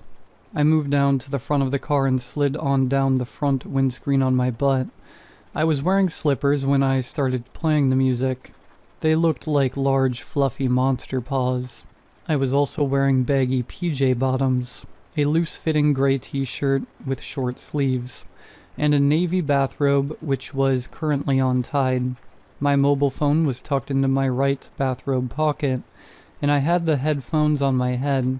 The only other item of note on my person were my glasses. I'm nearsighted. On the ground, I just kept walking, moving diagonally across the estate. Should I shout for help? I thought.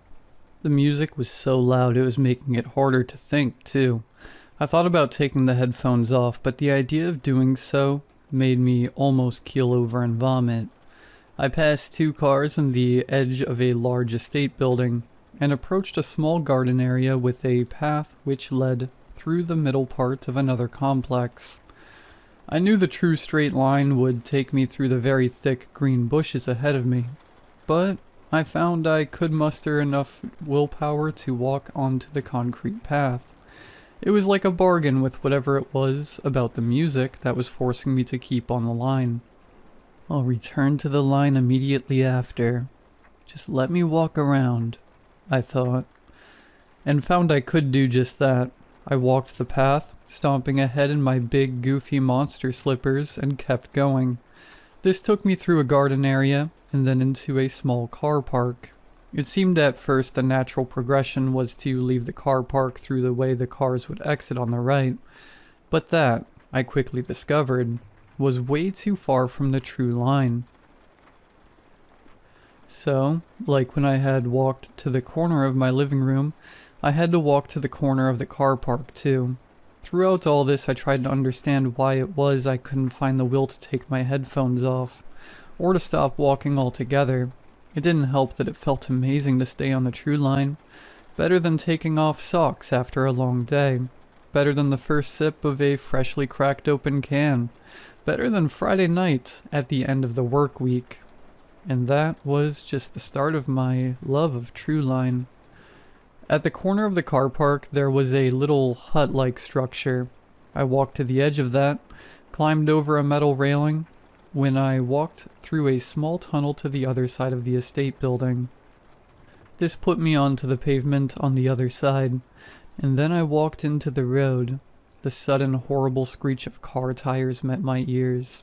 I turned and saw a rotund, middle-aged woman in her car. "What are you doing?"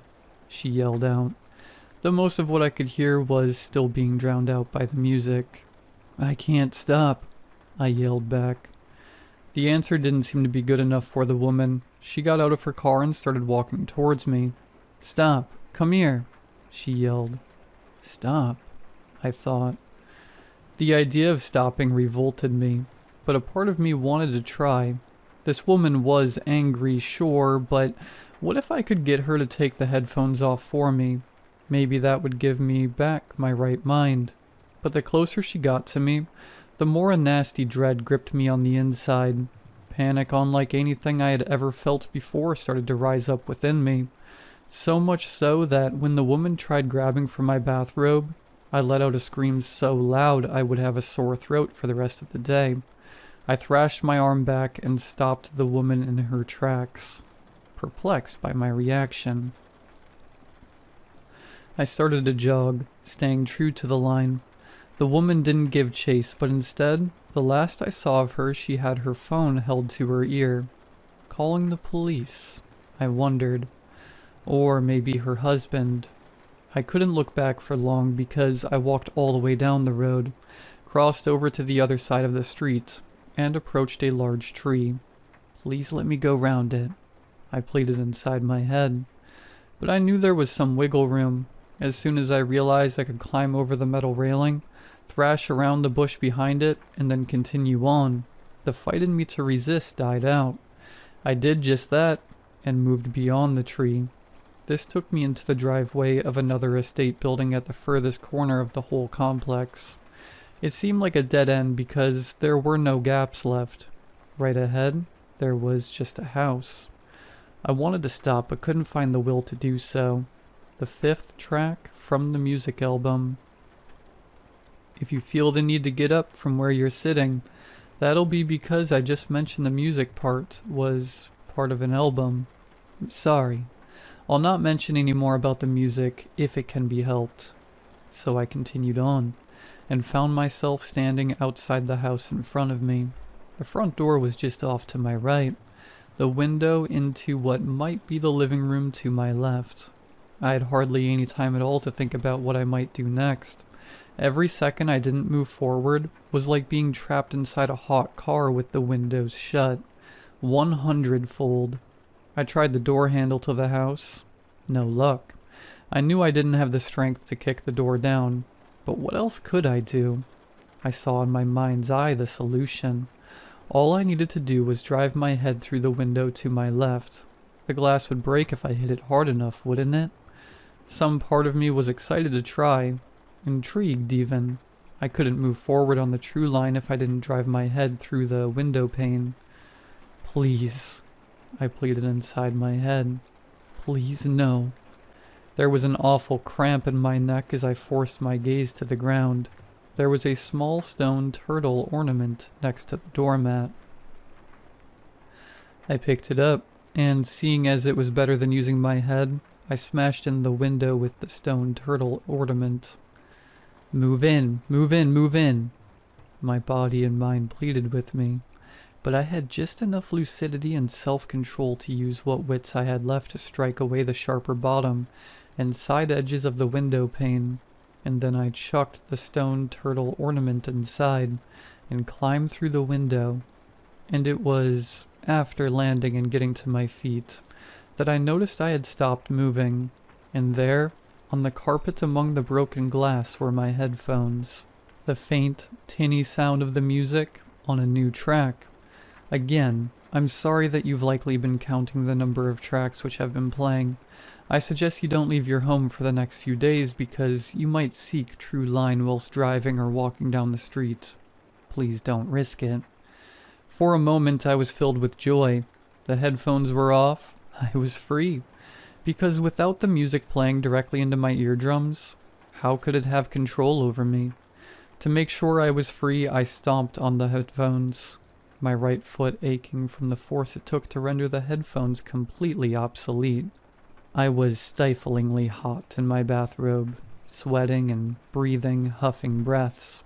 But in the silence of the house I had just broken into, I heard it. The music, playing inside my head. I'm sorry to tell you this. I really, really am. But the music is seriously catchy. I turned around to face Trueline and kept walking. It's been a while since it all started.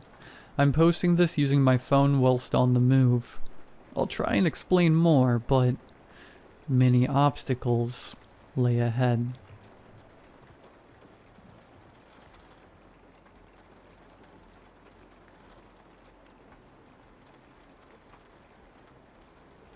Hey everyone. I know this is going to sound crazy, but I need to know if anyone has ever experienced anything like this. I live in a small farmhouse that I inherited from my grandmother 6 weeks ago when she passed away. It sits on a lot of a couple acres of land. When she passed away, I had just graduated from college. So instead of selling it, I decided I'd live in it and maintain it while I looked for a job in the area. The nearest town is around 30 minutes away from me, but I usually don't mind the seclusion. In fact, my closest neighbor is around 10 minutes away as the crow flies. The first day that I got here, I was over the moon about being the sole owner of my childhood home. The long dirt road to get you to the house was lined with dense forest, and once I finally reached the house, I realized that my grandmother had really let this place go. There were vines practically holding the shutters closed like the house was holding in a secret. I knew I was going to have a lot of work to do, but since I had a bit of savings, I could focus on getting the house back in order. When I unlocked the front door and went inside, I was met with an overpowering smell of lavender. It seemed that even though my grandmother let the outside of the house go, the inside was pristine. I set my luggage down and went into her bedroom. I spent the next week cleaning up the outside of the house. I found all kinds of things in the overgrown grass, like an old farmer's hat, gardening scissors, and coloring books that had been scribbled in. I hadn't ever seen any of these items before, but chalked it up to belonging to my cousins when they were kids. The first week of living there, nothing else really went on. It's this week, the second week, that strange things started happening. After a long day of finishing the yard work, I came inside and kicked my boots off. I made sure to lock the front door and deadbolt it, since living alone in the middle of the woods as a woman can get kind of scary. I made my way to the bathroom when I heard footsteps behind me. I whipped my head around, but I didn't see anything. I thought it was just the old house settling, so I continued to the bathroom and got into the shower. Now, I don't know if it's my mind playing tricks on me, But every time I dunked my head under the shower head, I thought I heard giggling right behind me. Once again, nothing there. I got out of the shower, dried myself off, and slipped into my pajamas. That's when I noticed something written in the steam on the mirror. Hello, smiley face. I was genuinely freaked out at this point, but knew that my younger family members had been here right after grandmother died, so I wrote it off that the writing was maybe lingering. That night, as I was drifting off to sleep, I heard a loud knock at my door. I checked the time on my phone. 11:43 p.m. Like I said, my nearest neighbor is 10 minutes away, so I had no clue what someone was doing here late at night. Before my dad passed away, he instilled in me that the world is very dangerous. So the minute I turned 21, he paid for me to get a concealed carry license. I grabbed my pistol and tucked it into my waistband as I walked toward the front door. I could have just ignored it, but I didn't know if maybe it was the police or someone in trouble. I opened the door a bit and saw a rather small man. I'm 5'2" and he couldn't have been much taller than me, in a button-up polo with black slacks, and those shiny shoes that the pastor always wore. "Hello," he spoke up. "I'm Mr. Vister. I work for the night census." He had the biggest smile on his face, almost like he had won the lottery. "The night census?" I said suspiciously. "I've never heard of that." "Well, yes. We only knock on select doors. Think of it as a sort of government initiative for after dark population tracking." He ran his fingers through his gelled back, almost slimy black hair. "Who's all here? Has anyone been here since the last count?" Mr. Vister tried peeking around my shoulder, but I quickly shut him down. "I'm sorry, sir. What do you mean since the last count?" "We come by a couple times a night to get the exact number of people living in the household. When I came by earlier, I spoke to your gardener, and he let me know that he lived here as well as his son." He pulled up a clipboard out from behind his back. "But he didn't inform me that anyone else lived here. I'll just write it down real quick." I watched as he wrote, "Young female in her late 20s, presumably alone." Under where he had already written, "Gardener and his young son." There was obviously no one else here, so I was extremely startled. "I don't have a gardener. I think you must have the wrong house. It's just me here." I didn't notice my slip-up until I said it. "I mean, my husband should be back any minute now. He had to run into town to get something." I tried to cover it up by lying, but he saw right through it. His smile grew wider, and he turned his head to the ground, still staring at me through his eyebrows. "We know you're here alone, Natalie." He chuckled, but not in a friendly way. It sounded like a dry rattling coming from his throat. I slammed the door shut and locked it. I could still hear his laughter outside, which turned into a sea of screaming. I ran to the bedroom to call someone, and, of course, no signal. I couldn't get to my car without him seeing me, so I had no idea what to do. I barricaded myself in my room, but I accidentally drifted off to sleep. I woke up again to a knock at the door. I looked at my phone, 3:36 a.m. I don't know if this Mr. Vister guy is some kind of prankster or lunatic. I wasn't going to let him scare me. I opened up the door and didn't let him get a word in. "Stop harassing me," I spat. "I have a gun. I don't know what you're trying to do, but you're trespassing. Go away." His smile softened into a look of confusion.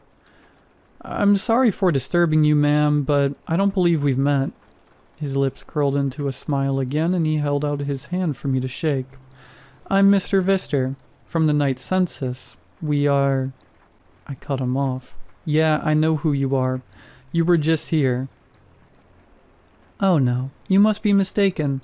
Me and my twin brother take turns checking houses." I was obviously confused at this point, so he pulled out his clipboard. "So you must be Natalie. I've got that you live in the bedroom towards the back of the house. Then the other occupants are the gardener, Silas, and his son, Thomas. I have here that they live in the bedroom that branches off of the family room." "No, I don't know who Silas or Thomas are. but they definitely don't live here. What? No. I see them right back there on the couch. He stood on his tiptoes and waved to something behind me. As I turned around to see what he was waving at, Mr. Vister ran past me while giggling. I had no clue who this guy was, or why he wanted to be in my home, but I saw this as an opportunity to get out of there. I grabbed my keys from the bowl next to the door and ran to my car, leaving the front door wide open. I peeled out of there as quickly as possible to a small motel in town. That's where I am now. Do any of you know what's going on? Has anyone experienced anything like this? Any help would be appreciated. Please, help me.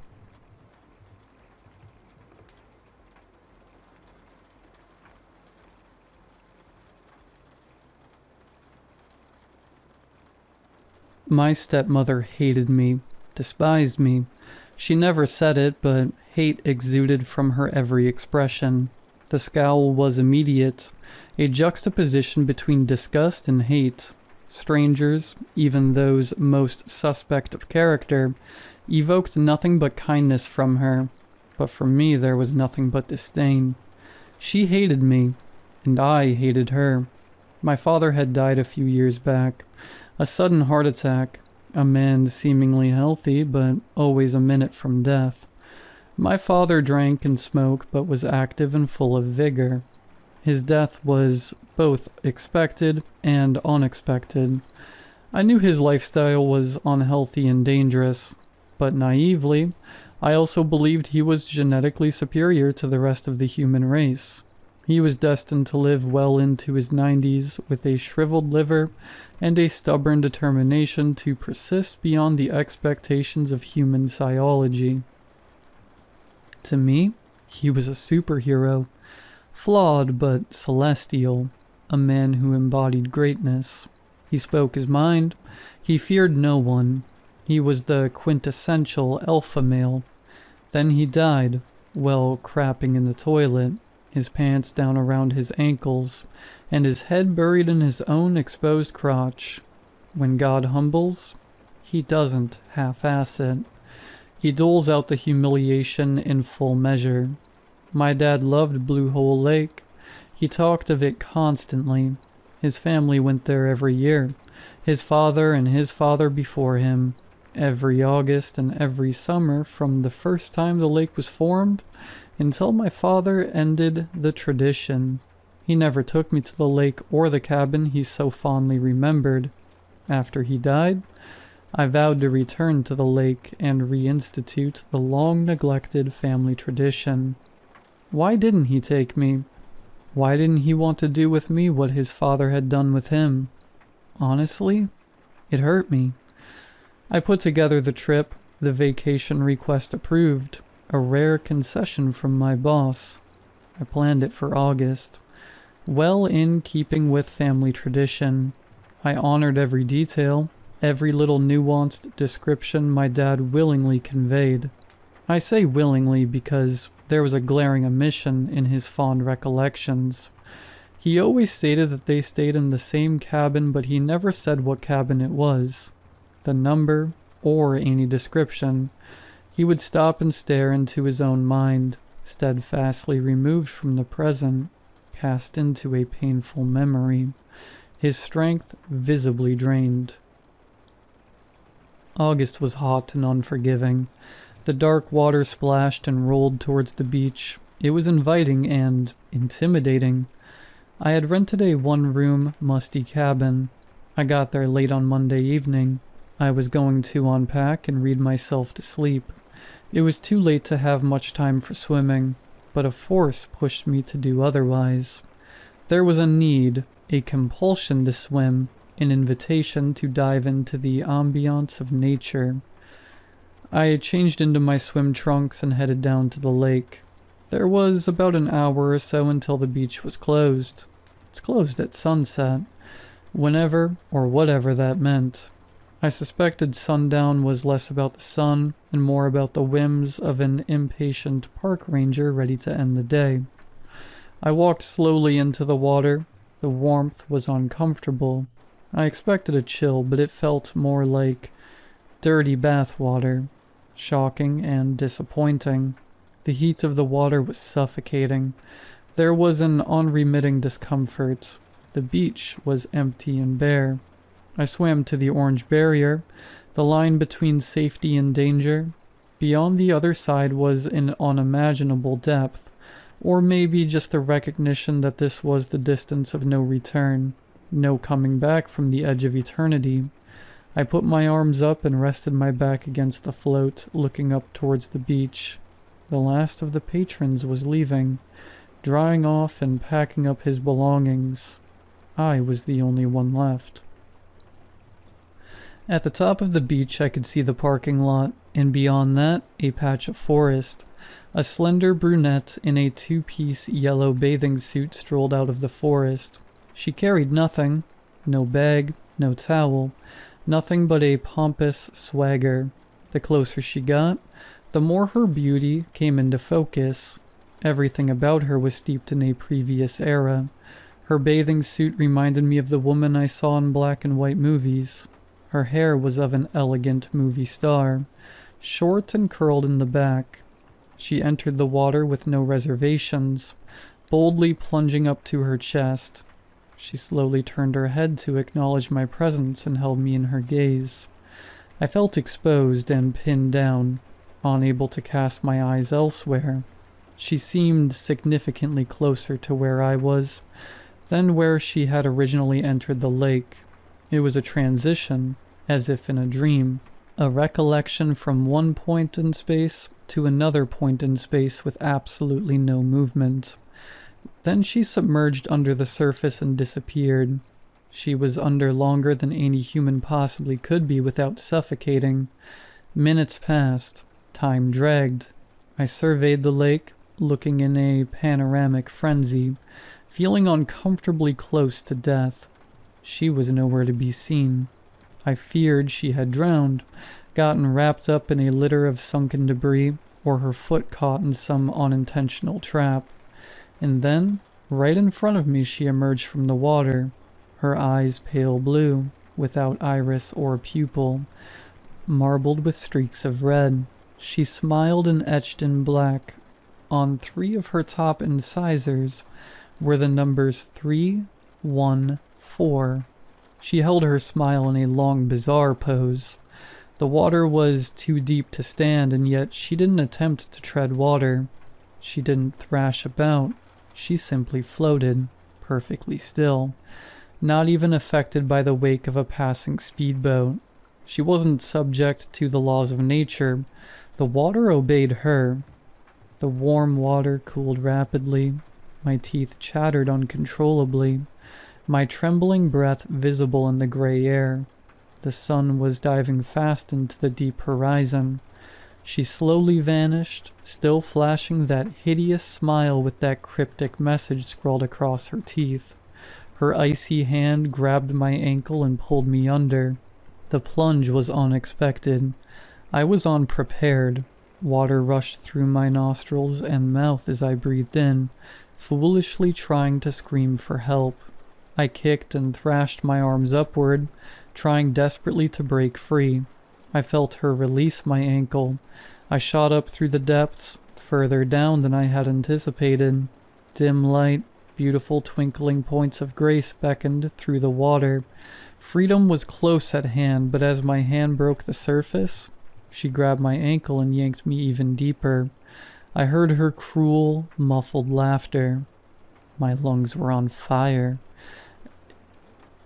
It was as if I had swallowed hot, thick oil. Pressure coursed through my veins. I felt the pounding of my rapidly beating heart in the temples of my head. A dizzying array of stars swam before my eyes. I then saw her floating before me, her skin blue and tattered, eaten and rotted by the forces of nature. Death was consuming her, and yet, though barely visible, I saw her smiling. 314 flashed across my mind. I realized I was free from her grasp. I shot up to the surface. Oxygen extinguished the fire in my lungs. I coughed and heaved up filthy, bloody water. The coughing was uncontrollably, but So it was the instinct for survival. I thrashed and coughed and coughed and thrashed. My arms were rubber, hands and feet number. I barely felt the water, but as soon as my foot touched the bottom, the sensation of sand stung my feet into action. I made my way to the shore in a clumsy combination of swimming and running, a dance of hysterics, the play between weakness and a determination to survive. I was a wounded gazelle with one last chance, a dash through the thorny shrub, but to no avail. I felt the familiar grip on my ankle. She dragged me back into the water. I turned to kick, the water shallow enough to allow free movement of my limbs. The heel of my foot glimpsed the side of her bicep. The skin was loose and sloughed off her arm. Her body had deteriorated to an even worse degree. She was a walking, waterlogged corpse. One of her eyes was missing and the other was decayed and collapsed. Chunks of flesh were gone, chewed or decayed. Her hair was no longer elegant. What was left of it was thin and stringy. Through all of it, though, she never ceased to smile. 314. I was now fully on my back. I tried to kick again, but at the moment I went to thrust my foot forward, my whole body went limp. I was paralyzed. I lay in the shallow water, looking into the darkening sky. The water was lapping against my ears and splashing into my eyes. I felt her climb on top of my legs. Crawling her way slowly up my body, she lifted her abominable face from my chest, grasped her bony hands around my shoulders and heaved herself forward. Her face was in my face, her one good eye dripping down her cheek. The stench was vomit-inducing. I swallowed, choked, and gasped for air. "Charlie," she whispered. Charlie. That was my father's name. Charlie. "I'm not Charlie." She grabbed my head and planted her dead lips on mine. Bile and decay filled my mouth. It wasn't a loving embrace. Her mouth held tight. Putrid water flowed from her inner being into my throat. I felt like I was trapped in a dentist's chair with dirty cotton stuck in my mouth, and rigid plastic stretching my lips wide. A vision played before my mind. A beautiful woman in a two-piece yellow bathing suit with elegant hair, talking to a man eerily similar to my father but much younger. A child on the floor. An argument. The man choking the woman. Lifeless. The man leaving with the child. Cool air rushed across my body. I heard a splash and a scream. I could feel my arms and legs again. I crawled to my knees, stood up, and was about to run when I heard her whisper from behind me. "Son." I stopped and turned. My feet were still in the water. The warmth from earlier returned. Fear subsided, but sadness engulfed me. The woman was beautiful again, but she was no longer smiling. She seemed ashamed. The last light faded and her shadow dissolved into the merging line between sky and water. I had every intention of leaving that night, but I was exhausted. Sometimes fear plays itself out. You can only be haunted by ghosts for so long before it becomes routine, part of life. Besides, something had changed. That morning, I packed and got ready to leave. I had 3 days left on my reservation, but needless to say, I wasn't really in the mood to be by the lake. I did my last check of the cabin to make sure I hadn't forgotten anything. It's a ridiculous routine. I check under the bed, in the drawers, and even in the shower, in case I forgot some soap or shampoo. There was an empty carton of orange juice in the refrigerator. It wasn't mine, but I didn't want the next tenant to think it was me, as if they would go through the trouble to find out which guy had left trash in the refrigerator. As I walked out to the garbage can near the road, I noticed the cabin across the street. The little wooden sign staked out in front of the porch had etched in it the numbers 314. That was last August. Now a new August is fast approaching and I've made reservations. This time, I've invited my stepmother.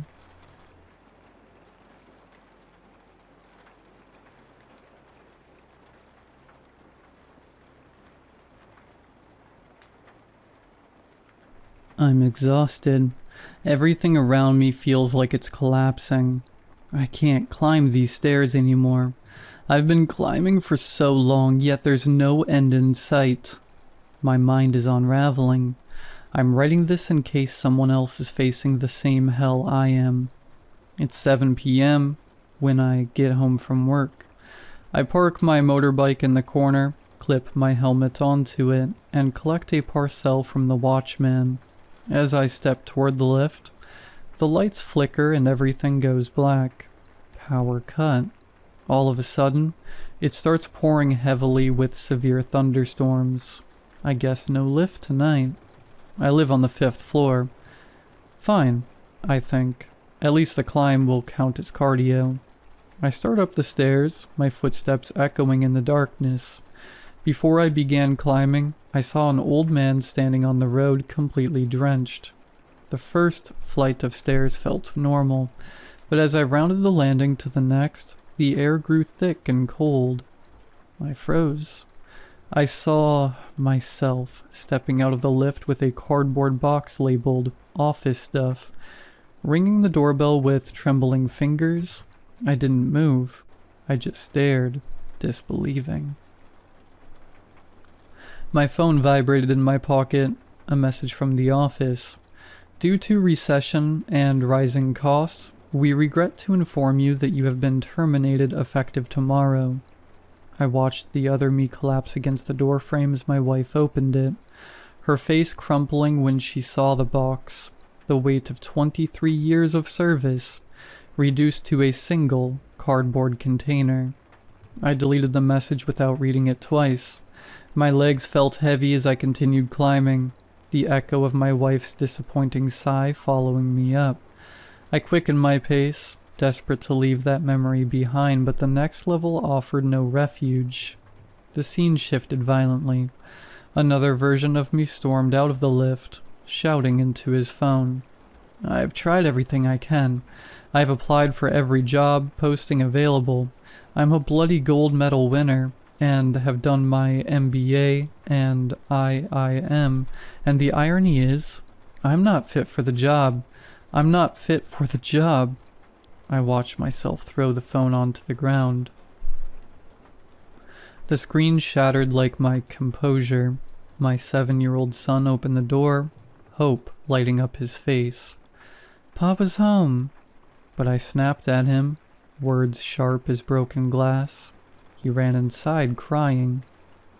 I watched myself collapse in tears on the cold concrete, head in my hands. From somewhere nearby, I heard a mother berating her child. "Only 95%? What will people think?" The echo bounced off the walls, mixing with my son's muffled sobs from behind the door. I pressed my palms against my ears and climbed higher, but the sounds followed me. The smell of cheap whiskey hit me before I even saw what was next. A drunk version of me stumbled into view on the next landing, laughing with hollow madness as he crashed into walls.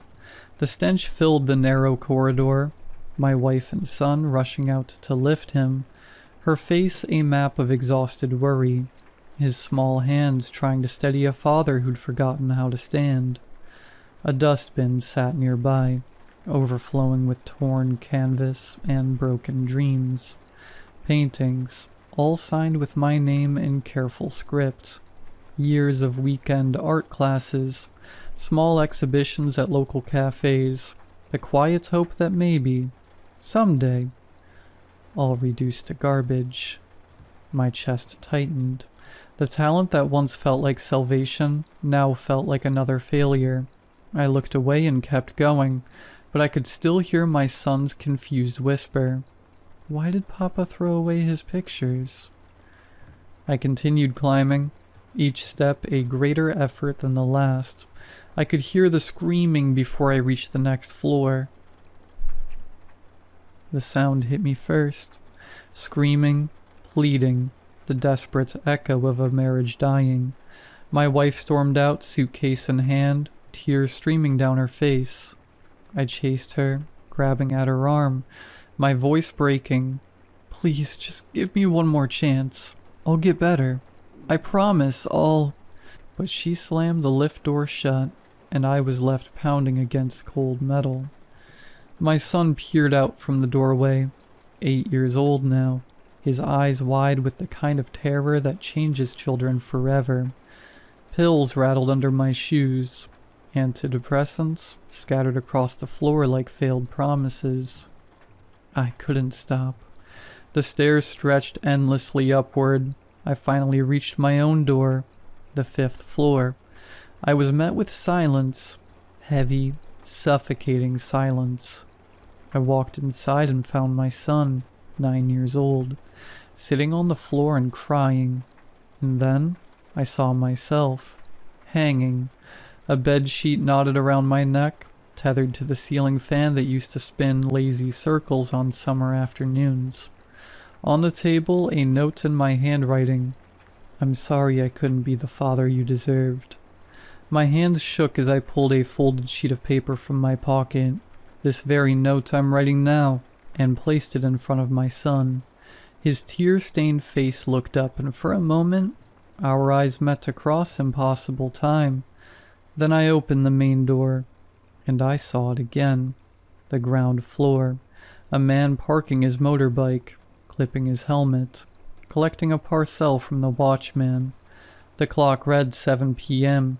It began to rain heavily with severe thunderstorms. I saw a middle-aged man go near the lift and then walk towards the stairs. Before he began his climb, he looked at me like a strange old man on the street, drenched. The old man looked familiar, as if I saw him somewhere. Something about him reminded me of my son.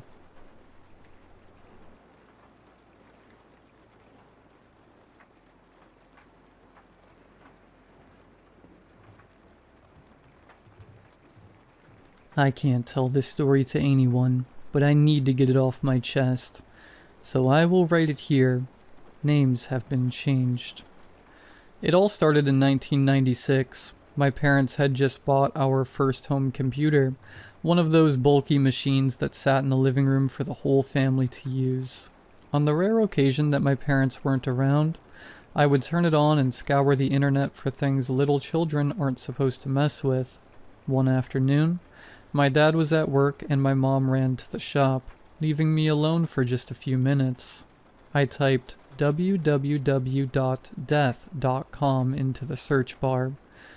I often made up creepy website names. I was a curious child and I wanted to educate myself on the things adults were afraid to talk about. The website that popped up was a gloomy page, featuring the drawing of a skeleton in a black cape.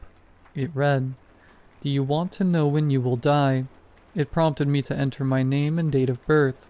I did, then clicked on submit.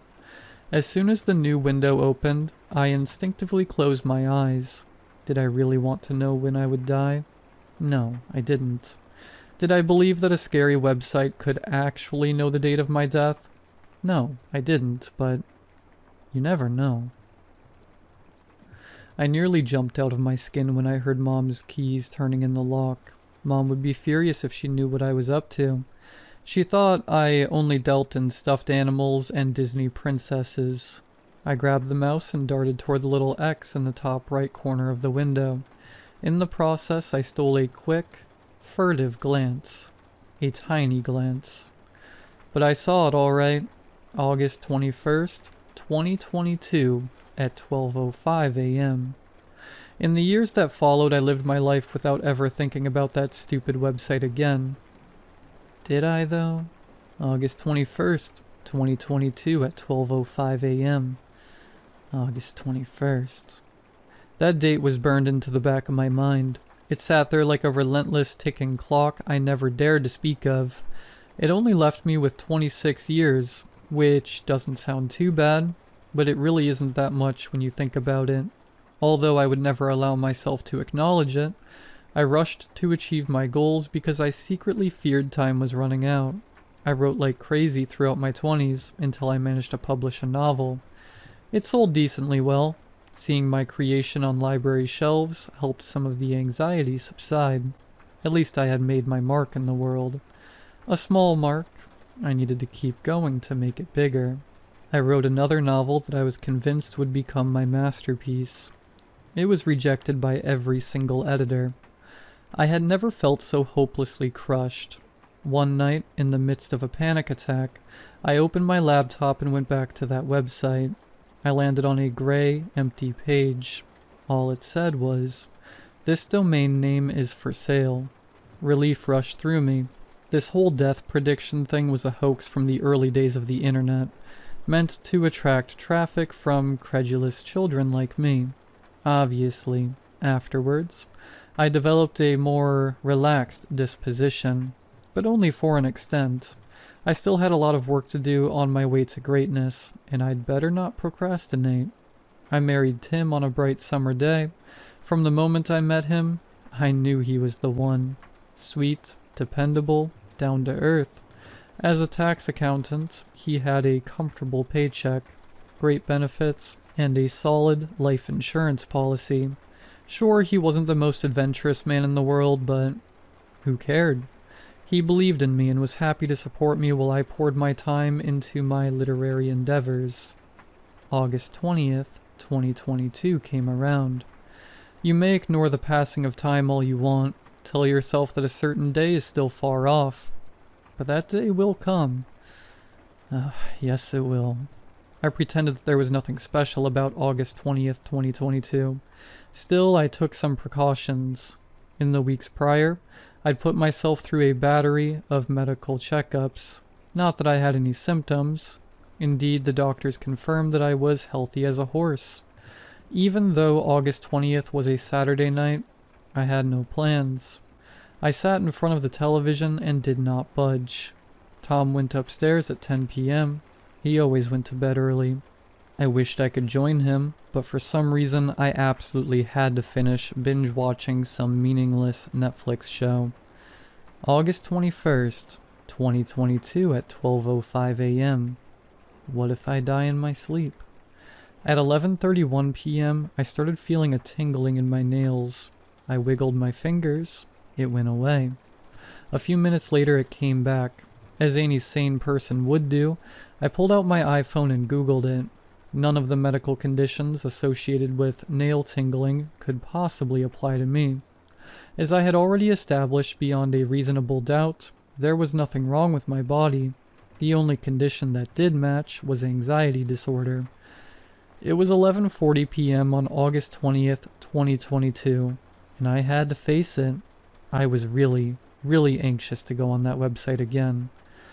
My fingers flew across the touch keypad, hoping to land on, "This domain is for sale." I crashed back into that old webpage from 1996. But this time, the caped skeleton was pointing at a real time clock. 11:44:01 p.m. 11:44:02 p.m. The room started spinning. The ground gave way beneath my feet. What kind of sick joke was this? That website was supposed to be down. How did it recognize me from 26 years ago? I don't use the same Google account. Google accounts didn't even exist in 1996. Wait, I wasn't being rational. What the screen was showing me was just a real-time clock. There was no actual piece of information tied to me. Most likely, the original creators of the website had brought back the domain name and decided to play a prank on anyone who had been on it back in the day. Sooner or later, someone would go on the website at an unfortunate time and get scared out of their mind. Why won't this tingling stop? I tossed my phone on the couch and went back to watching TV. I refused to be intimidated by such nonsense, but I could not understand anything the characters on the screen were saying. I glanced at my nails. They looked a bit dark. Had they always looked this way? Almost without thinking, my hand grabbed the phone again. I checked the time. 11:48:05 p.m. So what? I told myself. This is a night like any other night.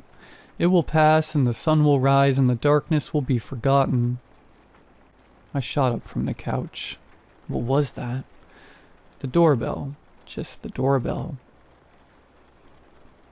Our house was pretty isolated, but every now and then, bored teenagers would bike out to the edge of town and ring random doorbells for kicks. I looked through the peephole. Just the dark, empty street. I unlocked the door. Maybe I could catch them, give them a good scolding. As I pushed the door open, a gust of icy wind slithered inside, engulfing me in cold, lonely despair. I slammed the door shut and backed away into the warmth of my home. The doorbell again. Go away, I shouted. I strained to hear anything outside. Nothing. No giggling, no footsteps, no bike wheels turning, just dead silence. August 21st, 2022, at 12:05 a.m. I looked through the peephole. I screamed, but the scream didn't come out. It turned inward, digging into my lungs. As I stood there breathless, my mouth agape like the corpse of a hanging man. Outside my door was the skeleton in a black cape, its unnatural grin and hollow eyes boring into me through the peephole. I scrambled back to the couch, snatched up my phone, dialed 911 and started jabbering. Help, someone's at my door, trying to get in. Help, they want to hurt me. Then I realized that the call hadn't gone through. I had no reception. 0 bars. In fact, the reception symbol was gone altogether. Suddenly the phone fell from my hands. I had finally noticed it. My nails, black, broken, rotten. August 21st, 2022 at 12:05 a.m. It was real. It was always real. I lunged at my phone. Thankfully, it was still intact. I opened the browser and went back to the website. 11:54:58 p.m. Doorbell again. My heart jumped into my throat. It tasted like blood. 11 minutes to go. I took a deep, trembling breath. I was a smart woman. There had to be something I could do to save myself. Every problem has a solution, doesn't it? I brought my phone closer to my face, scanning every inch of the web page, looking for a clue, a loophole, some guidance from the devil himself. There it was at the very bottom of the page, almost invisible. Contact. I slammed my phone down. A chat window popped up. Sleepy friend. Hi, Suzanne. It knew my name. At this point, I wasn't even surprised. Sleepy friend. Congratulations on your upcoming death. How can we help today? I don't want to die. How can we help today? I don't want to die. Please make it go away. Sleepy friend is typing. My eyes snapped to the timer. 11:58:31 p.m. Come on, I had no time to waste. Sleepy friend. We understand that you requested a personal death prediction on October 13th, 1996. We are proud to say our predictions are 100% accurate. I don't care. I don't want to die. We understand that you requested a personal death prediction on June 13th, 1996. It was a mistake. Sleepy friend is typing. 12 a.m. My limbs were curling up, tightening into a sort of rigor mortis. Sleepy friend. I see. Don't worry, Suzanne. All mortals make mistakes. We proudly implement a near unlimited satisfaction guarantee. My body relaxed a little bit. Maybe there was a way out of this nightmare. So I'm not gonna die? Is the monster going away? Sleepy friend is typing. 12:02, 10 a.m. Me. Am I safe or not? Sleepy friend. However, since our operator has already reached your address, and the scheduled pickup is less than 3 minutes away, it is against company policy to send him back without a retrieval. What does that mean? You said satisfaction guarantee. 12:03, 02 a.m. We are happy to accommodate our customers in any way we can. You are welcome to enter the personal information of an alternative subject. First name, last name, date of birth. What do you mean? Our operator has already reached your address. It is against company policy to send him back without a retrieval. You are welcome to enter the personal information of an alternative subject. First name, last name, date of birth. I tried to swallow, but my saliva had thickened into gravel. He was content with his life. He had lived a good life. Would growing old and sick make him any happier? Probably not. Sure, he was a competent tax accountant. There were thousands others like him. Did the world need more tax filings from him specifically? Not really. 12:04, 23 a.m. I, on the other hand, had important work to do. I was creative. I was unique. My new novel was coming along nicely. It just needed time to mature. Time. 12:04, 51 a.m. I brutally silenced my thoughts. Like a machine, I typed hard and fast. Tim's first name, middle name, last name, date of birth. 12:05 a.m. I held my breath, eyes fixed on the front door, waiting for the horror to come through. Ding. I jumped. It wasn't the doorbell, just a notification. Sleepy friend had responded. Thank you, Suzanne. The team wishes you a long and happy life. Sleepy friend has exited the chat. That was it. The timer ticked on peacefully. 12:05, 59 a.m. 12:06 a.m. 12:06:01 a.m. And I was still alive. I looked down at my nails. To my immense relief, they looked perfectly normal. The thought occurred to me that perhaps they had always looked normal. Maybe the fear, bottled up for 26 years, had made me hallucinate. With newly found courage, I walked to the front door and peered through the peephole. Only the empty streets. For the first time that night, I suddenly felt clear-minded. It was like I had just woken up from a bad dream into an ordinary, reassuring reality. It had all been an elaborate prank, and a very tasteless one at that. I don't know how they pulled it off, but after a good night's sleep, I would figure it out. Swoosh. As I turned around, the hairs at the back of my neck stood up. The caped figure was gliding down the stairs behind me. Its bony grin flashed in the dim light. My legs were two pillars of stone. I stood still as the figure breezed right past me. The front door swung open in its wake. The figure blended into the night.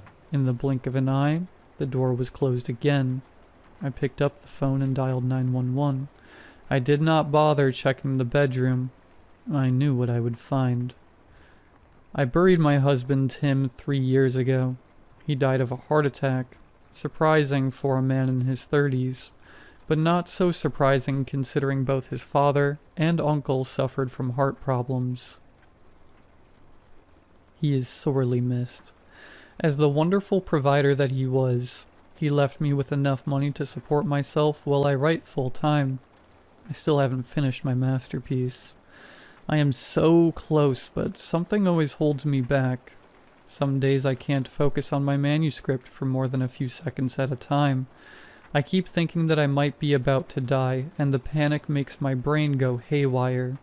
Other days, I simply stare at the wall, drenched in the weight of this never-ending existence. I think the uncertainty is killing me. Maybe if I knew what to expect, Maybe then I would feel motivated again. I did check the website. It looks exactly as it did in 1996. Do you want to know when you will die? First name, last name, date of birth.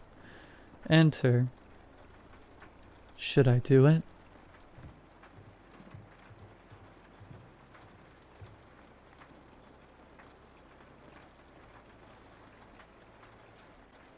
First off, my house isn't that big. From the outside, you'd see a pretty average size 2-story house. It's not the biggest house on the block, but it's where me, my wife, and our dog call home. 2-bedroom, 2-bathroom, and a basement. Occasionally I'll notice some strange noises coming from the basement, but I usually figure it's just some animal scratching on the walls outside or something. Lately, however, the noises have been getting louder and more frequent. It's gotten to the point where we can't ignore it anymore. Honestly, we don't usually go in the basement that much. It's mostly served as storage for all our crap. Going downstairs, you'd find stacks of boxes, kayaks, old furniture, stuff like that. Tonight we were sitting in the living room downstairs when we heard a loud thud from down in the basement. We paused the TV and looked at each other. "What was that?" she asked. "I don't know. Maybe something fell over." I responded. We got up and walked over to the basement door. She was too creeped out to go, so I stepped down while she kept guard upstairs. I can't really blame her. Seeing pitch black leading downstairs was enough to send shivers down my spine, but I got down there and turned on the light. The basement wasn't lit up entirely well. Some of the light bulbs obviously needed to be replaced, and it didn't cover nearly everything, so I had to resort to the flashlight on my phone as well. I was walking around, realizing how desperately we needed to organize and dust down here, when a shadow darted in front of me and knocked something over, far too quick for me to make anything out. "Jesus!" I exclaimed. "Are you okay?" she yelled down. "Yeah, I'm fine. I think there's an animal down here," I responded. "Are you serious? Get back up here and shut the door. I don't want you to get rabies or something," she said. Right after that, I heard a door click shut in front of me. I looked over to the far side of the wall. There were multiple stacks of boxes that blocked the majority of the wall, but behind that, I could barely make out the sight of paneling and some windows. I walked closer. There was definitely something here that wasn't the same concrete wall that was there before. Once I pushed some boxes out of the way, there was no mistaking it. This was the front of a house. A black door, one window on both sides, and white wooden paneling. "Come down here. You have to see this," I yelled up at her. We were both standing in front of this new discovery in absolute awe. After some initial shock, we were discussing how something like this could have possibly showed up, when we had never seen it before. "This is creepy as hell. We should go," she said to me. "Wait a sec. I'm gonna open the door," I replied. "Screw that. I want to leave now. Let's go stay at my parents'. I've listened to enough paranormal stories to know this can't be good. Plus, there might be a coyote or raccoon in here right now," she stammered. "Oh, please. I doubt there's anything supernatural here. This is where the concrete wall starts," I said, opening the door, just to suddenly realize how wrong I was. When the door was fully open and we looked inside, we saw a fully furnished living room. The best way I could describe the appearance of this room would be a 50s aesthetic.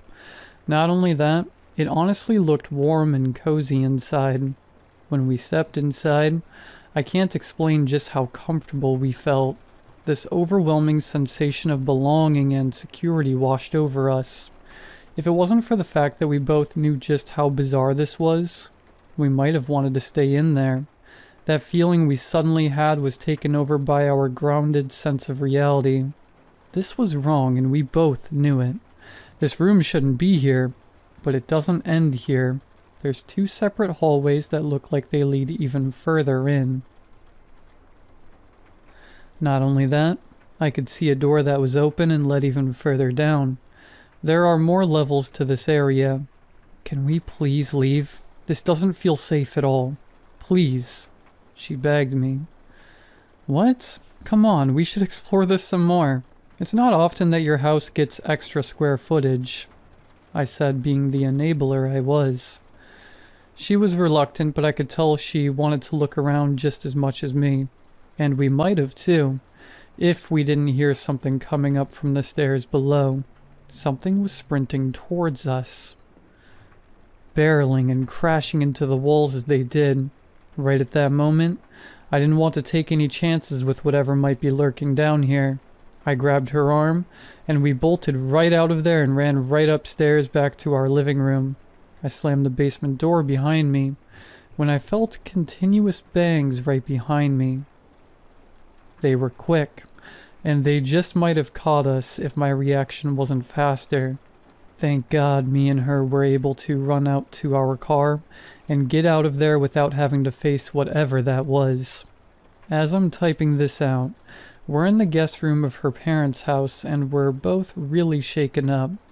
Does anyone know what we should do? I mean, we have to go back at some point.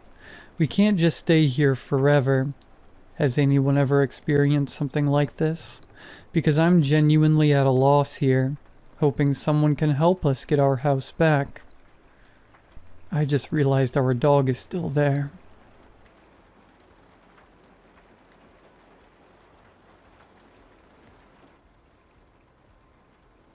My family doesn't age like other people. My grandmother was 98 when she passed, but she looked 65, maybe younger. My great-uncle is 102 and still chops his own firewood. We've always credited it to good genes, and our one sacred tradition, the renewal stew, served at every major family gathering. It was a rich, dark, savory stew that made you feel warm from the inside out, full of life. When Grandma Rose died, I was the one who inherited the old family farmhouse. Tucked away in her study, I finally found it, the original handwritten recipe book, bound in cracked leather. I felt a thrill like I was finally being let in on the secret. I opened it to the page for the renewal stew. It was mostly blank. There were no ingredients listed for the stew itself, only 2 cryptic notes in my great-great-grandmother's spidery script. For the broth, see the cellar instructions. For the seasoning, see the attic instructions. The cellar was damp and smelled of earth. Behind a stack of old canning jars, I found a loose stone in the wall. Pulling it revealed a dark, hidden chamber. Inside, arranged in neat rows, were a dozen large, unglazed clay pots filled with a dark, peaty soil. A thick, pale, gnarled root snaked out of the soil in each pot, looking disturbingly like a human hand. A dusty journal sat on a small table. The entries, dating back to the 1800s, describe the process. When a member of our family dies, they aren't buried or cremated. They are planted. Their bodies are prepared with a special mixture of herbs and laid to rest in these pots. Over the years, the soil and the body produce a life root. This root is harvested, boiled for 3 days, and becomes the broth for the renewal stew. I felt a wave of nausea. We weren't just eating stew. We were consuming the concentrated essence of our dead ancestors. Shaking, I went to the attic. In a locked trunk, I found a collection of small, ornate silver boxes, each engraved with the name of a living family member. I found my own, my name freshly engraved. Inside each box was a small, sharp obsidian knife. Another journal explained the final step. The seasoning. It wasn't a spice. At each gathering, every family member present must make a living contribution to the stew. A few drops of blood, a sliver of fingernail, a tear cried directly into the pot. This offering of the living is what awakens the ancestral broth. I slammed the book shut, my hands trembling. It was a grotesque, cannibalistic ritual. I vowed I would never participate. The next major gathering was for the autumn equinox. I made an excuse not to go, claiming I had the flu. I felt a sense of righteous defiance. A week later, my mother called, her voice thin and weak. "Your Aunt Carol isn't doing well," she said. "She's had a sudden decline." I drove to my aunt's house. The woman who opened the door was a stranger. She looked 80 years old, her skin thin and translucent like parchment, her hair patchy and white. But it was Aunt Carol. She was only 58. She looked at me, her eyes wide with a desperate, hungry light. "You didn't come," she rasped, her hand gripping my arm with surprising strength. Her fingernails were cracked and yellow. "The stew, it wasn't strong enough. It's always weaker when someone is missing." I finally understood. We don't have good genes. We have a curse. A rapid, horrifying decay that is constantly trying to claim us. The stew isn't a fountain of youth. It's the only thing that holds the rot at bay. We aren't living long lives. We are desperately, grotesquely staving off an accelerated death. The winter solstice is next month. My mother called again yesterday. She told me my great-uncle's hands are so stiff he can no longer hold an axe. She told me she found a new gray hair, and when she plucked it, a small patch of skin came with it. Then she asked if I would be coming home for the solstice. Her voice was casual, but the question hung in the air, heavy and raw. They need me. They need my contribution. I'm looking at the small silver box with my name on it. The little black knife sits inside, cool and sharp. I have a choice. I can go, participate in this stomach-churning ritual, and feed the curse to keep my family looking young and vibrant while I know the horrifying truth. Or I can stay here, clean and pure, and watch them all fall apart, knowing that the same rot is flowing through my own veins, waiting for its turn.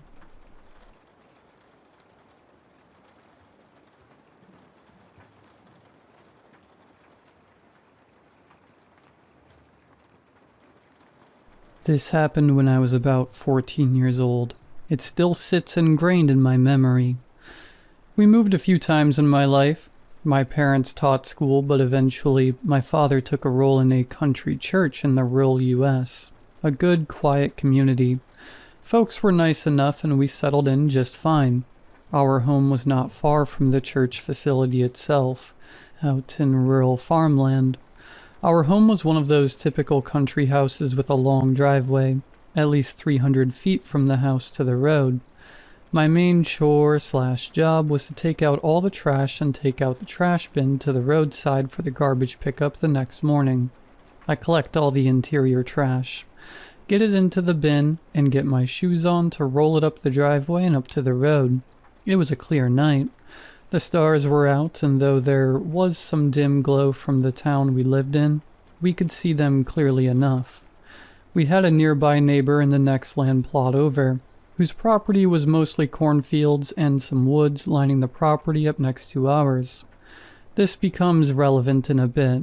I'm walking down the driveway, whistling a favorite tune, looking up at the stars, dragging the heavy trash bin full of garbage out towards the road.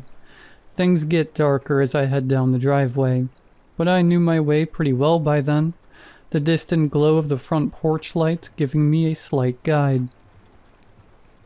Halfway up the driveway or so, I froze when I looked to the left. The silhouette of a white canine stood there, staring at me. At first I started to panic, thinking it was a wolf, but then I realized that didn't make sense, as there are no wolves where we live. I slowly started moving forward again, thinking it was no big deal, Then the thought dawned on me. There are coyotes out here, but white coyotes shouldn't exist around here. That seems odd. I decided to move at a faster pace. At that moment, the canine comes out of the woods and starts moving towards me, slowly at first. My heart leapt into my throat. It then speeds up into a trot beelining towards me. I'm really beginning to sweat as, though I've made it to the road, there's barely any light out there, and I don't have anything blunt I can use to defend myself if this thing is hostile. The animal gets close enough that I can see it's obviously just a dog, not a wolf or a coyote or anything scary. It comes up and just stops. No sniffing, no friendly actions towards me, but no hostility either. It just stands and stares at me. In the dim glow of the porch light, I see it has a black collar on, with a little tag shining on it. The tag is square in shape and has a name on it. Buck. The dog, I presume, is named Buck, eventually stops staring at me and slowly moves on beyond our driveway. It stops abruptly, takes a defensive stance, and starts growling in a low rumble. This is where I become unsettled. I looked at where the dog was staring and growling. Just across the road in the cornfield, I see a pair of glowing something. 2 dots. I can't tell if they're just eyes shining from maybe a bobcat or a deer or something else. The issue is, they were too high up off the ground to be a small animal, almost like something taller, standing there. Something felt very off about that moment, and just as I began to consider what those dots were, the dog lurched forward, barking and sprinting towards them. They disappeared into the cornfield, the tall corn plants rustling, with the dog darting in after. I'm slowly backing away, the crickets chirping like a harmony to this entire situation, when all of a sudden, the scariest howl I'd ever heard rang out. My fight-or-flight instinct kicked in, and I went into a all-out sprint for the house. Got inside and locked the storm door and front door immediately. I'm in a cold sweat and my dad asks what happened. I tell him what occurred outside and where the dog had come from, and he decides we'd go over and ask our neighbor if maybe it was their dog and I'd just witnessed it catching a deer or coyote or something it wanted. The next morning, we got up, had breakfast, then walked over to our neighbor's house to describe to him the events of last night. I tell him the description of the dog and say I saw a tag named Buck on it. He stands there, bites his lower lip, then asks if we're sure that's what we saw. I tell him I was certain. Black collar, square tag with the word Buck on it. He takes us to his backyard near his metal barn, to a small wooden cross with a black dog collar hanging on it, a square tag with the word Buck on it. Buck was my farm dog and best friend for 12 years. He died last year. My wife and I will never forget him. Son, I'm not sure that's what you saw, but that can't have been my dog. My heart both sank and started beating rapidly at the same time. What did I see last night? We lived at that home for another 2 years, without any further incidents, before eventually moving away to another place in southwest Missouri, where I lived until I moved out for college. I will never forget that night, and everywhere I've lived since has been well lit with short driveways, and no cornfields nearby. Good dog.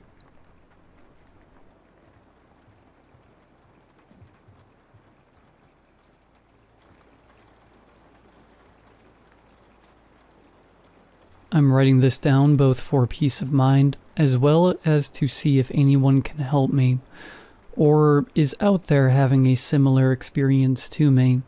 Obvious disclaimer for how outlandish this story will sound, and I expect the ridicule. But if nothing else, hopefully putting this into words other than keeping it to myself will bring me some closure. I work the night shift at a moderately sized city in the Midwest, Springfield, Missouri. The name of where I work isn't important, but for the location you can imagine a town that is lively during the day and quite dead at night. especially during the weekdays. It was during one of these weekdays that I went through my usual routine of clocking off around midnight, walking through the empty parking lot to my isolated car, and driving through the empty streets on my 15 to 20 minute drive home. I was stopped and watching a red light at one of my intersections, staring at it and wondering as usual why it was taking so long to turn despite me being the only person on the road. When my eyes eventually wandered down to my driver's side mirror and the movement within it, I immediately recognized the shape of a human, about 20 to 30 feet back. Initially not setting off alarm bells, as I figured it was one of the many homeless people we have in the area, but the movement indicated they were heading towards my vehicle. I'm already a paranoid person as is, so stories of late-night carjackings and kidnappings began racing through my head as I made sure the doors were locked and kept the peripheral of the light in my vision, waiting and hoping it would turn green. It became apparent soon that whatever was walking towards my vehicle was humanoid in shape, but not human. As it steadily came closer, I could make out what I would describe now as a gray man, without clothes and featureless except for a pair of large, almost cartoonish eyes, but where a person's forehead would be, placed on an oblong, almost pointed head. I had heard of people going into shock before this, and imagined what it felt like, and in the moment, I still couldn't be sure if that's truly what was happening, or if I was having a mental episode and this was the start of my breakdown. Fight or flight kicked in soon after this passing thought, and my eyes shot back up at the light, still red but with all sense of warning completely lost on me. I slammed my foot on the pedal and made an effort to shoot through the intersection, quickly glancing either side of my vehicle despite knowing I was still the only car here. As I passed directly through the intersection and moved on to the street ahead of me, I realized that the figure in my mirror was now running towards my car. I do not know how fast I was going at this point, as my eyes continued to dart between this thing and the road ahead of me, but assuming now that I was going maybe 50 miles per hour on this two-way street, it continued to keep up with me at pace, never faltering behind or catching up. My first instinct that had been in place this entire time was to continue to head home, but if this thing was keeping up with me, I realized I could not lead it back to where I live. I was now passing through neighborhoods and small side roads that would take me to God knows where, but once I hit the next main street, I would quickly take a right and head downtown.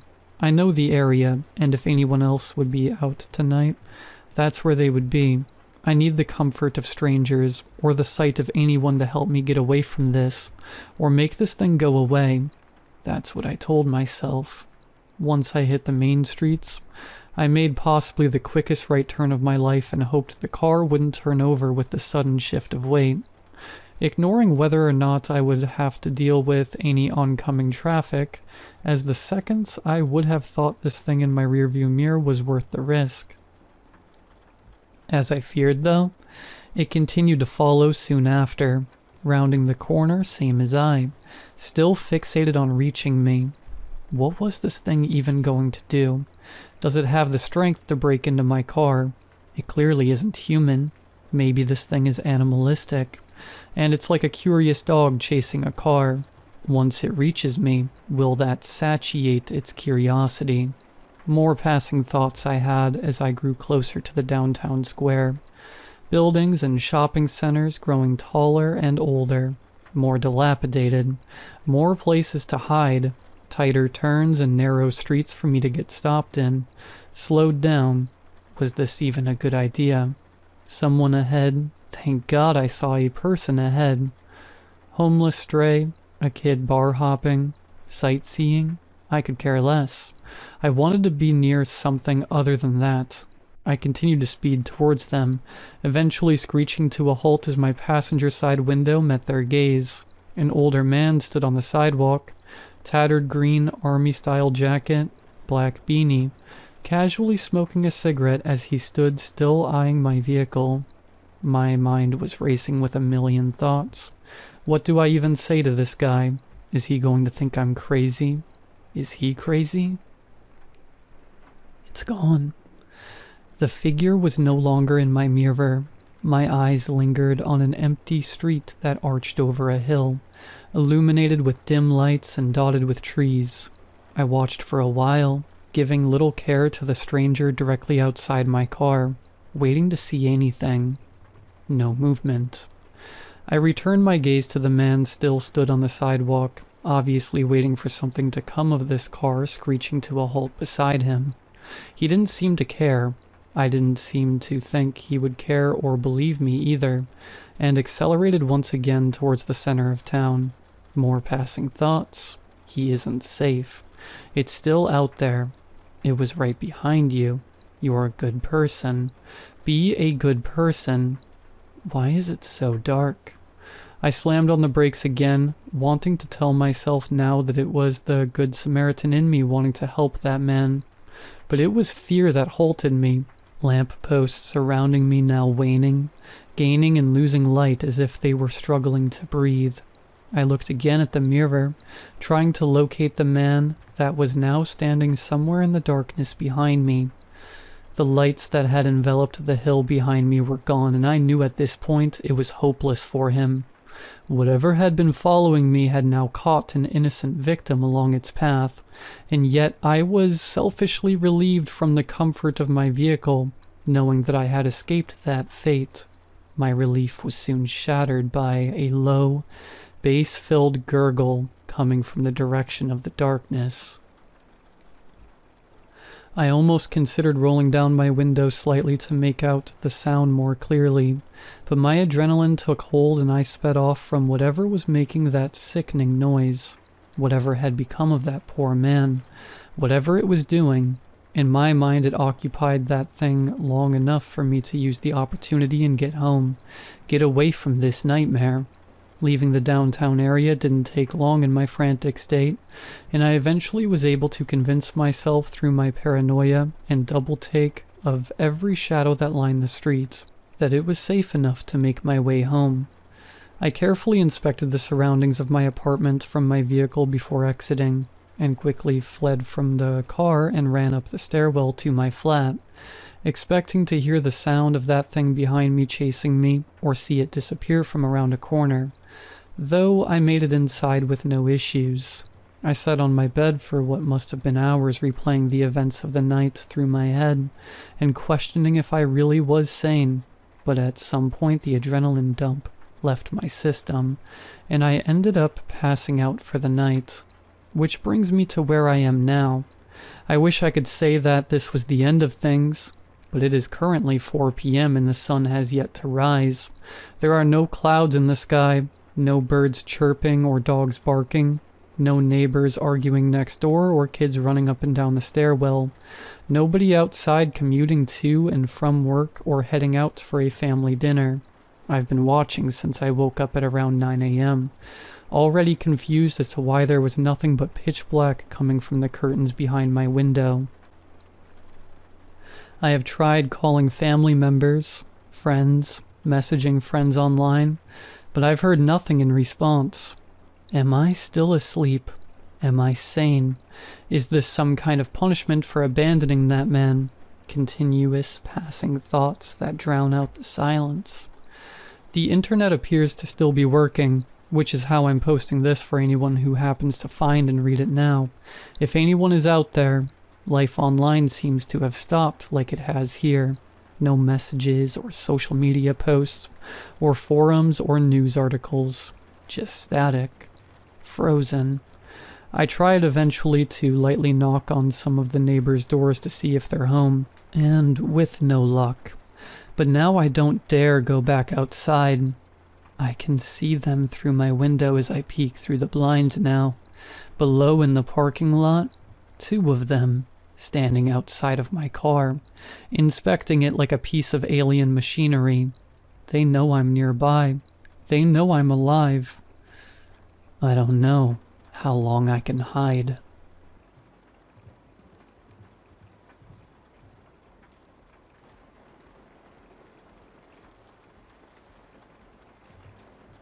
They say if you love what you do, you'll never work a day in your life. I don't love what I do. Not exactly. But I was born for it, and I'm very, very good at it. It's not a 9 to 5. There's no clocking in, no coffee breaks, no PTO. You don't apply for this kind of job. It finds you. And the first thing they tell you, the very first thing is never tell anyone what you do. Not your spouse, not your family, not your priest. Not even yourself if you can help it. But lately it's been getting harder to ignore. The weight of it, the screams of it. So here I am, telling you. I guess the easiest way to explain it is this. I clean up after things. Unnatural things. You know when a family just disappears from their home? Car still in the driveway, dinner half eaten, no signs of struggle, just gone? That's when I get a call, or when some hikers go off trail and are found days later, faces stretched in terror, skin blistered like it aged 100 years overnight. That's me too. But I'm not law enforcement, not military, not some paranormal investigator with a podcast and a night vision camera. I don't ask questions. I don't take notes. I remove blood, evidence, sometimes entire houses. And I do it well. My tools are custom. They don't have names, just serial codes. I've got solvents that melt bone, vacuums that erase the residue of fear, gloves that never stain. And then there's the black book. It's always waiting on my kitchen table in the morning. No knock, no call, just there. Heavy, smells like dirt and ozone. Inside is always the same. A name, a location, and a set of rules. Follow the rules. That's what keeps you alive. Let me give you an example. A few months ago, I was sent to a house in Oregon. A cabin, deep woods, no roads on Google Maps. The black book said, Rule 1, do not look in the mirrors. Rule 2, remove the nursery wallpaper before dusk. Rule 3, if you hear crying from under the floorboards, leave immediately. I followed them. Mostly.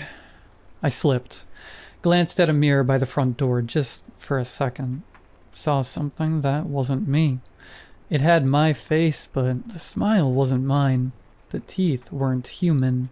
I covered it with a blanket and kept working. Didn't sleep for 3 days after that. But I got the job done. Place was gone by morning. Just dirt and fog where the cabin used to be. Sometimes it's worse. Sometimes they send me to places where the walls breathe, where clocks run backwards, where the wind whispers in dead languages. Last year there was a site, I can't say where, that required me to burn down a hotel that didn't technically exist. The black book said, each room you enter will add another memory you never had. Burn it before you forget who you are. Took me 5 hours. By the time I lit the final match, I was almost convinced I had a wife named Clara and a baby girl named June. I don't. I double-checked. I think. The worst job I ever had? A basement in Kansas. Concrete walls, chains, blood thick as syrup on the floor. Nothing in the black book but one sentence. It is still hungry. Do not feed it anything you love. I almost failed that one. Dropped my wallet without noticing. Had a photo of my sister in it. I left the house shaking. When I checked my wallet in the car, the photo was gone. In its place was a scrap of flesh. Still beating. Some days I wonder who they are. The ones who leave the book. The ones who know where the horrors are. The ones who created the rules. Are they protecting us, or just covering their tracks? Am I the good guy in all this, or just another cog in a much darker machine? I try not to ask. The black book doesn't like it when you ask. I tried once, left a note inside. Who are you? Next morning, I woke up with my own handwriting carved into my arm. Cleaner, clean thyself. I bled for hours. So why am I telling you this now? Well, because this morning, for the first time in over a decade, the black book didn't show up. Instead, there was an envelope, my name written in red, no return address, inside a photo of me, sleeping. And on the back, just one rule: do not run. We already know where you'll go. I have a very special job, but I think I just became the next mess to clean up. And I don't think anyone's coming to save me.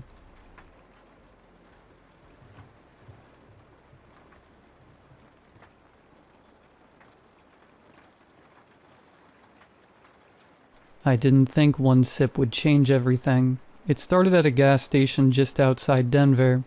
I'd been driving cross country to reset my life. New job, new city, no baggage. Just me, the road, and the radio. I stopped to stretch my legs and grab a drink. The cooler was half empty.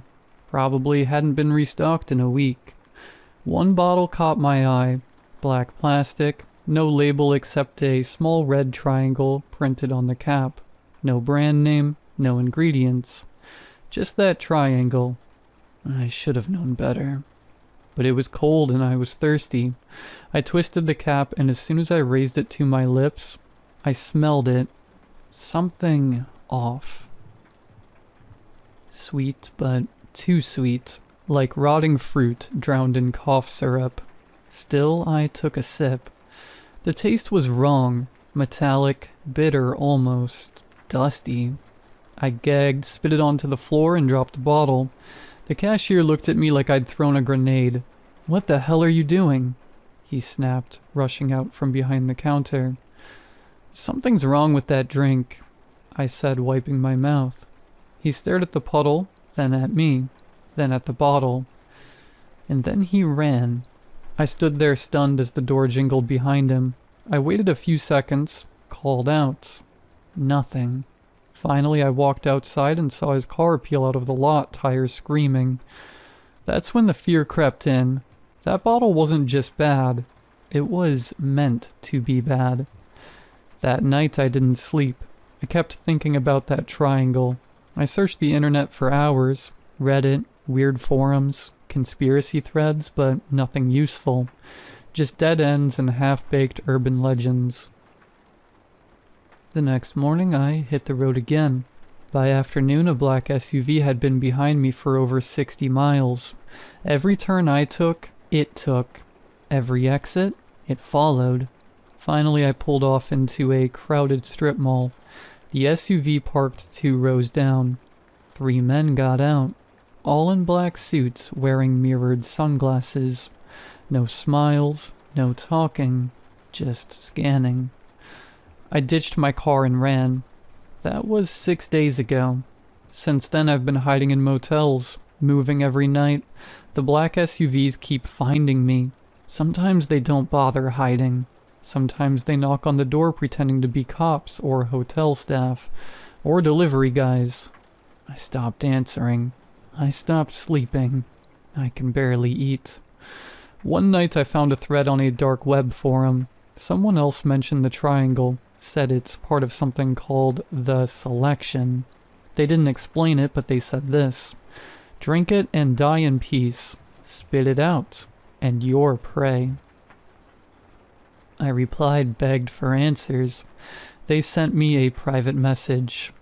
Every year they manufacture 1,000 unmarked bottles. They're placed at random locations across the U.S. Gas stations, vending machines, cafes. Most drink and die instantly.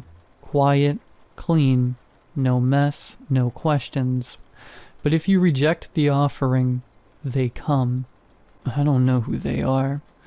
I've been stabbed once, chased 4 times, and drugged in a motel coffee this morning. I only drank half before I smelled the same syrupy scent. They're not trying to kill me quickly. They want fear, exhaustion, panic. I think I ruined something sacred. I rejected their sacrament, and now they're enjoying the hunt. I haven't seen my reflection in 3 days. I'm afraid of what I'll see, how much I've changed, how hollow I've become. If you find a drink with a red triangle on the cap, don't sip it, don't open it, walk away. Because if you spit it out, you'll never stop running, and they never stop hunting.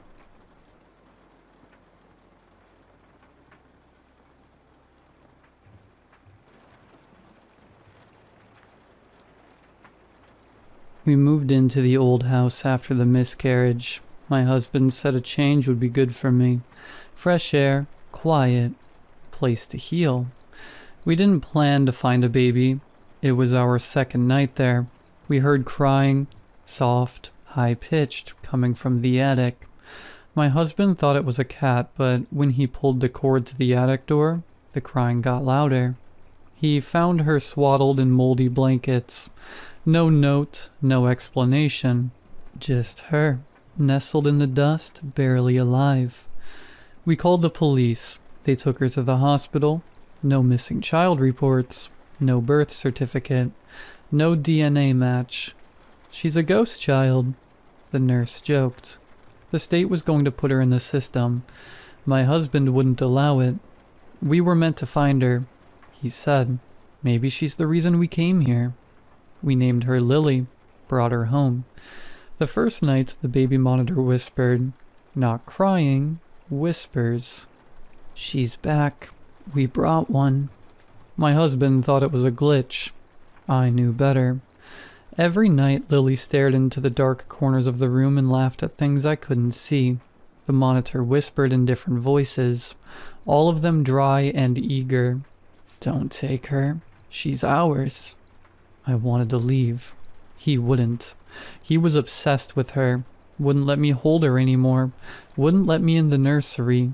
She cries when you touch her. He said, she only wants me. One night I woke up alone, his side of the bed cold. I found the nursery door locked. From the inside. Then the crying stopped. When I broke down the door, the crib was empty. He was gone. No sign of a struggle, no footprints. Just an old baby blanket soaked with something black and thick. It smelled like soil and rot. The monitor lay in the crib, still on. She's not yours, it whispered. She never was. But he is now. The police asked questions. Searched, found nothing. No signs he'd ever been there. No fingerprints, not even his clothes. They showed me the hospital records. There was never a baby registered under the name Lily. There was never a baby at all. I still hear her at night, not crying, laughing, from the attic.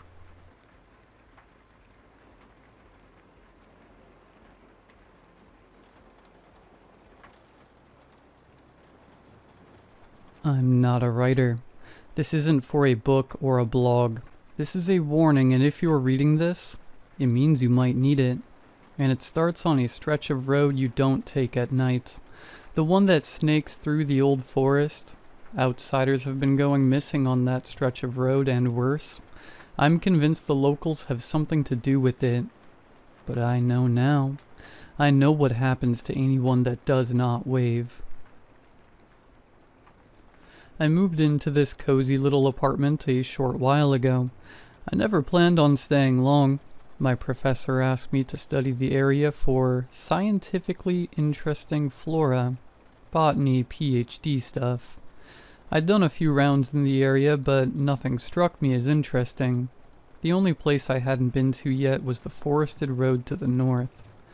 The locals seemed oddly eager for me to go there. A nice place to get lost in nature, they told me. Promised me I'd find all kinds of things worth studying.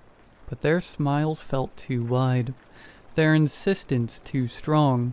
But I tricked myself into thinking it was just a small town thing. And I very well couldn't go back with half a report.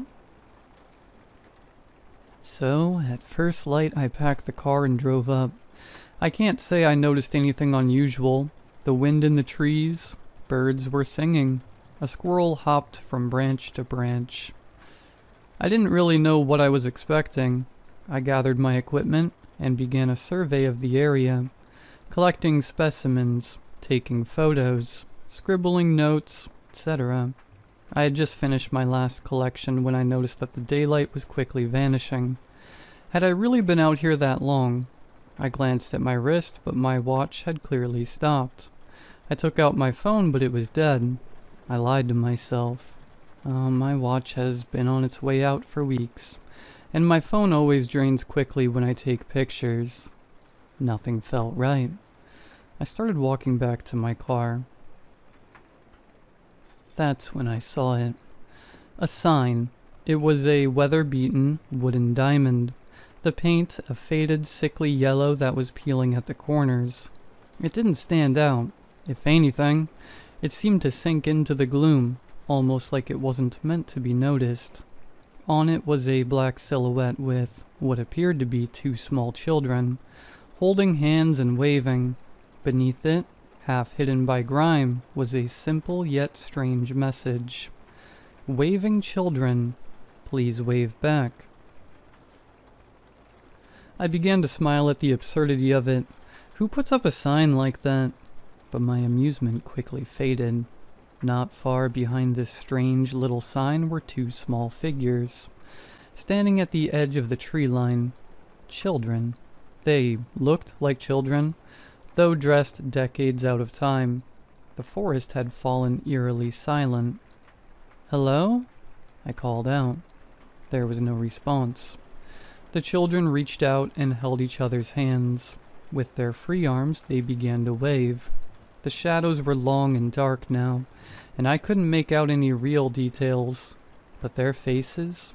I swear they weren't normal faces. Where there should be eyes were instead these deep, empty voids. I stepped forward. "Are you both okay? Are you hurt? Or lost?" My throat was dry and the words cracked as they came out. Their calm waves became more frantic, jerky, wrong even. Their heads snapped side to side, their movement a blur. I tried to run, but my body refused. My legs were slabs of stone, my chest crushing inwards. My mind screamed run. My heart pounded in my chest like a bird thrashing in its cage. Then they started forward. Each step rattled the air with this sickening hum, like a swarm of angry bees. Tree by agonizing tree they got closer, louder and louder. My skin prickled with icy cold sweat. The sign flashed in my mind. I had to wave. They were almost upon me. The humming had become a terrible roar. I forced my arm upwards, my joints stiff as if rusted shut. It felt too slow, too weak. I shut my eyes tight and waited for the end. But it didn't come. I dared a sliver of vision to see one of them, mid-lunge, mere feet away. Its face was a blur. My arm was raised, offering the meekest, most pathetic wave I have ever given. But it was enough. I felt the tension in the air snap. Both figures stilled, then softened. Using this opportunity, I stumbled back to the road, never taking my eyes off them, always waving. I got to my car and I fumbled for my keys and dropped them. Cursing, I blindly scrambled for them across the floor, all whilst forcing my hand to keep up that pitiful wave. The sun was almost gone. Finally, I unlocked the door, bolted inside, slammed the door shut, and locked it, as though the thin metal shell would protect me. My hand was restless. I jabbed the keys in the ignition and turned. Glancing back, both creatures had moved to face me, watching, not waving.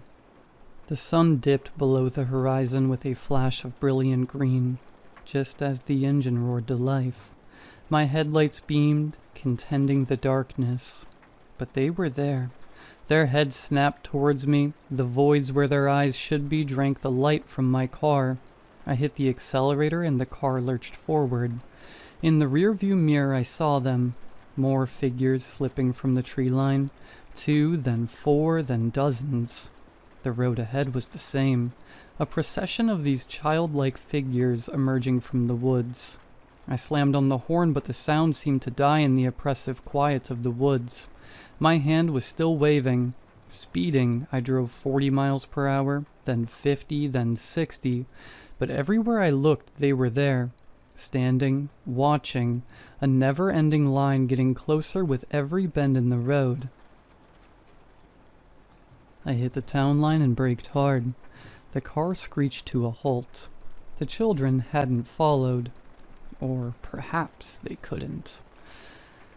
My hand finally fell to my lap, limp and numb. I sobbed at the sight of the town lights. Relief that was short-lived. I drove past the diner. A waitress was frozen mid-pour, coffee spilling over the rim of a cup. The old man she was serving pressed his face against the glass. People on the street stopped as I passed, their eyes tracking me with something. Anger? No. Disappointment. I wasn't supposed to come back, and I understood.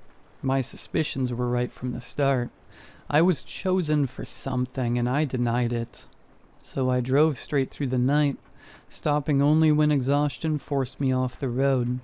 There was a brief time where I thought that I'd actually got away, but then the humming returned. It was faint at first, easy to mistake for the sounds of modern life. A car engine idling, a plane passing overhead, a dishwasher in the kitchen. But the humming grew. It became a buzz, and then the buzzing turned into a swarm inside my own skull, louder and louder. So I waved and it stopped. So now I can't stop waving. My arms ache and my joints throb. I'm terrified of what will happen if I stop. I don't know how long I've gone without sleep. I doubt I'll last much longer. So if you see a sign asking you to wave at children, don't think about it. Don't hesitate. For your sake, just wave. Please. Wave back.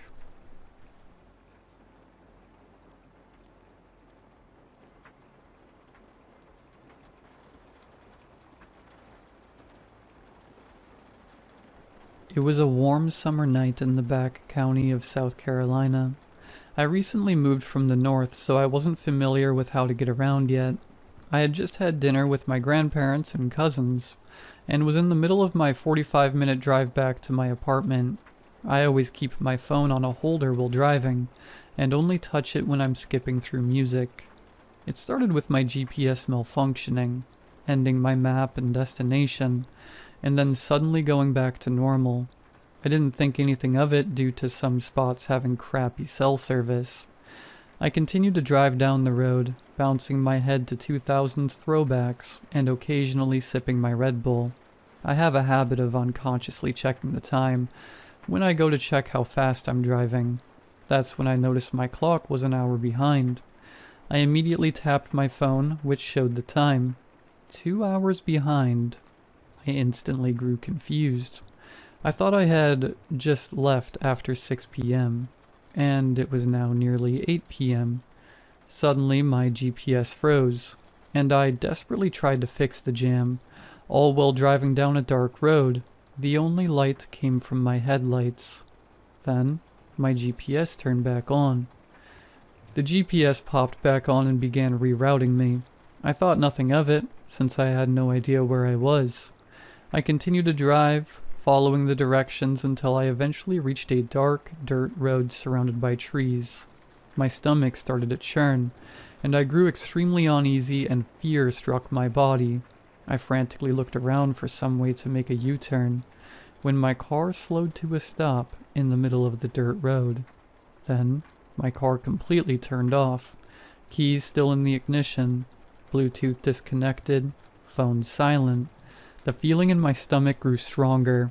Every bone in my body was telling me, "Get out, now." I frantically looked around, trying to pinpoint where I could go, what I could do, how I could defend myself if needed. My car slowly started to fill with a foul, vomit-inducing stench, like flesh that was rotting from the inside out. I gagged and nearly threw up. The nerves, the stench, and the fear all building up as bile in my throat. I wanted to leave. Then I heard it. Moaning. Loud, guttural moaning that made the hairs on the back of my neck stand up.